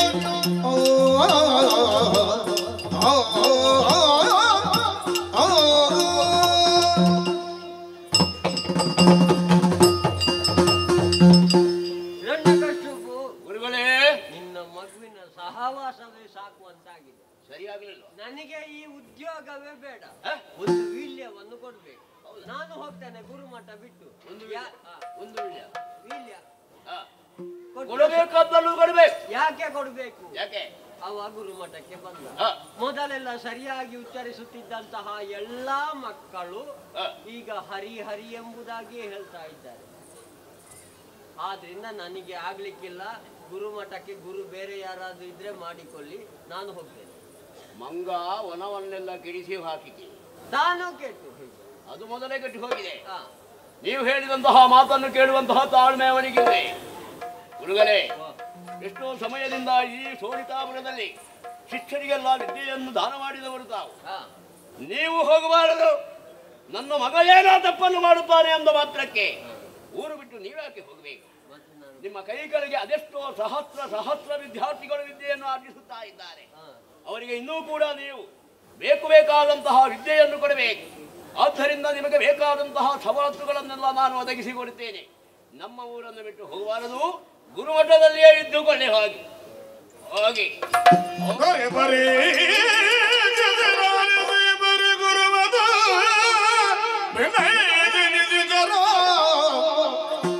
ಒರೆದ ನುಡಿಯದು ಹುಸಿಯೋ ದಿಡವೋ ಹುಸಿಯೋ ದಿಡವೋ ಬರದಿ ಬೇನೆ ಬಿಬ್ರನೆಂಬರ ಸರ್ವಾತ ಸಟೆಯಲ್ಲ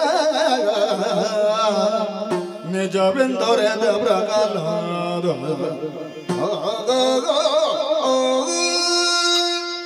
ಹರ ಯಾಕೆ ಹೀಗಾಯಿತು? ಹಿರಣ್ಯಕಶಿಪುವಿನ ಜೀವನದಲ್ಲಿ ಇಷ್ಟರವರೆಗೆ ಅಡೆತಡೆ ಎಂಬುದೇ ಇರಲಿಲ್ಲ. ಮಕ್ಕಳು ಹುಟ್ಟಿದಂತಹ ಸಂತೋಷದಲ್ಲಿಯೇ ನಾನಿದ್ದವ. ಕೊನೆಯದಾಗಿ ಹುಟ್ಟಿದಂತಹ ಪ್ರಹ್ಲಾದನ ಬಗ್ಗೆ ಬಹಳ ಅಭಿಮಾನವಿತ್ತು. ಎಲ ಸಂತೋಷವೇ ನನ್ನ ಕೆಟ್ಟು ಹೋಯಿತು. ಯಾಕೆ ಹೀಗಾಯಿತು? ನಾನು ಹೇಳಿದಂತಹ ಮಾತನ್ನು ಯಾಕೆ ಇವ ಕೇಳುವುದಿಲ್ಲ? ಗುರುಮಠದಲ್ಲಿ ಗುರುಗಳು ಹೇಳಿಕೊಟ್ಟಂತಹ ವಿಷಯವನ್ನು ಯಾಕೆ ಮನನ ಮಾಡಿಕೊಳ್ಳುವುದಿಲ್ಲ? ಅಲ್ಲ, ಗುರುಗಳು ಬಂದು ಹೇಳಿದ್ದಾರೆ, ಅದುವೇ ಸರಿ ಎಂದು ನಾನು ಹೇಗೆ ಒಪ್ಪಿಕೊಳ್ಳಲಿ? ನೋಡೋಣ, ಅವನಲ್ಲಿ ಕೇಳೋಣ. ಮಗು ಪ್ರಹ್ಲಾದ, ಜನಕ, ಗುರುಮಠವನ್ನು ಮರಳಿ ಪ್ರವೇಶ ಮಾಡಿದವನೇ. ಹೌದಪ್ಪ. ಏನು ನನಗೆ ಸಮಂಜಸವಾದಂತಹ ವಿಷಯವನ್ನೇ ಗುರುಗಳು ನನಗೆ ಹೇಳಿಕೊಟ್ಟಿದ್ದಾರೆ ಎಂಬಂತಹ ಭರವಸೆ ನನಗೆ. ಅವರೇನೋ ನಿನ್ನನ್ನು ಕರೆದುಕೊಂಡು ಬಂದು ಕೆಲವೆಲ್ಲ ವಿಚಾರಗಳನ್ನು ಹೇಳಿದರಲ್ಲ, ಅವರು ಹೇಳಿದ್ದೆಲ್ಲ ಸತ್ಯವೋ ಸುಳ್ಳು? ಸುಳ್ಳು ಹೇಳಬೇಕು ಸಾಧ್ಯವಿಲ್ಲ. ಬದುಕುವ ಬುದ್ಧಿ ತೋರಿಸಿದ್ರೆ ತಪ್ಪಂತ ಆಗುವುದಿಲ್ಲ. ಅದಕ್ಕೆ ಬೇಕಾಗಿ ನಿನ್ನ ಮೇಲೆ ಅಪವಾದವನ್ನಲ್ಲಿ ಆದರೂ ಹೊರಿಸಿದ್ರೋ ಅಂತ ನಾನು ಭಾವಿಸಿದ್ದೆ. ಸುಳ್ಳು, ಅವರು ಹೇಳಿದ್ದು ಸುಳ್ಳು ಅಲ್ವೇ? ಇಲ್ಲಪ್ಪಯ್ಯ, ಸತ್ಯವನ್ನೇ ಹೇಳಿದ್ದಾರೆ. ಹರ ಎಂದು ಹೇಳಿದೆಯಾ? ನಾನು ಹರಿ ಎಂದು ಹೇಳಿದೆ. ಹರ ಎಂಬ ಉಚ್ಚಾರ ಬರಲಿಲ್ಲ. ಹರಿ ಎಂದು ಬಂತಪ್ಪಯ್ಯ. ಹರಿ ಎಂದೆ. ಏನು ಹೇಳಿದೆ? ಹರಿ ಎಂದು ಹೇಳಿದೆ. ಏನು ಹೇಳಿದೆ? ಹರಿ ಎಂದು ಹೇಳಿದೆ. ಏನು ಹೇಳಿದೆ? ಹರಿ ಎಂದು ಹೇಳಿದೆ.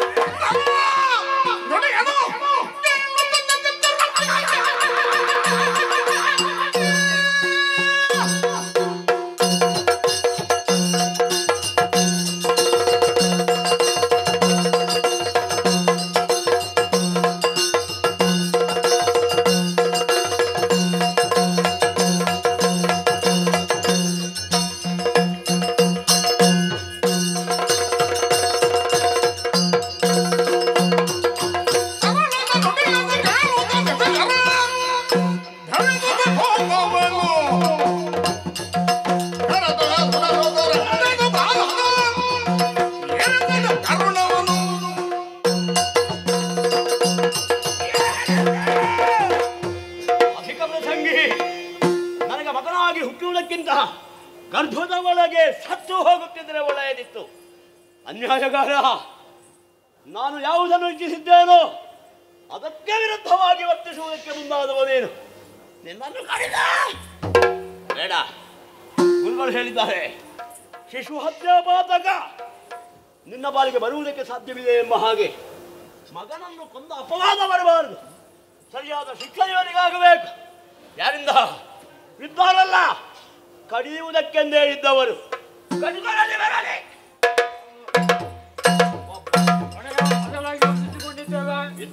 ಏನು ಕರೆದದ್ದು ಕಾರಣ? ಯಾರವ? ನಿಮ್ಮ ಮಗ. ಆಗಲಿ, ಈ ಕ್ಷಣವೇ ಅವನನ್ನು ಸೆಳೆಕೊಂಡು ಹೋಗಿ ಘೋರವಾದಂತಹ ಕಾರಣದಲ್ಲಿ ಅವನ ತಲೆಯತ್ತ ಕಡಿದು ಬನ್ನಿ.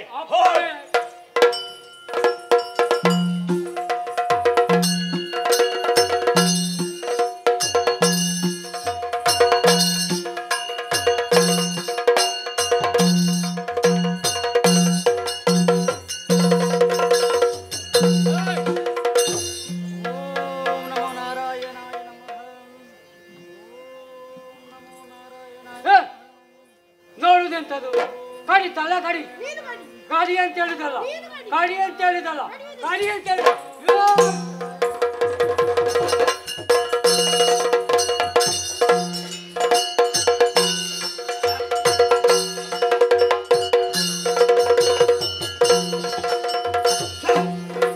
ಎಂತಹ ಅಚಾತುರ್ಯ ನನ್ನ ಕೈಯಿಂದ ನಡೆದು ಹೋಯಿತು.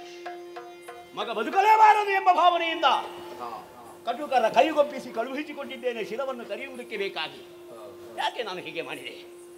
ಮನಸ್ಸಿಗೆ ಬೇಸರ, ಮಗನ ನೆನಪು. ಅಯ್ಯೋ ಬಂದೆಯ ಕಟುಕರು ಸೆಳೆಕೊಂಡು ಹೋಗಲಿಲ್ವೇ ಮಗನೇ ನಿನ್ನನ್ನು? ಸೆಳೆಕೊಂಡು ಹೋಗಿದ್ದಾರಪ್ಪಯ್ಯ. ತಲೆಯನ್ನು ಕಡಿಯಲಿಲ್ವೇ? ಕಡಿದಿದ್ದಾರೆ. ಏನು ತುಂಡು ಆಗಲಿಲ್ಲ? ಅನಾಥ ರಕ್ಷಕವನ್ನು ಕಾಪಾಡಿದಪ್ಪ. ಕಟುಕರಲ್ಲಿ ಹೋಗಿ ಕಟುಕರ ಅವರವರೇ ಕಡಿದು ಸತ್ರಪ್ಪ.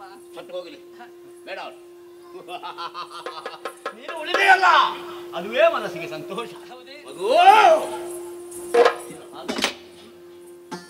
ನಿನಗೆ ಗುರುಮಠದಲ್ಲಿ ವಿದ್ಯೆಯನ್ನು ಹೇಳಿಕೊಡುವುದಕ್ಕಾಗಿ ಕಳುಹಿಸಿಕೊಡುವುದಲ್ಲ.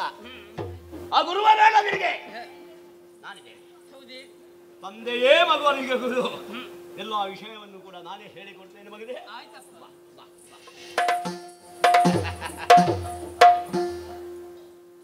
ಮಗನೇ, ನಾನು ಹೇಳಿದಂತೆ ಕೇಳಬೇಕು. ಸರಿಯಪ್ಪ.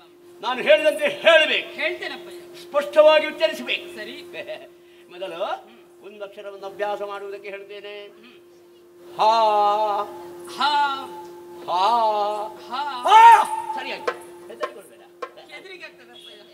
ಸರಿಯಾಗಿ ಆ ಹಾ ಎಂಬಂತಹ ಅಕ್ಷರವನ್ನು ನೀನು ಉಚ್ಚಾರ ಮಾಡಿದೆಯಲ್ಲ, ಯಾವ ದೋಷವೂ ಇಲ್ಲ. ಮಹಾಪ್ರಾಣ ಪ್ರಾಣ ಬರಲಿಲ್ಲ, ಅಷ್ಟು ದೊಡ್ಡ ಅಲ್ಪ ಪ್ರಾಣವೂ ಅಲ್ಲ. ಆ ಹಾ ಎಂಬಂತಹ ಅಕ್ಷರದಿಂದಲೇ ಪ್ರಾರಂಭವಾಗುವ ಶಬ್ದಕ್ಕೆ ಪೂರಕವಾಗಿದೆ.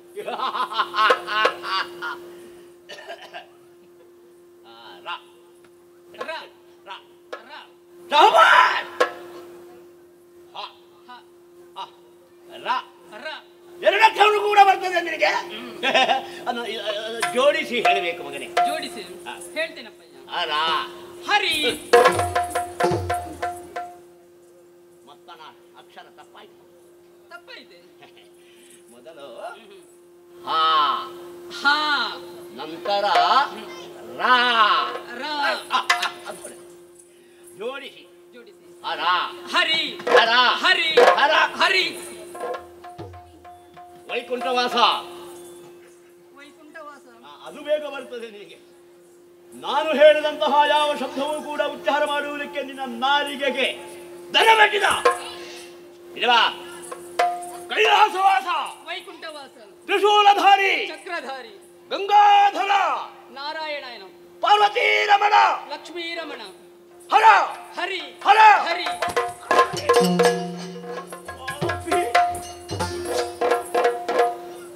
ಏನು ಮಾಡೋಣ ಹೇಳ? ನಿನ್ನನ್ನು ಹಾಗೆಯೇ ಬದುಕುವುದಕ್ಕೆ ಬಿಡುವುದಲ್ಲ, ಇನ್ನೂ ಕೂಡ ಕೊಲ್ಲುವಂತಹ ಕೆಲವು ವ್ಯವಸ್ಥೆಗಳಿವೆ. ಎರಲಿ ಈತನನ್ನು ಸೆಳೆಕೊಂಡು ಹೋಗಿ ಪರ್ವತದ ಎತ್ತರದಿಂದ ಪ್ರಮಾದಕ್ಕೆ ತಳ್ಳಿ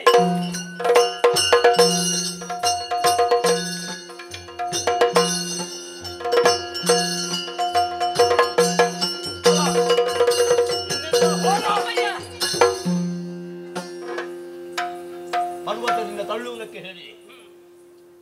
ಪ್ರವಾಹಕ್ಕೆ ಬಿದ್ದರೆ ಏನು ಆಗಲಿಲ್ವೇ? ಏನು ಆಗ್ಲಿಲ್ಲಪ್ಪಯ್ಯ. ಸಮುದ್ರದ ಮಡುವಿನಲ್ಲಿ ಮಧ್ಯದಲ್ಲಿ ಮುಳುಗಿಸುವುದಕ್ಕೆ ಹೇಳಿದೆ. ಮುಳುಗಿಸಲಿಲ್ಲ, ಮುಳುಗಿಸಿದ್ದಾರೆ. ಏನೂ ಆಗಲಿಲ್ವೇ? ಕಡಲ ಶಯನ ಬಂದು ನನ್ನನ್ನು ಕಾಪಾಡಿದ್ದ. ಯಾವ ಶಾಯನ? ಕಡಲ ಶಾಯನ. ಪಾಪಿ ಮಗ, ಏನಪ್ಪ ಅಲ್ಲಿಗೆ ಬಂದನ. ಘಟ ಸರ್ಪಗಳಿಂದ ನಿನ್ನನ್ನು ಕತ್ತಿಸುವುದಕ್ಕೆ ಹೇಳಿದ್ದೇನೆ. ಕತ್ತಿಸಿದಿರ? ಸರ್ಪಶಯನನೇ ಬಂದು ನನ್ನನ್ನು ಕಾಪಾಡಿದ್ದ. ವಿಷ ನಿನ್ನ ಮೈಗೆ ಸೋಕಲಿಲ್ಲ? ಇಲ್ಲಪ್ಪಯ್ಯ. ಮದ ತುಂಬಿದ ಆ ಆನೆಗಳಿಂದ ನಿನ್ನನ್ನು ತುಳಿಸುವುದಕ್ಕೆ ಹೇಳಿದ್ದೇನೆ. ಒಂದಲ್ಲ 100 ಆನೆಗಳಿಂದ. ಹೌದಪ್ಪಯ್ಯ. ಏನೋ ಮುರಿಯಲಿಲ್ಲ ಅಲ್ಲ, ತುಳಿಸಿದಾರಪ್ಪಯ್ಯ. ಅದು ಗಜೇಂದ್ರ ವರದ ಬಂದು ಕಾಪಾಡಿದ್ದ. ಯಾವ ಶಿಕ್ಷೆಯನ್ನು ಕೊಟ್ಟರೂ ಕೂಡ ನಿನ್ನನ್ನು ಎಲ್ಲರೂ ಅವನೇ ಬಂದು ಎಲ್ಲ ಸ್ಥಳದಲ್ಲೂ ಎಲ್ಲ ಕಷ್ಟದಲ್ಲಿಯೂ ರಕ್ಷಣೆ ಮಾಡುತ್ತಾನೆ ಅನ್ನುವಾಗ ಕುತಂತ್ರಿಯವ, ಮಾಯಾವಿ, ಮೋಸಗಾರ ನಿನ್ನನ್ನು ಕೊಲ್ಲುವುದಕ್ಕೆ ಅಂತಹ ಉಪಾಯ ಅಲ್ಲ.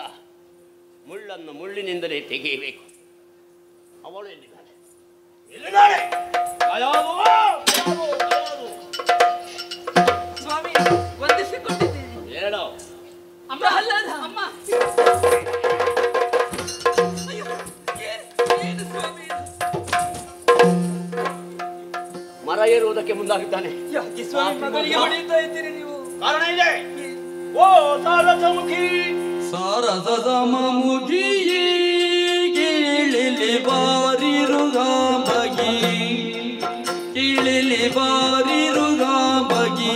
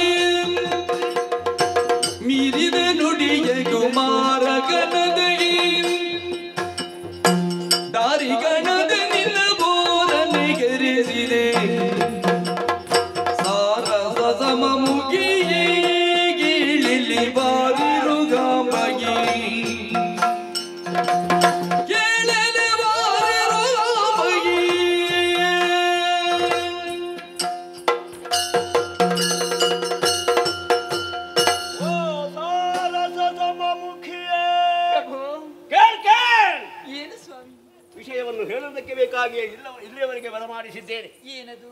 ಮದುವೆಯಾಗಿ ವರ್ಷಗಳು ಕಳೆದು ಹೋಯಿತು. ನನ್ನ ಬಗ್ಗೆ ಸಂಪೂರ್ಣವಾದಂತಹ ಮಾಹಿತಿಯನ್ನು ತಿಳಿದುಕೊಂಡವಳು ನೀನು. ನಿಜ. ಪತಿವ್ರತ ಎಂಬುದನ್ನು ಎಲ್ಲವರಿಗೂ ಕೂಡ ತೋರಿಸಿಕೊಟ್ಟವಳು. ಆ ವಿಷಯವಾಗಿ ಮನಸ್ಸಿಗೆ ಬಹಳ ಆನಂದವೇ.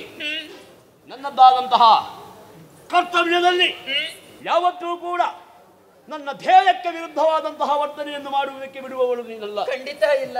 ಅದಕ್ಕೆ ಸರಿಯಾದಂತಹ ಸಲಹೆಯನ್ನು ಕೊಡುವವಳು. ನಿನ್ನದಾದಂತಹ ರೂಪವನ್ನು ಗುಣವನ್ನು ನೋಡಿಯೇ ನಾನು ಮದುವೆಯಾಗಿದ್ದೇನೆ. ಆದ್ದರಿಂದಲೇ ಮದುವೆಯಾದದ್ದಕ್ಕೆ ಸಾರ್ಥಕತವಾಯಿತು ಎಂಬಂತಹ ಸಂತೋಷ ನನ್ನ ಮನದಲ್ಲಿ ಉಕ್ಕಿ ಹರಿಯುತ್ತಾ ಇದೆ. ಏನು ಮಾಡೋಣ? ಮಕ್ಕಳನ್ನು ಪಡೆದಿದ್ದೀಯಾ? ನನ್ನ ಮುಖಾಂತರ ಇಬ್ಬರಿಗೂ ಮಕ್ಕಳೇ. ಹೌದು. ಪ್ರೀತಿಯ ಮಮತೆಯ ಕುವರ ಪ್ರಹ್ಲಾದ ನಮ್ಮ ಏಳಿಗೆಯನ್ನೇ ಬಯಸಿಯಾನು. ನಮ್ಮದಾದಂತಹ ಜೀವನದ ಉದ್ದೀಪನಕ್ಕೆ ನಾಂದಿ ದೀಪವಾದಾನು ಎಂಬ ಭಾವನೆ ನನಗಿತ್ತು. ಎಲ್ಲ ಮಣ್ಣಾಗಿ ಹೋಯಿತಲ್ಲ. ಏನಾಯ್ತು ಪ್ರಭು? ಏನು ಹೇಳಿದ್ರು ಕೇಳುವುದಕ್ಕೆ ಅವನ ಮನ ಒಪ್ಪುತ್ತಿಲ್ಲ. ಅಂದ್ರೆ ಅವನದ್ದಾದಂತಹ ಸ್ವಂತಿಕೆಯನ್ನೇ ಬಳಸುವುದಕ್ಕೆ ಮುಂದಾಗುತ್ತಾ ಇದ್ದಾನೆ. ಜೊತೆಯಲ್ಲಿಯೇ ಗುರುಮಠಕ್ಕೆ ಕಳುಹಿಸಿಕೊಟ್ಟವರು.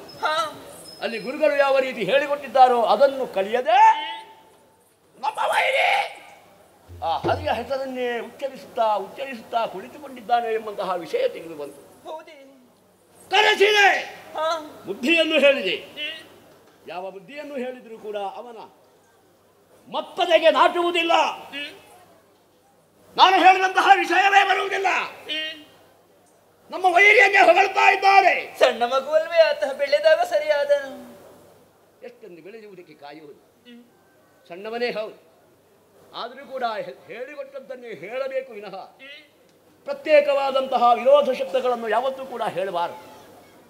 ವಿರೋಧಾಭಾಸವಾಗಿ ವರ್ತಿಸುತ್ತಾ ಇದ್ದಾರೆ. ನಮ್ಮದಾದಂತಹ ಕುಲಕ್ಕೆ ಕಂಟಕಪ್ರಾಯವಾಗಿದ್ದಾರೆ ಎಂಬುದರಿಂದಲೇ ಮುಳ್ಳನ್ನು ಮುಳ್ಳಿನಿಂದಲೇ ತೆಗೆಯಬೇಕು ಎಂಬ ಉದ್ದೇಶದಿಂದ ನಿನ್ನನ್ನು ಇಲ್ಲಿಯವರೆಗೆ ಬರೆಸಿದ್ದೇನೆ. ಏನು ತೀರ್ಮಾನವನ್ನು ಸಮಾಧಾನವೊಂದಿಗೋ ಇದು ಏನು ಸ್ವಾಮಿ ಇದು? ಹೇಗೆ ಕಾಣುತ್ತದೆ? ಹಾಲಾಹಲ ವಿಷ ನೀನು ಯಾಕೆ ಕುಡಿಬೇಕು? ನಿಮಗೆ ವಿರೋಧಿಯಾಗಿ ವರ್ತಿಸುವಂತಹ ಮಗನನ್ನು ಹಡೆದುಕೊಟ್ಟಿನಲ್ಲ ನಾನು, ಅದಕ್ಕಾಗಿ ನಾನು ಕುಡಿಯುವುದು. ನೀನು ಹೆತ್ತದ್ದು ಮಾತ್ರ, ಅದರಲ್ಲಿ ನಾನು ಕೂಡ ಭಾಗಿಯಾಗಿದ್ದೇನೆ. ಅಷ್ಟು ತಲೆ ಉಂಟೇನೆ ನನಗೆ. ತಲೆ ಇಲ್ಲದವ ಅಲ್ಲ. ಇದು ನಿನ್ನ ಮಗನಿಗೆ ಕೊಡುವುದಕ್ಕೆ. ಯಾಕೆ ಯಾಕೆ? ಕುಟಾರಕನಾದಂತಹ ಮಗ ನಮ್ಮ ಅರಮನೆಯಲ್ಲಿ ಯಾವತ್ತೂ ಕೂಡ ಇರಬಾರದು. ಅನ್ಯಾಯ ಮಾಡುವಂತಹ ಕುವರ ಈ ಪ್ರಪಂಚದಲ್ಲಿಯೇ ಇರಬಾರದು ಎಂಬಂತಹ ಉದ್ದೇಶದಿಂದಲೇ ಅವನಿಗೆ ಕೆಲವು ಶಿಕ್ಷೆಯನ್ನು ಕೊಟ್ಟರೂ ಕೂಡ ಬದುಕಿ ಉಳಿದ ಕೊನೆಯ ಪ್ರಯತ್ನ. ಈಗ ನೀವು ಈ ಸಂದರ್ಭದಲ್ಲಿ ಸಾಯಲೇಬೇಕು ಅವ. ನಾನಿದ್ದೇನಲ್ಲ, ಯಾಕೆ ನಾನೊಂದು ಪ್ರಯತ್ನ ಮಾಡಬಹುದಲ್ಲ? ನಿನ್ನ ಪ್ರಯತ್ನ ನನ್ನ ಮಾತನ್ನೇ ಕೇಳಲಿಲ್ಲವಂತೆ ನೀನು ಹೇಳಿದ್ದನ್ನು ಕೇಳುತ್ತಾನೆ. ಆಲೋಚನೆ ಮಾಡು, ಏನು ಬೇಕಾದರೂ ಮಾಡು. ಅವನ ಬಾಯಲ್ಲಿ ಹರಿನಾಮ ಬರಲೇಬಾರದು. ಸರಿ, ಹರ ಎಂಬಂತಹ ಶಬ್ದವೇ ಅವ ಉಚ್ಚರಿಸಬೇಕು. ಇಷ್ಟು ನೀನು ಮಾಡಬೇಕು. ಮತ್ತೊಂದು ಆಲೋಚನೆ, ಅವ ಒಂದು ವೇಳೆ ವಿರೋಧಿಯ ಹೆಸರನ್ನೇ ಹೇಳುತ್ತಾನೆ ಅಂದರೆ ಅವ ಪ್ರಪಂಚದಲ್ಲಿ ಇರಬಾರದು. ಮೊದಲೇ ನಾನು ಹೇಳಿದ್ದೇನೆ, ನಿನಗೆ ಗಂಡ ಬೇಕೋ ಮಗ ಬೇಕೋ ಎಂಬಂತಹ ತೀರ್ಮಾನವನ್ನು ಕೈಗೊಂಡು ಈ ವಿಷವನ್ನು ಅವನಿಗೆ ನನಗೂ ಆಲೋಚನೆ ಮಾಡಿ ಸ್ವಾಮಿ.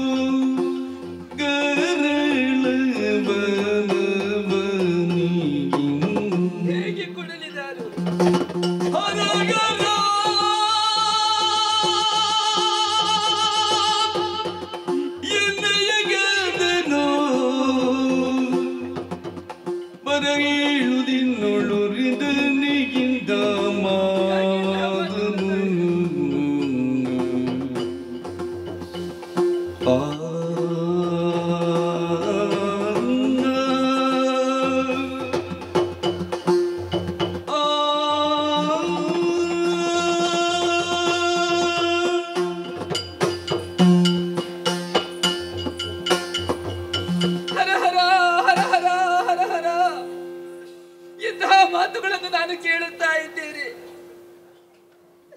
ಇಂತಹ ಮಾತುಗಳನ್ನು ಕೇಳುವುದಕ್ಕಿಂತ ನನ್ನ ಕಿವಿಗಳೆರಡು ಕಿವುಡಾಗುತ್ತಿದ್ದರೆ ಸಂತೋಷವನ್ನು ಪಡುತ್ತಾ ಇದ್ದೆ. ನಾನು ಎನ್ನಿನಿಯ ನನ್ನನ್ನು ಬಳಿಗೆ ಕರೆಯುತ್ತಾರೆ ಎನ್ನುವಂತಹ ಸಂದರ್ಭದಲ್ಲಿ ಏನೋ ಸರಸದ ಮಾತುಗಳನ್ನು ನನ್ನಲ್ಲಿ ಆಡಿಯಾರೆ ಎನ್ನುವ ಹಾಗೆ ಧಾವಿಸಿ ಬಂದವಳು ನಾನು. ಆದರೆ ಅವರಾಡಿದಂತಹ ಮಾತುಗಳನ್ನು ಕೇಳುವುದಕ್ಕೆ ಸಾಧ್ಯವಿಲ್ಲ ನನ್ನಿಂದ. ಇದಕ್ಕಿಂತ ನನಗೆ ಸಾವು ಬರ್ತದೆ ಎಂದಾದರೆ ಸಂತೋಷದಿಂದ ಸ್ವೀಕರಿಸುತ್ತಾ ಇದ್ದೆ ನಾನು. ಯಾಕೆ ನನ್ನವರು ಇಂತಹ ನಿರ್ಧಾರವನ್ನು ಕೈಗೊಂಡವರಿದ್ದಾರೆ? ಮಗನಿಗೆ ವಿಷವನ್ನು ಕೊಡಬೇಕು ಎನ್ನುವ ಹಾಗೆ ಆಡಿದರಲ್ಲ. ಈ ಪ್ರಪಂಚದಲ್ಲಿ ಮಕ್ಕಳಿಲ್ಲ ಮಕ್ಕಳಿಲ್ಲ ಎನ್ನುವ ಹಾಗೆ ಕಣ್ಣೀರಿಡಿಸುವಂತಹ ತಂದೆ ತಾಯಿಗಳನ್ನು ನಾವು ಕಾಣಬಹುದು. ಅದೇ ರೀತಿ ಮಕ್ಕಳು ಬೇಕು ಎನ್ನುವ ಹಾಗೆ ವ್ರತ ಪೂಜೆಯನ್ನು ಮಾಡುವಂತಹ ತಂದೆ ತಾಯಿಗಳನ್ನು ನಾವು ಕಾಣಬಹುದು. ಆದರೆ ತಾವೇ ಹೆತ್ತಂತಹ ಮಕ್ಕಳಿಗೆ ವಿಷವನ್ನು ಕೊಡುವಂತಹ ತಂದೆ ತಾಯಿಗಳು ಯಾರಾದರೂ ಇರುವುದಕ್ಕೆ ಸಾಧ್ಯ ಉಂಟೆ? ಇಲ್ಲ ಇಲ್ಲ. ಆದರೆ ಅಂತಹ ದೌರ್ಭಾಗ್ಯ ನನ್ನ ಪಾಲಿಗೆ ಬಂದೊದಗಿದ್ದಲ್ಲ. ಹೇಗೆ ನನ್ನ ಮಗನನ್ನು ನಾನು ಕರೆದು ವಿಷವನ್ನು ಕೊಡಬೇಕು? ಒಂದು ವೇಳೆ ನಾನು ವಿಷವನ್ನು ಕೊಟ್ಟೆ ಎಂದಾದರೆ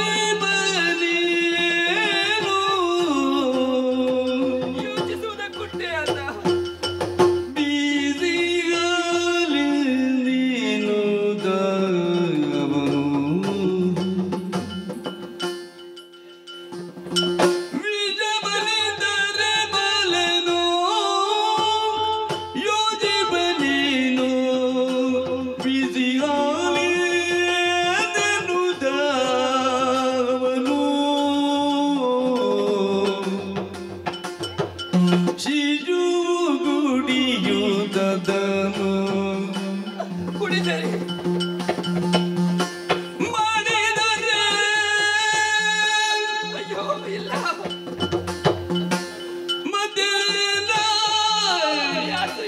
ಅದುಬಿದು ಬಲೆಗಿಳಿ ನನಗೆ ಈ ಜೀವನ ಬೇಕೆ. ಶಿಜುವು ಗುಡಿಯುವುದನು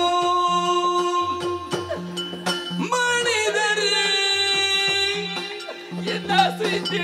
ಮದನದು ಬಿದ್ದು ಬಲೆಗಿಳಿನು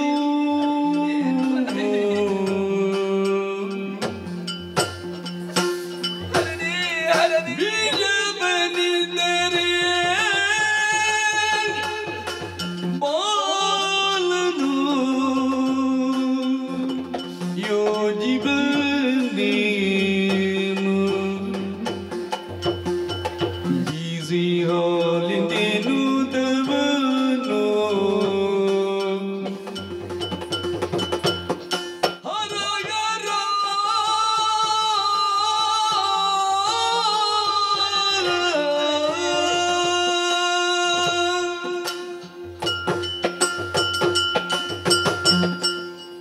ನನ್ನವರಾಡಿದಂತಹ ಮಾತು ಮಗನಿಗೆ ವಿಷವನ್ನು ಕೊಡಬೇಕು ಎನ್ನುವ ಹಾಗೆ ಆಜ್ಞೆಯನ್ನು ಮಾಡಿದವರಿದ್ದಾರೆ. ಪತಿಯ ಆಜ್ಞೆ ಎನ್ನುವುದು ಶಿರೋಧಾರ್ಯ ನನಗೆ. ಪತಿಯೇ ಪರದೈವ ಎನ್ನುವ ಹಾಗೆ ಇಷ್ಟರವರೆಗೆ ಅವರ ಸೇವೆಯನ್ನು ಮಾಡುತ್ತಾ ಬಂದವಳು ನಾನು. ಒಂದು ವೇಳೆ ಪತಿ ವಾಕ್ಯವನ್ನು ಮೀರಿದೆ ಎಂದಾದ್ರೆ ಆ ಪಾತಕ ನನ್ನನ್ನು ಅಂಟಿಕೊಳ್ಳುವುದಕ್ಕೆ ಸಾಧ್ಯವಿದೆ. ಯಾವತ್ತೂ ಪತಿವಾಕ್ಯವನ್ನು ಮೀರುವ ಬಳಿ ಅಲ್ಲ ನಾನು. ಹಾಗೆಂದು ಅವರು ಹೇಳಿದಂತೆ ನನ್ನ ಮಗನಿಗೆ ನಾನು ವಿಷವನ್ನು ಕೊಡುವುದಕ್ಕೆ ಮುಂದಾದೆ ಎಂದಾದರೆ ಆ ಮಗು ಯೋಚಿಸುವುದಕ್ಕುಂಟೆ? ಖಂಡಿತ ಇಲ್ಲ, ಖಂಡಿತ ಇಲ್ಲ. ನನ್ನಮ್ಮ ಯಾವತ್ತೂ ನನಗೆ ಬಿಸಿ ಹಾಲನ್ನೇ ಕೊಡುತ್ತಾಳೆ ಎನ್ನುವ ಹಾಗೆ ತಿಳಿದು ನನ್ನೆದುರಿನಲ್ಲೇ ಆ ಹಾಲನ್ನು ಕುಡಿಯುತ್ತಾ ಕುಡಿಯುತ್ತಾ ಭೂಮಿಗೆ ಬಿದ್ದು ಬಿಳಬಿಳನೆ ಒದ್ದಾಡಿ ಸಾಯುವಂತಹ ಸ್ಥಿತಿಯನ್ನು ನಾನು ಕಾಣಬೇಕೆ? ಇಲ್ಲ, ನನ್ನಿಂದ ಸಹಿಸಿಕೊಳ್ಳುವುದಕ್ಕೆ ಸಾಧ್ಯವಿಲ್ಲ, ಸಾಧ್ಯವಿಲ್ಲ. ದಿನವೊಂದಕ್ಕೆ ಅದೆಷ್ಟೋ ಪ್ರಾಣಿಗಳ ಕತ್ತನ್ನು ಕತ್ತರಿಸುವಂತಹ ಕಟುಕನಾದರೂ ತನ್ನ ಮಕ್ಕಳನ್ನು ಪ್ರೀತಿಯಿಂದ ಸಾಕಿಕೊಂಡು ಬರುತ್ತಾರಂತೆ. ವಿಷಪೂರಿತವಾದಂತಹ ಸರ್ಪವಾದರೂ ತನ್ನ ಮೊಟ್ಟೆಯನ್ನು ಜೋಪಾನವಾಗಿ ನೋಡಿಕೊಳ್ಳುತ್ತದೆಯಂತೆ. ಅದೇ ರೀತಿ ಮತ್ತೊಂದು ಪ್ರಾಣಿಯ ಮಾಂಸವನ್ನು ಹೆಚ್ಚುಕಿ ತಿನ್ನುವಂತಹ ಹುಲಿಯಾದರೂ ತನ್ನ ಮರಿಗಳೊಂದಿಗೆ ಮರಿಯಾಗಿ ಜೀವನವನ್ನು ನಡೆಸುತ್ತದೆಯಂತೆ. ಆದರೆ ನಾನು ಅದಕ್ಕಿಂತಲೂ ಹೀನಲಾಗಿ ಹೋಗಲಿ ಈ ಸಂದರ್ಭದಲ್ಲಿ. ಇಲ್ಲ, ನನ್ನಿಂದ ಸಾಧ್ಯವಿಲ್ಲ ಇದು. ನಾನು ಯಾಕೆ ದುಃಖಿಸಬೇಕು? ನನ್ನ ಮಗನಲ್ವೇ ಆತ. ಈ ಹೆತ್ತವೆಯ ಮಾತನ್ನು ಕೇಳಲಾರನೆ ನನ್ನ ಮಗ. ಖಂಡಿತ ಕೇಳುವುದಕ್ಕೆ ಸಾಧ್ಯವಿದೆ. ನೋಡೋಣ, ಅವನನ್ನೇ ಕರೆದು ಒಂದೆರಡು ಹಿತ ಮಾತುಗಳನ್ನು ಆಡಿ ಅವನನ್ನು ಸರಿದಾರಿಗೆ ತರಲೇಬೇಕು. ಪ್ರಹ್ಲಾದ, ಪ್ರಹ್ಲಾದ, ಪ್ರತಿಬದಿಗೆ ಗಳನದಿ ಅದ್ದುಗಳು ಜಲಿ ತನ್ನ ಮೋಗದ ಪುತ್ರನನು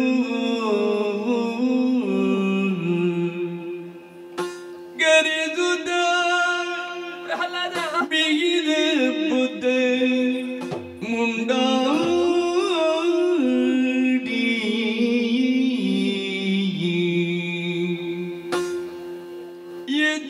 ಎದ್ದಿಗೊಳ್ಳುವುದವನನ್ನು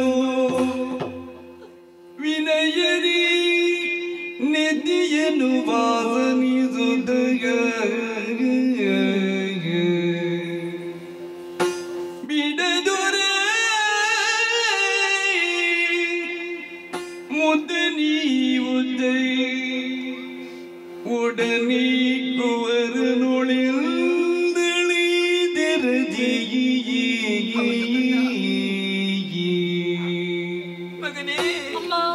ಮಗನಿ ಬಿಡು ಜಲಸರಿ ನಿನಗಿದು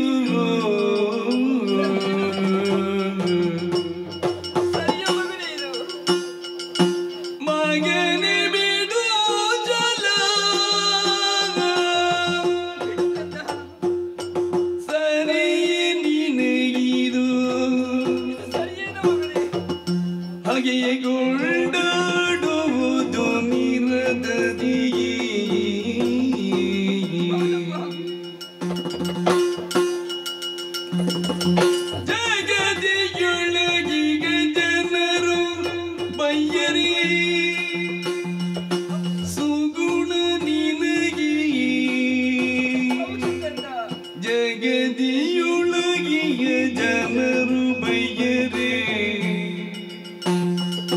ಸುಗುಣ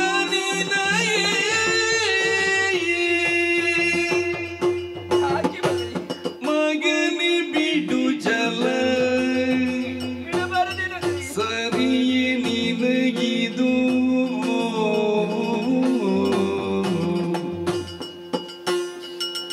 ಮಗನೇ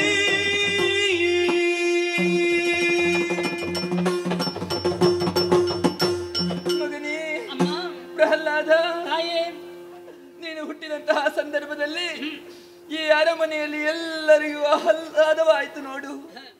ಆ ಸಂದರ್ಭದಲ್ಲಿ ನಿನಗೆ ಪ್ರಹ್ಲಾದ ಎನ್ನುವ ಹಾಗೆ ಹೆಸರನ್ನಿರಿಸಿದವರಿದ್ದೇವೆ. ಪ್ರೀತಿಯಿಂದ ಸಾಕಿ ಸಲಹಿಕೊಂಡು ಬಂದವರಲ್ವೇ ನಾವು. ಹೌದಮ್ಮ ಮಗನೇ ತಾಯೇ. ಆದರೆ ಈ ಸಂದರ್ಭದಲ್ಲಿ ನಿನ್ನ ಕುರಿತಾಗಿ ಒಂದು ವಿಚಾರವನ್ನು ಕೇಳಪಟ್ಟೆ ನಾನು. ಏನಮ್ಮ?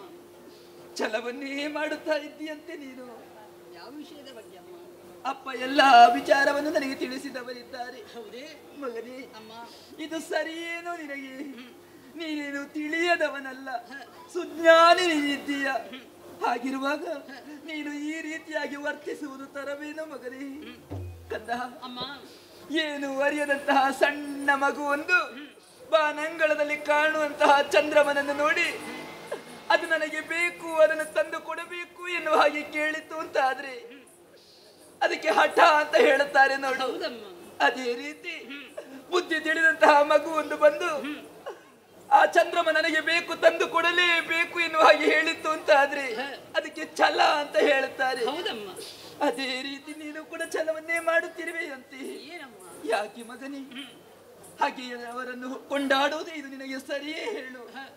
ಒಂದು ವೇಳೆ ನೀನು ಆ ರೀತಿಯಾಗಿ ಹಾಗೆ ಅವರನ್ನೇ ಕೊಂಡಾಡುತ್ತಾ ಮುಂದುವರಿದೆ ಎಂದಾದರೆ ನಾಳಿನ ದಿವಸ ಜಗತ್ತಿನಲ್ಲಿರುವಂತಹ ಜನರೆಲ್ಲ ನಿನ್ನನ್ನು ಬಿಟ್ಟೆತ್ತಿ ತೋರಿಸುವುದಕ್ಕಿಲ್ವೇ, ಆಡಿಕೊಳ್ಳುವುದಕ್ಕೆ ಮುಂದಾಗ್ತಾರೆ ನೋಡು. ನಾವೇ ಈ ರೀತಿಯಾಗಿ ಮುಂದುವರಿದೆವು ಎಂದಾದರೆ ಮತ್ತೆ ಅವರು ದಾರಿ ತಪ್ಪಿ ನಡೆಯುವುದರಲ್ಲಿ ಅರ್ಥ ಉಂಟ ಅಂತ ಕೇಳಿದ್ರೆ ಅದಕ್ಕೆ ಅರ್ಥ ಇದೆ ಅಂತ ಎಲ್ಲರೂ ಹೇಳುವುದಿಲ್ವೇ? ಲೋಕಕ್ಕೆ ಆದರ್ಶಪ್ರಾಯರಾಗಿ ಇರಬೇಕಾದವರು ನಾವು. ಸರಿ ಯಾವುದು ತಪ್ಪು ಯಾವುದು ಎನ್ನುವುದನ್ನು ತಿಳಿಸಬೇಕಾದವರು ನಾವೇ ಈ ರೀತಿಯಾಗಿ ವರ್ತಿಸುವುದಕ್ಕೆ ಮುಂದಾದೆವು ಅಂತ ಆದ್ರೆ ನಾಳೆ ನೋಡಿದವರು ಅದನ್ನೇ ಕಲಿಯುವುದಲ್ವೇನು ಮಗನೇ? ಹಾಗಾಗಿ ನಿನ್ನನ್ನು ಹೇಳ್ತಾ ಇರುವುದು, ನಿನ್ನ ಅಪ್ಪನ ವಿಚಾರವನ್ನು ನೀನೇನು ತಿಳಿಯದವನಲ್ಲ. ಅವರಿಗೆ ವೈರಿಯಾದವರನ್ನು ಯಾವತ್ತೂ ಯಾರು ಕೊಂಡಾಡುವ ಹಾಗಿಲ್ಲ. ಅದರಲ್ಲಿಯೂ ಮಗನೇ ಪೂಜಾ ಸಾಮಗ್ರಿಯಾದಂತಹ ಹರಿವಾಣವನ್ನು ನಮ್ಮದಾದಂತಹ ಈ ಅರಮನೆಯಲ್ಲಿ ಯಾರು ಹೇಳುವ ಹಾಗಿಲ್ಲ. ಹರವಾಣ ಎನ್ನುವ ಹಾಗೆ ಹೇಳಬೇಕು. ಅದೇ ರೀತಿ ನೀರು ಹರಿಯುತ್ತದೆ ಎನ್ನುವ ಹಾಗೆ ಯಾರು ಉಚ್ಚರಿಸುವ ಹಾಗಿಲ್ಲ. ನೀರು ಹರಿಯುತ್ತದೆ ಎನ್ನುವ ಹಾಗೆ ಹೇಳಬೇಕು. ಒಂದು ವೇಳೆ ನಿನ್ನ ಅಪ್ಪನ ಮಾತನ್ನು ಮೀರಿ ಯಾರಾದರೂ ನಡೆದದ್ದು ತಿಳಿಯಿತು ಎಂದಾದ್ರೆ ಅವರಿಗೆ ಘೋರವಾದಂತಹ ಶಿಕ್ಷೆಯೇ ಕಾದಿರುತ್ತದೆ ನೋಡು. ಹಾಗಿರುವಾಗ ನಿನ್ನನ್ನು ಸುಮ್ಮನೆ ಬಿಡುವುದಕ್ಕಿದೆಯೇನು? ಈ ಮೊದಲೇ ಕಷ್ಟವನ್ನು ಕೊಟ್ಟವರಿದ್ದಾರೆ ಎನ್ನುವುದನ್ನು ಚೆನ್ನಾಗಿ ಅರಿತವಳ ನಾನು. ಕೊನೆಯದಾಗಿ ನನ್ನನ್ನು ಕರೆದು ಹೆತ್ತವೆಯಾದಂತಹ ನೀನೇ ಮಗನನ್ನು ಸರಿದಾರಿಗೆ ತರಬೇಕು ಎನ್ನುವ ಹಾಗೆ ನನಗೆ ಅಜ್ಜಿಯನ್ನು ಮಾಡಿದವರಿದ್ದಾರೆ. ಕಂದ, ನಿನ್ನಲ್ಲಿ ಒಂದು ಮಾತನ್ನು ಕೇಳಬೇಕ ನಾನು. ಏನಮ್ಮ? ಹರಿನಾಮ ಸ್ಮರಣೆಯನ್ನೇ ಮಾಡುತ್ತಾ ಇರುವೆ ಅಂತೆ ನೀನು. ಆ ಹರಿನಾಮ ಸ್ಮರಣೆ ಮಾಡುವುದರಿಂದ ನಿನಗೆ ಏನು ಲಾಭ ಇದೆ? ಅಲ್ಲ, ಅದನ್ನು ಮಾಡದೆ ಉಳಿದೆ ಎಂದಾದ್ರೆ ನಿನಗೆ ಏನು ಕೊರತೆ ಇದೆ? ಆ ಸಿರಿಯ ರಸ ನಿನಗೆ ಏನನ್ನು ಕೊಡ್ತಾನೆ? ಅದನ್ನಾದ್ರೆ ಹೇಳಬಾರದೆ ಮಗನೇ, ನನ್ನಲ್ಲಿ ಹೇಳಬಾರದು. ಹಿಂದೆಗಿನ್ನಯ ಬಿದನು ಬಾಗುಬರಿಯಿಂದ ಗೊಲಲೆದ್ದವನು ಗೆಯ್ಯಲು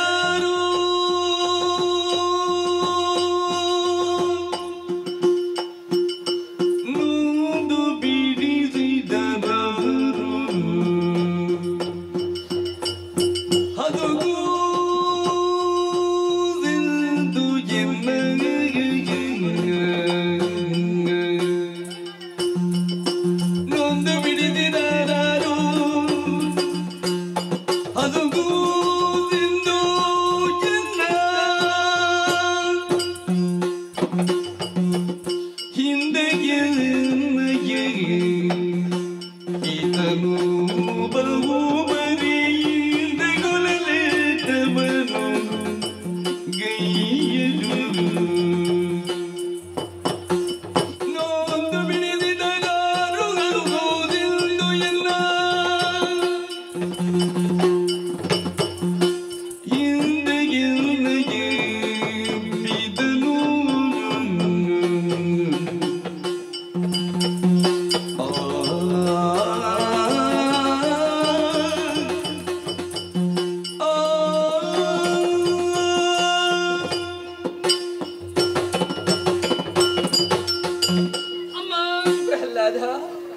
ನೀವು ಹೇಳುತ್ತಿರುವಂತಹ ಮಾತನ್ನು ಕೇಳುವಾಗ ನನಗೂ ಆಶ್ಚರ್ಯವಾಗ್ತಾ ಇದೆ ಅಮ್ಮ. ಯಾಕೆ ಮಗನೇ? ಆ ಶ್ರೀಹರಿಯಿಂದ ನಿನಗೆ ಏನು ಲಾಭ ಎಂಬುದಾಗಿ ಕೇಳಿದ್ದೀರಲ್ಲ, ಅದನ್ನಾದ್ರೂ ಹೇಳಬಾರದೆ ಕನ್ನಡದಲ್ಲಿ. ಅಮ್ಮ, ಆ ಸಿರಿವರನು ನಿನಗೆ ಏನನ್ನು ಕೊಡ್ತೇನೆಂಬುದಾಗಿ ನೀವು ಕೇಳಿದ್ರಲ್ಲ, ನನಗೆ ಎಲ್ಲವನ್ನು ಕೊಟ್ಟಿದ್ದನಮ್ಮ. ಹೀಗೆ ಹೇಳುವುದಕ್ಕೆ ಬಲವಾದಂತಹ ಒಂದು ಕಾರಣ ಉಂಟಮ್ಮ. ಏನಪ್ಪ ಅದು? ಅಮ್ಮ, ನನ್ನ ರಕ್ತದ ಕಣ ಕಣದಲ್ಲೂ ಧಮನಿ ಧಮನಿಗಳಲ್ಲಿಯೂ ಆ ಹರಿನಾಮ ಸ್ಮರಣವೇ ತುಂಬಿಕೊಂಡಿರುವಾಗ ಅನ್ಯ ಸ್ಮರಣೆಯನ್ನು ಹೇಳುವುದಕ್ಕೆ ನನಗೆ ಹೇಗೆ ಆದೀತಮ್ಮ. ಯಾಕೆ ಮಗನೇ ಈ ರೀತಿಯಾಗಿ ವರ್ತಿಸುತ್ತಾ ಇದ್ದಿ? ಅಮ್ಮ, ತಂದೆಯವರ ವಿಷಯ ನಿಮಗೂ ಕೂಡ ತಿಳಿದೇದಲ್ವೇ? ಹರಿನಾಮ ಸ್ಮರಣೆಯನ್ನು ಮಾಡುತ್ತಿರುವಂತಹ ನನ್ನ ಮೇಲೆ ವೈರವನ್ನು ಕಟ್ಟಿಕೊಂಡವರಲ್ವೇ? ತಿಳಿದೆ ಮಗನೇ. ಅಮ್ಮ, ಈ ಹಿಂದೆ ನನ್ನ ತಂದೆಯವರು ನನ್ನನ್ನು ಕೊಲ್ಲುವಂತಹ ಉದ್ದೇಶವನ್ನು ಇರಿಸಿಕೊಂಡು ನಾನಾ ರೀತಿಯ ಕಷ್ಟವನ್ನು ನನಗೆ ಕೊಟ್ಟಿದ್ದಾರಮ್ಮ. ಕಟುಕರಿಂದ ನನ್ನನ್ನು ಕಡಿಯುವುದಕ್ಕಾಗಿ ಆಜ್ಞಾಪಿಸಿದ್ದಾರಮ್ಮ. ಆ ಸಂದರ್ಭದಲ್ಲಿ ಅನಾಥ ರಕ್ಷಕ ಬಂದು ನನ್ನನ್ನು ಕಾಪಾಡಿದ ತಾಯಿ. ನಂತರ ಮದ ತುಂಬಿದ ಮದ್ದಾನೆಗಳಿಂದ ತುಳಿಸುವುದಕ್ಕಾಗಿ ಆಜ್ಞಾಪಿಸಿದ್ದಾರೆ. ಗಜೇಂದ್ರ ವರದ ಬಂದು ನನ್ನನ್ನು ಕಾಪಾಡಿದ್ದಾನೆ ತಾಯಿ. ನಂತರ ವಿಷ ತುಂಬಿದಂತಹ ಸರ್ಪಗಳಿಂದ ನನ್ನನ್ನು ಕಚ್ಚಿಸುವುದಕ್ಕಾಗಿ ಹೇಳಿದ್ದಾರೆ ತಾಯಿ. ಆ ಸಂದರ್ಭದಲ್ಲಿ ಸರ್ಪ ಶಯನನೇ ಬಂದು ನನ್ನನ್ನು ಕಾಪಾಡಿದ. ದಗದಗಿಸುತ್ತಿರುವಂತಹ ಅಗ್ನಿಗೆ ನನ್ನನ್ನು ತಳ್ಳಿದ್ದಾರಮ್ಮ. ಆ ಸಂದರ್ಭದಲ್ಲಿ ಯಜ್ಞನಾರಾಯಣ ಬಂದು ನನ್ನನ್ನು ಕಾಪಾಡಿದ ತಾಯಿ. ವಿಶಾಲವಾದಂತಹ ಶರದಿಗೆ ನನ್ನನ್ನು ಎಸೆಯಿದ್ರಮ್ಮ. ಕಡಲ ಶಯನನೇ ಬಂದು ನನ್ನನ್ನು ಕಾಪಾಡಿದ್ದಾನೆ ತಾಯಿ. ನಂತರ ಎತ್ತರವಾದಂತಹ ಬೆಟ್ಟದಿಂದ ಕೆಳಗೆ ಧುಮುಕಿಸಿದ್ರಮ್ಮ. ಆ ಸಂದರ್ಭದಲ್ಲಿ ಕಣ್ತೆರೆದು ನೋಡ್ತೇನೆ, ಯಾರೋ ನನ್ನನ್ನು ಉಭಯ ಕರಗಳಿಂದ ಹಿಡಿದಂತಹ ಅನುಭವ ಆಯಿತು ತಾಯಿ. ಹೌದೇ? ನೋಡುವಾಗ ಚತುರ್ಭುಜಧಾರಿಯಾಗಿ ಆ ಶ್ರೀಹರಿಯ ದರ್ಶನವಾಯಿತು ತಾಯಿ. ನನಗೆ ಶ್ರೀಹರಿಯ ದರ್ಶನವಾಯಿತು. ಇಷ್ಟೆಲ್ಲ ಕಷ್ಟವನ್ನು ಕೊಟ್ಟಂತಹ ನನ್ನ ತಂದೆಯವರು ಅದೆಷ್ಟೋ ಬಾರಿ ಇಂತಹ ಮಾತನ್ನೇ ನಿನ್ನಲ್ಲಿ ಹೇಳಿದ್ದಾರಲ್ಲ ತಾಯಿ. ಈ ಸಣ್ಣ ಮಗುವಿಗೆ ಈ ಕಷ್ಟ ಸಲ್ಲದು ಎನ್ನುವಾಗೆ ನನ್ನನ್ನು ರಕ್ಷಿಸುವುದಕ್ಕಾಗಿ ಯಾರಾದ್ರೂ ಬಂದಿದ್ದಾರೆ ತಾಯಿ. ಅವರ ವಿಷಯ ಬಿಡೋಣ ತಾಯಿ. ಹಾಲುಣಿಸಿದಂತಹ ತಾಯಿ ನೀನಲ್ವೇ? ನೀನು ಬರುತ್ತೀ ಎನ್ನುವಂತಹ ಕಾತುರದಲ್ಲಿ ನಾನು ಇದ್ದೇನಲ್ಲ. ನೀನು ಕೂಡ ಬರುವಂತಹ ಪರಿಸ್ಥಿತಿಯಲ್ಲಿ ಇಲ್ವಲ್ಲ. ಇಷ್ಟೆಲ್ಲ ಕಷ್ಟವನ್ನು ಕೊಡುವಂತಹ ಸಂದರ್ಭದಲ್ಲಿ ಆ ಹರಿಯೇ ನನ್ನನ್ನು ಬಂದು ಕಾಪಾಡಿದ್ದಾನೆ ತಾಯಿ. ಹರಿ ನಾಮ ಸ್ಮರಣೆಯನ್ನು ಬಿಡುವುದು ಒಂದೇ ನನ್ನ ಪ್ರಾಣವನ್ನು ಬಿಡುವುದೇ. ಇನ್ನೊಮ್ಮೆ ಆಡಬಾರದು. ತಿಳಿದು ಮಗನೇ, ತಿಳಿದು ನಾನು ತಿಳಿದೆ. ಕಂದ ನಾಡಿದ ನುಡಿಯಾಗಿಳುದ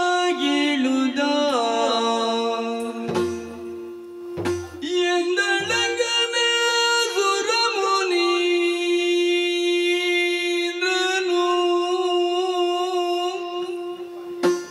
ಹಿಂದೆ ಬಂದೆನ್ನೊಡನೆ ಪೇಳಿದ ಮಾತು ದಿಡವಾಯ್ತು.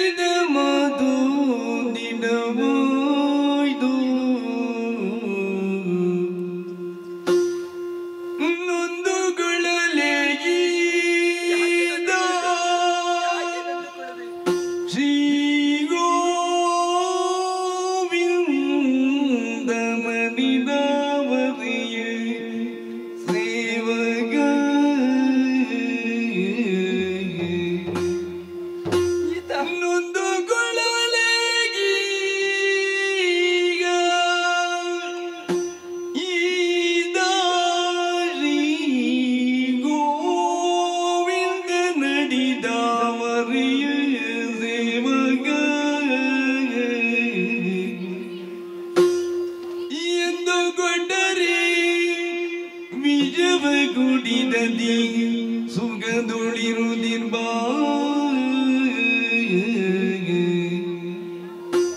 ಗಂಗನಾಡಿದ ನುಡಿಯೇ ಗೀಳುದ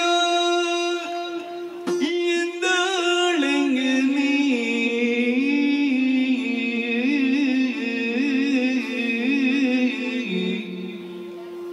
ಎಂದಳು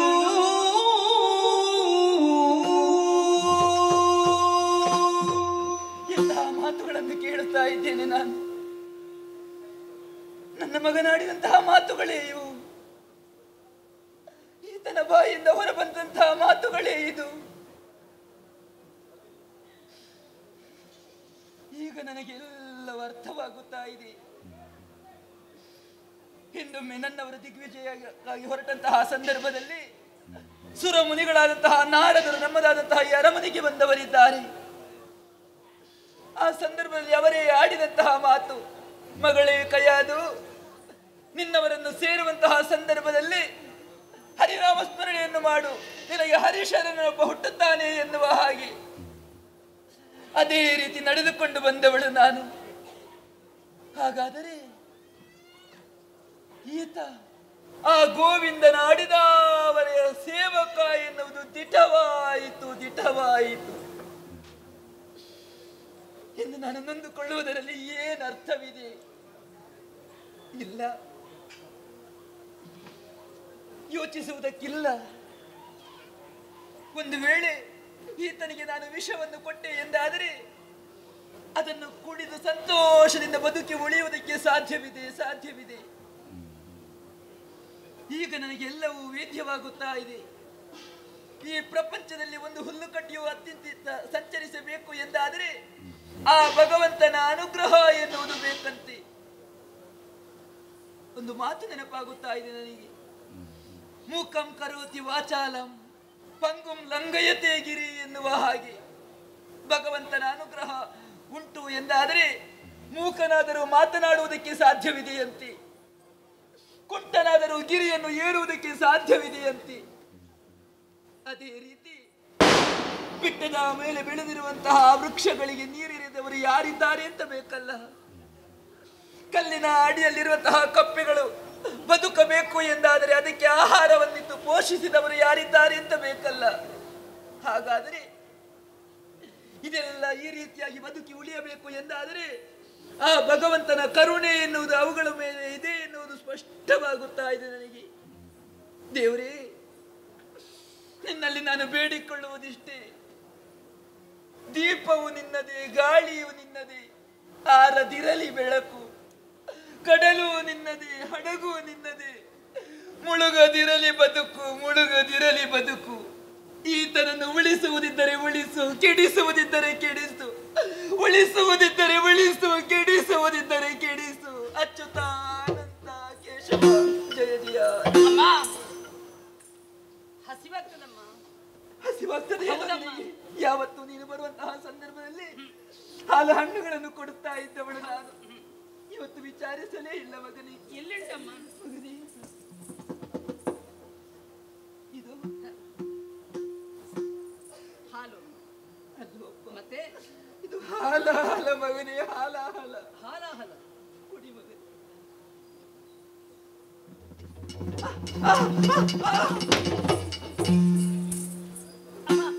ಅಮ್ಮ ಹೇಳಿ ಅಮ್ಮ. ಮಗನೇ, ಅಮ್ಮ ಕುಡಿದೆಯ ಮಗನೇ? ಕುಡಿದೆ ಅಮ್ಮ, ಎಲ್ಲ ಮುಗಿಸಿದೆ. ಹೊಟ್ಟೆ ಉರಿ ಬರುವುದಿಲ್ವೇನು? ಖಂಡಿತವಾಗಿಲ್ಲಮ್ಮ. ಗಂಟಲು ಸುಡುವುದಿಲ್ವೇನು? ಸಾಧ್ಯ ಇಲ್ಲಮ್ಮ. ಏನು ಆಗಿಲ್ಲಮ್ಮ ಮಗನೇ. ಅಮ್ಮ, ನಿನ್ನನ್ನು ಹರಿ ಕಾಪಾಡ್ತಾನೆ. ಯಾವ ಕಾಲಕ್ಕೂ ಹರಿನಾಮ ಸ್ಮರಣೆಯನ್ನು ಬಿಡಬಾರದು. ಸರಿ ತಾಯಿ. ಹೀಗೆ ಬಾ.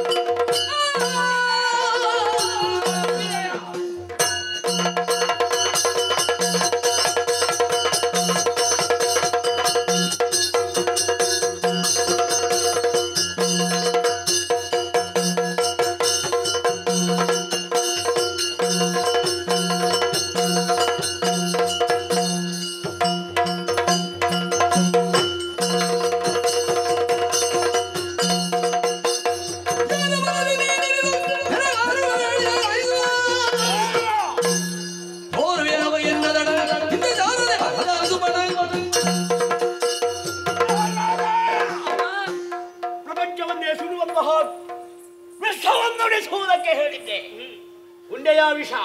ಉಳ್ಳಿಯಪ್ಪ, ಆದರೂ ನೀನು ಸಾಯಲಿಲ್ಲವೇ? ಬದುಕಿ ಬಂದಿದ್ದೇನಪ್ಪ. ಹೇಗೆ ಉಳಿದೆ? ಶ್ರೀಹರಿಯ ಕಪ್ಪ. ಯಾರ ಬಲಗೆ ಮೂಡಿದ ಹೇಳು? ಜನಕ ಎನಗೆ ಬಲವ ಬರದು ಹೇಳಿ ನನಗೆ ನಿನಗೊಬ್ಬನದು ಎಂದೆಣಿಸದಿರು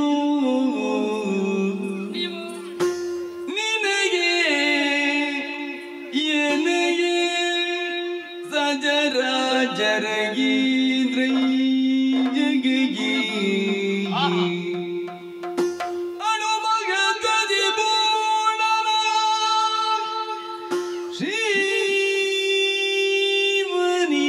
ಶ್ರೀವನಿಧಿಯನದನ ಬಲವೇ ಬಲ ಬಾಯ್ ಬಲದೊಳೆ ನಗುಜಿಂದನ ಪ್ರಗಲ ಜಾಮ ಸುಂದಕುತ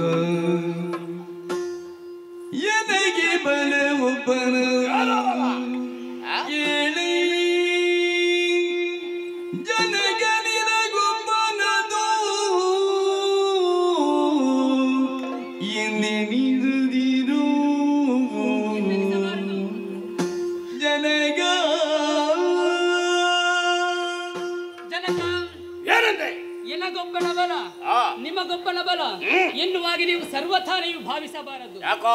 ಏನಾಗಿ ನಿಮಗೆ ಸಕಲ ಚರಾಚರಗಳಿಗೂ ಐಕ್ಯವಾಗಿರುವಂತಹ ಬಲವೇ ಒಬ್ಬನದ್ದು. ಯಾರ ಬಲ? ಅದುವೇ ಶ್ರೀ ವನಿತೆಯ ಅರಸನ ಬಲವೇ. ಆ ಬಲದಿಂದಲೇ ನಾನು ಬದುಕಿ ಬಂದೆನಪ್ಪ. ಮಧುದ ಗೆಲಸಗು ನಿನ್ನಯ ನೀತಿ ವಚನಗಳಂತಿರಲಿ ಸಾಗ ಹೋರಿ ಕಂಬದೊಳಗ ಬಿಟ್ಟು ಬೆಂಬವನ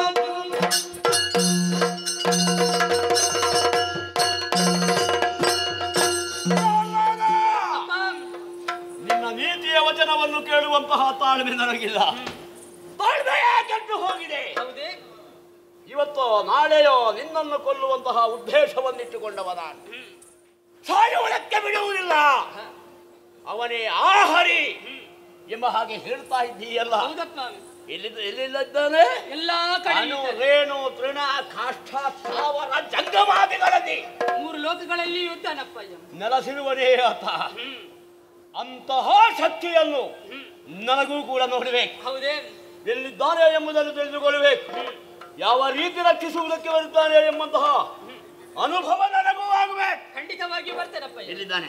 ಮೇಲೆಯೂ ಇದ್ದಾನೆ, ಕೆಳಗೆಯೂ ಇದ್ದಾನೆ, ಆಮೇಲೆ ಎಲ್ಲ ಕಡೆಯೂ ಇದ್ದಾನೆ. ಆ ಕಡೆ ಈ ಕಡೆ ಮರಗಳಲ್ಲಿ ಇದ್ದಾನಪ್ಪ. ಬೇರುಗಳಲ್ಲಿ ಇದ್ದಾನೆ. ಸಸಿಗಳಲ್ಲಿ ಇದ್ದಾನೆ. ಮಾನವನ ಜೀವನದಲ್ಲಿ ಇದ್ದಾನಪ್ಪ. ಶರೀರದಲ್ಲಿ ಇದ್ದಾನೆ. ಹಾಗಾದ್ರೆ ಇಲ್ಲಿಯೂ ಇರಬೇಕಲ್ಲ? ಇಲ್ಲೇ ಇದ್ದಾನೆ.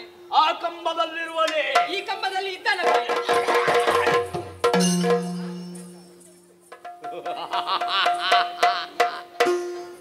ಏನಪ್ಪ? ಭ್ರಮೆಯ? ಇದು ಕೇವಲ ನಿನ್ನ ಭ್ರಮೆ. ಕಂಬದಲ್ಲಿ ಯಾರೂ ಇಲ್ಲ. ಯಾರಿಲ್ವಾ? ಹಾಗಾದ್ರೆ ಈ ಕಂಬದಲ್ಲಿ ಇದ್ದಾನಪ್ಪಯ್ಯ. ಆ ಕಂಬದಲ್ಲಿ ಹಾರಿ ಹೋದ್ನಿ. ಅಲ್ಲಿಯೂ ಇಲ್ಲ. ಈ ಕಂಬದಲ್ಲಿ ಇದ್ದಾನೆ. ಅಲ್ಲಿಯೂ ಇಲ್ಲ. ಅಲ್ಲಿ ಇಲ್ವಾ? ಅಲ್ಲಿ ಇಲ್ಲ, ಅಲ್ಲಿ ಇಲ್ಲ, ಇಲ್ಲಿ ಇಲ್ಲ, ಎಲ್ಲಿಯೂ ಇಲ್ಲ. ಹಾಗಾದ್ರೆ ಆ ಕಂಬದಲ್ಲಿ ಇದ್ದಾನಪ್ಪಯ್ಯ. ಅಲ್ಲಿಯೇ ಇದ್ದಾನಪ್ಪಯ್ಯ.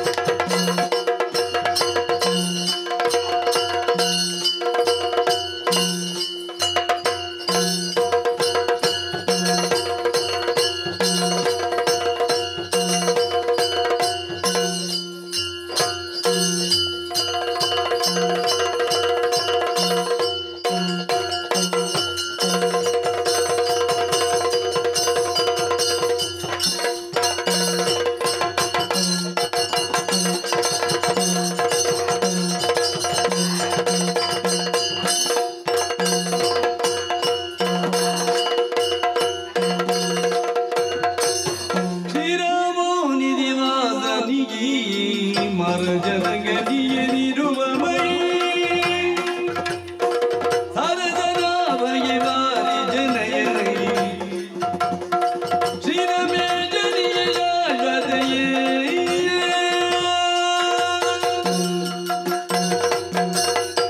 ಶಾಂತಾಕಾರಂ ಜಗಜೇನಂ ಪದ್ಮನಾಭಂ ಸುರೇಶಂ ವಿಶ್ವಾಧಾರಂ ಗಗನ ಸದೃಶಂ ಮೇಘವರ್ಣಂ ಶುಭಾಂಗಂ ಲಕ್ಷ್ಮೀಕಾಂತಂ ಕಮಲನಯನಂ ಯೋಗಿ ವಿಜ್ಞಾನಗಮ್ಯಂ ವಂದೇ ವಿಷ್ಣು ಭಯವಯಹರಂ ಸರ್ವಲೋಕೈಕನಾಥಂ ಜಯ ಜಯ ಜಯ ಜಯ ಜಯ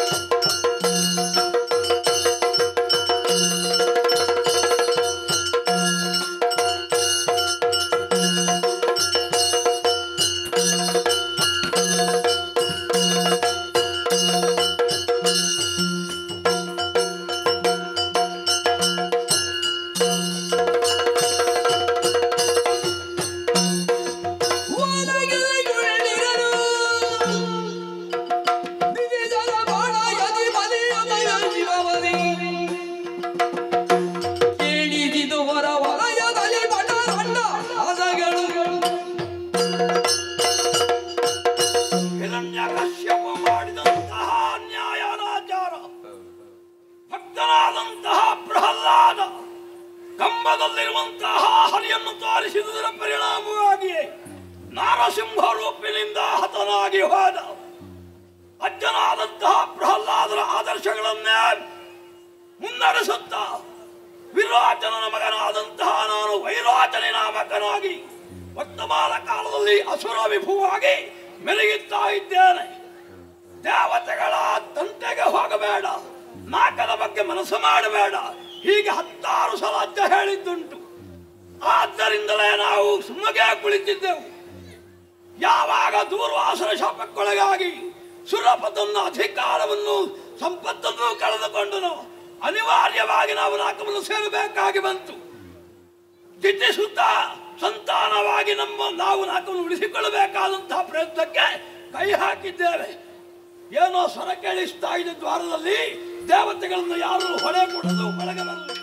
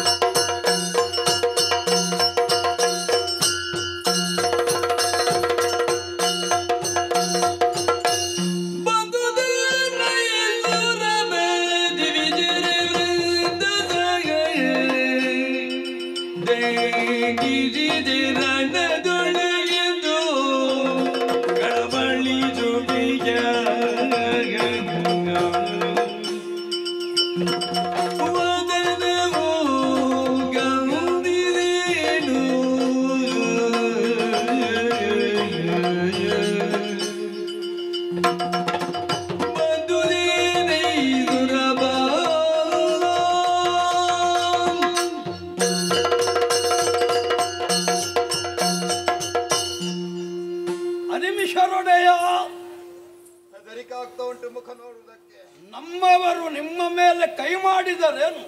ಇಲ್ಲ ಇಲ್ಲ, ನನ್ನ ಆಜ್ಞೆಯನ್ನು ಪಾಲಿಸಿದ್ದಾರಲ್ಲ, ಪಾಲಿಸಿದ್ದಾರೆ. ನಿಮಗೆ ಹೊಡೆದಿಲ್ಲವಷ್ಟೇ, ಮನಸ್ಸಿಗೆ ಸಮಾಧಾನವಾಯಿತು. ಕೇವಲ ನೀನೋರ್ವನೇ ಬಂದುದಲ್ಲ, ಕೋಟಿ ಕೋಟಿ ಸಂಖ್ಯೆಯ ದಿಕ್ಪಾಲಕರನ್ನೊಡಗೂಡಿಕೊಂಡು ಶೋಣಿತಾ ಪಟ್ಟಣವನ್ನು ಪ್ರವೇಶ ಮಾಡಿರುವೆ. ಆಶ್ಚರ್ಯವನ್ನೇ ಕಾಣುತ್ತಾ ಇದ್ದೇನೆ. ಏನು? ನೀನು ಕಾರ್ಯಕಾರಣಗಳಿಲ್ಲದೆ ಇಲ್ಲಿಗೆ ಬರುವವನಲ್ಲ, ಬರುವ ಧೈರ್ಯವನ್ನು ತೋರುವವನಲ್ಲ. ಬಂದಿದ್ದಿ ಅಂತಾದ್ರೆ ಆಶ್ಚರ್ಯವೇ ಸರಿ. ಬಂದುದೇನ ಈಶ್ವರಪ್ಪ, ನಾನು ನಿನ್ನನ್ನು ಸೋಲಿಸಿ ನಾಕವನ್ನು ಪಡೆದಿದ್ದೇನೆ ಎನ್ನುವ ಕಾರಣಕ್ಕಾಗಿ ನನ್ನೊಡನೆ ಹೋರಾಟವನ್ನು ಮಾಡಿ ಮರಳಿ ನಾಕವನ್ನು ಪಡೆಯಲೆಂದು ಬಂದೆಯ? ಅಲ್ಲ, ನಾಕ ಹೋಯಿತಲ್ಲ, ಬಲಿಯಿಂದ ನಾನು ಪೆಟ್ಟು ತಿಂದಿರಲ್ಲ, ಹೀಗೆ ಕಳವಳಿಸುತ್ತಿರುವೆಯ? ಬಂದ ಕಾರ್ಯ ಹೇಳಿದ್ರೆ ಸಮಸ್ಯೆಗೆ ಪರಿಹಾರವನ್ನು ಕಂಡು लालिसु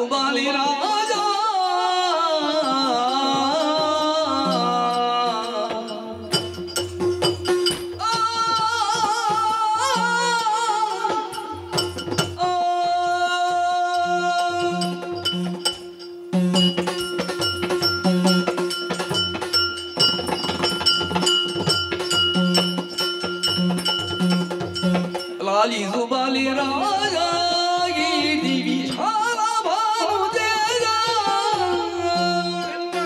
की दिवी शाला भानु तेजा कुळದ ನದಿನ ಹಾಳೆದಗಿರಿ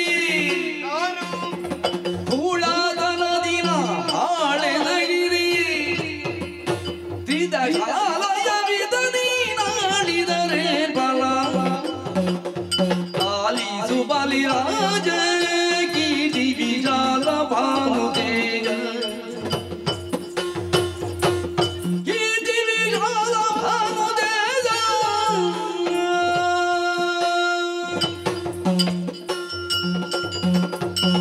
ಬಲಿಚಕ್ರವರ್ತಿಯೇ, ಏನಯ್ಯ? ನನ್ನ ಮಾತನ್ನು ನೀನು ಅವತರಿಸಬೇಕು. ಕೇಳೋಣ. ನಿನ್ನ ಬಗ್ಗೆ ನನಗೀಗ ಬಹಳಷ್ಟು ಅಭಿಮಾನ ಮೂಡುತ್ತಾ ಉಂಟು. ತಡವಾಗಿ ಆದ್ರೂ ಗೊತ್ತಾಯಿತಲ್ಲ. ಸತ್ಯ ಇದು. ನಿನ್ನ ಕೀರ್ತಿ ಜಗವನ್ನೇ ಬೆಳಗಿಸುವಂತ ಭಗವನ್ನು ಸೂರ್ಯನಾಣ ಅಂತೆ ಎಲ್ಲಾ ಕಡೆಗೆ ಹರಡಿ ಹೋಗಿದೆ. ಈಗ ನಾನು ಪಶ್ಚಾತ್ತಾಪ ಪಡ್ತಾ ಇದ್ದೇನೆ. ಪಶ್ಚಾತ್ತಾಪ ಪಡ್ತಾ ಇದ್ದೇನೆ. ಯಾರಿಗಾದರೂ ಅಷ್ಟೇ, ಕೆಟ್ಟ ಮೇಲೆ ಬುದ್ಧಿ, ಸತ್ತ ಮೇಲೆ ದುಃಖ. ಬಿಸಿಯಾಗದೆ ಬೆಣ್ಣೆ ಕರಗುವುದಿಲ್ಲ ನೋಡು. ನನ್ನ ಅನುಭವಕ್ಕೆ ಈಗ ಬಂದು ಹೋಗಿದೆ. ಯಾಕೆಂದ್ರೆ ನೀನು ಸ್ವರ್ಗಲೋಕಕ್ಕೆ ಮುತ್ತಿ ಹಾಕಿದ ಸಂದರ್ಭದಲ್ಲಿ ನಾನು ನಿನ್ನಲ್ಲಿ ಯುದ್ಧವನ್ನು ಮಾಡಬಾರ್ದಿತ್ತು. ಅಣ್ಣನೆಂಬ ಅಭಿಮಾನವನ್ನು ಬಿಟ್ಟುಕೊಡಬೇಕಿತ್ತು. ಒಂದು ವೇಳೆ ಹಾಗೆ ಮಾಡಿದ ಕಾರಣ ನಮ್ಮಲ್ಲಿ ವೈರ ಭಾವ ಉಂಟಾಯಿತು. ಸಂಪತ್ತು ಐಶ್ವರ್ಯ ಯಾವಾಗ ನಮ್ಮಲ್ಲಿ ಮೇರೆ ಮೀರಿ ನಿಲ್ತದೋ ಆವಾಗ ಜ್ಞಾನ ಕುರುಡಾಗಿ ಹೋಗುತ್ತದೆ. ನೀನು ಮಾಡಿದಷ್ಟೇ ಬೇರೆ ಏನು ಮಾಡ್ಲಿಲ್ಲ. ನಿನ್ನ ತಪ್ಪಲ್ಲ, ಅದು ನಿನ್ನಲ್ಲಿರುವಂತಹ ಸಂಪತ್ತಿನ ದೋಷ. ಹೌದಲ್ಲ, ನಾನು ಮಾಡಿದಂತಹ ಪಾಪಕ್ಕೆ ಯಾವುದಾದ್ರೂ ಪರಿಮಾರ್ಜನೆ ಆಗಬೇಕಲ್ಲ. ಈಗ ನಾನು ಯೋಚನೆ ಮಾಡುವುದು, ಈ ತ್ರಿದಶಾಲೆಯ ನೀನು ಆಳಿದರೆ ಏನು ಸುಖ? ಹೌದು, ಯಾವುದೇ ಸುಖ ಇಲ್ಲ, ಯಾವುದೇ ಭೋಗ ಭಾಗ್ಯ ಇಲ್ಲ, ಶೂನ್ಯವಾದ ನಾಕಲೋಕ ಆಗಲಿ. ಅದಕ್ಕಾಗಿ ಪುನಃ ಇದನ್ನು ಪೂರ್ಣಗೊಳಿಸಬೇಕೆಂಬ ಉದ್ದೇಶದಿಂದ ನೇರವಾಗಿ ಶ್ರೀಮನ್ನಾರಾಯಣ ಬಳಿಗೆ ಹೋದೆ. ಬಿಡ್ಲಿಲ್ಲ ನೀನು. ಮೊದಲಿನದ್ದೇ ಚಾಳಿ ಮುಂದುವರಿಸಿದಿ. ನಿನಗೆ ಬೇಕಾಗ್ನ ಅಲ್ಲಲ್ಲ, ಕೆಟ್ಟ ಉದ್ದೇಶದಲ್ಲ, ನಾರಾಯಣನ ಬಳಿಗೆ ಹೋಗಿ. ಹೌದೌದು, ಮೊದಲು ಹೋಗಿ ಅಣ್ಣನಿಗೆ ಬೇಕಾಗಿ. ಅಣ್ಣ ಇರುವುದೀಗ ಸ್ವರ್ಗದಲ್ಲಿ, ಸ್ವರ್ಗಲೋಕ ಪೂರ್ಣ ಆಗಬೇಕೆಂಬ ಉದ್ದೇಶದಿಂದ ಅವರ ಬಳಿಗೆ ನಡೆದಂತಹ ಎಲ್ಲ ವಿಚಾರಣೆ ಆದ್ಯಂತವಾಗಿ ವಿವರಿಸಿದಾಗ ಅವರೇ ಒಂದು ಮಾತನ್ನು ಹೇಳಿದ್ದಾರೆ. ಮೊದಲು ನಾವು ಹಾವು ಮುಂಗಿಸಂತೆ ಕಚ್ಚಾಡಿಕೊಳ್ಳುತ್ತಾ ಇದ್ದೆವು, ಆ ವೈರಭಾವನ ಬಿಡಬೇಕಂತೆ. ನೀವು 66 ಕೋಟಿ, ನಾವು 36 ಕೋಟಿ ಒಂದಾಗಿ ಕಳೆಯುವಂತಹ ಸುವಸ್ತುಗಳು ಪುನಃ ಸ್ವರ್ಗಲೋಕಕ್ಕೆ ಬರಬೇಕಾದ್ರೆ ಸಮುದ್ರ ಗರ್ಭವನ್ನೇ ಮಥನ ಮಾಡಬೇಕಂತೆ. ಕ್ಷೀರವಾರಿಧಿಯನ್ನು ಆ ಮಧ್ಯಭಾಗದಲ್ಲಿ ಮಂದರಾತಿಯನ್ನು ಅದಕ್ಕೆ ಇಟ್ಟಾಗ ಆಮೇಲೆ ಅದಕ್ಕೆ ವಾಸುಕಿಯನ್ನು ಹಗ್ಗವನ್ನಾಗಿ ಬಳಸಬೇಕಂತೆ. ಹಾಗೆ ನಾವು ಒಂದಾಗಿ ಸಮುದ್ರವನ್ನು ಮಥನ ಮಾಡಿದಾಗ ಕಳೆಯುವಂತ ಎಲ್ಲ ಸುವಸ್ತುಗಳು ಪುನಃ ನಮ್ಮ ಕೈ ಸೇರ್ತದೆ, ಅಂದ್ರೆ ನಿನ್ನ ಕೈ ಸೇರ್ತದೆ. ಅದಕ್ಕಾಗಿ ಇದು ನಾನು ಹೇಳುವುದಲ್ಲ, ಶ್ರೀಮನ್ನಾರಾಯಣ ಅಪ್ಪಣೆಯಾಗಿದೆ. ಇದಕ್ಕೆ ಒಪ್ಪಿಗೆ ಏನೆಂಬುದಾಗಿ ತಮ್ಮ ಅಭಿಮತ ಆಗಬೇಕು. ಬಲಿಯ ಬಗ್ಗೆ ಶ್ರೀಮನ್ನಾರಾಯಣನಿಗೆ ಚೆನ್ನಾಗಿ ಗೊತ್ತು. ನನ್ನ ಮಾತನ್ನು ಬಲಿ ಮೀರುವುದಿಲ್ಲ ಎನ್ನುವಂತಹ ವಿಶ್ವಾಸವನ್ನು ಹರಿತರೆದಿದ್ದಾನೆ ಅಂತ ಆದ್ರೆ ನಾನು ಅವನ ಮಾತಿಗೆ ಅನುಮೋದನೆಯನ್ನು ನೀಡಬಹುದು. ಹಾಗೆಂದು ಅಭಿಪ್ರಾಯವನ್ನು ನಾನು ಅವರ ಮನೆ ಕೊಡುವುದಕ್ಕಾಗುವುದಿಲ್ಲವಲ್ಲ. ನನ್ನನ್ನೇ ನಂಬಿದವರು ಹಲವರಿದ್ದಾರೆ. ಇಲ್ಲಿ ನಿಲ್ಲಿ ಅವರನ್ನು ಕರೆದು ಮಾತಾಡಿಸ್ತೀನಿ. ಶಂಭರಾಜ್ಯ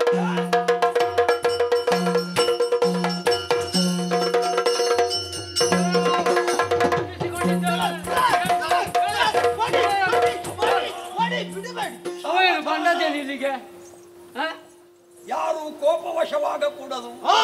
ಇವರು ಬಂದುದು ಸಣ್ಣ ವಿಚಾರಕ್ಕಲ್ಲ, ಯಾವುದು ಸಮುದ್ರದಲ್ಲಿ ಲೀನವಾಗಿದೆಯೋ ಆ ಸಮುದ್ರದಲ್ಲಿರುವಂತಹ ಸಂಪತ್ತುಗಳನ್ನು ಪುನರ್ ಪ್ರಾಪ್ತಿಸಿಕೊಳ್ಳುವುದಕ್ಕಾಗಿ ಮಂದರಾತ್ರಿಯನ್ನು ಕಡೆಗೋಲನ್ನಾಗಿ ವಾಸುಕಿಯನ್ನು ಹಗ್ಗವನ್ನಾಗಿಸುವುದರ ಮೂಲಕವಾಗಿ ಸಮುದ್ರವನ್ನು ಮತಿಸಬೇಕು. ಇದಕ್ಕೆ ನಮ್ಮ ಸಹಾಯ ಬೇಕೆನ್ನುವುದನ್ನು ಕೇಳುವುದಕ್ಕಾಗಿ ಬಂದಿದ್ದಾನೆ. ನಂತರ ನೀವು ಹೇಳಬೇಕು.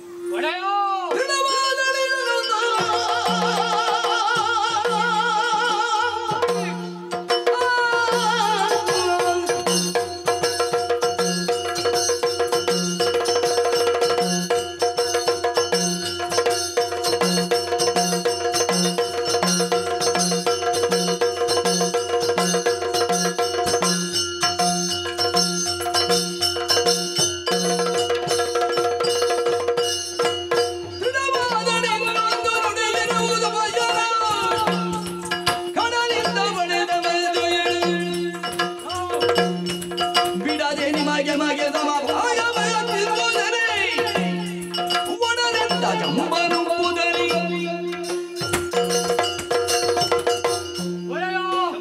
ಆಲೋಚನೆ ಮಾಡುದು ಯಾಕೆ? ನಮಗೆ ಸರಿ ಪಾಲು ಸಿಕ್ಕಿದ್ರೆ ನಾವು ಒಪ್ಪಿಕೊಳ್ಳುವ. ಸರಿ ಪಾಲು ಅಂದ್ರೆ ಸಮಪಾಲು. ಸಮಪಾಲು. ಅವ ಏನು ಹೇಳ್ತಾನೆ ನೋಡುವ.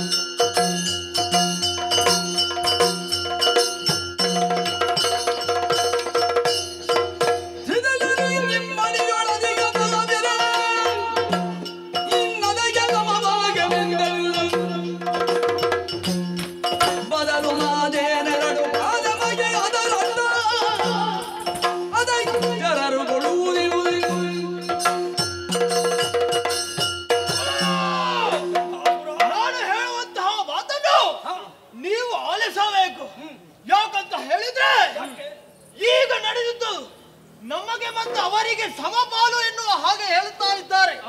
ಆದರೆ ನಾನು ಇದಕ್ಕೆ ಒಪ್ಪುವುದಿಲ್ಲ. ಕಾರಣ ಉಂಟು. ನಮ್ಮ ರಾಕ್ಷಸ ವೀರರು ಎಷ್ಟಿದ್ದಾರೆ? 66 ಕೋಟಿ. ಅವರು ಎಷ್ಟಿರುವುದು? 33 ಕೋಟಿ. ಆದರೆ ಹೆಚ್ಚಿನ ಸಂಖ್ಯೆಯಲ್ಲಿ ನಾವಿದ್ದೇವೆ. ಆದ್ದರಿಂದ 3 ಪಾಲು ಮಾಡಬೇಕು. ಯಾಕೆ 3 ಪಾಲು? ರಾಕ್ಷಸರು ನಾವಿದ್ದೇವೆ, 2 ಪಾಲು ನಮಗೆ, 1 ಪಾಲು ಅವರಿಗೆ. ಹೀಗಿದ್ದರೆ ನನ್ನ ಮಾತಿಗೆ ಸಮ್ಮತ ಇರುವುದು ಅಂತಾದರೆ ನಾನು ಇದಕ್ಕೆ ಒಪ್ಪುತ್ತೇನೆ. ನೀನು ಮಾತಾಡಬೇಡ. ಅಧಿಕ ಎಲ್ಲ ಕೊಡುವ ಅಭ್ಯಾಸ ಇರುವುದು. ಕೇವಲ ಅವನವರನ್ನು ತೀರ್ಮಾನ ಅಂತ ಭಾವಿಸಕೂಡದು. 66 ಕೋಟಿ ಸಂಖ್ಯೆಯ ದೈತ್ಯರ ತೀರ್ಮಾನವೂ ಇದೇ ಆಗಿದೆ. ಸಿಕ್ಕಿದಂತಹ 3 ಪಾಲಲ್ಲಿ 2 ಭಾಗವನ್ನು ನಮಗೆ, 1 ಭಾಗವನ್ನು ನೀರಿಟ್ಟುಕೊಳ್ಳುವುದಿದ್ರೆ ನಾವು ಸಮುದ್ರ ಮಂಥನಕ್ಕೆ ಮುಂದೆ, ಇಲ್ಲದಿದ್ದರೆ ನಾವು ಹಿಂದೆ, ನಿನ್ನ ದಾರಿ ನಿನಗೆ. ನೀವು ಹೇಳಿದಕ್ಕೆ ಅಲ್ಲ ಇಲ್ಲ ಸಲ್ಲ ಅಂತ ಹೇಳುವ ಕ್ರಮವೇ ಇಲ್ಲ. ನೀವು ಏನು ಹೇಳ್ತೀರಿ ಅದಕ್ಕೆ ನಮ್ಮ ಒಪ್ಪಿಗೆ. ಸುರಾಸುರರು ಸೇರಿ ಸಮುದ್ರ ತಡಿಗೆ ಗಮಿಸೋಣ.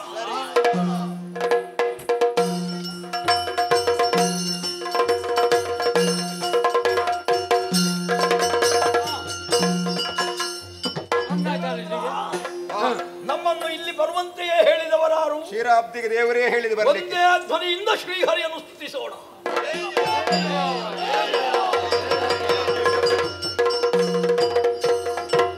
ದೇವರ ಆಗಮನಾಯಿತು.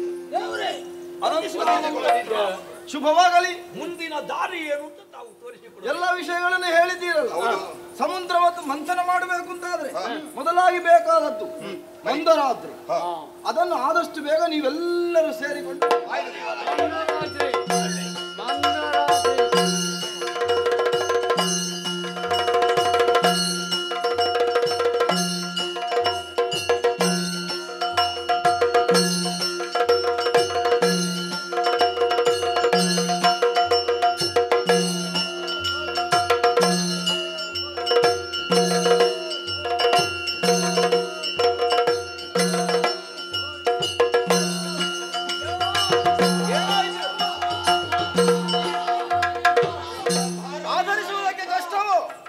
ನನ್ನನ್ನೇ ಆಧರಿಸುವಂತಹ ಗರುಡನನ್ನೇ ಕಳುಹಿಕೊಟ್ಟಿದ್ದಾನೆ. ಹೀಗೆ ಬನ್ನಿ, ಹೀಗೆ ಬನ್ನಿ.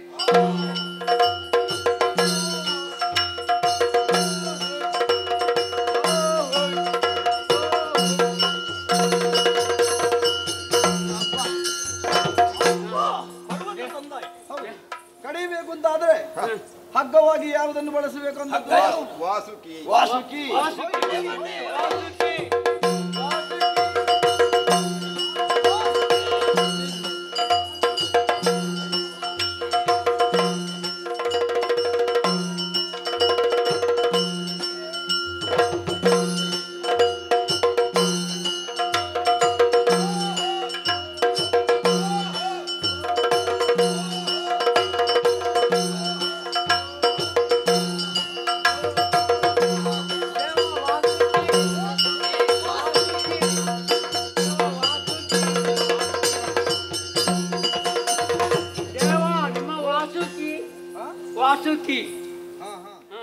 ಎಲ್ಲ ವ್ಯವಸ್ಥೆ ಬಂದಿದೆ.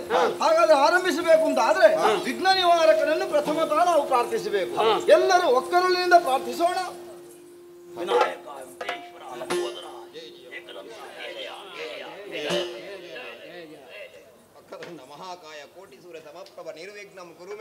ಸರ್ವಕಾರ್ಯೇ ಸರ್ವದ ಸರ್ವಕಾರವು ಯಶಸ್ವಿಯಾಗುತ್ತದೆ.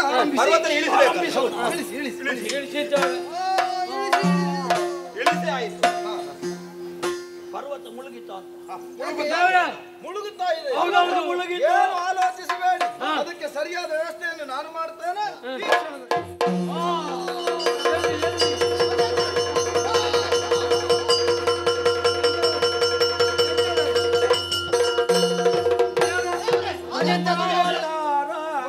ನಾನು ಕೂರ್ಮಾವತಾರವನ್ನು ಹೊಂದಿ ಮಂದರಾತ್ರಿಯನ್ನೇ ಆಧರಿಸಿದ್ದೇನೆ.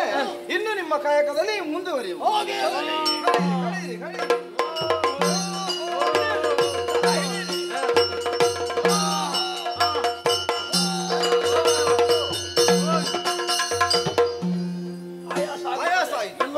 ಹಾಗಾದ್ರೆ ನೀವೆಲ್ಲ ವಿಶ್ರಾಂತಿ ಪಡೆಯಿರಿ. ನಾನೊಮ್ಮೆ ಇದನ್ನು ಸಮುದ್ರ ಮಾತ್ರ ಮಾಡ್ತೇನೆ.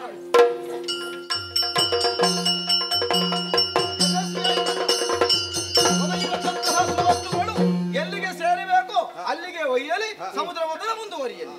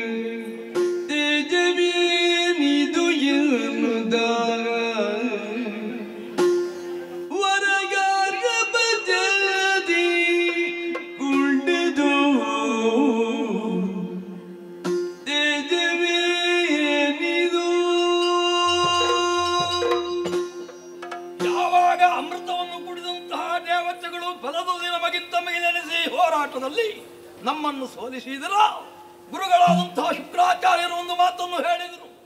ಹೇಗೆ ದೇವೇಂದ್ರ ನಾಕವನ್ನು ಶತಾಬ್ದಗಳನ್ನು ಮಾಡಿ ಪಡೆದನೋ ನೀನು ಹಾಗೆಯೇ ಮಾಡು ಎನ್ನುವ ಹಾಗೆ ಅನುವಾದಿಸಿದೆ. ಗುರುಗಳ ಸಹಕಾರವೂ ಸಿಕ್ಕಿತು. ವಿಶೇಷವಾದಂತಹ ಋತ್ವಿಜರನ್ನೆಲ್ಲ ಕರೆಸಿ 99 ಅಶ್ವಮೇಧಗಳನ್ನು ಮಾಡಿ ಪೂರೈಸಿ 100ನೇ ಅಶ್ವಮೇಧಕ್ಕೆ ಕೈ ಹಾಕಿದ್ದೇನೆ. ಮಾತ್ರವಲ್ಲ, ವಿಶ್ವಜಿತ್ ಯಾಗದ ಮೂಲಕವಾಗಿ ಸಕಲ ಸಂಪದವನ್ನು ತನ್ನದಾಗಿಸಿಕೊಂಡಿದ್ದೇನೆ. ನಡೆಯುತ್ತಾ ಇದೆಯಲ್ಲ ಹೋಮ. ಆ ಅಗ್ನಿಕುಂಡದಲ್ಲಿ ಋತ್ವಿಜರೆಲ್ಲ ಸೇರಿಕೊಂಡು ಹವಿಯನ್ನು ಅರ್ಪಿಸ್ತಾ ಇದ್ದಾರೆ. ವಿಶೇಷವಾದಂತಹ ಕೋಟಿ ಕೋಟಿ ಸಂಖ್ಯೆಯ ತರಣಿಯ ಹಾಗೆ ಪ್ರಕಾಶಿಸ್ತಾ ಇದೆ ಯಜ್ಞಕುಂಡ. ನಡೆಯಲಿ ನಡೆಯಲಿ ನಡೆಯಲಿ. मेरे नामा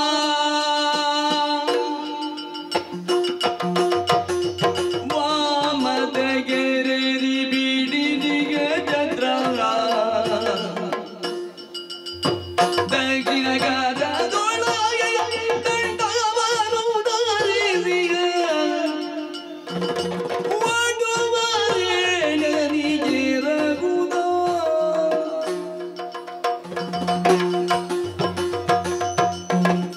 मेरे बातों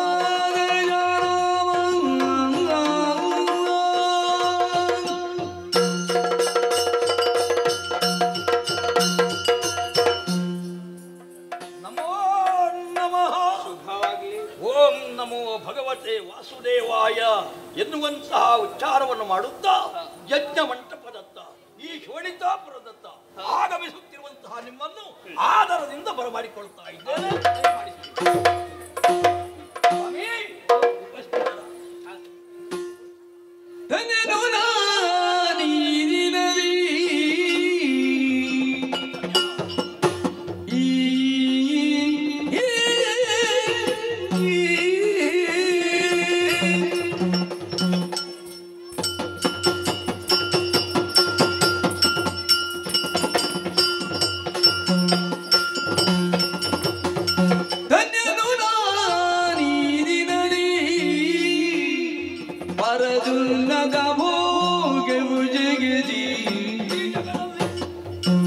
ಎಣ್ಣಿದ ತೆರೆದುಳು ಲಭಿಸಿದು ಬಡ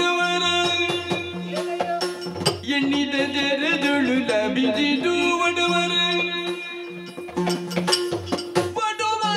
ಅನ್ನುನಗಾಗಿದಂದು ಇಬಿ ಅಂಜಮ್ಮನ ನೀರಿನದಿ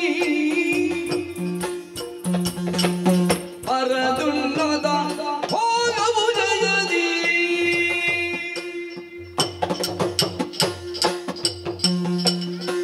ಬ್ರಾಹ್ಮಣ ಹುಡುಗರೇ ಚಕ್ರವರ್ತಿ ಆದರದಿಂದ ಬರಮಾಡಿಸಿಕೊಂಡ ಬಳಿಕ ಷೋಡಶೋಪಚಾರಾದಿ ಪೂಜೆಗಳಿಂದ ನಿಮ್ಮನ್ನು ಪೂಜಿಸಿದ್ದಾಯಿತು. ಸಂತುಷ್ಟನಾಗಿದ್ದೇನೆ, ಧನ್ಯನಾದೆ ಎನ್ನುವಂತಹ ಭಾವನೆ ನನ್ನಲ್ಲಿ ಹುಟ್ಟುವುದಕ್ಕೆ ಪ್ರಾರಂಭವಾಗಿದೆ.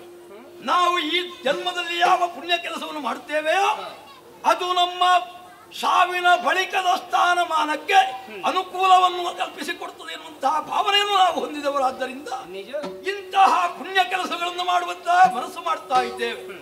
ಪರದುನ್ನತಿಗೆ ಭೋಗವ ಮನದಿ, ಆ ಭೋಗವನ್ನು ಮನಸ್ಸಿನಲ್ಲಿ ಇರಿಸಿಕೊಂಡು ಕಾರ್ಯೋನ್ಮುಖರಾಗಿದ್ದೇವೆ. ಸ್ವಾಮಿ, ಎಣ್ಣಿದ ತೆರದಲ್ಲಿ ಲಭಿಸಿತು. ನಿಮ್ಮನ್ನು ಕಂಡುದಕ್ಕಾಗಿ, ಪೂಜಿಸುವಂತಹ ಅವಕಾಶ ಸಿಕ್ಕಿದ್ದಕ್ಕಾಗಿ ನನಗೆ ನಾನೇ ಸಂತೋಷವನ್ನು ಪಟ್ಟುಕೊಳ್ತಾ ಇದ್ದೇನೆ. ಒಳ್ಳೆಯದು, ಆದ್ರೆ ಇಷ್ಟೇ ಸಾಲದು. ಇಲ್ಲಿಗೆ ದಯಮಾಡಿಸಿರುವಂತಹ ನಿಮ್ಮ ಪೂರ್ವಾಪರಗಳನ್ನು ತಿಳಿದುಕೊಳ್ಳಬೇಕು, ಬಂದಿರುವಂತಹ ನಿಮಗೆ ಏನನ್ನಾದರೂ ಕೊಡಬೇಕು ಎನ್ನುವ ಹಾಗೆ ಮನಸ್ಸು ಮಾಡಿದ್ದೇನೆ. ಯಾಚಿಸುವುದೇ ಹೌದಾದರೆ ಯಾಚಿಸಬೇಕು, ಮಾತ್ರವಲ್ಲ ನೀವು ಯಾರು ಏನು ವಿಷಯ ಅಂತ ಹೇಳಬೇಕು. ಅಯ್ಯೋ ಸಾರ್ವಭೌಮಕನೇ ಕೇಳು, ಕೇಳು ಕೇಳೈ ಸಾರ್ವಭೌಮಗನೇ, ಸದ್ಗೀತಿ ಸಜ್ಜೊಣಗಿಲ್ಲ ಬೀಳುವೆನೆಲ್ಲೇ ದಾಬಿಗನೇ, ಸದ್ಗೀತಿ ಸಜ್ಜುಣ ಶೀಲಭೂಸುರವಿಯನೇ ದಾಬಿಗನೇ,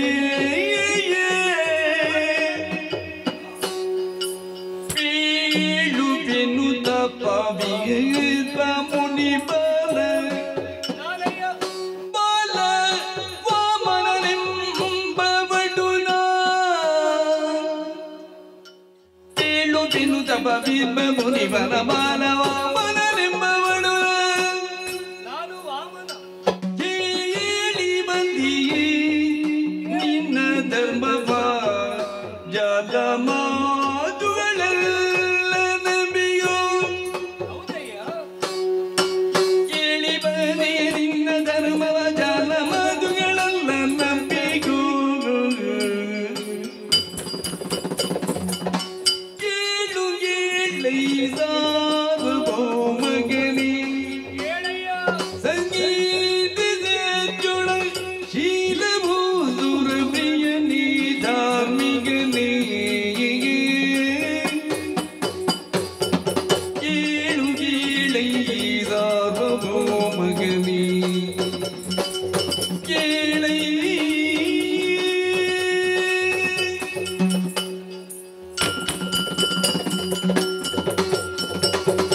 ಚಕ್ರವರ್ತಿ, ನಿನ್ನದಾದಂತಹ ಸತ್ಕಾರದಿಂದ ಸಂತುಷ್ಟಗೊಂಡವನೇ ನಾನಿದ್ದೆ. ಹಾಗೆಂದು ಈ ದಾರಿಯಾಗಿ ಬರುವುದಕ್ಕೂ ಬಲವಾದ ಕಾರಣ ಇದೆ. ಏನು ಸ್ವಾಮಿ? ಎಲ್ಲರಾಡುತ್ತಿರುವಂತಹ ಮಾತುಗಳನ್ನು ಕೇಳುವಾಗ ಸಂತೋಷಗೊಂಡವನ ಚಕ್ರವರ್ತಿ ಬಲಿ ಇದ್ದಾನೆ, ದಾನಶೂರನಹುದು, ವೀರನು ಧೀರನಹುದು, ದೈವ ಭಕ್ತನಹುದು, ಪರಮ ಧಾರ್ಮಿಕನಹುದು ಎನ್ನುವುದನ್ನು ಕೇಳಿ ತಿಳಿದುಕೊಂಡವ ನಾನು. ಹಾಗಿದ್ರೆ ಅಂತವನನ್ನೊಮ್ಮೆ ನಾನು ನೋಡಬೇಕೆನ್ನುವಂತಹ ಬಹಳ ಆಸೆ ಆಯಿತು. ಅಯ್ಯ, ನೀನು ಯಾರು ಎನ್ನುವ ಹಾಗೆ ಕೇಳಿದೆಯಲ್ಲ. ಲೋಕದ ಒಲಿತಿಗಾಗಿ ತಮ್ಮದಾದಂತಹ ಐಚ್ಛಿಕ ಸುಖಭಾಗಗಳನ್ನೆಲ್ಲ ತ್ಯಜಿಸಿ ತಪೋನಿರತರಾದವರು ಮುನಿಗಳೆಲ್ಲ, ಹೌದಲ್ವೇ? ಅಂತಹ ಮಹಾಮಹಿಮರ ಓರ್ವ ಮುನಿಯ ಮಗ ನಾನು. ಅಂದ್ರೆ ಎಲ್ಲರೂ ಹೇಳುವುದು ಹೀಗೆ ಕರೀತಾರೆ, ವಾಮನ ಎನ್ನುವ ಹಾಗೆ. ಬಾಲವಾಮನನೆಂದರೆ ನಾನೇ. ಈ ಕಡೆಯಾಗಿ ಬರಬೇಕಾಯಿತು. ಇಲ್ಲಿ ನಡೆಯುತ್ತಿರುವಂತಹ ಮತ್ಕಾರ್ಯದ ಬಗ್ಗೆ ನಾನು ತಿಳಿದುಕೊಂಡವನಿದ್ದೇನೆ. ಆ ಕಡೆಗೆ ಧಾವಿಸಿದರೆ ನನಗೇನಾದರೂ ದಾನವಾಗಿ ದೊರೆತಿತ್ತು ಇರುವಂತಹ ಭಾವವನ್ನೇ ಇರಿಸಿಕೊಂಡು ಇಲ್ಲಿಯವರೆಗೆ ಬಂದಿದ್ದೇನೆ. ನಮಗಾದ್ರೂ ಏನು ಬೇಕಯ್ಯ? ಬ್ರಾಹ್ಮಣೋತ್ತಮರಾದಂತಹ ನಮಗೆ ದಾನ ಕೊಟ್ಟರೆ ಒಳ್ಳೆಯದ್ದು, ಅದನ್ನೇ ಸ್ವೀಕರಿಸುವವರು ನಾವು. ಆದ್ದರಿಂದ ಈ ಕಡೆಗೆ ಬಂದಿದ್ದೇನೆ. ಕೇಳಿದನು ನೀನು ಕೊಡಬಲ್ಲೆಯೇ? ಏನು? ಖಂಡಿತವಾಗಿ ಅಯ್ಯ, ಹಾಗಿದ್ರೆ ನೀನು ಬರೇ ಮಾತಿನಿಂದ ನಾನು ಕೊಡ್ತೇನೆ ಅಂತ ಹೇಳಿದ್ರೆ ಸಾಲದು. ಭೂದಾನ, ಗೋದಾನ, ಧನ ಕನಕಾದಿಗಳು ನೀಯೇ ಬಲ್ಲೆ. ಬೇಕಾದ್ದನ್ನು ಯಾಚಿಸಿ ಕೈ ಎತ್ತಿ ಕೊಡ್ತೇನೆ. ಅಯ್ಯ, ಭೂದಾನವೋ ಗೋದಾನವೋ ಇವನ್ನೆಲ್ಲವೂ ಪಡೆದುಕೊಂಡು ನಾವು ಮಾಡುವುದಕ್ಕೆ ಏನಿದೆ ಹೇಳು? ಜೀವನದುದ್ದಕ್ಕೂ ತಪಸ್ಸನ್ನೇ ಆಚರಿಸುವವರಿಗೆ ಇದೆಲ್ಲ ಯಾಕೆ ಬೇಕು ಅಂತ ನಾನು ಆಲೋಚನೆ ಮಾಡುವುದು ಬೇಡವಾ? ಮತ್ತೊಂದು ಹೇಳಬೇಕಾ? ಏನು? ಕೊಡುವವರೆಷ್ಟು ಕೊಡ್ತಾರೆ, ಪಡೆದುಕೊಳ್ಳುವವರು ಆಲೋಚನೆ ಮಾಡಬೇಕಿದೆ. ಎನ್ನಲ್ಲಿ ಉಳಿಯಿತು, ಉಳಿಯಬಹುದು, ಅಥವಾ ಇದೆರಗೆ ಬಹುಶರವೋ ಇದು ಸಾಕೋ ಎನ್ನುವ ಹಾಗೆ. ಆದ್ರಿಂದ ಕೇಳುವುದು, ನೀನು ಹೇಳಿದಂತಹ ಸುಖಭೋಗಗಳು ಅದಾವುದು ನನಗೆ ಬೇಡ. ನೀನು ಕೊಡುವುದೇ ಇದ್ದರೆ ಎಲ್ಲ ಪಾದದೊಳಗಾದ 3 ಅಡಿ ಜಾಗವನ್ನು ಕೊಡುವೆಯ. ಸ್ವಾಮಿ, ಕೈ ಮುಂದೆ ಮಾಡಿ. ನನ್ನನ್ನು ಕಂಡಾಕ್ಷಣ ಒಂದು ಮಾತು ಹೊರ ಬಂತು, ನಿನ್ನ ಬಾಯಿಯಿಂದ ಎನ್ನುವ ಹಾಗೆ. ಕೈ ಮುಂದೆ ಮಾಡಿ. ಯಾವುದೇ ದಕ್ಷಿಣೆ ಬೇಕಾಗಿಲ್ಲ. ನೀವು ಕೇಳಿದ ಹಾಗೆಯೇ 3 ಅಡಿ ಅಲ್ಲ, 3 ಲೋಕದ ಸ್ಥಾನಮಾನವನ್ನಾದರೂ ದಾನ ಮಾಡಿ ನಿಮಗಿತ್ತೇನು, ಆಲೋಚಿಸಬೇಕಾಗಿಲ್ಲ. ಕೊಟ್ಟಿಯಲ್ಲ, ಅದೇ ಬೇಕಾದ ನನಗೆ 3 ಅಡಿ ಜಾಗ. 3 ಅಡಿಯಿಂದ ಏನಾಗುತ್ತದೆ ಸ್ವಾಮಿ? ಇರುವುದು ಇಷ್ಟುದ್ದದ ಪಾದ. ಇದನ್ನು 3 ಅಡಿ ಹೇಳಿದ್ರೆ ನಿಮಗೆ ನಿಂತುಕೊಳ್ಳಿಕ್ಕೆ, ಕುಳಿತುಕೊಳ್ಳುವುದಕ್ಕೆ, ಮಲಗುವುದಕ್ಕೆ ಸ್ಥಳ ಸಾಕು. ಮತ್ತೆಷ್ಟು ಕೊಡಬಲ್ಲೆ ನೀನು? ಹೇಳಿದ್ರಲ್ಲ, ಭೂಲೋಕವನ್ನು ಎಷ್ಟು ಕೇಳಿ ನಾನು ಕೊಡ್ತೇನೆ. ಅರ್ಧ ರಾಜ್ಯ ಬೇಕಾ? ಬಲಿಚಕ್ರವರ್ತಿ ಪೂರ್ಣ ಭೂಲೋಕ ಬೇಕಾ? ನಾನು ಕೊಡ್ತೇನೆ. ಅದಲ್ವೋ? ಮತ್ತೆ ಕೆಲವರಿಗೊಂದೊಂದು ಆಸೆಗಳು ಅಂತ ಇರ್ತದೆ. ಮನಸ್ಸಿನಲ್ಲಿ ಹುಟ್ಟಿದಂತ ಆಸೆಗೆ ಮಿತಿ ಅನ್ನೋದು ಅಂತ ಹೇಳು ಇಲ್ಲ. ಯಾವುದು ಬೇಡ. ಕೆಲವೊಬ್ಬರಿಗೆ ಸ್ವರ್ಗವನ್ನು ಸ್ವಾಧೀನಪಡಿಸಿದ್ರೆ ಅದು ಸಾಲದೆ ಮತ್ತೊಂದು ಲೋಕ ಬೇಕು ಎನ್ನುವ ಹಾಗೆ. ಎಷ್ಟು ಗಳಿಸಿದರೂ ಅದು ಬೇಡ. ಎಲ್ಲವೂ ಎನ್ನದಾಗಬೇಕೆಂತ ಉದ್ದೇಶವಿರಿಸಿಕೊಳ್ಳುತ್ತಾರೆ. ಆದ್ರೆ ಎಷ್ಟು ಸಮಯ ಅಂತ ಬೇಡುವೇನಲ್ಲ. ಶಾಶ್ವತ ಯಾವುದಾದ್ರೂ ಇದೆ. ಇಲ್ಲಿಯದ್ದನ್ನು ಕಳೆದುಕೊಳ್ಳದಿದ್ರೆ ಅಲ್ಲಿಯದ್ದು ಸಿಕ್ಕುವುದಕ್ಕೆ ಸಾಧ್ಯವಾ? ಈ ಜೀವನ ಎನ್ನುವುದು ನಶ್ವರ ಎನ್ನುವ ಹಾಗೆ ನೀನು ಅರ್ಥವಿಸಿಕೊಂಡವ. ಆ ಜೀವನದುದ್ದಕ್ಕೂ ಬದುಕಿ ಸಾಧಿಸುವುದು ಹೇಗೆ?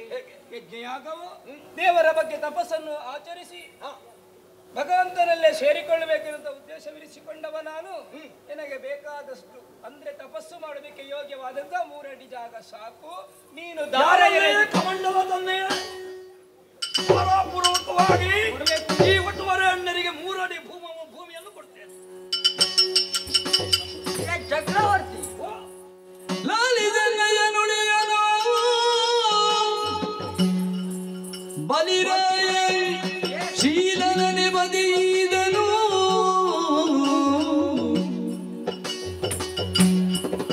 ಲೋಲಗೆ ಬಲದಿಯಳು ಧನಿಸಿರ್ಬೆ ಬಾಲದ ಬೇಜರೆ ಮೊರೆಯಳು ಲಾಲಿದನ್ನಯ ನುಡಿಯನು.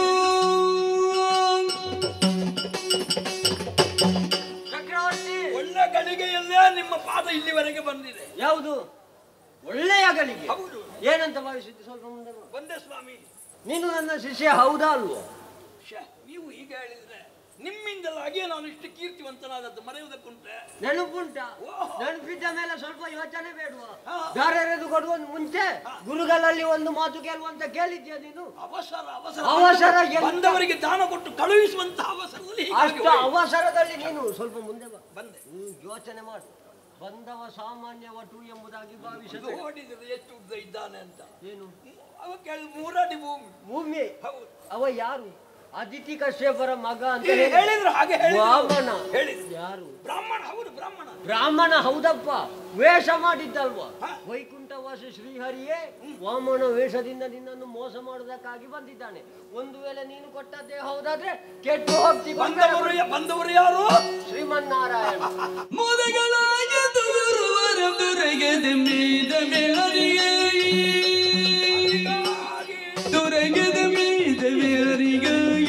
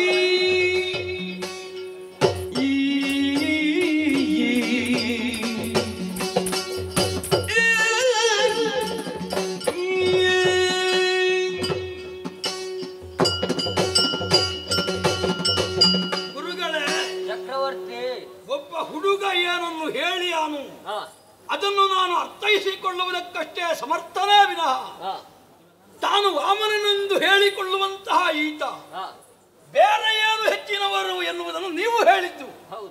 ಇದರಿಂದ ನನಗೆ ಅರ್ಥವಾಯಿತು, ಇವನು ಬಂದವನು ಹರಿ ಎನ್ನುವ ಹಾಗೆ. ಶ್ರೀಹರಿ ಸ್ವಾಮಿ, ಬಹಳ ಸಂತೋಷವಾಯಿತು. ಆತ್ಮಾನಂದ ಎನ್ನುವಂತಹ ಪದ ಏನಿದೆಯೋ ಅದರಲ್ಲಿ ವಿಹರಿಸುವಂತಹ ಯೋಗನನ್ನು ನನಗೆ ನೀವು ಪ್ರಾಪ್ತಿಸಿಕೊಟ್ಟಿರಿ. ಶತಾಕ್ಷರಗಳನ್ನು ಮಾಡು ಮಗನೇ, ಅನಿಮಿಷ ಪೀಠವನ್ನು ಏರು ಎನ್ನುವ ಹಾಗೆ ನೀವೇ ಸಲಹೆಯನ್ನಿತ್ತಿರಿ. ಆ ಪ್ರಕಾರವಾಗಿ ನಾನು ಮುಂದುವರಿದೆ. ನೋಡಿದಿರಲ್ಲ, 100ನೇ ಅಶ್ವಮೇಧದ ಈ ವಿಶ್ವಜಿತ್ಯಾಗದ ಪೂರ್ಣಾಹುತಿ ಬಂದಿರುವವನು ಹರಿ ಎನ್ನುವ ಹಾಗೆ ಹೇಳಿದಿರಲ್ಲ. ನಾನು ಗೈದಂತಹ ದುರಗದ ಮೇಧ ಏನಿದೆ, ಈ ಅಧ್ವರ ನಡೆಯುತ್ತಿರುವುದು ಸರ್ವ ಸಮರ್ಪಣಾ ಭಾವದಿಂದ ಹರಿಗಾಗಿಯೇ ಆದ ಕಾರಣ ನನ್ನ ಯಜ್ಞಕ್ಕೆ ಹರಿ ಮೆಚ್ಚಿದ್ದಾನೆ ಎನ್ನುವಲ್ಲಿಗೆ ನನ್ನ ಜೀವನ ಪಾವನವಾಯಿತು. ಸ್ವಾಮಿ, ಸಂತೋಷವಾಯಿತು, ಸಂತೋಷವಾಯಿತು. ಈಗ ನನ್ನ ಮಾತು ಕೇಳ್ತಿಯಾ ಕೇಳುವುದಿಲ್ಲ? ಕೊಡಬೇಡ ಅಂತ ಹೇಳು. ಅಲ್ಲ, ಕೊಡು, ಭಾಷೆ ಕೊಟ್ಟಿದ್ದೇನೆ, ಕೊಡ್ತೇನೆ ಅಂತ. ಭಾಷೆ ಕೊಟ್ಟಿದ್ದೆ, ಇನ್ನು ಭಾಷೆಗೆ ತಪ್ಪು. ನನ್ನ ಮಾತು ಮೀರ್ತೀರಾ?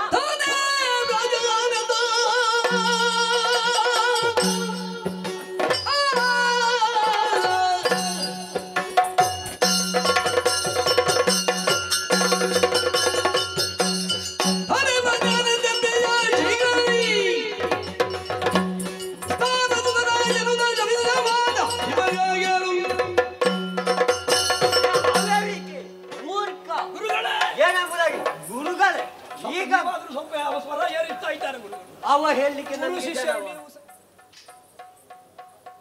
ನಾನು ಅವನಲ್ಲಿ ಮಾತಾಡ್ಬೇಕಾ? ಅಲ್ಲ, ಮಾತಾಡುವುದಲ್ಲ, ನೀವು ಈಗ ಸ್ವರ ಏರಿಸಿದ್ರೆ. ಗುರು ಯಾರು? ನಾನು ನೀನು? ಮತ್ತೆ ಗುರು ಅಲ್ಲಿ ಮಾತಾಡ್ಲಿಕ್ಕೆ ಶಿಷ್ಯ ಜನ ಬೇರೆ ತೋರಿಸಬೇಕಾ? ತೋರಿಸಬೇಕು ಅಂತಿಲ್ಲ, ಆದ್ರೂ ನಿಮ್ಮ ಸ್ವರ ಏರುವ. ನನ್ನ ಸ್ವರ ಈಗ ಬೇಡ ಬೇಡ ಅಂತ ಬೇಡ, ನಿಮ್ಮ ಕಾಲಿಗೆ ಬೀಳಬೇಕು. ನನ್ನ ಪಾದ ಪೂಜೆ ಮಾಡಬೇಕು. ನನ್ನ ಮಾತು ಕೇಳ್ತೇನೆ? ಕೇಳ್ತೇನೆ. ಇಲ್ಲ, ಕೇಳ್ತೇನೆ. ನಿಮ್ಮ ಮಾತು ಕೇಳದೆ ನಾನು ಯಾರ ಮಾತು ಕೇಳಬೇಕು? ಹಾಗಾದ್ರೆ ಕೊಟ್ಟಂತಹ ಮಾತು ತಪ್ಪಿದ್ರೂ ಪರವಾಗಿಲ್ಲ, ಅವನಿಗೆ ಕೊಡ್ಬೇಡ. ಅದೊಂದು ಆಗುದಿಲ್ಲ, ಅದೊಂದು ಬಗ್ಗೆ ಆಗುದಿಲ್ಲ. ಮಾತು ಅವರಿಗೂ ಕೊಟ್ಟಿದ್ದೇನಲ್ಲ, ಕೊಡ್ತೇನಂತ ಹೇಳಿದ ಮೇಲೆ ಇನ್ನು ಈಗ ಗುರುವಿನ ಮಾತು ಮೀರುವಷ್ಟು ದೊಡ್ಡ ಜನ ಅದೇ ಅಲ್ವಾ? ನನ್ನ ಮಾತಿಗೊಂದು ಬೆಲೆ ಇಲ್ಲದೆ ಆಯ್ತಲ್ವಾ? ಇದು ಒಟ್ಟು ಕತ್ತರಿಯಲ್ಲಿ ಸಿಕ್ಕಿದ ಅಡಕೆ ಹಾಗೆ ನನ್ನ ಆಯ್ತಲ್ಲ ಸ್ಥಿತಿ. ಹಾಗೆ ಹೀಗೆ ಮಾಡಿದ್ರೆ ಉಪಾಯ. ನೀವೊಂದು ಅನುಗ್ರಹ ಮಾಡಿ ಒಳ್ಳೆ ಕೆಲಸ ಮಾಡಿದ್ದೀರಿ. ನೀನು ನಿನ್ನ ಮನಸ್ಸಲ್ಲಿ ಇರಬಹುದು, ನೀನು ಮಾಡಿದಂತಹ ಯಾಗಕ್ಕೆ ಮೆಚ್ಚಿ ಶ್ರೀಹರಿ ಬಂದದ್ದು ಎಂಬುದೇ ಮೆಚ್ಚಿ ಬಂದದ್ದಲ್ಲ. ನಿನ್ನನ್ನು ಮೋಸ ಮಾಡುವುದಕ್ಕಾಗಿ, ದೇವತೆಗಳನ್ನು ಪುರಿಯುವುದಕ್ಕಾಗಿ ಹಾಗೆ ಬಂದಿದ್ದಾನೆ. ಒಂದು ವೇಳೆ ಕೊಟ್ಟಂತಹ ಮಾತನ್ನು ಉಳಿಸಿಕೊಳ್ಳಬೇಕು ಎಂಬುದಾಗಿ ಹೊರಟ್ರೆ ನಿನಗೆ ಕಷ್ಟವಾದೀತು. ಕೊಡುವುದಿಲ್ಲ ಅಂತ ಹೇಳು. ಕೊಡ್ತೇನೆ, ನನ್ನ ಮಾತನ್ನು ಮೀರ್ತೀಯ? ನಿಮ್ಮ ಶಿಷ್ಯ ಕೊಟ್ಟ ಮಾತು ತಪ್ಪಿದ್ರೆ ಭಾಷಾ ಭಂಗವಾಗುತ್ತದೆ. ಅಧಿಕಾರದ ಮಾತ ಅಲ್ವಾ? ಹೆಸರು ನಿಮಗೆ, ನನಗಲ್ಲ. ಶುಕ್ರರ ಶಿಷ್ಯ ಹೀಗೆ ಮಾಡಿದ ಅಂತ. ನಾನು ಹೇಳಿ ಆದ ಮೇಲೆ ಮಾಡಬಹುದು, ನನ್ನ ಮಾತಲ್ಬೋದು. ಇದೊಂದು ವಿಷಯ ಬಿಟ್ಟು ಬಂದದ್ದು ಹರಿ ಅಂತ ಗೊತ್ತಾದ ಮೇಲೆ ನನ್ನದು ಇನ್ನು ಮಾತಿಲ್ಲ. ಗೊತ್ತಾಯ್ತು, ಕೊಡುವುದು ಎಲ್ಲ ಅಧಿಕಾರ, ಐಶ್ವರ್ಯ, ಇದ್ರ ಮದ ಎಲ್ಲವೂ ನಾಶವಾಗಿ ಹೋಗಿ ಹೇಗೆ ಕೊಡ್ತೀವಿ? ಗುರುಗಳು ಪಾಪಕ್ಕೋ ಸಿಟ್ಟಿನಿಂದ ಏನೋ ಹೇಳಿದ್ದಾರೆ. ಏನು ಮಾಡೋಣ? ಶಿಷ್ಯನ ಮೇಲಿನ ಪ್ರೀತಿ ಪ್ರೇಮ. ನೀವು ಆಲೋಚನೆ ಮಾಡಬೇಡಿ. ಧಾರಾಪೂರ್ವಕವಾಗಿ ಕಮಂಡಲದಿಂದ ತುಳಸಿ ದಳವನ್ನು ಸೇರಿಸಿಕೊಂಡು ಪತ್ನಿಯೊಡಗೂಡಿಕೊಂಡು ಇದೋ 3 ಅಡಿ ಭೂಮಿಯನ್ನು ಕೊಡ್ತೇನೆ. ಉಂಟಲ್ಲ, ಕಮಂಡಲದಲ್ಲಿ ನೀರಿದೆ. ಕಾರಣ ಉಂಟು, ತಿಳಿದುಕೊಂಡಿದ್ದೇನೆ. ಇದು ದರ್ಪೆಯೊಂದನ್ನು ತೆಗೆದು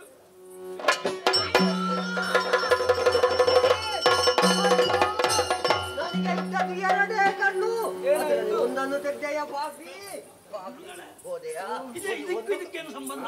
ಉಂಟು ಹೇಳುತ್ತೇನೆ. ಕಣ್ಣಿನಲ್ಲಿ ನೋಡುವ ಹಾಗೆ ಮಾಡಿಬಿಟ್ಟೆ ಅಲ್ಲ ವಾಮನ, ನಿಮಗೆ ಆಗ್ಲಿಲ್ಲ. ಈಗ ಅರ್ಥವಾಯ್ತ ಬಲಿ ಚಕ್ರವರ್ತಿ? ಅರ್ಥ ಆಗಲಿಲ್ಲ. ಉದಕ ಬರಬಾರದು ಎನ್ನುವ ಹಾಗೆ ಕಮಂಡಲದೊಳಗೆ ಮಂಡೂಕವಾಗಿ ಕುಳಿತ. ಗರ್ಭೆಯಿಂದ ಚುಚ್ಚಿದ ಕಾರಣ ಒಂದು ಕಣ್ಣು ಹೋಯಿತು. ಆದ್ದರಿಂದ ಇನ್ನು ಮುಂದೆ ನಿನ್ನ ಗುರುಗಳು ಶುಕ್ರಾಚಾರ್ಯರು ಒಕ್ಕನ್ನ ಗುರುಗಳೆನ್ನುವ ಹಾಗೆ ಹೆಸರುವಾಸಿ ಆಗ್ತಾರೆ. ಇನ್ನು ತಡ ಯಾಕೆ? ಇದುವೇ ಶುಭ ಮುಹೂರ್ತ. ದಾರೇರೆದು ಕೊಡು. ಸರಿ, ಸ್ವೀಕರಿಸಿ.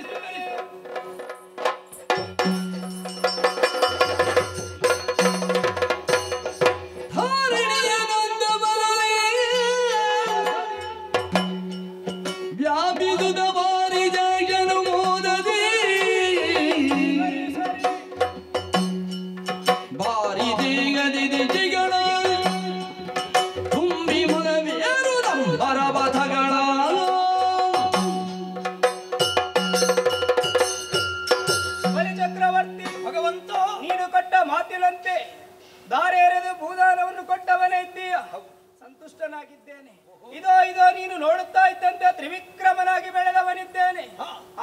ಮಾತಿನಂತೆ ಇದು 1ನೇ ಹೆಜ್ಜೆಯನ್ನು ಕೆಳಗಿನ 7 ಲೋಕಗಳೇ ನನ್ನ ವಶವಾಗುವಂತೆ ಇರಿಸಿದವನಿದ್ದೇನೆ.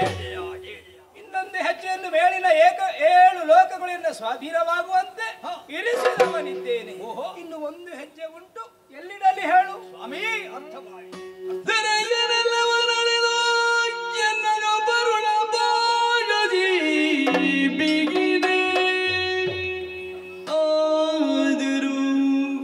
ಹರಿಯೇ ನಿನಗೆ ಬಿರಿದ ಮೋರಣಿಯನ್ನು ಕೊಡುದಿಯೇನು ಸುರನರಾದಿಗಳಿಗೆ ದುರ್ಲಭ ಪರಮಪದವು ಬಡಿವಿ ಕರುಣಾಗಿರಿ ಎಮ್ಮಯ ಶಿರದುಳಿರಿಸೈ ಪಾದ ಗಜಭ ಹರೆಯರೆಲ್ಲವ ನಡೆದೆ ಕರುಣಾಗಿರಿ ಇರಿಸೈ ಪಾದ ಗಜವ ಎನ್ನ ಶಿರದುಳು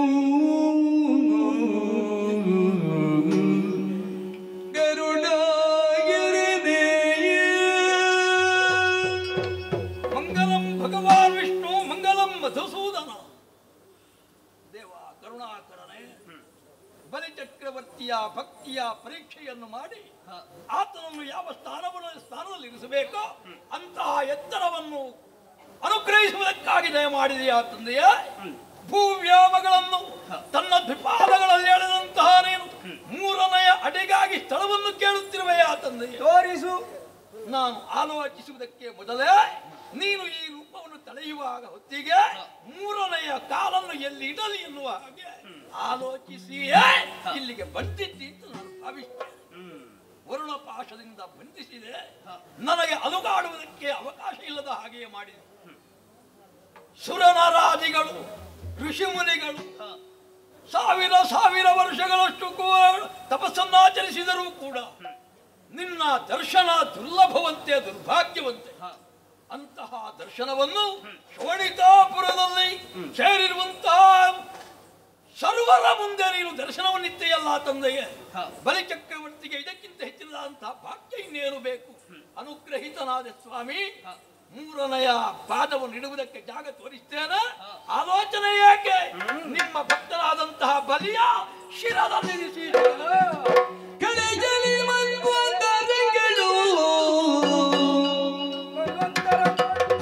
ಮಾನವಳು ಗೆಲಗೆದು ಎಳೆದಾಳು ಒಲಿದಿವೆ ಸೂರ್ಯದ ಬಳಿಯ ಗಲ್ಲರಿ ಬಲಿಯ ನಿನಗಾಗಿ ಮೊದಲೊಡನೆಲ್ಲ ಸುಗಂಧವ ಮಾಡ್ಬೇಜಿಡವಿದು ಕಳೆಯಲ್ಲಿ ಮಂತರಗಳು ಬಲಿಚಕ್ರವರ್ತಿ ನಾರಾಯಣ ಸ್ವಾಮಿ ಆಡುವಾಗ ಸತ್ಯವನ್ನು, ಆಚರಿಸುವಾಗ ಧರ್ಮವನ್ನು, ಪೂಜಿಸುವಾಗ ದೇವರೆಂದು ಅರಿತವ ನೀನು ಎನ್ನುವುದು ದಿಟವಾಯಿತು. ನಿನ್ನ ಆರಾಧ್ಯ ಮೂರ್ತಿಯಾದಂತಹ ಶ್ರೀಮನ್ನಾರಾಯಣನೇ ವೇಷ ಮಾಡಿ ನನಗೆ ಮೋಸ ಮಾಡಿದೆನ್ನುವ ಹಾಗೆ ಸದಾ ಅರ್ಥವಿಸಿಕೊಳ್ಳಬೇಡ ನೀನು. ಇಲ್ಲ, ಹೀಗಾಗುವುದಕ್ಕೆ ಬಲವಾದ ಕಾರಣ ಉಂಟ. ಏನು ಸ್ವಾಮಿ? 3 ಮೂರ್ತಿಗಳಾದಂತಹ ನಾವು ಮಾಡಿದ ಶಾಸನವನ್ನು ಯಾರೇ ಶಾಸಕರು ಬಂದು ಬದಲಾಯಿಸುವುದಕ್ಕೆ ಸಾಧ್ಯತೆ ಉಂಟೆ ಹೇಳು? ಮನ್ವಂತರಕ್ಕೊಬ್ಬ ದೇವೇಂದ್ರ ಎನ್ನುವುದನ್ನು ನಿರ್ಧರಿಸಿಕೊಂಡವರು ನಾವು. ಹಾಗಿದ್ರೆ ಅದೇ ಪದವಿಯನ್ನು ಪಡೆಯಬೇಕೆಂಬ ಉದ್ದೇಶ ನಿನ್ನದಾಯಿತು ಅಂತಾದ್ರೆ ಅದು ಈಡೇರಿದರೆ ಏನು ಪರಿಸ್ಥಿತಿ ಎನ್ನುವುದನ್ನು ನೀನೇ ಊಹಿಸಿ ನೋಡಂತ. ಅರ್ಥವಾಯಿತು. ಜಗದ ನಿಯಮವನ್ನೆಲ್ಲ ಚೆನ್ನಾಗಿ ಅರ್ಥವಿಸಿಕೊಂಡಂತಹ ನೀನು ಈ ರೀತಿಯಾಗಿ ವರ್ತಿಸಬಾರದಿತ್ತೋ ಏನು? ಆದ್ರೆ ಏನು ಮಾಡೋಣ? ಆಸುರಿ ಪ್ರವೃತ್ತಿ ಎನ್ನುವುದು ನಿನ್ನಲ್ಲಿ ಇದೆ ಎನ್ನುವುದು ದಿಟ್ಟ. ಆದರೂ ಹರಿಭಕ್ತ ನೀನೆನ್ನುವುದು ಸರಿಯಾಯಿತು. ಅಯ್ಯ, 3ನೇ ಹೆಜ್ಜೆಯನ್ನು ನಿನ್ನ ಶಿರದ ಮೇಲಿಟ್ಟರೆ ಮುಂದೆ ಏನು ಎನ್ನುವ ಹಾಗೆ ಭಾವಿಸಬೇಡ ನೀನು.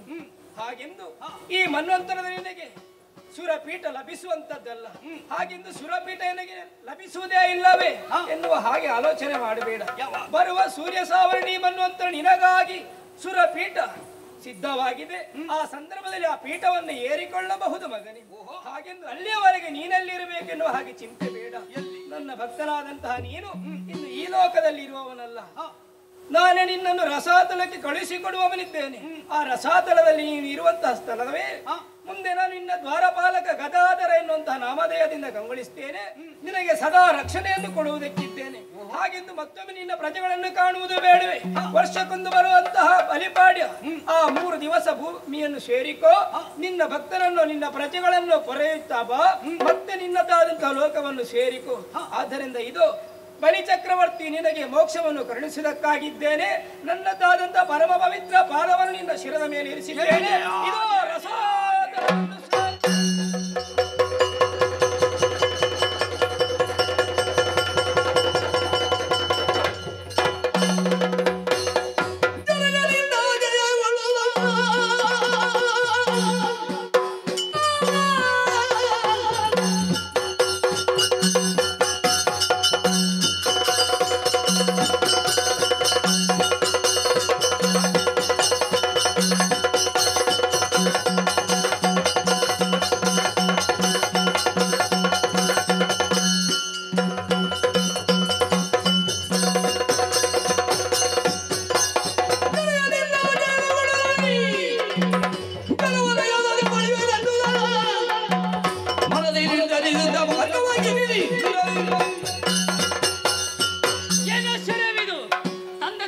ವಿಷಯವನ್ನು ತಿಳಿದುಕೊಂಡೆ. ಕೃತವೀರ ಸುಳ್ಳಂತಹ ಕಾರ್ತವೀರ್ಯನು ನಮ್ಮ ಆಶ್ರಮಕ್ಕೆ ಬಂದು ದೇನುವನ್ನು ಎಳೆದುಕೊಂಡು ಹೋಗ್ತಾ ಇದ್ದಾನೆ. ಆತನನ್ನು ವಿಚಾರಿಸಬೇಕು. ಹಾಗಾಗಿ ಮಾಹಿಷ್ಮತಿ ನಗರವನ್ನು ಸೇರಿಕೊಳ್ತೇನೆ.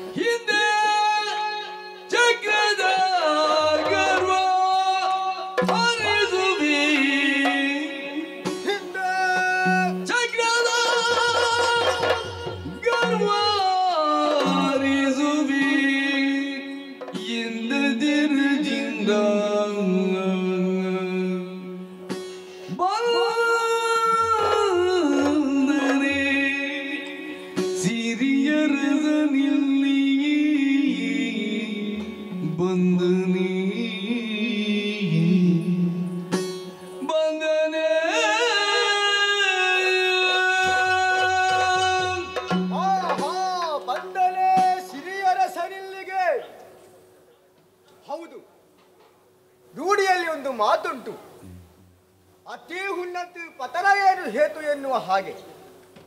ಆದ್ರೆ ಏನು ಮಾಡೋಣ ಹೇಳಿ, ಬಂದವ ಸಿರಿಯ ಹೆಸರಿಲ್ಲಿಗೆ ಏನು ಸಾಮಾನ್ಯತ ನಾವು ಭಾವಿಸಿಕೊಳ್ಳಬಾರದು. ಆತ ಸಾಮಾನ್ಯನಲ್ಲ, ಸಾಮಾನ್ಯನಾಗಿದ್ದಾನೆ. ಶ್ರೀಮನ್ನಾರಾಯಣನೇ ಇಲ್ಲಿಯವರೆಗೆ ಬಂದಿದ್ದಾನೆ ಎಂಬುದು ಸತ್ಯ. ಹಿಂದೆ ನಡೆದಂತಹ ಘಟನೆ ನೆನಪಿಗೆ ಬರ್ತಾ ಉಂಟು. ಇಷ್ಟಕ್ಕೂ ಕಾರ್ತವೀರ್ಯ ಯಾರು ಎನ್ನುವಂತ ಪ್ರಶ್ನೆ ಹುಟ್ಟುತ್ತದೆ. ನಾನು ಬೇರೆ ಯಾರೂ ಅಲ್ಲ, ಶ್ರೀಹರಿಯ ಕೈಯಲ್ಲಿದ್ದಂತಹ ಸುದರ್ಶನ ಚಕ್ರವೇ ನಾನಾಗಿದ್ದೆ. ನನ್ನ ಅಹಂಕಾರದಿಂದಲಾಗಿಯೇ ಚಕ್ರದ ಅಹಂಕಾರ ಬರೆಯುವ ತನಕ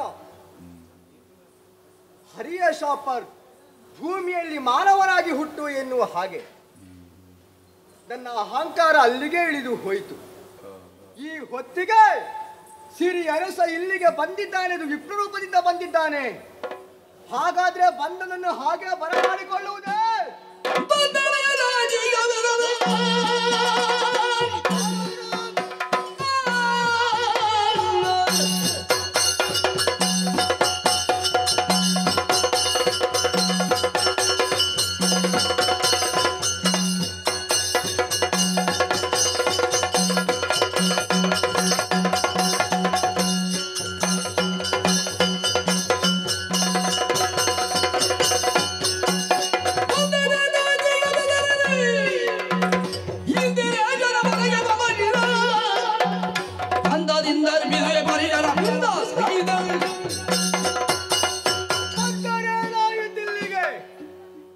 ನಾನು ಹೆದರುವನಲ್ಲ, ಚಿಂತಿಸುವವನಲ್ಲ.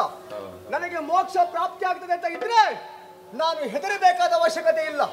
ಎದುರಿಸಬೇಕಾದ್ರೆ ನಾನು ಓರೋಣ ಹೋಗುವುದಲ್ಲ. ನಮ್ಮವರಿದ್ದಾರೆ ಸಕ್ರಜಿತು ಕಾಲಜ್ಞರೆನ್ನುವ ಹಾಗೆ, ಅವರೆಲ್ಲರನ್ನು ಕೂಡಿಕೊಂಡು ಎದುರಿಸುತ್ತಾರಂತೆ.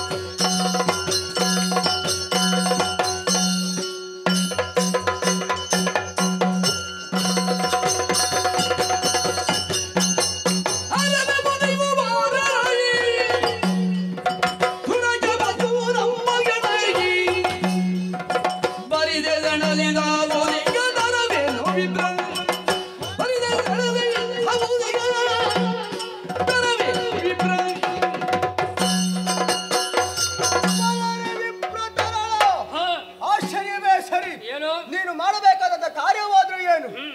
ಯಾಗಕ್ಕೆ ಬೇಕಾದಂತ ಕುಶಲಮಿತಿಗಳು ತರಬೇಕಾದವ. ಈ ಹೊತ್ತಿಗೆ ಕ್ಷತ್ರಿಯಲ್ಲಿ ಕಾಳಗವನ್ನು ಕುರಿತಕ್ಕೆ ಪರಶು ನಿಳಿದುಕೊಂಡು ಇಲ್ಲಿವರೆಗೆ ಬಂದಿದೆಯಾ? ಇದು ಹೇಳ್ತಾ ಇದ್ದೇನೆ, ಯುದ್ಧ ತರವಲ್ಲ.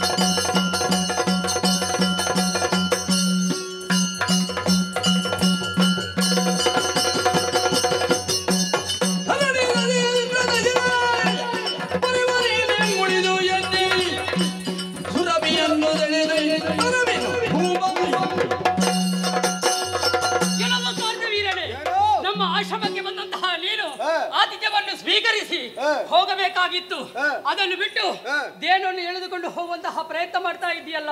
ಕ್ಷತ್ರಿಯಾದವನು ಅಧರ್ಮ ಪಥದಲ್ಲಿ ನಡೆದ್ರೆ ಬ್ರಾಹ್ಮಣನಾದವನು ಆಯುಧ ಇಡುವಂತಹ ಶಾಸ್ತ್ರ ಉಂಟು. ಹಾಗಾಗಿ ಹೇಳುವೆ, ದೇನವನ್ನು ಬಿಟ್ಟು ಕೊಟ್ಟರೆ ಒಳ್ಳೆಯದು, ಇಲ್ಲದಿದ್ದರೆ ಎಲ್ಲ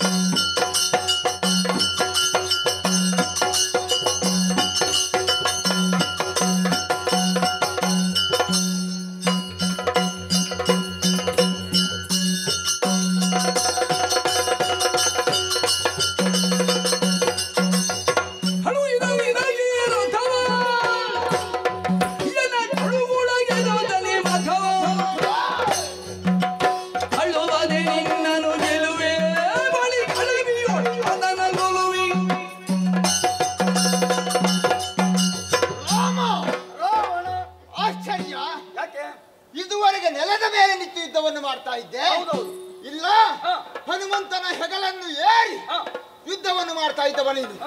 ಆದ್ರೆ ಈ ದಿನ ಆಶ್ಚರ್ಯ, ಏನು ರಥವನ್ನು ಏರಿದ್ದೀಯಾ? ಹೌದು. ಈ ರಥ ನೋಡಿದ್ದೇನೆ. ಯಾವಾಗ? ಅದು ರಥದ ಪರಿಚಯ ಸಿಗದೆ ಹೋದ್ರು ಇವ ಇದ್ದಾನಲ್ಲ, ಯಾರು ಮಾತಾಲಿ, ಅವನ ಪರಿಚಯ ಉಂಟು ನನಗೆ. ಇದು ಎಲ್ಲಿಂದ ಬಂದದ್ದು ರಥ? ಎಲ್ಲಿಂದ? ದೇವಲೋಕದಿಂದ. ಏನು ನನ್ನನ್ನು ಕೊಲ್ಲುವುದಕ್ಕಾಗಿ ದೇವೇಂದ್ರ ಕಳುಹಿಸಿಕೊಟ್ಟನ? ಮೊದಲು ನಿನ್ನನ್ನ ಗೆಲ್ತೇನೆ, ಆಮೇಲೆ ಅವನನ್ನ ಕೊಲ್ತೇನೆ.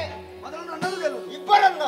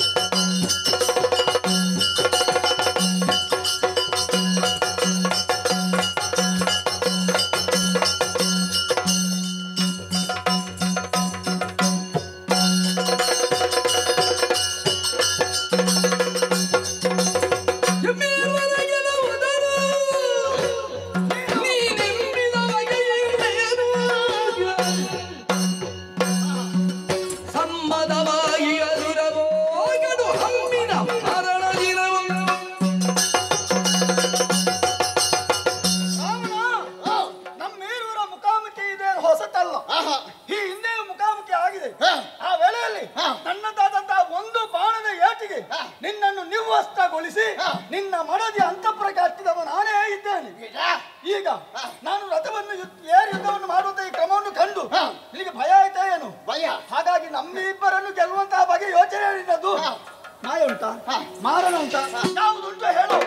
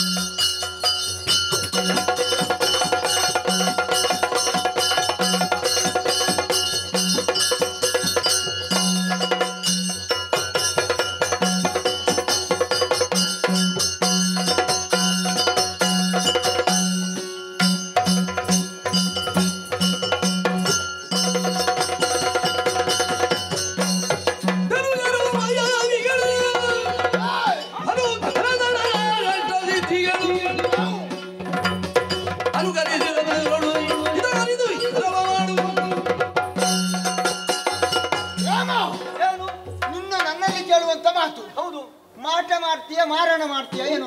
ಇನ್ನೂ ಉಂಟಾ? ಯಾತು ಎನ್ನುವಂತ ಧಾತುವಿನಿಂದ ಜಾದು ಎನ್ನುವಂತ ಶಬ್ದ ಹುಟ್ಟಿಕೊಂಡಿತಂತೆ. ಹೌದಾ?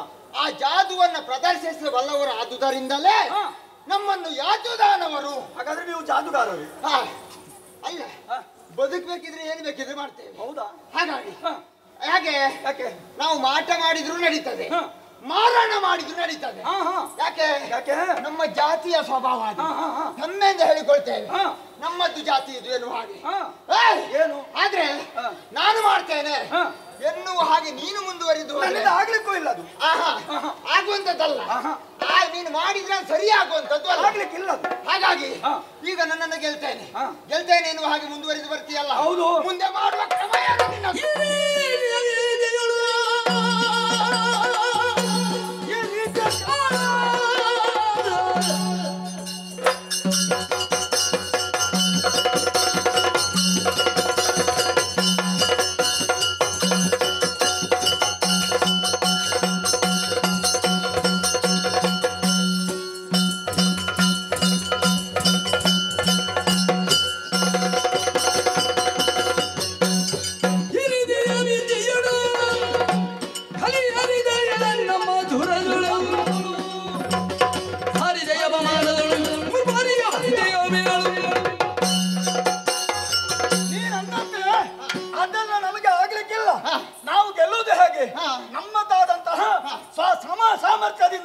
ನನ್ನಲ್ಲಿ ಸಾಮರ್ಥ್ಯ ಇದೆ. ಹಾಗಾಗಿ ನಿನ್ನನ್ನು ವಧಿಸ್ತೇನೆ. ಅನರಣ್ಯಕರೆಂಬವ ನಿಮ್ಮ ವಂಶದಲ್ಲೇ ಹುಟ್ಟಿದವ. ಹೌದು. ಅವನನ್ನ ಯುದ್ಧಕ್ಕೆ ಕರೆದೆ, ಬಾ ಬಾ ಎನ್ನುವ ಹಾಗೆ ಬರ್ಲಿಲ್ಲ. ಬಿಡು ಅವನ ನಾನು ಬಿಡ್ಲಿಲ್ಲ. ಕರೆದು ಅವನ ತಲೆಯನ್ನೇ ಕಡಿದಿದ್ದೇನೆ.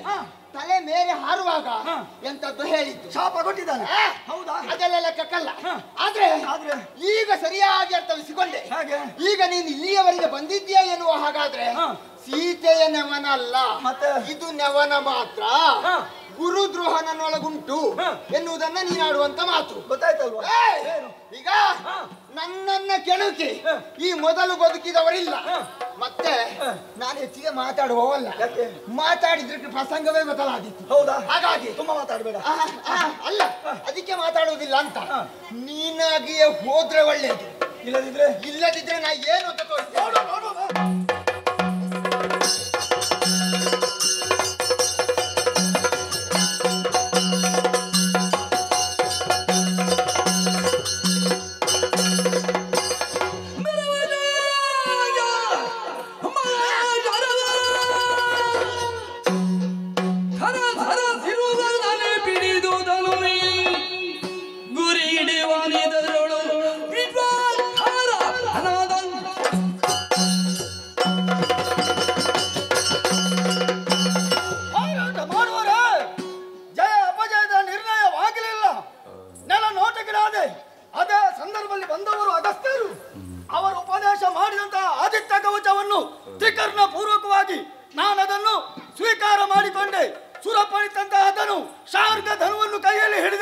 ಇವನಿಗೆ ವಿಶ್ವರೂಪದ ದರ್ಶನ ಆಗಬೇಕು.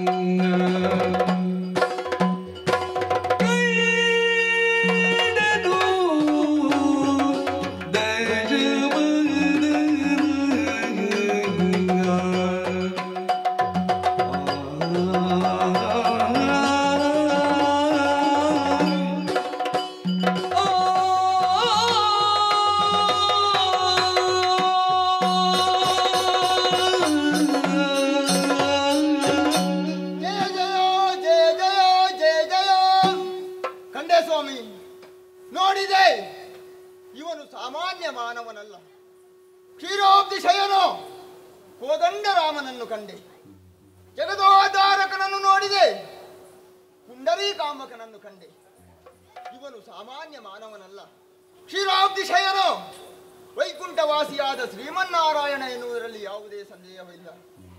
ತನ್ನ ಕರುಣಾರಸದಿಂದಾಗಿ ಈ ಪ್ರಪಂಚವೆಲ್ಲವನ್ನು ಪೊರೆಯುವವನು ಈತ ಎನ್ನುವುದರಲ್ಲಿ ಯಾವುದೇ ಸಂದೇಹವಿಲ್ಲ. ರಘುವಂಶನಾಥನಾಗಿ, ರಣರಂಗ ಶೂರನಾಗಿ, ರಾಜೀವ ನೇತ್ರನಾಗಿ ನನ್ನ ಕಣ್ಣೆದುರಿನಲ್ಲಿ ಕಾಣಿಸಿಕೊಂಡೆಯ ತಂದೆ. ಈ ರಾವಣನ ಬದುಕು ಇಂದಿಗೆ ಸಾರ್ಥಕವಾಯಿತು ಎಂದು ಹೇಳಿದ್ರು ಅತಿಶಯೋಕ್ತಿಯಾಗುವುದಕ್ಕೆ ಸಾಧ್ಯವಿಲ್ಲ. ಈ ಪ್ರಪಂಚವೆಲ್ಲವೂ ಒಂದು ನಾಟಕ ರಂಗಸ್ವಾಮಿ. ಅದನ್ನ ಭಾಗವತೋತ್ತಮನಾಗಿ ಇಲ್ಲ ಪರಮ ಉದ್ದೇಶದಿಂದಲೇ ನಿನ್ನ ಕರುಣಾ ರಸದಿಂದ ಎಲ್ಲವರನ್ನು ಪೊರೆಯುವವನು ನೀನು ಎನ್ನುವುದನ್ನು ಈ ಸಮಯದಲ್ಲಿ ನಾನು ಅರ್ಥವಿಸಿಕೊಂಡೆ. ಓ ತಂದೆಯೇ, ಪ್ರಪಂಚ ಮುಖದಲ್ಲಿ ಎಲ್ಲವರು ರಾವಣ ಕೆಟ್ಟವನು ಎನ್ನುವ ಹಾಗೆ ಹೇಳುವುದೊಂದು ಕಾಲ ಇತ್ತು ಸ್ವಾಮಿ. ಆದರೆ ಈಗ ರಾವಣ ಕೆಟ್ಟವನಲ್ಲ ಎನ್ನುವ ಹಾಗೆ ಎದೆ ತಟ್ಟಿ ಹೇಳಿಕೊಳ್ಳುವಂತ ಸಾಮರ್ಥ್ಯ ನನಗುಂಟು. ಋಷಿ ಮುನಿಗಳೇ ನಿನ್ನನ್ನು ನೋಡಬೇಕು ಎನ್ನುವಂತ ಕಾರಣಕ್ಕಾಗಿ ಆತಿ ಎನ್ನುವ ಹಾಗೆ ಬೇಡಿಕೊಂಡಿದ್ದಾರಂತೆ. ಅಂತವರ ಕಣ್ಣಿಗೂ ಗೋಚರನಾಗದೆ ಹೋದಂತ ನೀನು ಈ ಸಮಯದಲ್ಲಿ ಈ ರಾವಣನ ಕಣ್ಣಿಗೆ ಗೋಚರನಾದೆ ಎನ್ನುವ ಹಾಗಾದ್ರೆ ನನ್ನಂತ ಭಾಗ್ಯಶಾಲಿ ಇನ್ನೊಬ್ಬ ಇರುವುದಕ್ಕೆ ಸಾಧ್ಯವಿಲ್ಲ ಸ್ವಾಮಿ. ಒಂದು ಕಾಲದಲ್ಲಿ ಕೂಡುವುದಕ್ಕೂ ಉಣ್ಣುವುದಕ್ಕೂ ಲಂಕೆಯಲ್ಲಿ ಕೊರತೆ ಎನ್ನುವುದು ಎದ್ದು ಕಾಣುತ್ತಾ ಇತ್ತು. ಆದರೆ ನಾನು ದಿಗ್ವಿಜಯಕ್ಕೆ ಹೋದಂತ ಸಂದರ್ಭದಲ್ಲಿ ಮಾಡಿದ್ದಾದ್ರೂ ಏನು ಸ್ವಾಮಿ, ಹೆಣದ ಮೇಲಿದ್ದಂತ ಬಟ್ಟೆಯನ್ನು ಬಿಡದೆ ಲಂಕೆಯವರೆಗೆ ತಂದೆ. ಉಣ್ಣುವುದಕ್ಕೆ ಬಟ್ಟಲಿಲ್ಲದೆ ಹೋದಂತ ಸಂದರ್ಭದಲ್ಲಿ ನನ್ನ ತಾಯಿ ಪ್ರಜೆಗಳೆಲ್ಲವರು ಕಣ್ಣೀರು ಇಳಿಸುವಂತ ಸಂದರ್ಭ ಒಂದಿತ್ತು. ಆದ್ರೆ ಈಗ ಉಣ್ಣುವವರೆಲ್ಲವರು ಬಂಗಾರದ ಬಟ್ಟಲಲ್ಲಿ ಊಟವನ್ನು ಮಾಡಬೇಕು. ಇದು ರಾವಣನ ಆಳ್ವಿಕೆ ಎಂದು ಹೇಳುವುದಕ್ಕೆ ಈ ಸಮಯದಲ್ಲಿ ನನಗೆ ಹೆಮ್ಮೆಯಾಗುತ್ತಾ ಇದೆ ಸ್ವಾಮಿ. ನಿನ್ನ ನಿಜ ರೂಪವನ್ನು ಕಂಡಂತ ನಾನೇ ಭಾಗ್ಯಶಾಲಿ. ನಾನು ಮಾಡಿದುದು ಸರ್ವತಾ ಅಪರಾಧವಾಯಿತು ಸ್ವಾಮಿ. ದಯವಿಟ್ಟು ನನ್ನನ್ನು ಕ್ಷಮಿಸಬೇಕು ಎನ್ನುವ ಹಾಗೆ ನಿನ್ನಲ್ಲಿ ಕೇಳಿಕೊಳ್ತಾ ಇದ್ದೇನೆ. ಇಷ್ಟು ಮಾತಾಡಿದ್ದೇನೆ, ಮುಂದೆ ಏನು ಮಾಡ್ತಾನೆ ಸ್ವಲ್ಪ ನಿರೀಕ್ಷೆಯಲ್ಲಿ ಇರುವ ನೋಡು. ಶರಣು ಬಂದವ ರಾವಣನಿದ್ದಾನೆ, ಮೊದಲಿನ ರಾಮಾವತಾರಿ ಆಗ್ತೇನೆ. ಸಾಗು ಬೇಡ ಜಲಬಣ ಬಲು ಜೋಗಿ ನೋಡು, ಸಾಗು ಬೇಡ ಜಲಬಣ ಮೂರು ಲೋಕ ವೀರನಿ ನಾರು ಬಣೆಯ ನೋಡೆ ಸುಮನದ ವಾರವೆಲ್ಲ ಬೆದರುತ್ತಿರುವ ಧೀರ ಬಡು ಬಡಾಗ್ರಿಗೆಣ್ಯ ಸಾಗು ಬೇಡ ಜಲಬಣ.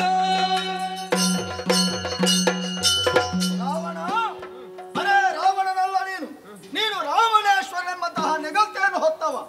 ನಿನ್ನದಾದಂತಹ ಪರಾಕ್ರಮವನ್ನು ಕಂಡು ದೇವತೆಗಳೆಲ್ಲರೂ ಗಡಗಡನೆ ನಡುಗುವರಿದ್ದಾರೆ. ನಿನ್ನ ಆರ್ಭಟವನ್ನು ಕೇಳಿದ್ರೆ ಯಾರು ಹತ್ತಿರ ಸುಳಿಯುವ ಹಾಗಿಲ್ಲ. ಅಂತಹ ವಿಕ್ರಮಿ ನೀನಾಗಿದ್ದಿ.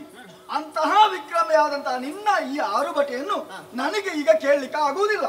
ಹಾಗಾಗಿ ನಿನಗೆ ಒಂದು ಕಿವಿ ಮಾತು, ಕದ್ದು ತಂದಂತಹ ನನ್ನ ಮಡದಿ ಜಾನಕಿಯನ್ನು ಮರಳಿ ನನಗೆ ಒಪ್ಪಿಸಿ ನನ್ನ ಚರಣ ಕಾಣತನಾದ್ರೆ ನಿನಗೆ ಜೀವನ.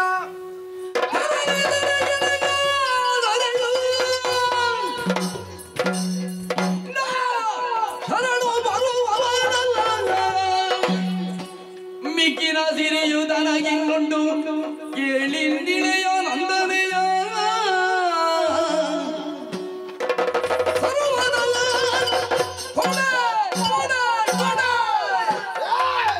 ನಿನ್ನೋಳ ಹವ ವಿರಾಜಿಸಲೇ ಕಂಗಿದರೆ ಗಿರಿಜಾವರನ ಬಂಡನೆ ಹಾನೆನುವುದ ಹಿರಿದ ಜಗಂಟ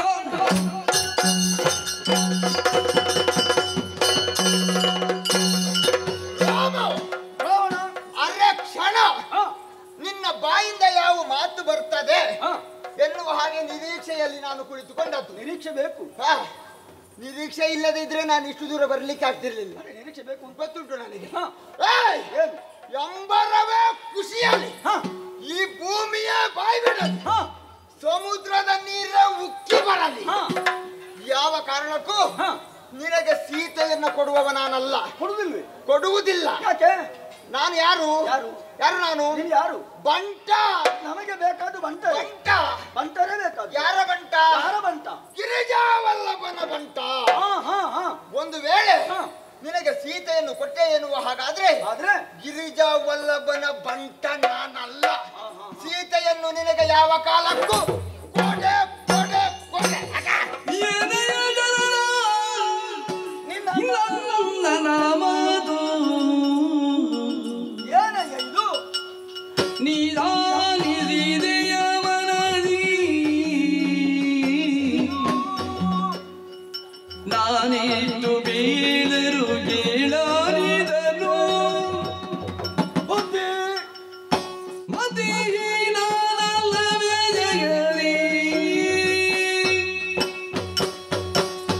ಶರಣ ವಿಭೀಷಣ, ನಿನ್ನ ಅಣ್ಣನಾಡಿದಂತಹ ನುಡಿಗಳನ್ನು ನೀನು ಕೇಳಿದವ ತಾನೆ. ನಾನೆಷ್ಟು ಬುದ್ಧಿಯ ಮಾತನ್ನು ಹೇಳಿದ್ರು ಅವನಿಗೆ ಇದು ಪತ್ತೆ ಆಗುವುದಿಲ್ಲ. ಹಾಗಾಗಿ ನಿನ್ನಲ್ಲಿ ಒಂದು ಪ್ರಶ್ನೆ, ನನ್ನ ಪ್ರಶ್ನೆಗೆ ಸಮರ್ಪಕ ಉತ್ತರ ನೀನು ಕೊಡಬೇಕು. ಅದು ಕೊಡುವುದು ಹಾಗೆ, ರಾವಣನ ತಮ್ಮ ವಿಭೀಷಣನಾಗಿ ಅಲ್ಲ, ಮತ್ತೆ ಕುಂಭಶ್ರವಣನ ಸಹೋದರ ವಿಭೀಷಣನಾಗಿ ನನಗೆ ಸರಿಯಾದಂತ ಉತ್ತರವನ್ನು ಕೊಡಬೇಕು. ಇವ ದುಷ್ಟ ದುರಾತ್ಮ ಎಂಬಂತಹ ವಿಚಾರದಿಂದ ಇವನನ್ನು ಕೊಲ್ಲುವುದೋ ಅಲ್ಲ ಇವನಿಗೆ ಬದುಕುವುದಕ್ಕೆ ಅವಕಾಶ ಕೊಡುವುದು.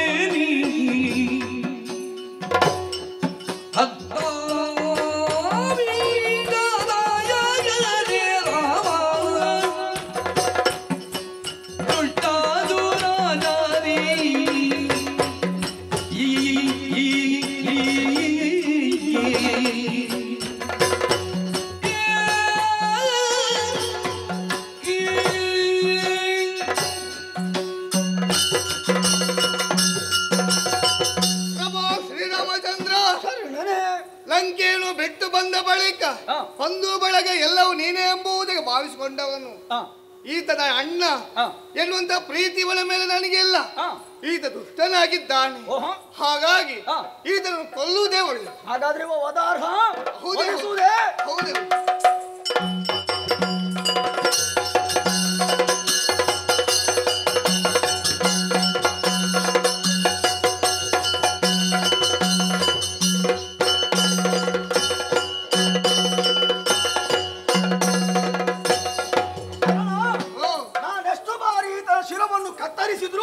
ಪುನರಪಿ ಚಿಗುರೊಳಿತಾ ಇದೆ. ಯಾಕೆ, ಏನು ಹೇಳ್ತೀಯಾ? ಇದಕ್ಕೆ ಕಾರಣ ಉಂಟು. ಏನು? ಈ ಹಿಂದೊಂದು ದಿವಸ ಪರಮೇಶ್ವರ ದೇವರನ್ನು ಪೂಜಿಸುವುದಕ್ಕಾಗಿ ಹೋದಂತ ಸಂದರ್ಭ ಅಲ್ಲೇ ಇದ್ದಂತ ನಂದಿಯನ್ನು ಕಂಡು ಈತ ಅಪಹಾಸ್ಯವನ್ನು ಮಾಡಿದ. ಅಪಹಾಸ್ಯ? ಹೌದು. ಅಷ್ಟು ಮಾತ್ರವಲ್ಲ, ಅಲ್ಲೇ ಇದ್ದಂತ ಜಂಬೋನೇರಳ ಹಣ್ಣನ್ನು ಆ ನಂದಿಯ ಮೇಲೆ ಬಿಸಾಡಿದ. ಕೋಪಗೊಂಡಂತ ನಂದಿ ಶಾಪವನ್ನು ಕೊಟ್ಟವನಿದ್ದಾನೆ. ಕಪಾಲಕ್ಕೆ ಬಾರಿಸಿಯನು ಅವನನ್ನು ಸ್ವಲ್ಪ ಮಾತಾಡ್ಲಿಕ್ಕೆ ನನ್ನದು ಕತೆ ಹೇಳುವಂತಿದ್ದೇನೆ. ನನ್ನ ಕತೆ ಗೊತ್ತು ಇವರಿಗೆಲ್ಲ. ಮತ್ತೆ ನೀನ್ ಹೇಳುದು ಮಾತಾಡಿದ್ರೆ ಯಾರು ಈತನ ಎದೆಗೆ ವಸ್ತ್ರ ಪ್ರಯೋಗಿಸುತ್ತಾರೋ ಅಲ್ಲಿಗೆ ಈತನಿಗೆ ಮರಣ ಎಂಬುದು.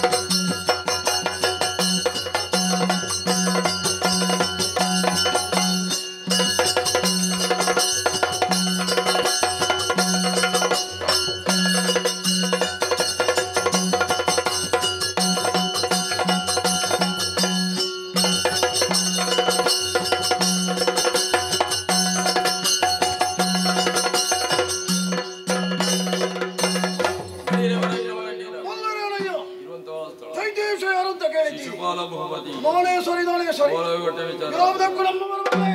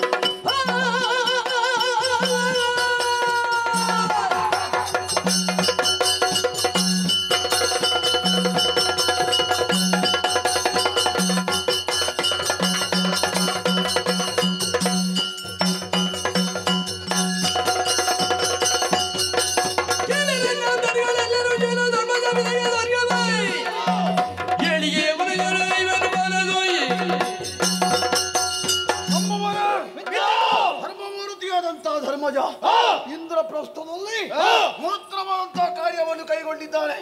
ರಾಜಸೂಯಾಧ್ವರ, ಅಗ್ರಪೀಠ, ಪೂಜೆ ಅಗ್ರಪೀಠ ಮೊದಲಾದಂತಹ ಕಾರ್ಯಕ್ರಮಗಳು ನಡೆಯುವುದಕ್ಕೆ ಉಂಟಂತೆ ನಮ್ಮ ಸಹಕಾರ ಕೇಳಿದ್ದಾನೆ. ಒಕ್ಕರಳಿನ ನಿರ್ಧಾರ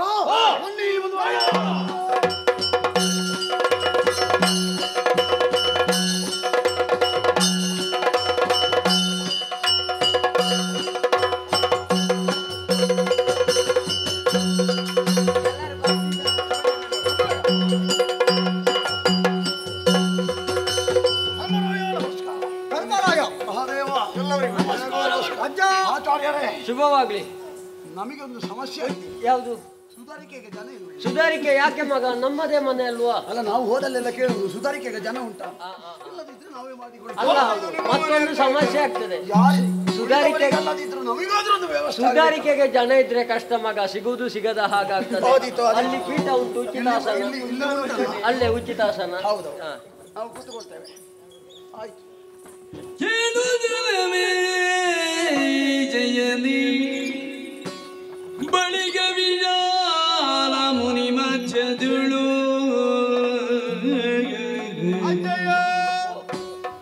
ನಿಮ್ಮದೆ ಬಾಲವೀರ್ಮಯ್ಯಂದರಲ್ಲಿ ಗಂಭೀರ ಭಜನದಲ್ಲಿ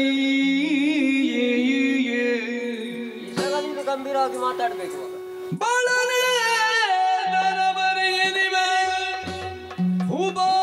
ಹೂಬಾಲರಿದರುಳು ಅಗ್ರಭುಜರ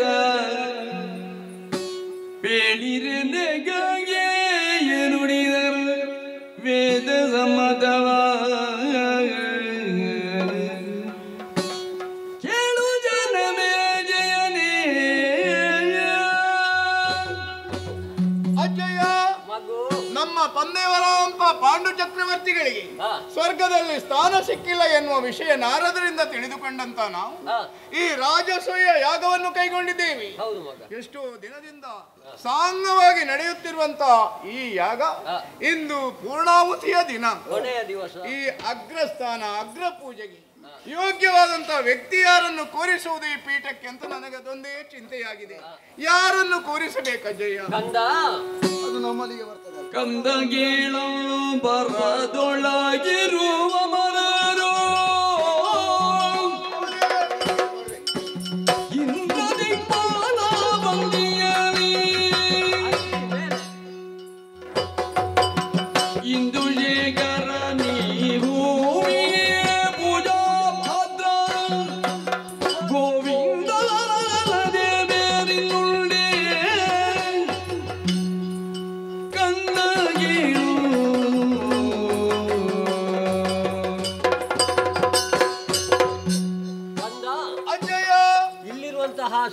ನೆರೆದವರನ್ನೆಲ್ಲ ನೋಡುವಾಗ ಈ ಪ್ರಶ್ನೆ ಮೂಡುವುದು ಸಹಜ. ಅಲ್ವೇ? ಯಾಕಂದ್ರೆ ಎಲ್ಲರೂ ಯೋಗ್ಯತಾವಂತರೇ ಹೌದು, ಕಡಿಮೆ ಹೆಚ್ಚಂತೇನಿಲ್ಲ. ಒಂದು ವೇಳೆ ಸ್ವರ್ಗಲೋಕದಲ್ಲಿ ಇಂತಹ ಯಾಗವು ನಡೆಯುವುದೇ ಹೌದಾದ್ರೆ ಅಲ್ಲಿ ಅಗ್ರಪೀಠಕ್ಕೆ ಜನ ಯಾರು? ಇಂದುಶೇಖರ. ಹಾಗಾದ್ರೆ ಇಲ್ಲಿ ಭೂಮಿಯಲ್ಲಿ ಯಾರು? ಗೋವಿಂದ, ನಿಮ್ಮ ಭಾವ ದೇವನಾದಂತಹ ಶ್ರೀಕೃಷ್ಣನಲ್ಲದೆ ಬೇರೆ ಯಾರಿದ್ದಾರೆ? ಸಹದೇವ ಕರೆದುಕೊಂಡು ಹೇಗೆ ದೇವನವರತ್ನಮಯ ಸಿಂಹಾಸನವ ಭೂಮಿ ಬರ ಮಧ್ಯದಳು ವಿನಯರಿಗೆ ಗುಂಡು ಪೀತಾಂಬರ ಧರಣ ದಿವ್ಯದನಗಿ ಗುಂಡು ಇದು ಗುಳಿರಿ ಬಗೆಯಲಿ. ಎಲ್ಲರಿಗೂ ಸಮ್ಮತ. ಕೆಲರು ಕೃಷ್ಣನ ಬಲುವಿರಲಿ, ಕೆಲರು ಹರಿಭಂಗದಲ್ಲಿ, ಕೆಲರನು ಜಿದದ ಭೀರಿಯಲಿ.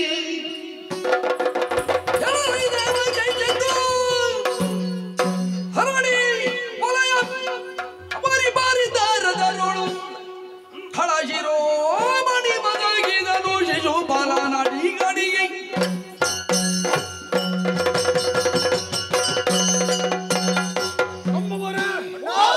ವಿಪ್ರಜ್ಞನ ಪರಿವೇಷ್ಟಿತವಂತ ಸಭೆ, ಸಾಸಿವೆ ಕಾಲೊಂದು ಬಿದ್ದರೂ ಕೂಡ ಕೇಳಿಸದೇ ಇರುವಂತ ಒಂದು ಸ್ಥಿತಿ ನಿರ್ಮಾಣವಾಗಿ ಹೋಯಿತು.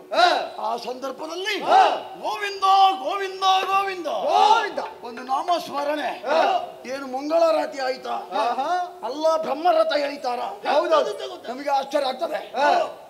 ಧರ್ಮರಾಯನಿಗೆ ಹುಟ್ಟಿಕೊಂಡಿತು ಜಿಜ್ಞಾಸೆ, ಅಗ್ರಪೀಠವನ್ನು ಏರುವಂತ ಸಮರ್ಥ ಯಾರು? ಆ ಯೋಗ್ಯತೆ ಯಾರಿಗುಂಟು? ಹೇಳಿದ್ದೆ ತಡ, ಸೂಚಿಸಿದನಲ್ಲ ಕೃಷ್ಣ ಎನ್ನುವ ಹಾಗೆ. ನೋಡಿದ್ದೀರಾ, ಒಬ್ಬನ ಬಾಯಿ ಮತ್ತೊಬ್ಬನ ಕಿವಿಯಲ್ಲಿ ಮನೆ ಮಾಡಿದೆ. ಯಾಕೆ? ನಡೆಯುತ್ತಿರುವಂತಹ ಘಟನೆಯ ಬಗ್ಗೆ ಉತ್ತರವನ್ನು ಕೊಡುವುದಕ್ಕೆ ಸಾಧ್ಯವಿಲ್ಲ. ಕಾರಣ ಏನು ಬಲ್ಲಿರ? ಕೆಲವರು ಪಾಂಡವ ಮೈತ್ರಿಯಲ್ಲಿ ಈ ಸಲ ಮೈತ್ರಿಯಿಂದ ಆಗ್ತದೆ ಅಂತ ಅವರಿಗೆ ನಿರೀಕ್ಷೆ ಉಂಟು. ಹೌದೌದು, ಹಾಗಾಗಿ ಮೈತ್ರಿ ಮಾಡಿಕೊಂಡಿದ್ದಾರೆ. ಕೆಲವರೆಲ್ಲ ಹರಿಪಕ್ಷದಲ್ಲಿ. ಯಾವ ಪಕ್ಷ ಆದ್ರೆ ಏನು, ನಮಗೊಂದು ಹರಿಪಕ್ಷ ಉಂಟು, ಆ ಪಕ್ಷವನ್ನು ನಂಬಿದ್ದೇವೆ. ಹಾಗಾಗಿ ಅದರ ಪಕ್ಷವನ್ನೇ ನಂಬಿದಂತವರೆಲ್ಲ ಸುಮ್ಮನಿದ್ದಾರೆ. ಮತ್ತೆ ಕೆಲವರೆಲ್ಲ ಅನುಚಿತದ ಭೀತಿಯಲ್ಲಿ ಹೇಳುವಂತ ಧೈರ್ಯ ಇದೆ, ಎದ್ದು ಬರುವುದಕ್ಕೆ ಮನಸ್ಸು ಬರುವುದಿಲ್ಲ. ಹೌದೌದು. ಆಮೇಲೆ ಮತ್ತೆ ಕೆಲವರೆಲ್ಲ ಯೋಚನೆ ಮಾಡಿದ್ದು ಹೇಗೆ, ಹೊಟ್ಟೆ ತುಂಬಾ ಊಟ, ಕೈ ತುಂಬಾ ದಕ್ಷಿಣೆ, ಇಷ್ಟು ಸಿಕ್ಕಿದ್ರೆ ಸಾಕಾಗ್ತದೆ, ಮತ್ತೆ ನಾವು ಯಾವುದಕ್ಕೆ ಮಾತಾಡಬೇಕು? ನಮಗೆ ಯಾರ ರಗಳೆಯೂ ಬೇಡ. ಹೌದಪ್ಪ, ಯಾರ ಹೆಂಡತಿ ಯಾರ ಜೊತೆ ಹೋದ್ರೆ ಏನು, ನನ್ನ ಹೆಂಡತಿ ನನ್ನ ಜೊತೆಯಲ್ಲ ಇದ್ದಾಳಲ್ಲ ಎನ್ನುವಂತಹ ಭಾವವನ್ನು ಹೊಂದಿದ್ದಾರೆ. ಆದ್ರೆ ನಾವು ಸುಮ್ಮನಿರುವುದಕ್ಕಾಗ್ತದ? ಒಂಟೆಗಳ ಮದುವೆಗೆ ಶಾನೆಗಳೇ ನೆಂಟರು, ಉಂಟಾಗ ತಪನ ಗಾಯನಕ್ಕೆ ಮರ್ಕಟಗಳು ತಲೆದೂಗಿದ ಹಾಗೆ ಉಳಿದವರು ತಲೆದೂಗಬಹುದು. ನಾನು ಸುಮ್ಮನಿರ್ತೇನೆ ಅಂತ ಹೇಳಿದ್ದೀರಾ? ಬಿಡುವುದಿಲ್ಲ ಬಿಡುವುದಿಲ್ಲ. ಉಳ್ಳಿರಿಸಿದವ ಯಾರು?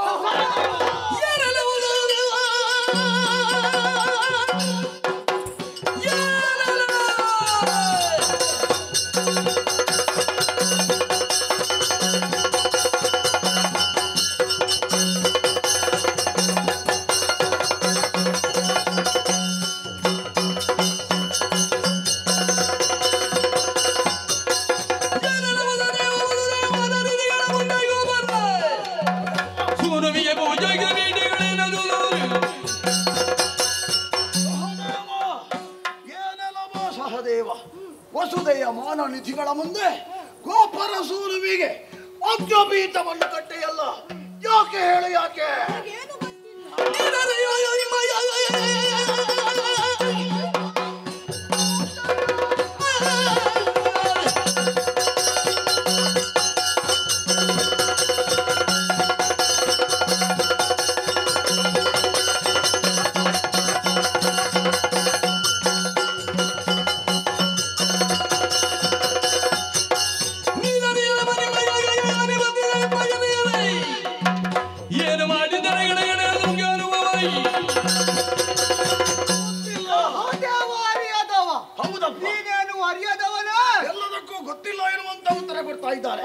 ದ್ರೌಪದಿಗೆ ಗಂಡ ಯಾರು ಅಂತ ಕೇಳಿದ್ರೆ ನಾನಾದೀತ ನಾನಾದೀತ ನಾಟ್ ಇಬ್ಬರಿದ್ದಾರೆ. ಇವನಿಗೆ ಮಾಡೋದಕ್ಕೆ ಬೇರೆ ಕೆಲಸ ಇಲ್ಲ. ಮತ್ತೊಬ್ಬ ನಕುಲ ಇವ ಸಹದೇವ. ಇವನಿಗೆ ಹೇಳಬಾರ್ದು. ಇವನಿಗೆ ಸೂಚನೆ ಕೊಟ್ಟದ್ದು ಯಾರು?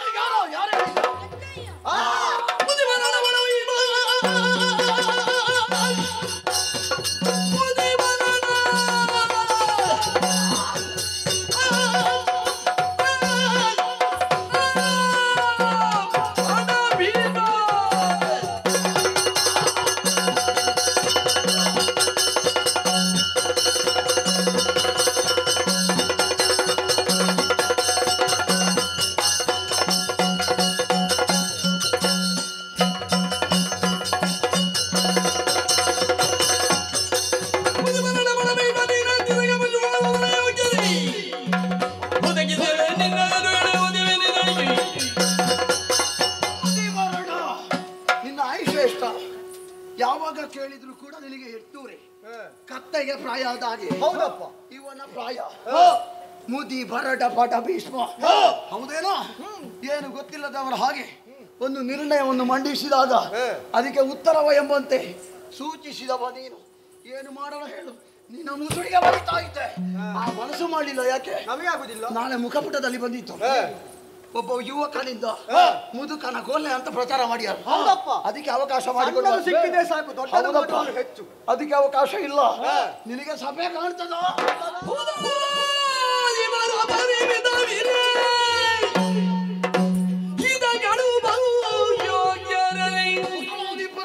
ವಿಖ್ಯಾತ ವೇದ ವ್ಯಾದ ಗುರು ಕೃಪಾರವರ ನೀನುಳಿದು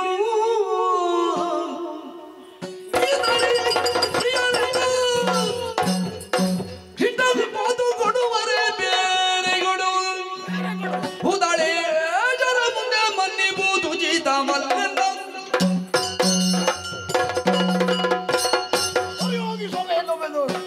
ವಸುದೆ ಪಾಲಕರು ಸೇರಿದಂತಹ ಸಭೆ. ಒಬ್ಬರಿಂದ ಒಬ್ಬರು ಧೀಮಂತ ವ್ಯಕ್ತಿತ್ವವನ್ನು ಹೊಂದಿದ್ದಾರೆ. ಹಾಗಿರುವಂತಹ ಸಭೆಯಲ್ಲಿ ಇಂಥ ಒಂದು ಕಾರ್ಯವನ್ನು ಎಸಗಿದೆಯಲ್ಲ, ಏನು ಧೈರ್ಯವೋ! ಭೂತಳಾಧಿಪರು ಸೇರಿರುವ ಸಭೆಯಲ್ಲಿ ಯಾರಿದ್ದಾರೆ ಯಾರಿಲ್ಲ ಎನ್ನುವುದನ್ನು ಒಮ್ಮೆ ಸರಿಯಾಗಿ ಆಲೋಚನೆ ಮಾಡು.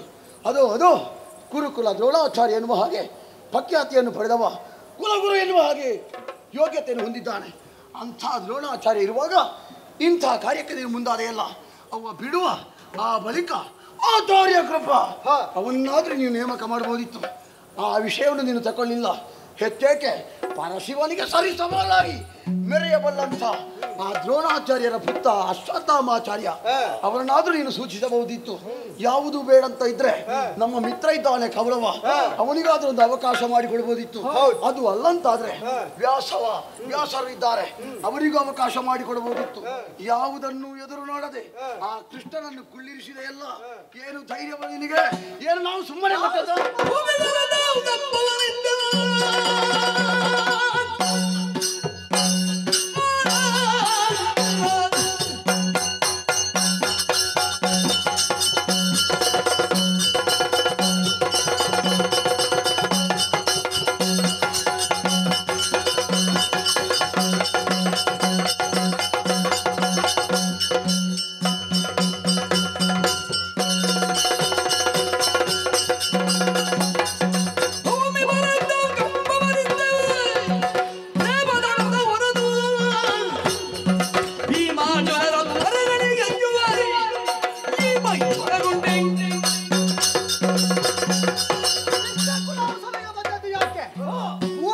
ಕಪ್ಪವನ್ನು ಕೊಟ್ಟವರು ನಾವಿದ್ದೇವೆ.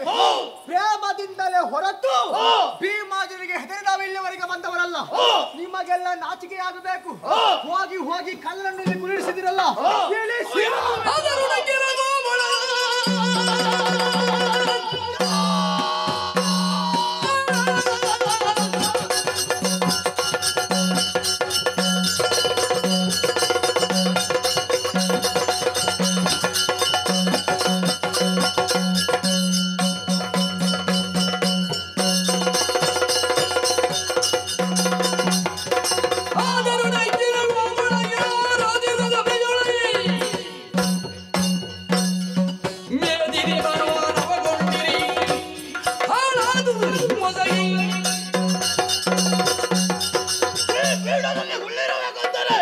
ಒಂದು ಯೋಗ್ಯತೆ ಎನ್ನುವುದು ಬೇಕಾಗುತ್ತದೆ.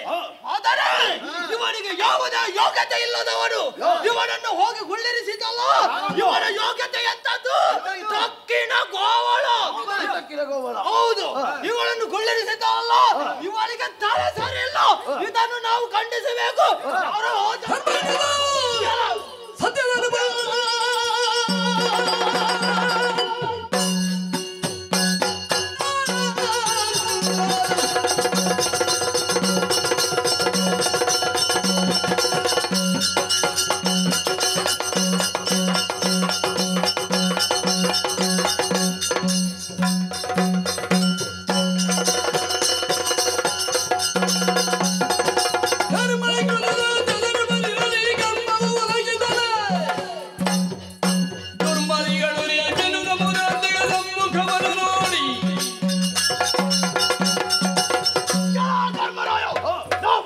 ಸಂದರ್ಭದಲ್ಲಿ ಇದು ಧರ್ಮದ ಕೃತು, ಧರ್ಮದ ಕೃತು ಎಂದು ನುಡಿದೆಯಲ್ಲ, ಇದು ಧರ್ಮದ ಕೃತು ಅಲ್ಲ, ಇದು ನಿನ್ನ ಕರ್ಮದ ಕೃತು.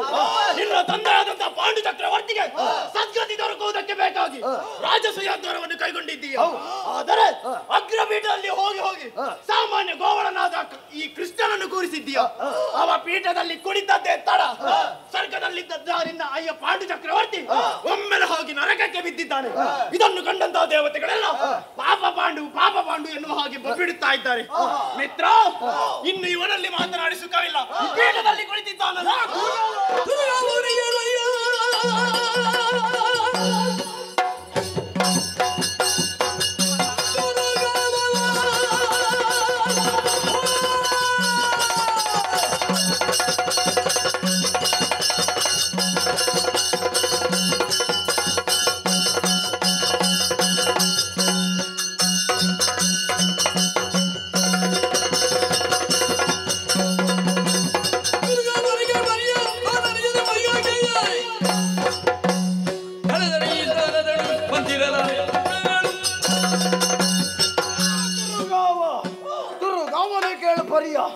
ಆ ಮುದಿ ಗಾಂಗೆಯ ಹೇಳಿದಂತ ಮಾತನ್ನು ಕೇಳಿಸಿಕೊಂಡು ಅಗ್ರಪೀಠವನ್ನು ನೀನು ಏರಿದೆಯಲ್ಲ, ಏನು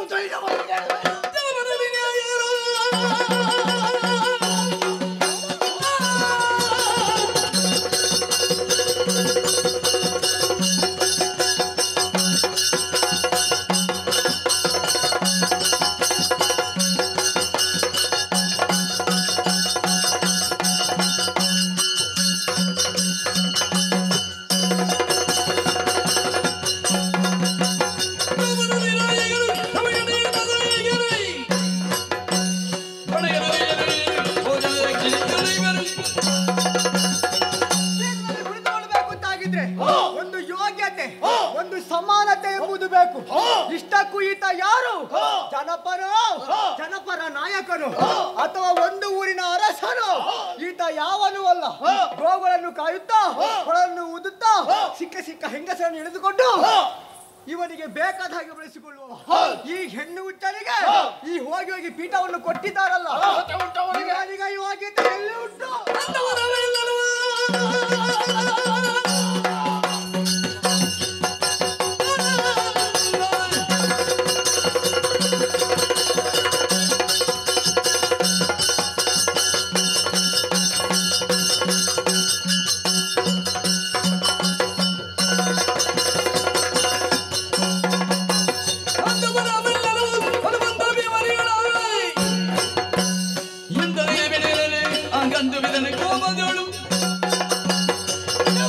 ಯೋಗ್ಯತೆ ಇಲ್ಲ ಅಂತ ಹೇಳಿ ಇವರೆಲ್ಲ ಗುಳ್ಳಿರಿಸಿದ್ದಾರೆ. ಆದರೆ ಇಲ್ಲಿಗೆ ಬಂದವರು ನಾವುಗಳು. ನಮಗೆ ಯೋಗ್ಯತೆ ಎನ್ನುವುದು ಉಂಟು. ಇವನಂತಹ ಯೋಗ್ಯತೆ ಇಲ್ಲದವರನ್ನು ಇಲ್ಲಿ ಗುಳ್ಳಿರಿಸಿದ್ದಾರಲ್ಲ, ಇದನ್ನು ನಾವು ಖಂಡಿಸಬೇಕು.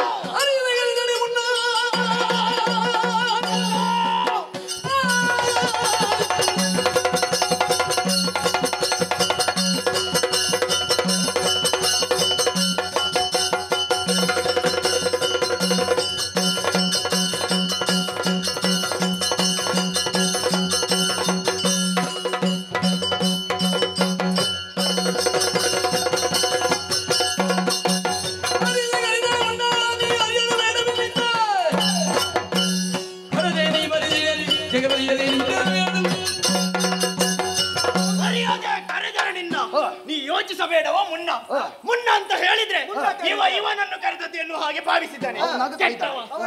ಹೌದು, ಕೆಲವರೆಲ್ಲ ಕರೆಯುವುದುಂಟು ಚಿನ್ನ ರನ್ನ ಮುನ್ನ ಎನ್ನುವುದಾಗಿ, ಇನ್ನು ಕೆಲವರು ಕರೆಯುತ್ತಾರೆ ಪುಟ್ಟ ಎಂಬುದಾಗಿ. ಹಾಗೆಂದು ನಾವು ನಿನ್ನನ್ನು ಕರೆದದ್ದಲ್ಲ. ಕೃಷ್ಣ ಧರ್ಮರಾಯ ಹೇಳಿದ, ಭೀಷ್ಮ ಬಂದು ಕೇಳಿದ, ಸಹದೇವ ಇಲ್ಲಿ ಕುಳ್ಳಿರಿಸಿದ. ಧರ್ಮರಾಯ ಅವ ತಣ್ಣೀರನ್ನು ತಣಿಸಿ ಕುಡಿಯುವ, ಸಹದೇವ ಅವನಿನ್ನು ಸಣ್ಣವ, ಅವನಿಗೇನು ಗೊತ್ತಿಲ್ಲ. ಭೀಷ್ಮ ಹೌದು 60 ಕಳೆದ ಮೇಲೆ ಅರೆಮರಳಂತೆ. ಇವನಿಗೆ ಯಾವ ಪ್ರಸಂಗ ನೋಡಿದ್ರು 800 ವಯಸ್ಸು, ಅಂದರೆ ಪೂರ್ತಿ ಹುಚ್ಚು ಇವನಿಗೆ. ಆದರೂ ಒಂದು ಹೆಚ್ಚು ಇಲ್ಲ ಕಡಿಮೆ ಇಲ್ಲ. ಹೌದು, ಆದರೂ ಪೀಠದಲ್ಲಿ ಕುಳಿತುಕೊಳ್ಳುವುದಕ್ಕಿಂತ ಮುಂಚೆ ನೀನು ಸ್ವಲ್ಪ ಆಲೋಚನೆಯನ್ನು ಮಾಡಬೇಕಿತ್ತು. ಯಾಕೆ ನಿನಗೆ ಆ ಯೋಗ್ಯತೆ ಇದೆಯೋ ಇಲ್ಲವೋ ಎನ್ನುವ ಹಾಗೆ. ಒಟ್ಟು ಬಂದು ಕುಳಿತುಕೊಳ್ಳುವುದಕ್ಕೆ ಇದೇನು ಮಾವಿನ ಮರದ ಕಾಂಡ ಎನ್ನುವ ಹಾಗೆ ಭಾವಿಸಿದೆಯಾ? ಒಂದು ವೇಳೆ ಯೋಗ್ಯತೆ ಉಂಟುಂತಾದ್ರೆ ನಮಗೆ ಜೋಗಿಯೂ ಆಗ್ತದೆ, ಯೋಗಿಯೂ ಆಗ್ತದೆ. ಇವನಿಗೆ ಏನುಂಟು? ಹಾಗಾಗಿ ಹೇಳ್ತಾ ಇದ್ದೆ, ಕೆಳಗೆ ಇಲ್ಲಿ ಮಿತ್ರ ಇಳಿಯುವುದಿಲ್ಲ.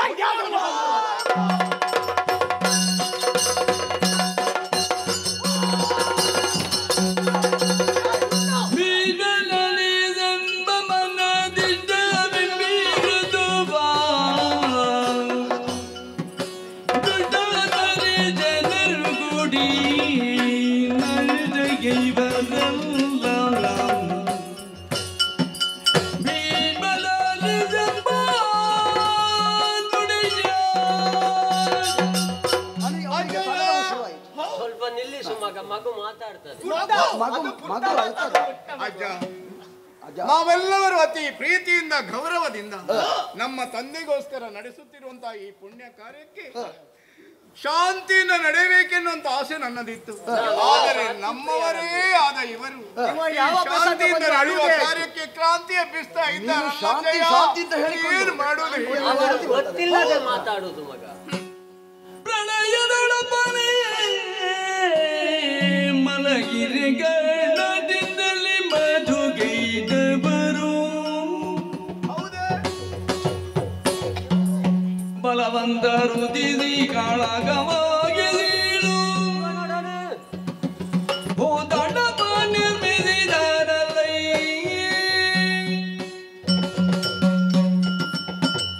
ಮಗು ಅಜ್ಜಯ್ಯ ಕೃಷ್ಣನನ್ನು ಕಳ್ಳ ಕಳ್ಳ ಎಂಬುದಾಗಿ ನಿಂದಿಸುತ್ತಾ ಇದ್ದಾರೆ. ಇಲ್ಲಪ್ಪ, ಮತ್ತೆ ಇವನ ಯೋಗ್ಯತೆಯೇ ಬೇರೆ ಉಂಟು. ಇವ ಯಾರು? ಶ್ರೀಮನ್ನಾರಾಯಣ. ಈ ಹಿಂದೆ ಪ್ರಳಯ ಕಾಲದಲ್ಲಿ ಆಳದೆಲೆಯ ಮೇಲೆ ಮಲಗಿರುವಂತಹ ಸಮಯದಲ್ಲಿ ಕಿವಿಯ ಕಿಲ್ಬಿಷವನ್ನು ಹೊರಗಿಡಕ್ಷಿದ ಕ್ಷಣವೇ ಹುಟ್ಟಿಕೊಂಡವರು ಮಧುಕೈಟವರು. ಅಂತವರನ್ನು 5,000 ವರ್ಷ ಯುದ್ಧ ಮಾಡಿ ಈ ಭೂಮಿಯನ್ನು ನಿರ್ಮಿಸಿದ. 5,000ದಲ್ಲಿ ಅವತ್ತು ಭೂಮಿ ಆಗಿದೆ, ಇನ್ನಾಗ್ಲಿಕ್ಕಿಲ್ಲ ಮಗ. ನಾವು ಪಡೀತೇವೆ, ಅದಕ್ಕೆ ಹೆಚ್ಚಾಗಿ ಅಲ್ಲ, ಯುದ್ಧ ಮಾಡುವವರಿಲ್ಲ ಅಷ್ಟು ಸಮಯ. ಹಾಗೆ 5,000 ವರ್ಷ ಯುದ್ಧವನ್ನು ಮಾಡಿ ಭೂಮಿಯನ್ನು ನಿರ್ಮಿಸಿದ. ಯಾಕೆ ನಿರ್ಮಿಸಿದ? ಬ್ರಹ್ಮದೇವನು ಸೃಷ್ಟಿ ಕಾರ್ಯ ಯಥಾಸಾಂಗವಾಗಿ ನಡೆಯಲಿ ಎಂಬುದಾಗಿ ಬ್ರಹ್ಮದೇವ ಸೃಷ್ಟಿಸಿದ. ಆ ಸೃಷ್ಟಿಯಲ್ಲಿ ಕೆಲವೆಲ್ಲ ದುಷ್ಟರು ತೋರಿಸಿದ್ರೆ ನೀವು ಅಲ್ಲಿ ನಿಂತದ್ದು ಯಾಕೆ? ಅದು ನಮ್ಮ ಜಾಗ, ನಾವು ಎಲ್ಲಿ ಬೇಕಾದ್ರೂ ನಿಲ್ತೇವೆ. ಇದು ನಿಮ್ಮ ಜಾಗ. ನಿನ್ನೆ ತೋರಿಸಿಕೊಡುವುದು ಅಲ್ಲ ಮಗ, ಹೀಗೆ ಹೇಳುವಾಗ ಹೀಗೆ ಬೆರಳು ಅವನಿಗೆ ತೋರಿಸು. ದುಷ್ಟರೆಲ್ಲ ಹುಟ್ಟಿದ್ರು. ಅಂತಹ ಸಮಯದಲ್ಲಿ ಅವರನ್ನು ತರೆಯುವುದಕ್ಕಾಗಿ ನಾನಾ ಅವತಾರವನ್ನೆತ್ತಿದ. ಮತ್ಸ್ಯನಾಗಿಯೂ, ಕೂರ್ಮನಾಗಿಯೂ, ವರಹನಾಗಿಯೂ, ನರಸಿಂಹನಾಗಿಯೂ, ವಾಮನನಾಗಿಯೂ, ಆಮೇಲೆ ಕೃಷ್ಣ, ಈಗ ಆಮೇಲೆ ರಾಮ. ಈಗ ಕೃಷ್ಣ ಎನ್ನುವಂತಹ ಅಭಿಧಾನದಿಂದ ಹುಟ್ಟಿದ್ದಾನೆ. ಕೆಲವೆಲ್ಲ ದಾನವರನ್ನು ವಧಿಸಿ ಈ ಭೂಮಿಯ ಭಾರವನ್ನು ಇಳಿಸಿದ್ದಾನೆ. ಇವನಿಗೆ ಯೋಗ್ಯತೆ ಉಂಟು. ಈ ಪೀಠವನ್ನು ಏರಬೇಕಿದ್ರೆ 6 ವಿಧದ ಅರ್ಹತೆ ಬೇಕು. ವೃತ್ತಿಜ, ಸ್ನಾತಕ, ಗುರು, ಆಚಾರ್ಯ, ಬಂಧು, ದೇವ ಎನ್ನುವಂತಹ 6 ವಿಧದ ಅರ್ಹತೆ ಬೇಕು. ಒಂದೊಂದು ಅವತಾರದಲ್ಲಿಯೂ ಒಂದೊಂದು ಅರ್ಹತೆ ಇದ್ದ ಕಾರಣ ಎಲ್ಲ ಯೋಗ್ಯತೆ ಇವನಿಗುಂಟು. ಮಾತಾಡಬೇಡಿ ಎಲ್ಲರೂ.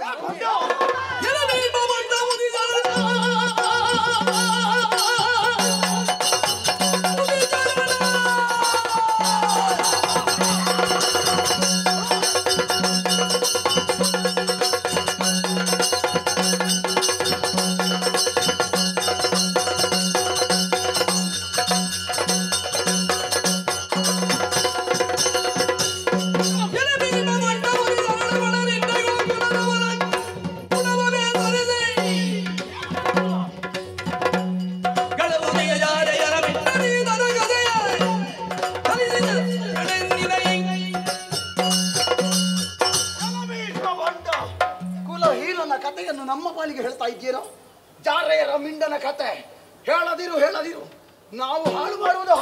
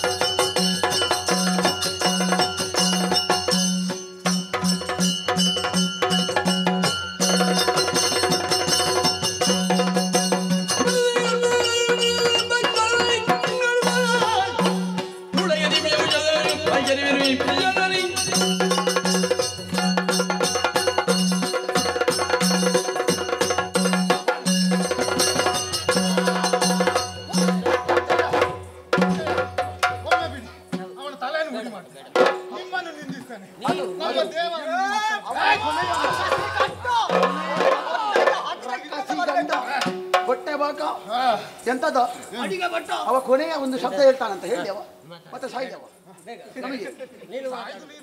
ಅದು ನೋಡುವ. ನೀನು ಅಲ್ಲಿ ಸತ್ತವ ಇಲ್ಲಿ ಯಾಕೆ ಬಂದದ್ದು?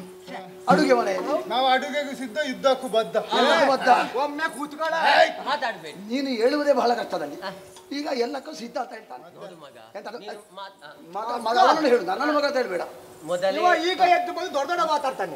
ಮೊದಲೇ ಕಷ್ಟದಲ್ಲಿದ್ದಿ, ಇನ್ನು ಅವನಲ್ಲಿ ಮಾತಾಡಿಸಿ ಇನ್ನು ತುಂಬಾ ಕಷ್ಟ ಆಗ್ಲಿಕ್ಕೆ ಉಂಟು. ನಮಗೆ ಕಷ್ಟ ಆದ್ರೆ ನೀವು ಸ್ವಲ್ಪ ಕೇಳಬೇಕು. ಕಷ್ಟ ಅಂತ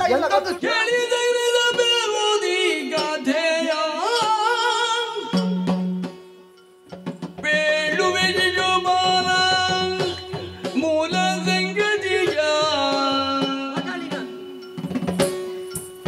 ಇವಾಗಿರಡು ಮರುಭವದೊಳಗಿ ಉದ್ಭವಿಸಿದ ರಾವಣ ನಿರ್ಜಿಯು ಬಾಲನೆಂದು ಅವತರಿಸಲು ಬಾಳಲಿ ನೇತ್ರಗಳಾಗು ದಿವನು ಚತುರ್ಭುಜರಿ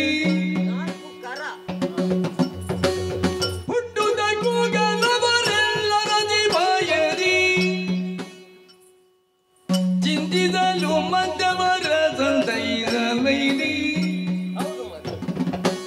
ನಾರದ ಮುನಿ ಇವನ ಕೈಯೊಳು ತಾನು ವಿವರಿಸಿ ಬೇಡನು ಕೇಳಿದೈರಿದ ಬೀಗುದಿ ಗತಿಯ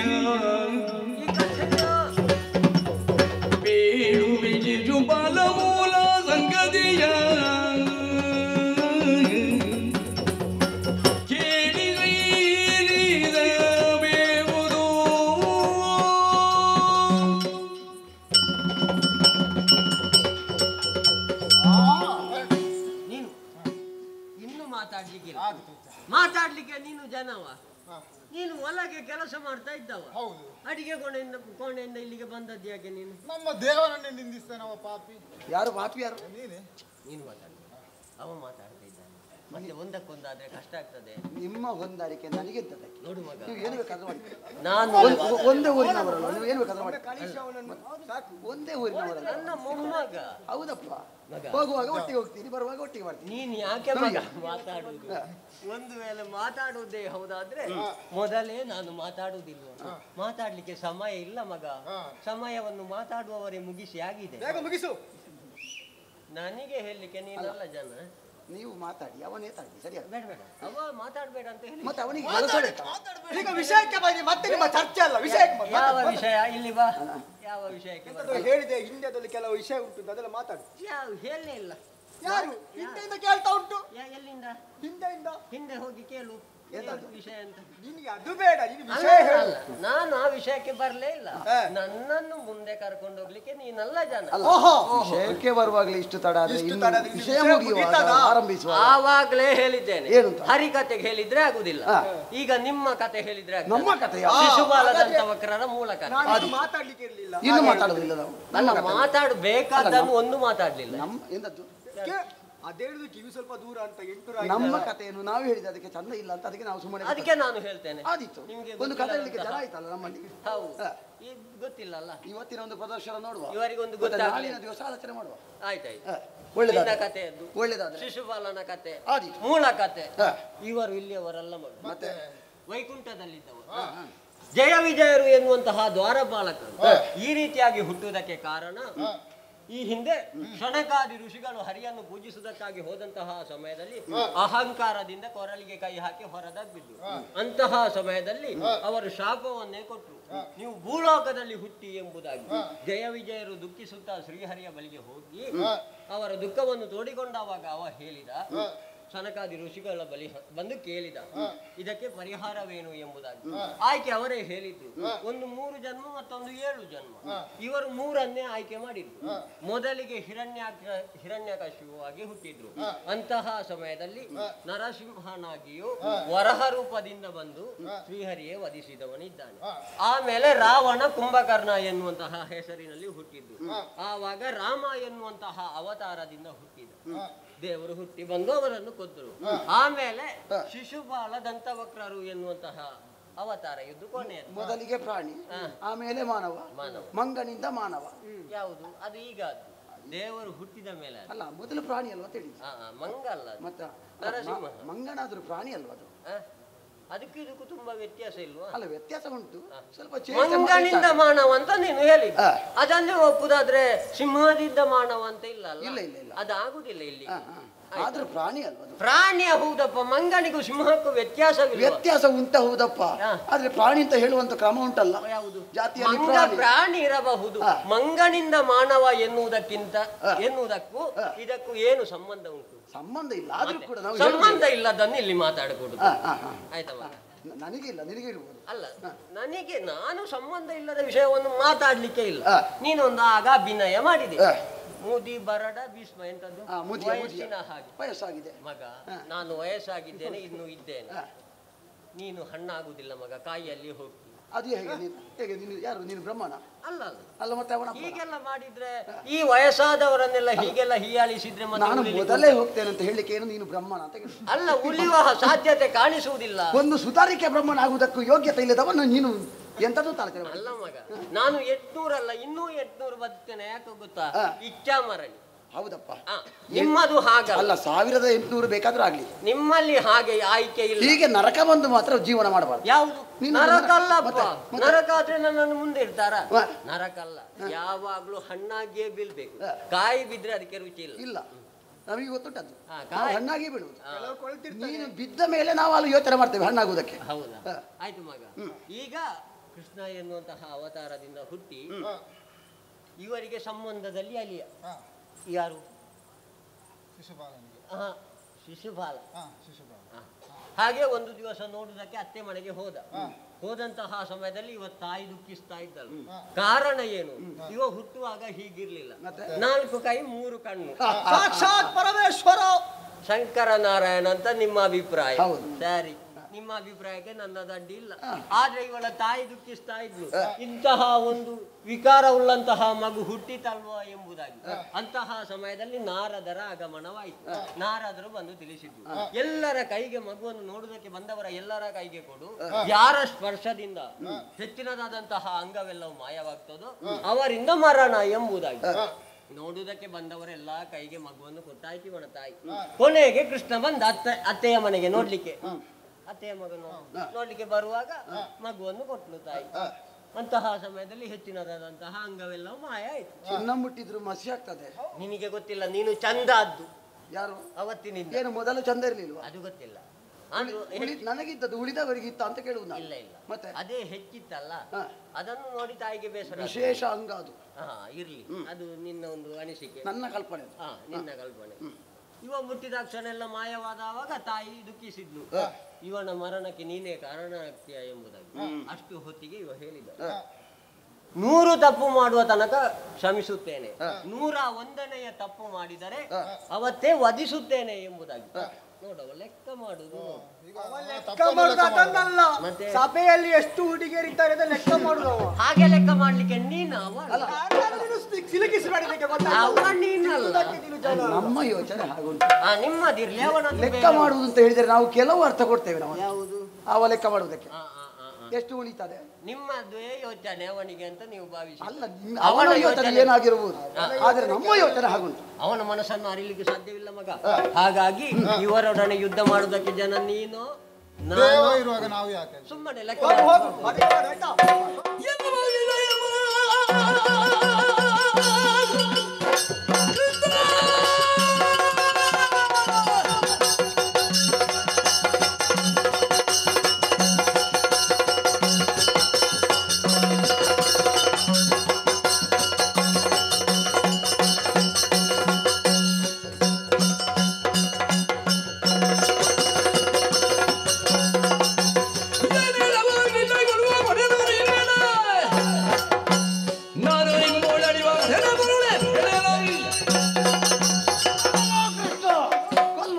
ನೀನೇ ಹೌದಂತಾದ್ರೆ ನೋಡೋಣ ಪರೀಕ್ಷೆ.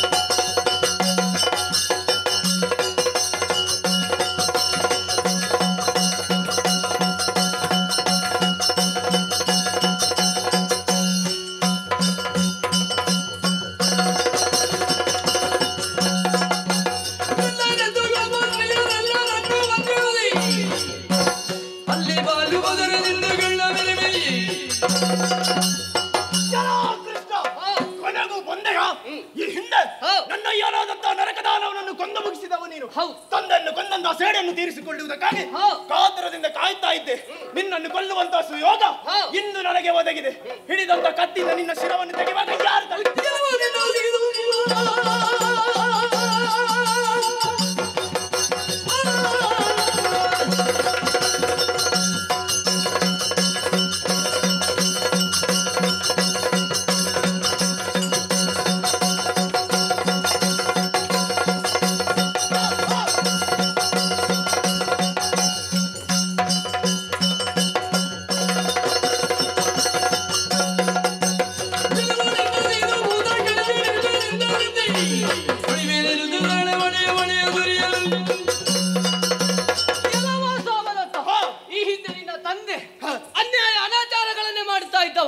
ಅವನನ್ನು ವಧಿಸುವಾಗಲೇ ಅವನ ವಧೆಯನ್ನಾದ್ರೂ ಕಂಡು ನೀನು ಅರ್ಥ ಮಾಡಿಕೊಂಡು ಒಳ್ಳೆಯ ದಾರಿಯಲ್ಲಿ ಬದುಕಬೇಕಿತ್ತು.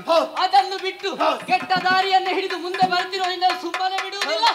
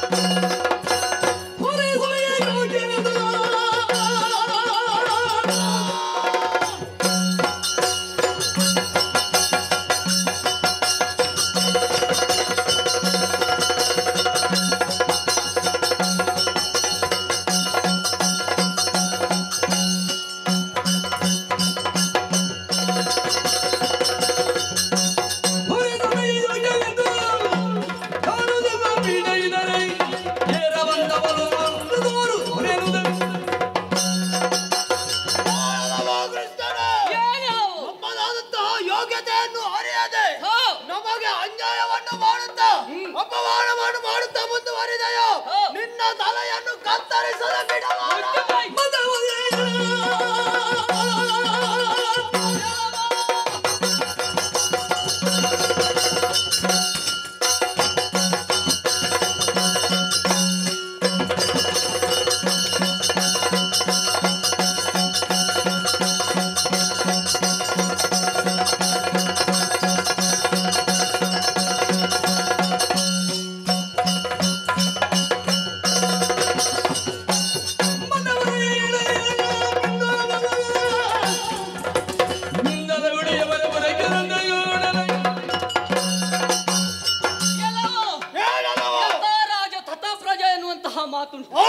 ಅರಸ ಯಾವ ರೀತಿಯಲ್ಲಿ ನಡೆಯುತ್ತಾನೋ ಅದೇ ರೀತಿಯಲ್ಲಿ ಪ್ರಜೆಯಾದವ ನಡೆಸಿ ಈ ಹೊತ್ತಿಗೆ ಶಿಶುಪಾಲ ದುಷ್ಟ ಹಾದಿಯನ್ನು ಹಿಡಿದವ ಅವನ ಹಿಂದಿನಿಂದ ಬಂದ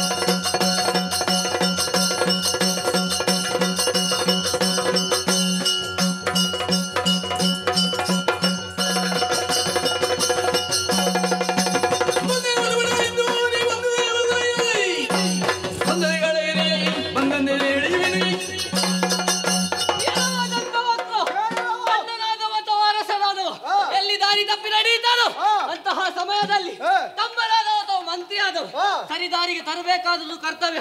ಅದನ್ನು ಬಿಟ್ಟು ಅವನ ಜೊತೆಗೆ ಸೇರಿಕೊಂಡು ಪಂಚ ಮಹಾಪಾತಕ ಎಸಗಿದೆಯಾ ಕೊಲ್ಲು.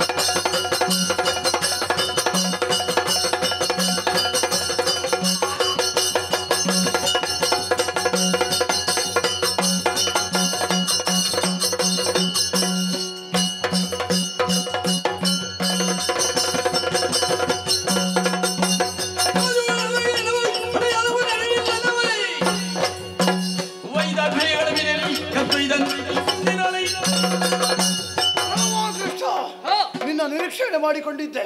ವೈದರ್ಭೆಯ ಕಳವಿನ ಪ್ರಕರಣ ಇನ್ನು ನನ್ನ ನೆನಪಿನಂಗಳದೆ ಉಳಿದಿದೆ.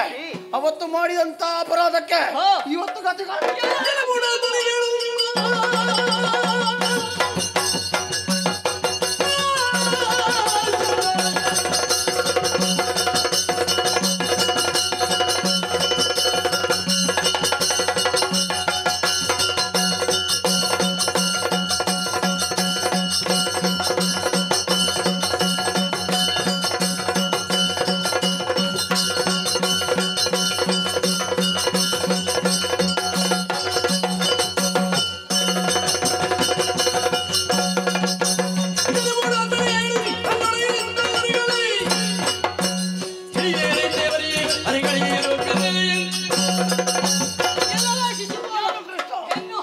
ಹೆಣ್ಣು ಇದು ಮೂರು ಯಾರಿಗೆ ಸೇರಬೇಕು ಅವರಿಗೆ ಸೇರಬೇಕಾದದ್ದು. ಈ ಹಿಂದೆ ರುಕ್ಮಿಣಿಯ ಆ ವಿಚಾರವನ್ನು ಹಿಡಿದುಕೊಂಡು ನನ್ನಲ್ಲಿ ವೈರತ್ವವನ್ನು ಕಟ್ಟಿಕೊಂಡವ ನೀನು. ಆಗಲೇ ನಿನ್ನನ್ನು ಕೊಲ್ತಿದ್ದೆ, ಆದ್ರೆ ಬಿಟ್ಟ ಯಾಕೆ? ಅಮ್ಮನಿಗೆ ಕೊಟ್ಟಂತಹ ಮಾತು ಅದನ್ನು ಉಳಿಸಿಕೊಳ್ಳಬೇಕಾದ್ರೂ ನನ್ನ ಕರ್ತವ್ಯ. ಈಗ ನಿನ್ನ 100 ತಪ್ಪು ಮುಗಿದಿದೆ, ಸಾಯುವುದಕ್ಕೆ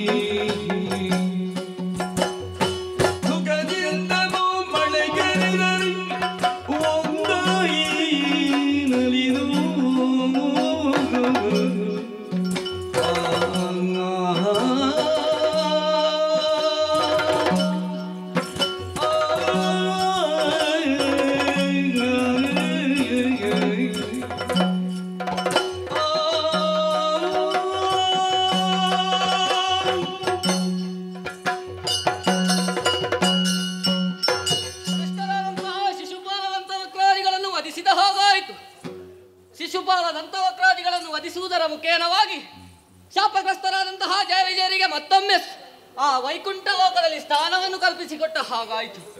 ದುಷ್ಟರಿಂದಲಾಗಿ ಅರ್ಧದಲ್ಲಿಯೇ ನಿಂತು ಹೋಗಿದ್ದಂತಹ ರಾಜಸೂಯ ಅದ್ವರ ಅದರ ಪೂರ್ಣಾಹುತಿಯನ್ನು ಕೊಡುವುದರ ಮುಖೇನವಾಗಿ ಪಾಂಡು ಚಕ್ರವರ್ತಿಗೆ ಸ್ವರ್ಗದಲ್ಲಿ ಸ್ಥಾನಮಾನ ಸಿಕ್ಕಿದೆ ಎನ್ನುವುದಕ್ಕೆ ಸಾಕ್ಷ್ಯ ಎಂಬಂತೆ ದೇವತೆಗಳೇ ಸುಮವೃಷ್ಟಿಯನ್ನು ಸುರಿಸುತ್ತಾ ಇದ್ದಾರೆ.